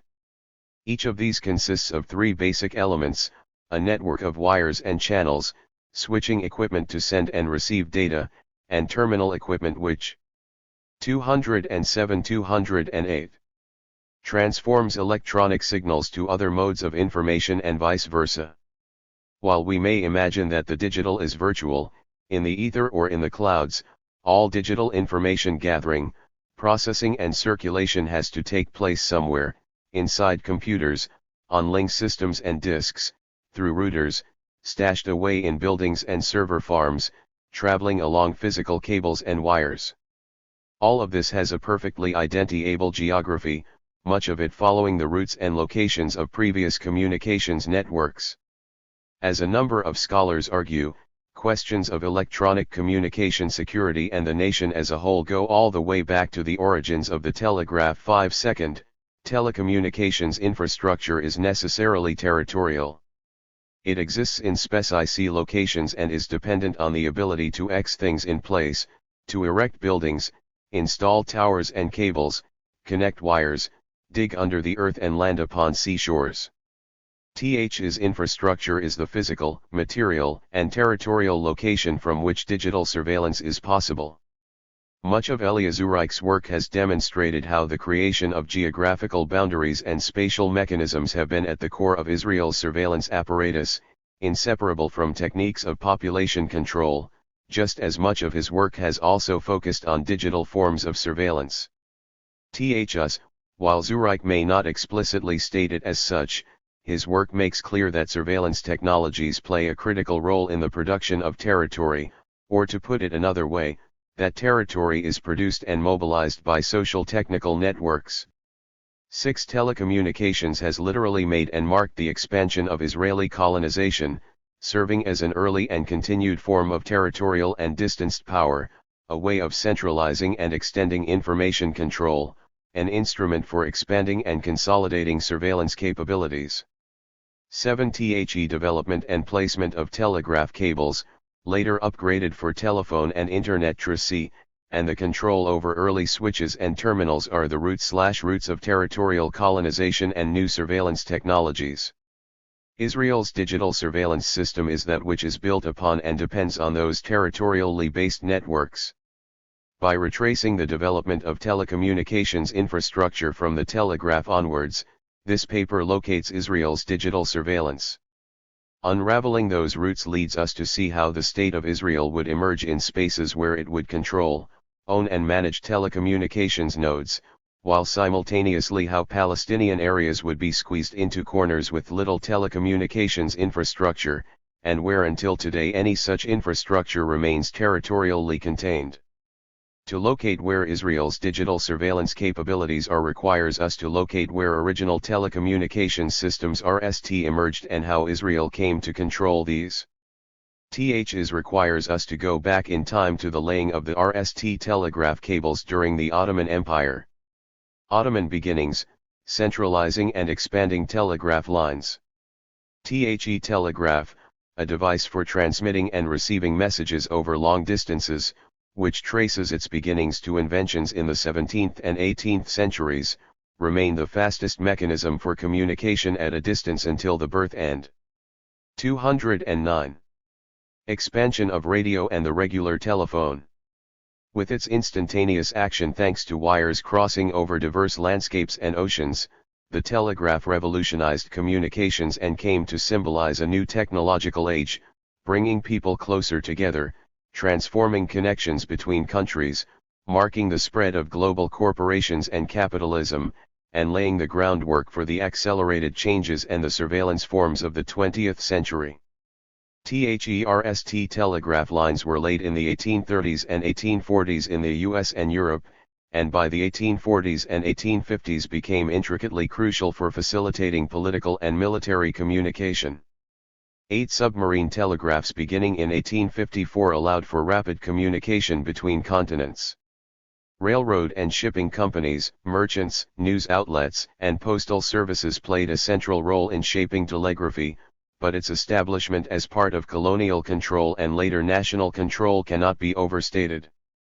The strategic necessity of connecting to colonies, extending communications with naval elites, accelerating diplomatic exchanges with allied governments, centralizing bureaucratic needs, responding to military needs and surveilling information were the political imperatives that drove telegraphic expansion.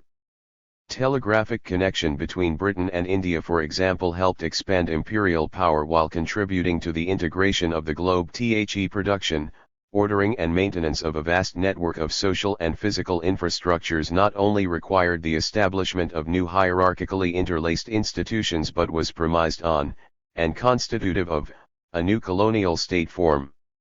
9. The logic of communicative infrastructure, its building, placement, expansion, development, and its absence, merged into the overall colonial project of the infrastructural production of the nation. Because it made commercial sense to invest in places that already had material and institutional infrastructures, and because communicative infrastructure strengthened existing infrastructure, cables tended to follow the same path. The initial cable systems of telegraphs thus followed an imperial and economic logic existing alongside colonial trading, railways and shipping lines. Similarly, today, optic lines follow political and economic logics which determine where they are laid and who can use them. As such, internet, mobile phone tracé and regular telephone tracé not only rely on physical cables, but cables that have been erected alongside original telegraph cables that wired much of the world in the mid-1800s. 10. The Ottoman Empire was an early adopter of telegraph technology, drawing much interest during the reign of and reforms generated by Sultan Mahmud II, 1808–39. But it would be an international war that ended up motivating the construction of the Ottoman telegraph line. In 1855, France laid an overland line from Bucharest to Varna, and Britain laid a submarine line under the Black Sea connecting Varna with Balaklava, its army headquarters in Crimea. The overlap between European and Ottoman interests highlights the telegraph's territorial and spatial importance. The wiring of the Ottoman Empire was driven by the financial gains the British would make, but ultimately, the driving force behind the British involvement in Ottoman telegraphy was the need for a telegraphic link with India, 11 serving to bind the British Empire and enhance its political and commercial interests in the East. Meanwhile, the Ottomans exploited the advantages of electric communication to consolidate the control of their own empire. 12–210. Ottoman infrastructure expanded dramatically, by some accounts, more than 30,000 kilometers of lines, during the reign of Sultan Abdalhamid II, 1876–1909. By 1874 the Ottoman postal telegraph was described as enabling the central power in Constantinople to move the whole empire like a machine. 13. The telegraph came to symbolize the Sultan's authority and reach, communicating with intelligence network within the empire and in exile, and tightening his grip on states far from the center of his rule. The empire, spanning parts of 3 continents, its cities and provinces separated by deserts, mountains, seas, and rivers, discovered in the telegraph an ideal system of communication and union. 14. The telegraph proved to be a powerful instrument of control in the hands of a centralizing and territorially expanding government, see Fig. 1, while for citizens it was an innovation that kept their empire united. 15. As the Sultan's imperial territory shrank after the Congress of Berlin in 1878, telegraph communication became even more important for consolidating his rule and legitimacy. 16. One of the telegraph's crucial features was its capacity to make communication instantaneous, and thus became critical as a tool of future intelligence operations and a temptation for control, especially during periods of tensions or hostilities. 17. In other words, by assisting in the simultaneous centralization and expansion of power. Through the telegraph, and later the telephone, the territory of surveillance could be extended, providing a new technology of control. 18 Palestine was connected through spurs and branch lines as a major cable extended from Anatolia down the Mediterranean coast through Akka, Haifa, Ja'e, Gaza and onto Egypt by the 1860s, 19 followed by submarine cables connecting Turkey, Cyprus, and Tartus, in current-day Syria, in 1871, and Alexandria in 1878. 20 Palestine was a 211 central peripheral region, as well as a central Ottoman consideration. It was peripheral in the sense that it marked the southern anks of the Syrian provinces and did not initially produce significant tax revenue, and that it was not strategically located along the pilgrimage route to Hijaz. 21 Gaining importance as a gateway to the Suez and Ottoman Africa after the loss of Egyptian territory. Inland, the RST telegraph line connected Ja'e and Jerusalem with Akka and Ja'e in 1865-22, and in the 1870s smaller branch lines connected Safed, Nazareth and Bethlehem, see Fig 2. It would not be until 1928 that the territory of Palestine would have a submarine cable, eventually connecting Cyprus and Haifa. With the increased centralization and control of the Tanzimat state apparatus, Palestine witnessed significant infrastructure development schemes that met military and economic designs. 23 By the end of the 19th century, a regional urban network emerged which involved a substantial amount of infrastructure, roads, railroads, and telegraphic communication, and created a complementary system of defensive boundaries for the southern ank of the empire. 24 Existing globalization processes had of course already linked Palestine to the rest of the world through shipping lanes, overland trade routes, migration and pilgrimage. The telegraph built on these, but also extended and accelerated them. Communications helped establish and consolidate imperial and international spaces of politico-economic orders. But telegraph simultaneously co-created and challenged national containers. Early on, it was clear that ownership and control of the physical cable was important. The French and the British, for example, built their own infrastructure largely paralleling each other. Lines were strengthened and duplicated, as one imperial power avoided dependence upon the lines of another, using technology to bypass potentially unfriendly borders. 25 Even the minute details of where to erect towers and posts had important political and economic repercussions on national or urban levels. Every wire strung was a prediction and a prescription about where information and commerce would travel, and about who should expect to connect to whom. Ideas about the telephone, and plans for its development, contained within them arguments about geographic scale. 26 The telegraph thus did not just help expand and centralize empires, but nations and subnational regions. If telegraphy became important for binding together a nation and undergirding its centralizing power, it was also important for the opposite, in what, where and who was excluded. The geography of global telegraphy created particular understandings of the world that excluded significant portions of its population, reinforcing social orders based on concepts of race, gender, and class. Communications had not just facilitated ties between powerful empires and nations, but also enabled uneven political and economic orders between the haves and the have-nots. Telegraphy affected many more people than its actual users by carving out non-congruent spaces of political, economic, and social interaction. 27 As we shall see, the exclusion, bypassing of territories, and carving out non-congruent spaces would become of cardinal importance in developments in Israel/Palestine. The telegraph network spread through the world in uneven and hierarchical patterns. The grid that would be built would be selective in its location, the logic of which, just as with the British in India, reveals that it was the requirements of the colonial regime for control, rather than the needs of Indian villages, that determined the development of the new communication system. 28 While colonial authorities championed the telegraph for uniting people, the infrastructure ultimately advanced policies to instill divisions and fracture nascent alliances. Skipping over territories, however, did not mean that control and surveillance was not possible.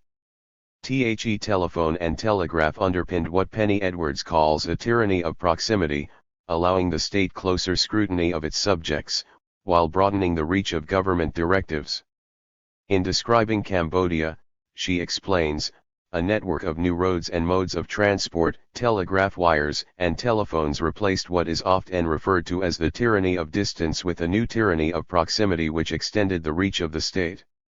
While paved roads were commonly referred to as routes of penetration in colonial correspondence, they routinely bypassed vast tracts of the Cambodian countryside, facilitating communication between colonial centers while heightening the distance between officials and villagers. 29 Whether in Cambodia or India, and later in Israel/Palestine, the creation of a new and uneven topological configuration through telecommunications was part of the very logic of a divide-and-rule strategy. From the telegraph onwards, technologies which radically altered global communication and their constituent surveillance capabilities were 213. Imbricated in, rather than removed from, existing systems of power which actively contributed and constituted geopolitical entities such as empires, nations, regions, and cities. The lines of Israeli growth, telegraph, telephone, and Tel Aviv. After the collapse of the Ottoman Empire, the British Mandate took responsibility for funding and maintaining activities such as road construction, telephone, telegraph, postal services, and radio broadcasting through state revenues. 30 Private and entrepreneurial British interests would still be served, such as in the building of the RST submarine cable connecting Cyprus and Haifa in 1928. Although economic development was considered an integral part of the mandated territory's path towards independence, given that Palestine was not as important to the British Empire as India or its African possessions, the British invested minimally.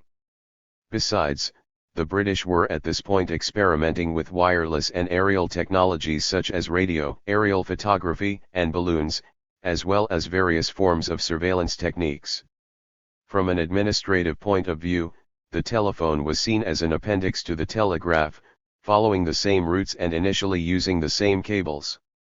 As with its other colonies, what the British developed in Mandate Palestine between 1920 and 1948 was in service primarily of communication among British administrators. Mandate policy was to promote British exports and help British RMS expand, and without any burden on British taxpayers to support the development of a capitalistic local economy. The latter pledge, a local economy, axiomatic as part of a mandate's path towards independence, was primarily focused on ensuring the successful establishment of the Jewish national home.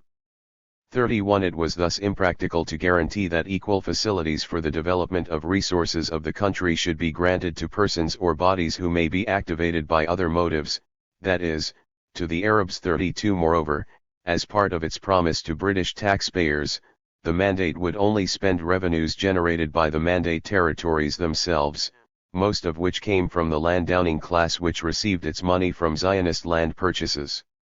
As such, the mandate viewed Jewish economic development as relieving them of their responsibility under the mandate to develop the country while also serving as the primary means by which the British could afford to rule. 33 More importantly, however, there was no real need for large-scale government-sponsored development, since the Zionists were already seeing to it. 34 The 1920s and 1930s were an era of Jewish state building, which included many institutions and infrastructures, from media and telecommunications 35 and electricity, 36 to banking, 37 and military might, 38 and of course espionage and surveillance. 39 Thousands of Jews landed in Palestine, and hundreds of new Jewish settlements sprang up during this time, while Jewish workers and institutions, as well as military-cum-terrorist organizations and labor unions would provide the operational base for the new State of Israel. In other words, under the British Mandate, the institutional and organizational infrastructure for the State of Israel was laid.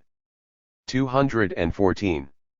In the realm of telecommunications, various dynamics emerged.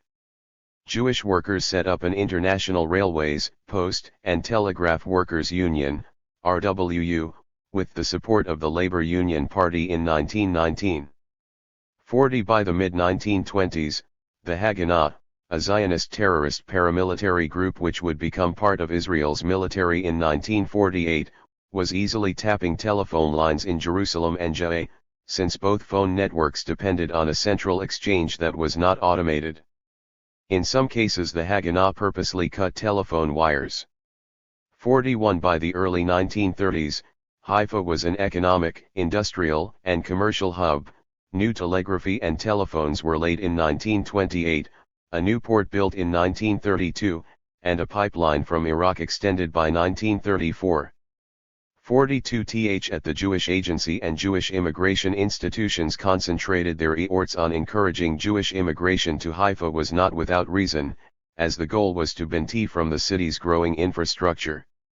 During the period of the Arab revolts, Zionist organizations shadowed the British as they revisited security procedures to ensure that signals and telegraphs were in place to enable a military response. 43 By the time Palestine Broadcasting Station was opened in 1936, there were already multiple Jewish news agencies in Palestine. By 1939, there were already separate telephone directories for Jewish residents of Tel Aviv, Judea and other cities. In short, a great deal of telecommunications activity and infrastructure building was taking place well before 1948.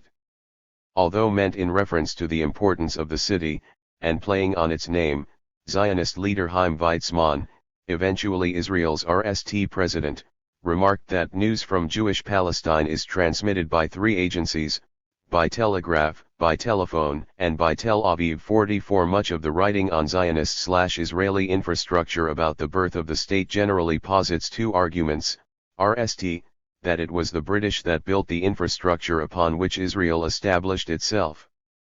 Exempli ed in statements such as the remarkable economic growth that enabled a tenfold increase in the Jewish population was made possible by the groundwork laid by the colonial government. 45 Second, that all infrastructure and organization was inherited from the British. 46 As in, if the land of Israel itself could speak, it would surely recall the 20th century infrastructure introduced by the British. 47 Both are only partially the case. The infrastructure during the Mandate period largely built on the existing infrastructure RST introduced during the Ottoman period.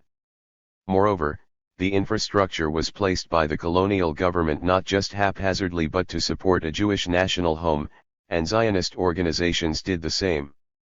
48 If the land could speak, it would tell us where the state of Israel would emerge, the cities of Haifa, Judea and Tel Aviv, when the partition plan was proposed in 1947, and Akka, Nazareth, Safed and Beersheba, when those lines were drawn in 1949, each a city from which collectively hundreds of thousands of Palestinians would be expelled, and each a city wired and connected with more robust and expansive infrastructure than would be found in, say, Nablus, Jericho, Bethlehem, Hebron and Gaza at that time.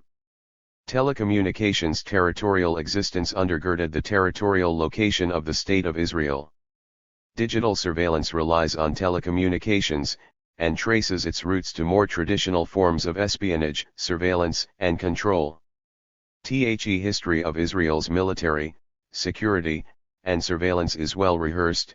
49 From the Haganah's espionage service to the establishment of Sherut HaYediot, She, which by 1940 was already headquartered. 215. In Tel Aviv with regional OCES all around. She was not only bribing British telegraph clerks to provide copies of communications to pass on to the Jewish Agency and penetrating British government and intelligence establishments, but also focused efforts on learning the use of wireless equipment and cryptography. She, alongside other organizations, was built on the principle that it was not just for supplying information on current problems of the hour, rather as an auxiliary aid for the expected political and military struggle in the near future. 50 Moreover, just as the interest between the British and the Yishuv overlapped in building infrastructure, so too intelligence gathering and interrogation centers were run jointly. The use of what would later be called signals intelligence measures by Israeli intelligence services, wiretapping, encryption and decryption, and the plethora of intelligence disciplines deriving information from electronic devices 51, can be traced back to the era predating the formation of the state, as Jewish resistance movements operated comprehensive wiretapping operations, listening in on British O'Chales and Arab leaders, as much as can be traced back to the location of the formation of the state. In a historical reading that follows the infrastructure, Israel was established over parts of the land that were connected, where telegraph infrastructure was robust, where most of the switches and terminals existed, and where international connections, such as through submarine cables, had already been laid.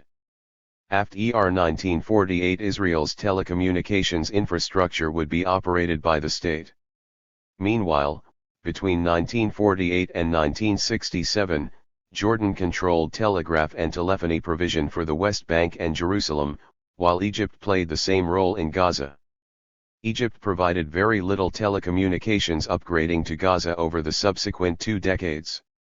Jordan similarly invested very little in the West Bank, although, unlike Egypt, Jordan itself lacked much telecommunications infrastructure.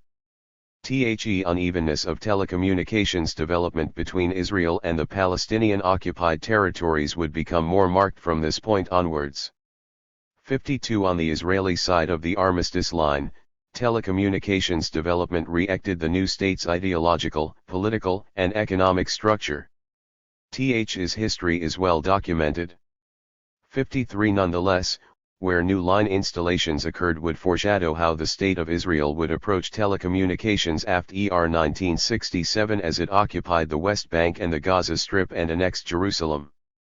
New installations focused on urban areas with high concentrations of Jewish populations such as Tel Aviv and Haifa, while development towns where Mizrahi populations were settled were wired at much slower rates. 54 As demand for telephone lines grew, other political and economic factors, e.g. innovation, diminishing public expenditures, would also determine where they would be installed. Between the mid-1950s and early 1960s, government funds were directed towards telecommunications network expansion while also taking on a gradual liberalization approach. 55 During this boom period, the state focused on upgrading its network and its connections outside the region, primarily towards Europe. A new submarine cable connected Haifa to Marseilles in 1966.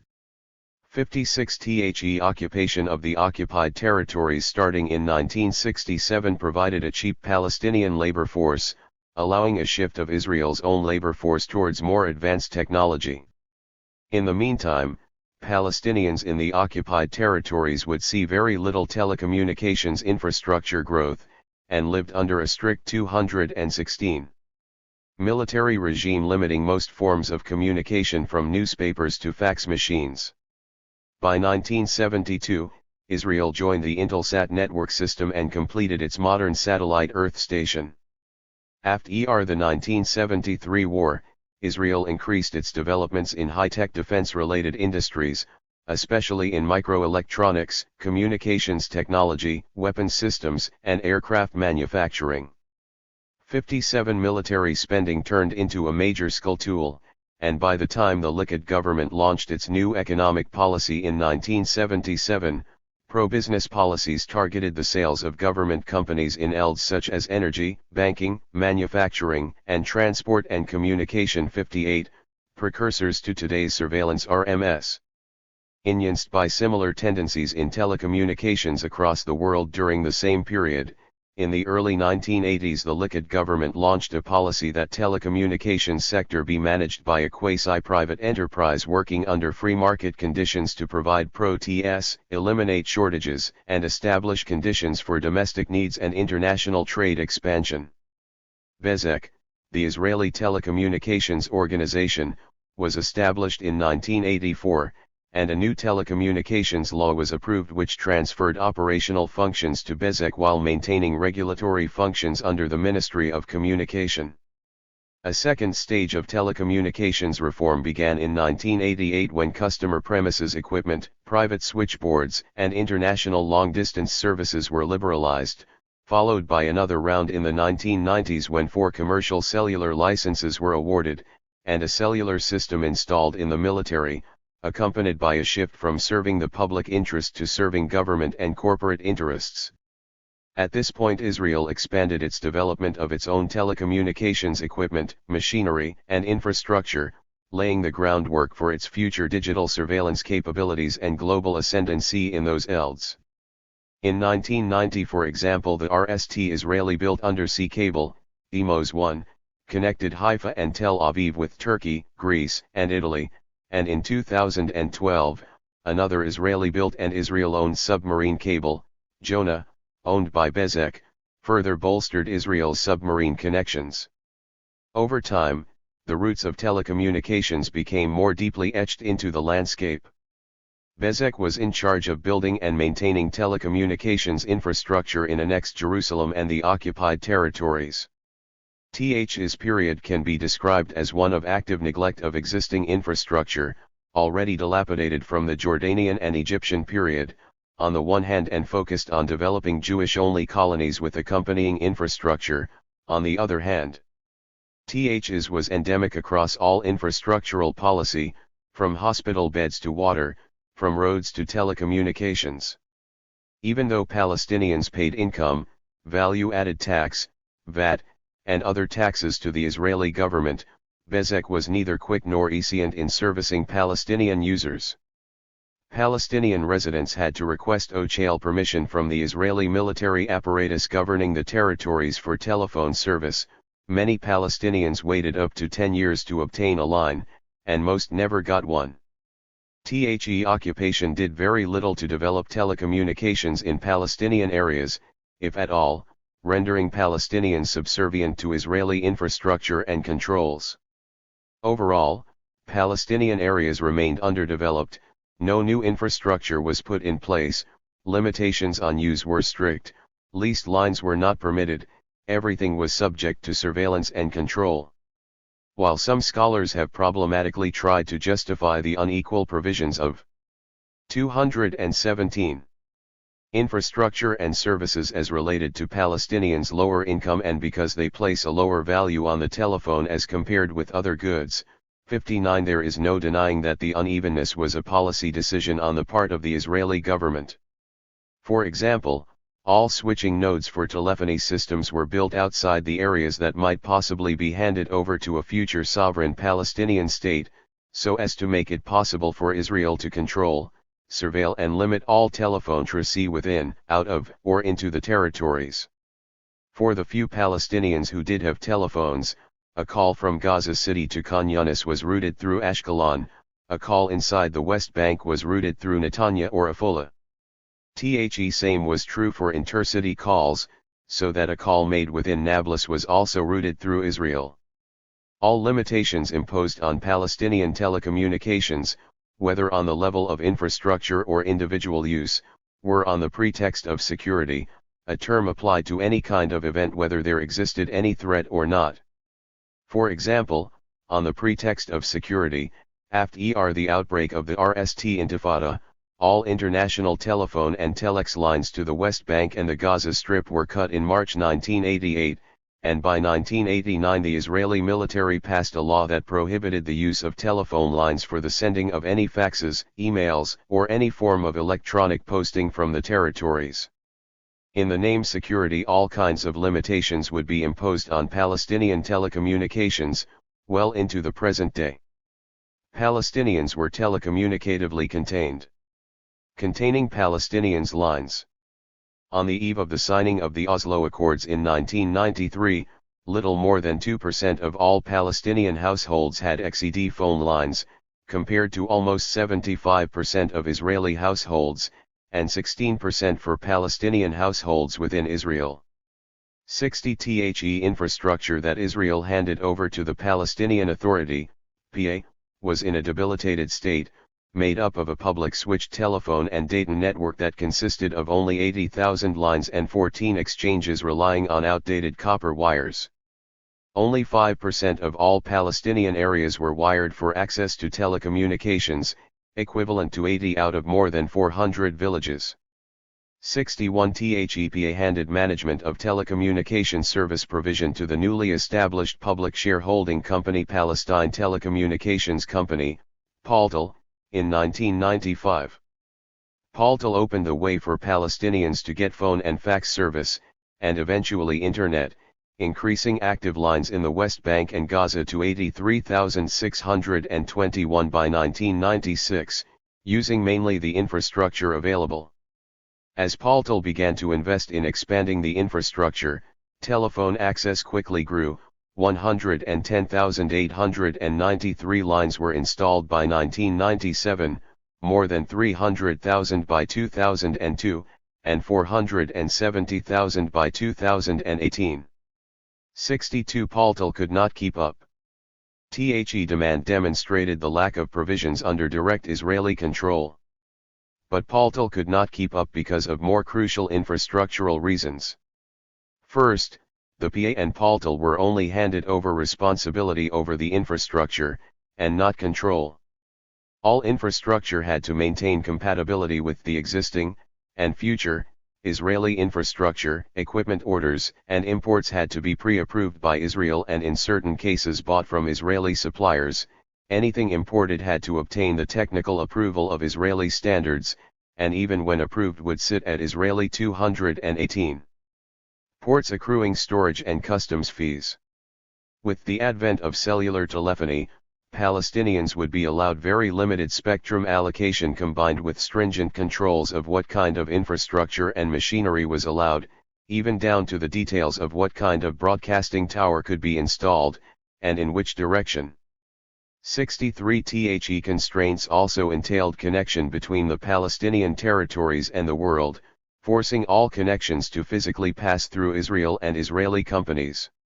The infrastructure was stunted from the beginning, not to mention the various times that the Israeli regime purposely destroyed Palestinian telecommunications infrastructure. 64 Bezek had not wired or installed telephone exchanges over most of the areas with dense Palestinian populations. Jerusalem's infrastructure would remain under full Israeli control. Much of the existing network that Palestinians had relied on before Oslo had been built largely outside the West Bank and the Gaza Strip. As mentioned above, only 5% of Palestinian areas before the Oslo Accords were even wired.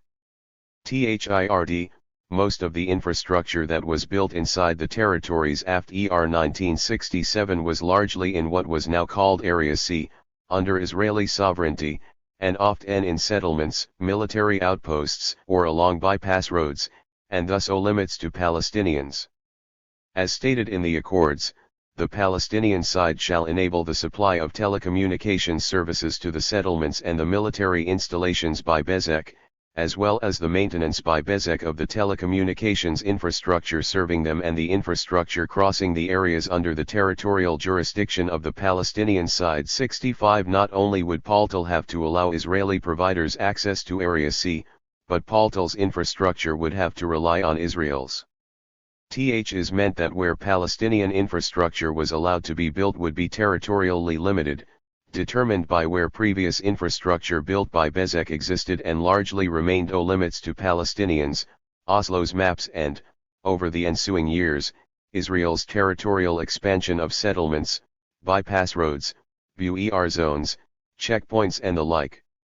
Is translated into the permission to build a fragmented and contained telecommunications network that had to physically circumvent, at a minimum, more than 60% of the West Bank and 40% of the Gaza Strip and had to rely on Israeli networks for connections within and between these areas as well as beyond Israel/Palestine. Moreover, areas A and B were not, and are still not, contiguous, so that to connect two towns in Area A often meant bypassing large swathes of Area C. As Patel moved ahead with building a telecommunications network, it would end up looking a lot like the Swiss cheese map of the territories itself. 66 Area C's strategic location as the land that connects areas A and B makes it ideal for central optic cables linking customers from all three areas to the system. Without permission to install any infrastructure in Area C, however, Palestinian cables must go through longer detours to bypass Area C, increasing the cost of installation and maintenance. Here is one example. To serve the residents of Kalkalia, the city had to be connected through a BER transmission network in the city of Azun to the east. The most optimal route to establish a transmission path from Mazun to Kalkalya would have been through a 219.9 km road in Area C that extends in a straight line from the east to the west. The company, however, was not granted a license by the to dig this path. It, therefore, had to roll out Bur from Mazun through various villages in Area B including Kafr Ulth, Ras Atai, Obla to Kalkalya in order to limit its presence in Area C, and hence reduce the number of required approvals. Th's suboptimal transmission path extended over 15 kilometers and increased the cost of this operation by more than 60%. 67. The essential territorial result can be stated simply as the fragmentation of the West Bank and Gaza. Paltal, and later other RMS, cannot provide service in Area C, or much of Area B and A, in these and in cities such as Jenin, Tulkarm, Kalkalya, and Bethlehem. Palestinians end up having to rely on or switching to Israeli providers. Far from airing a route out of dependency, telecommunications is a realm in which the Israeli colonial project is extended and centralized, and very much territorially so. The Palestinian infrastructure intended to make connection across distances possible ends up fragmented and contained. During this same time, Israeli infrastructure and services in the West Bank expanded exponentially, driven by the need to wire military zones, settlements, and the many roads and highways that connect these to each other and to the other side of the 1949 armistice lines. In fact, settlements and outposts are often established by the installation of telecommunications infrastructure (RST), then followed by settlers. 68 THSA territories become part of Israel's network. Just as in colonial times, telecommunications infrastructure was not just reorganizing space but facilitating administrative, military, political, and economic activity, supporting the spread of Israeli presence while also concentrating it, binding and gluing together Israeli spaces. 69 Telecommunications infrastructure literally marks the land, connecting Israeli areas, in the depths of West Bank settlements or downtown Tel Aviv, while excluding and dividing up Palestinian territory. Th's simultaneous expansion and exclusion is not a contradiction. Rather, it echoes how routes of telecommunications deepen their ziti, and how exclusion is part of the network. Networks are just as constituted by disconnection as by connection. 70 Such exclusion, disconnection, what Montgomery calls fracture, is intimately tied to the logic of surveillance. By limiting Palestinian telecommunications infrastructure, Israeli digital surveillance is made easier in several ways. First, older technology infrastructure, for example 2G and 3G for cellular networks, or public switch networks for landline telephones, is easier, and cheaper, to limit, control and surveil, whether in terms of eavesdropping, detecting and monitoring data tracy, or the ability to shut it down. 71 Second, since all equipment for use in the West Bank and the Gaza Strip must RST pass through Israeli customs and or purchased directly from Israeli providers, the allegation that equipment is retrofitted with surveillance capabilities is not as outrageous as it sounds when one considers the known times when Palestinians have been tracked, and killed, through their mobile phones, even before GPS tracking became widespread. 72 THIRD, since the entire Palestinian infrastructure depends on the Israeli network, Israel has at its disposal the possibility of tracking, capturing, and recording all voice and data tracy, uses and patterns. Fourth, Israel's telecommunications 220. Infrastructure exists all around, between, under, and over Palestinian areas to bind settlements, military areas, bypass roads and checkpoints into one network, demonstrating Edward's tyranny of proximity, extending the reach of the Israeli state and its surveillance capabilities, and extending the distance between Palestinians. Digital surveillance telecommunications routes. One of the most fundamental aspects of telecommunications infrastructure is how it forms and deforms the fabric of space and time, organizing the possibilities for existence within them. Infrastructures locate us, as we negotiate and inhabit the material, symbolic and imaginative worlds they help to produce. The cables, wires, routers, towers, exchanges, switches and terminals, among the many other things necessary for a telecommunications network, create, delineate and delineate a state's centralized and distanced power, its means for consolidating as well as expanding that power.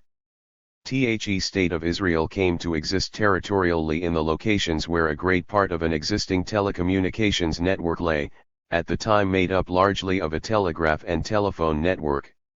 This was not serendipitous, but actively worked towards by the British Mandate, by Zionist organizations and eventually by the state itself. As infrastructures largely follow existing paths, Israel's state power deepened.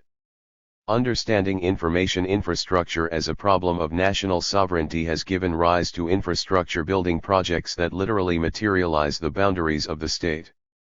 73 Thus, while telecommunications infrastructure was one of the roots of state power, it also served as the means by which to extend territorial colonization. This infrastructure neither emerged out of nowhere nor continues unabated in a deterritorial sphere, but is identifiable and locatable in the cables, switches and terminals upon which all forms of digital communication depend. Telecommunications infrastructures are crucial sites in which power relations materialize. The power of the contemporary state may no longer be, only, that of the telegraph and the telephone, but of computer science and network engineering. THSA are no less physical and territorial. THEY are territorialization projects that constitute and transform the state itself, as the telegraph and the telephone did before them. 74 With the digitization of information and the move towards systems of data-enabled mass surveillance, the information-based redistribution of authority has become even more embedded into telecommunications infrastructures. 75 In the case of Israel/Palestine, it is the State of Israel that ultimately controls the type of network possible, the strength and reach of that network, where it may lie, and who may or may not have access to it. It is equally the State of Israel that has access to all the data created and circulating on these networks. Israel's prowess in encoding systems, sensor and signal processing, software, passive and active electronic countermeasures, image processing, and display and surveillance systems, are ultimately matters of situated and embedded infrastructure. Digital systems of surveillance materialize a state's territory. Populations and territories can be excluded and still be embraced by a surveillance regime. Israel has at 221 its disposal a restricted Palestinian system that is dependent on Israel, which is easier to surveil, and an advanced Israeli system that enacts all kinds of surveillance mechanisms onto Palestinians. The extent of Israel's surveillance is expansive, and within these spaces is where the containment of Palestinians takes place. Both are parts of the same strategy. Palestinians are thus not simply excluded, but differentially included. Surveillance penetrates differentially 76 but surveillance itself, even if digital, like state power, is ultimately concretized in telecommunications infrastructures.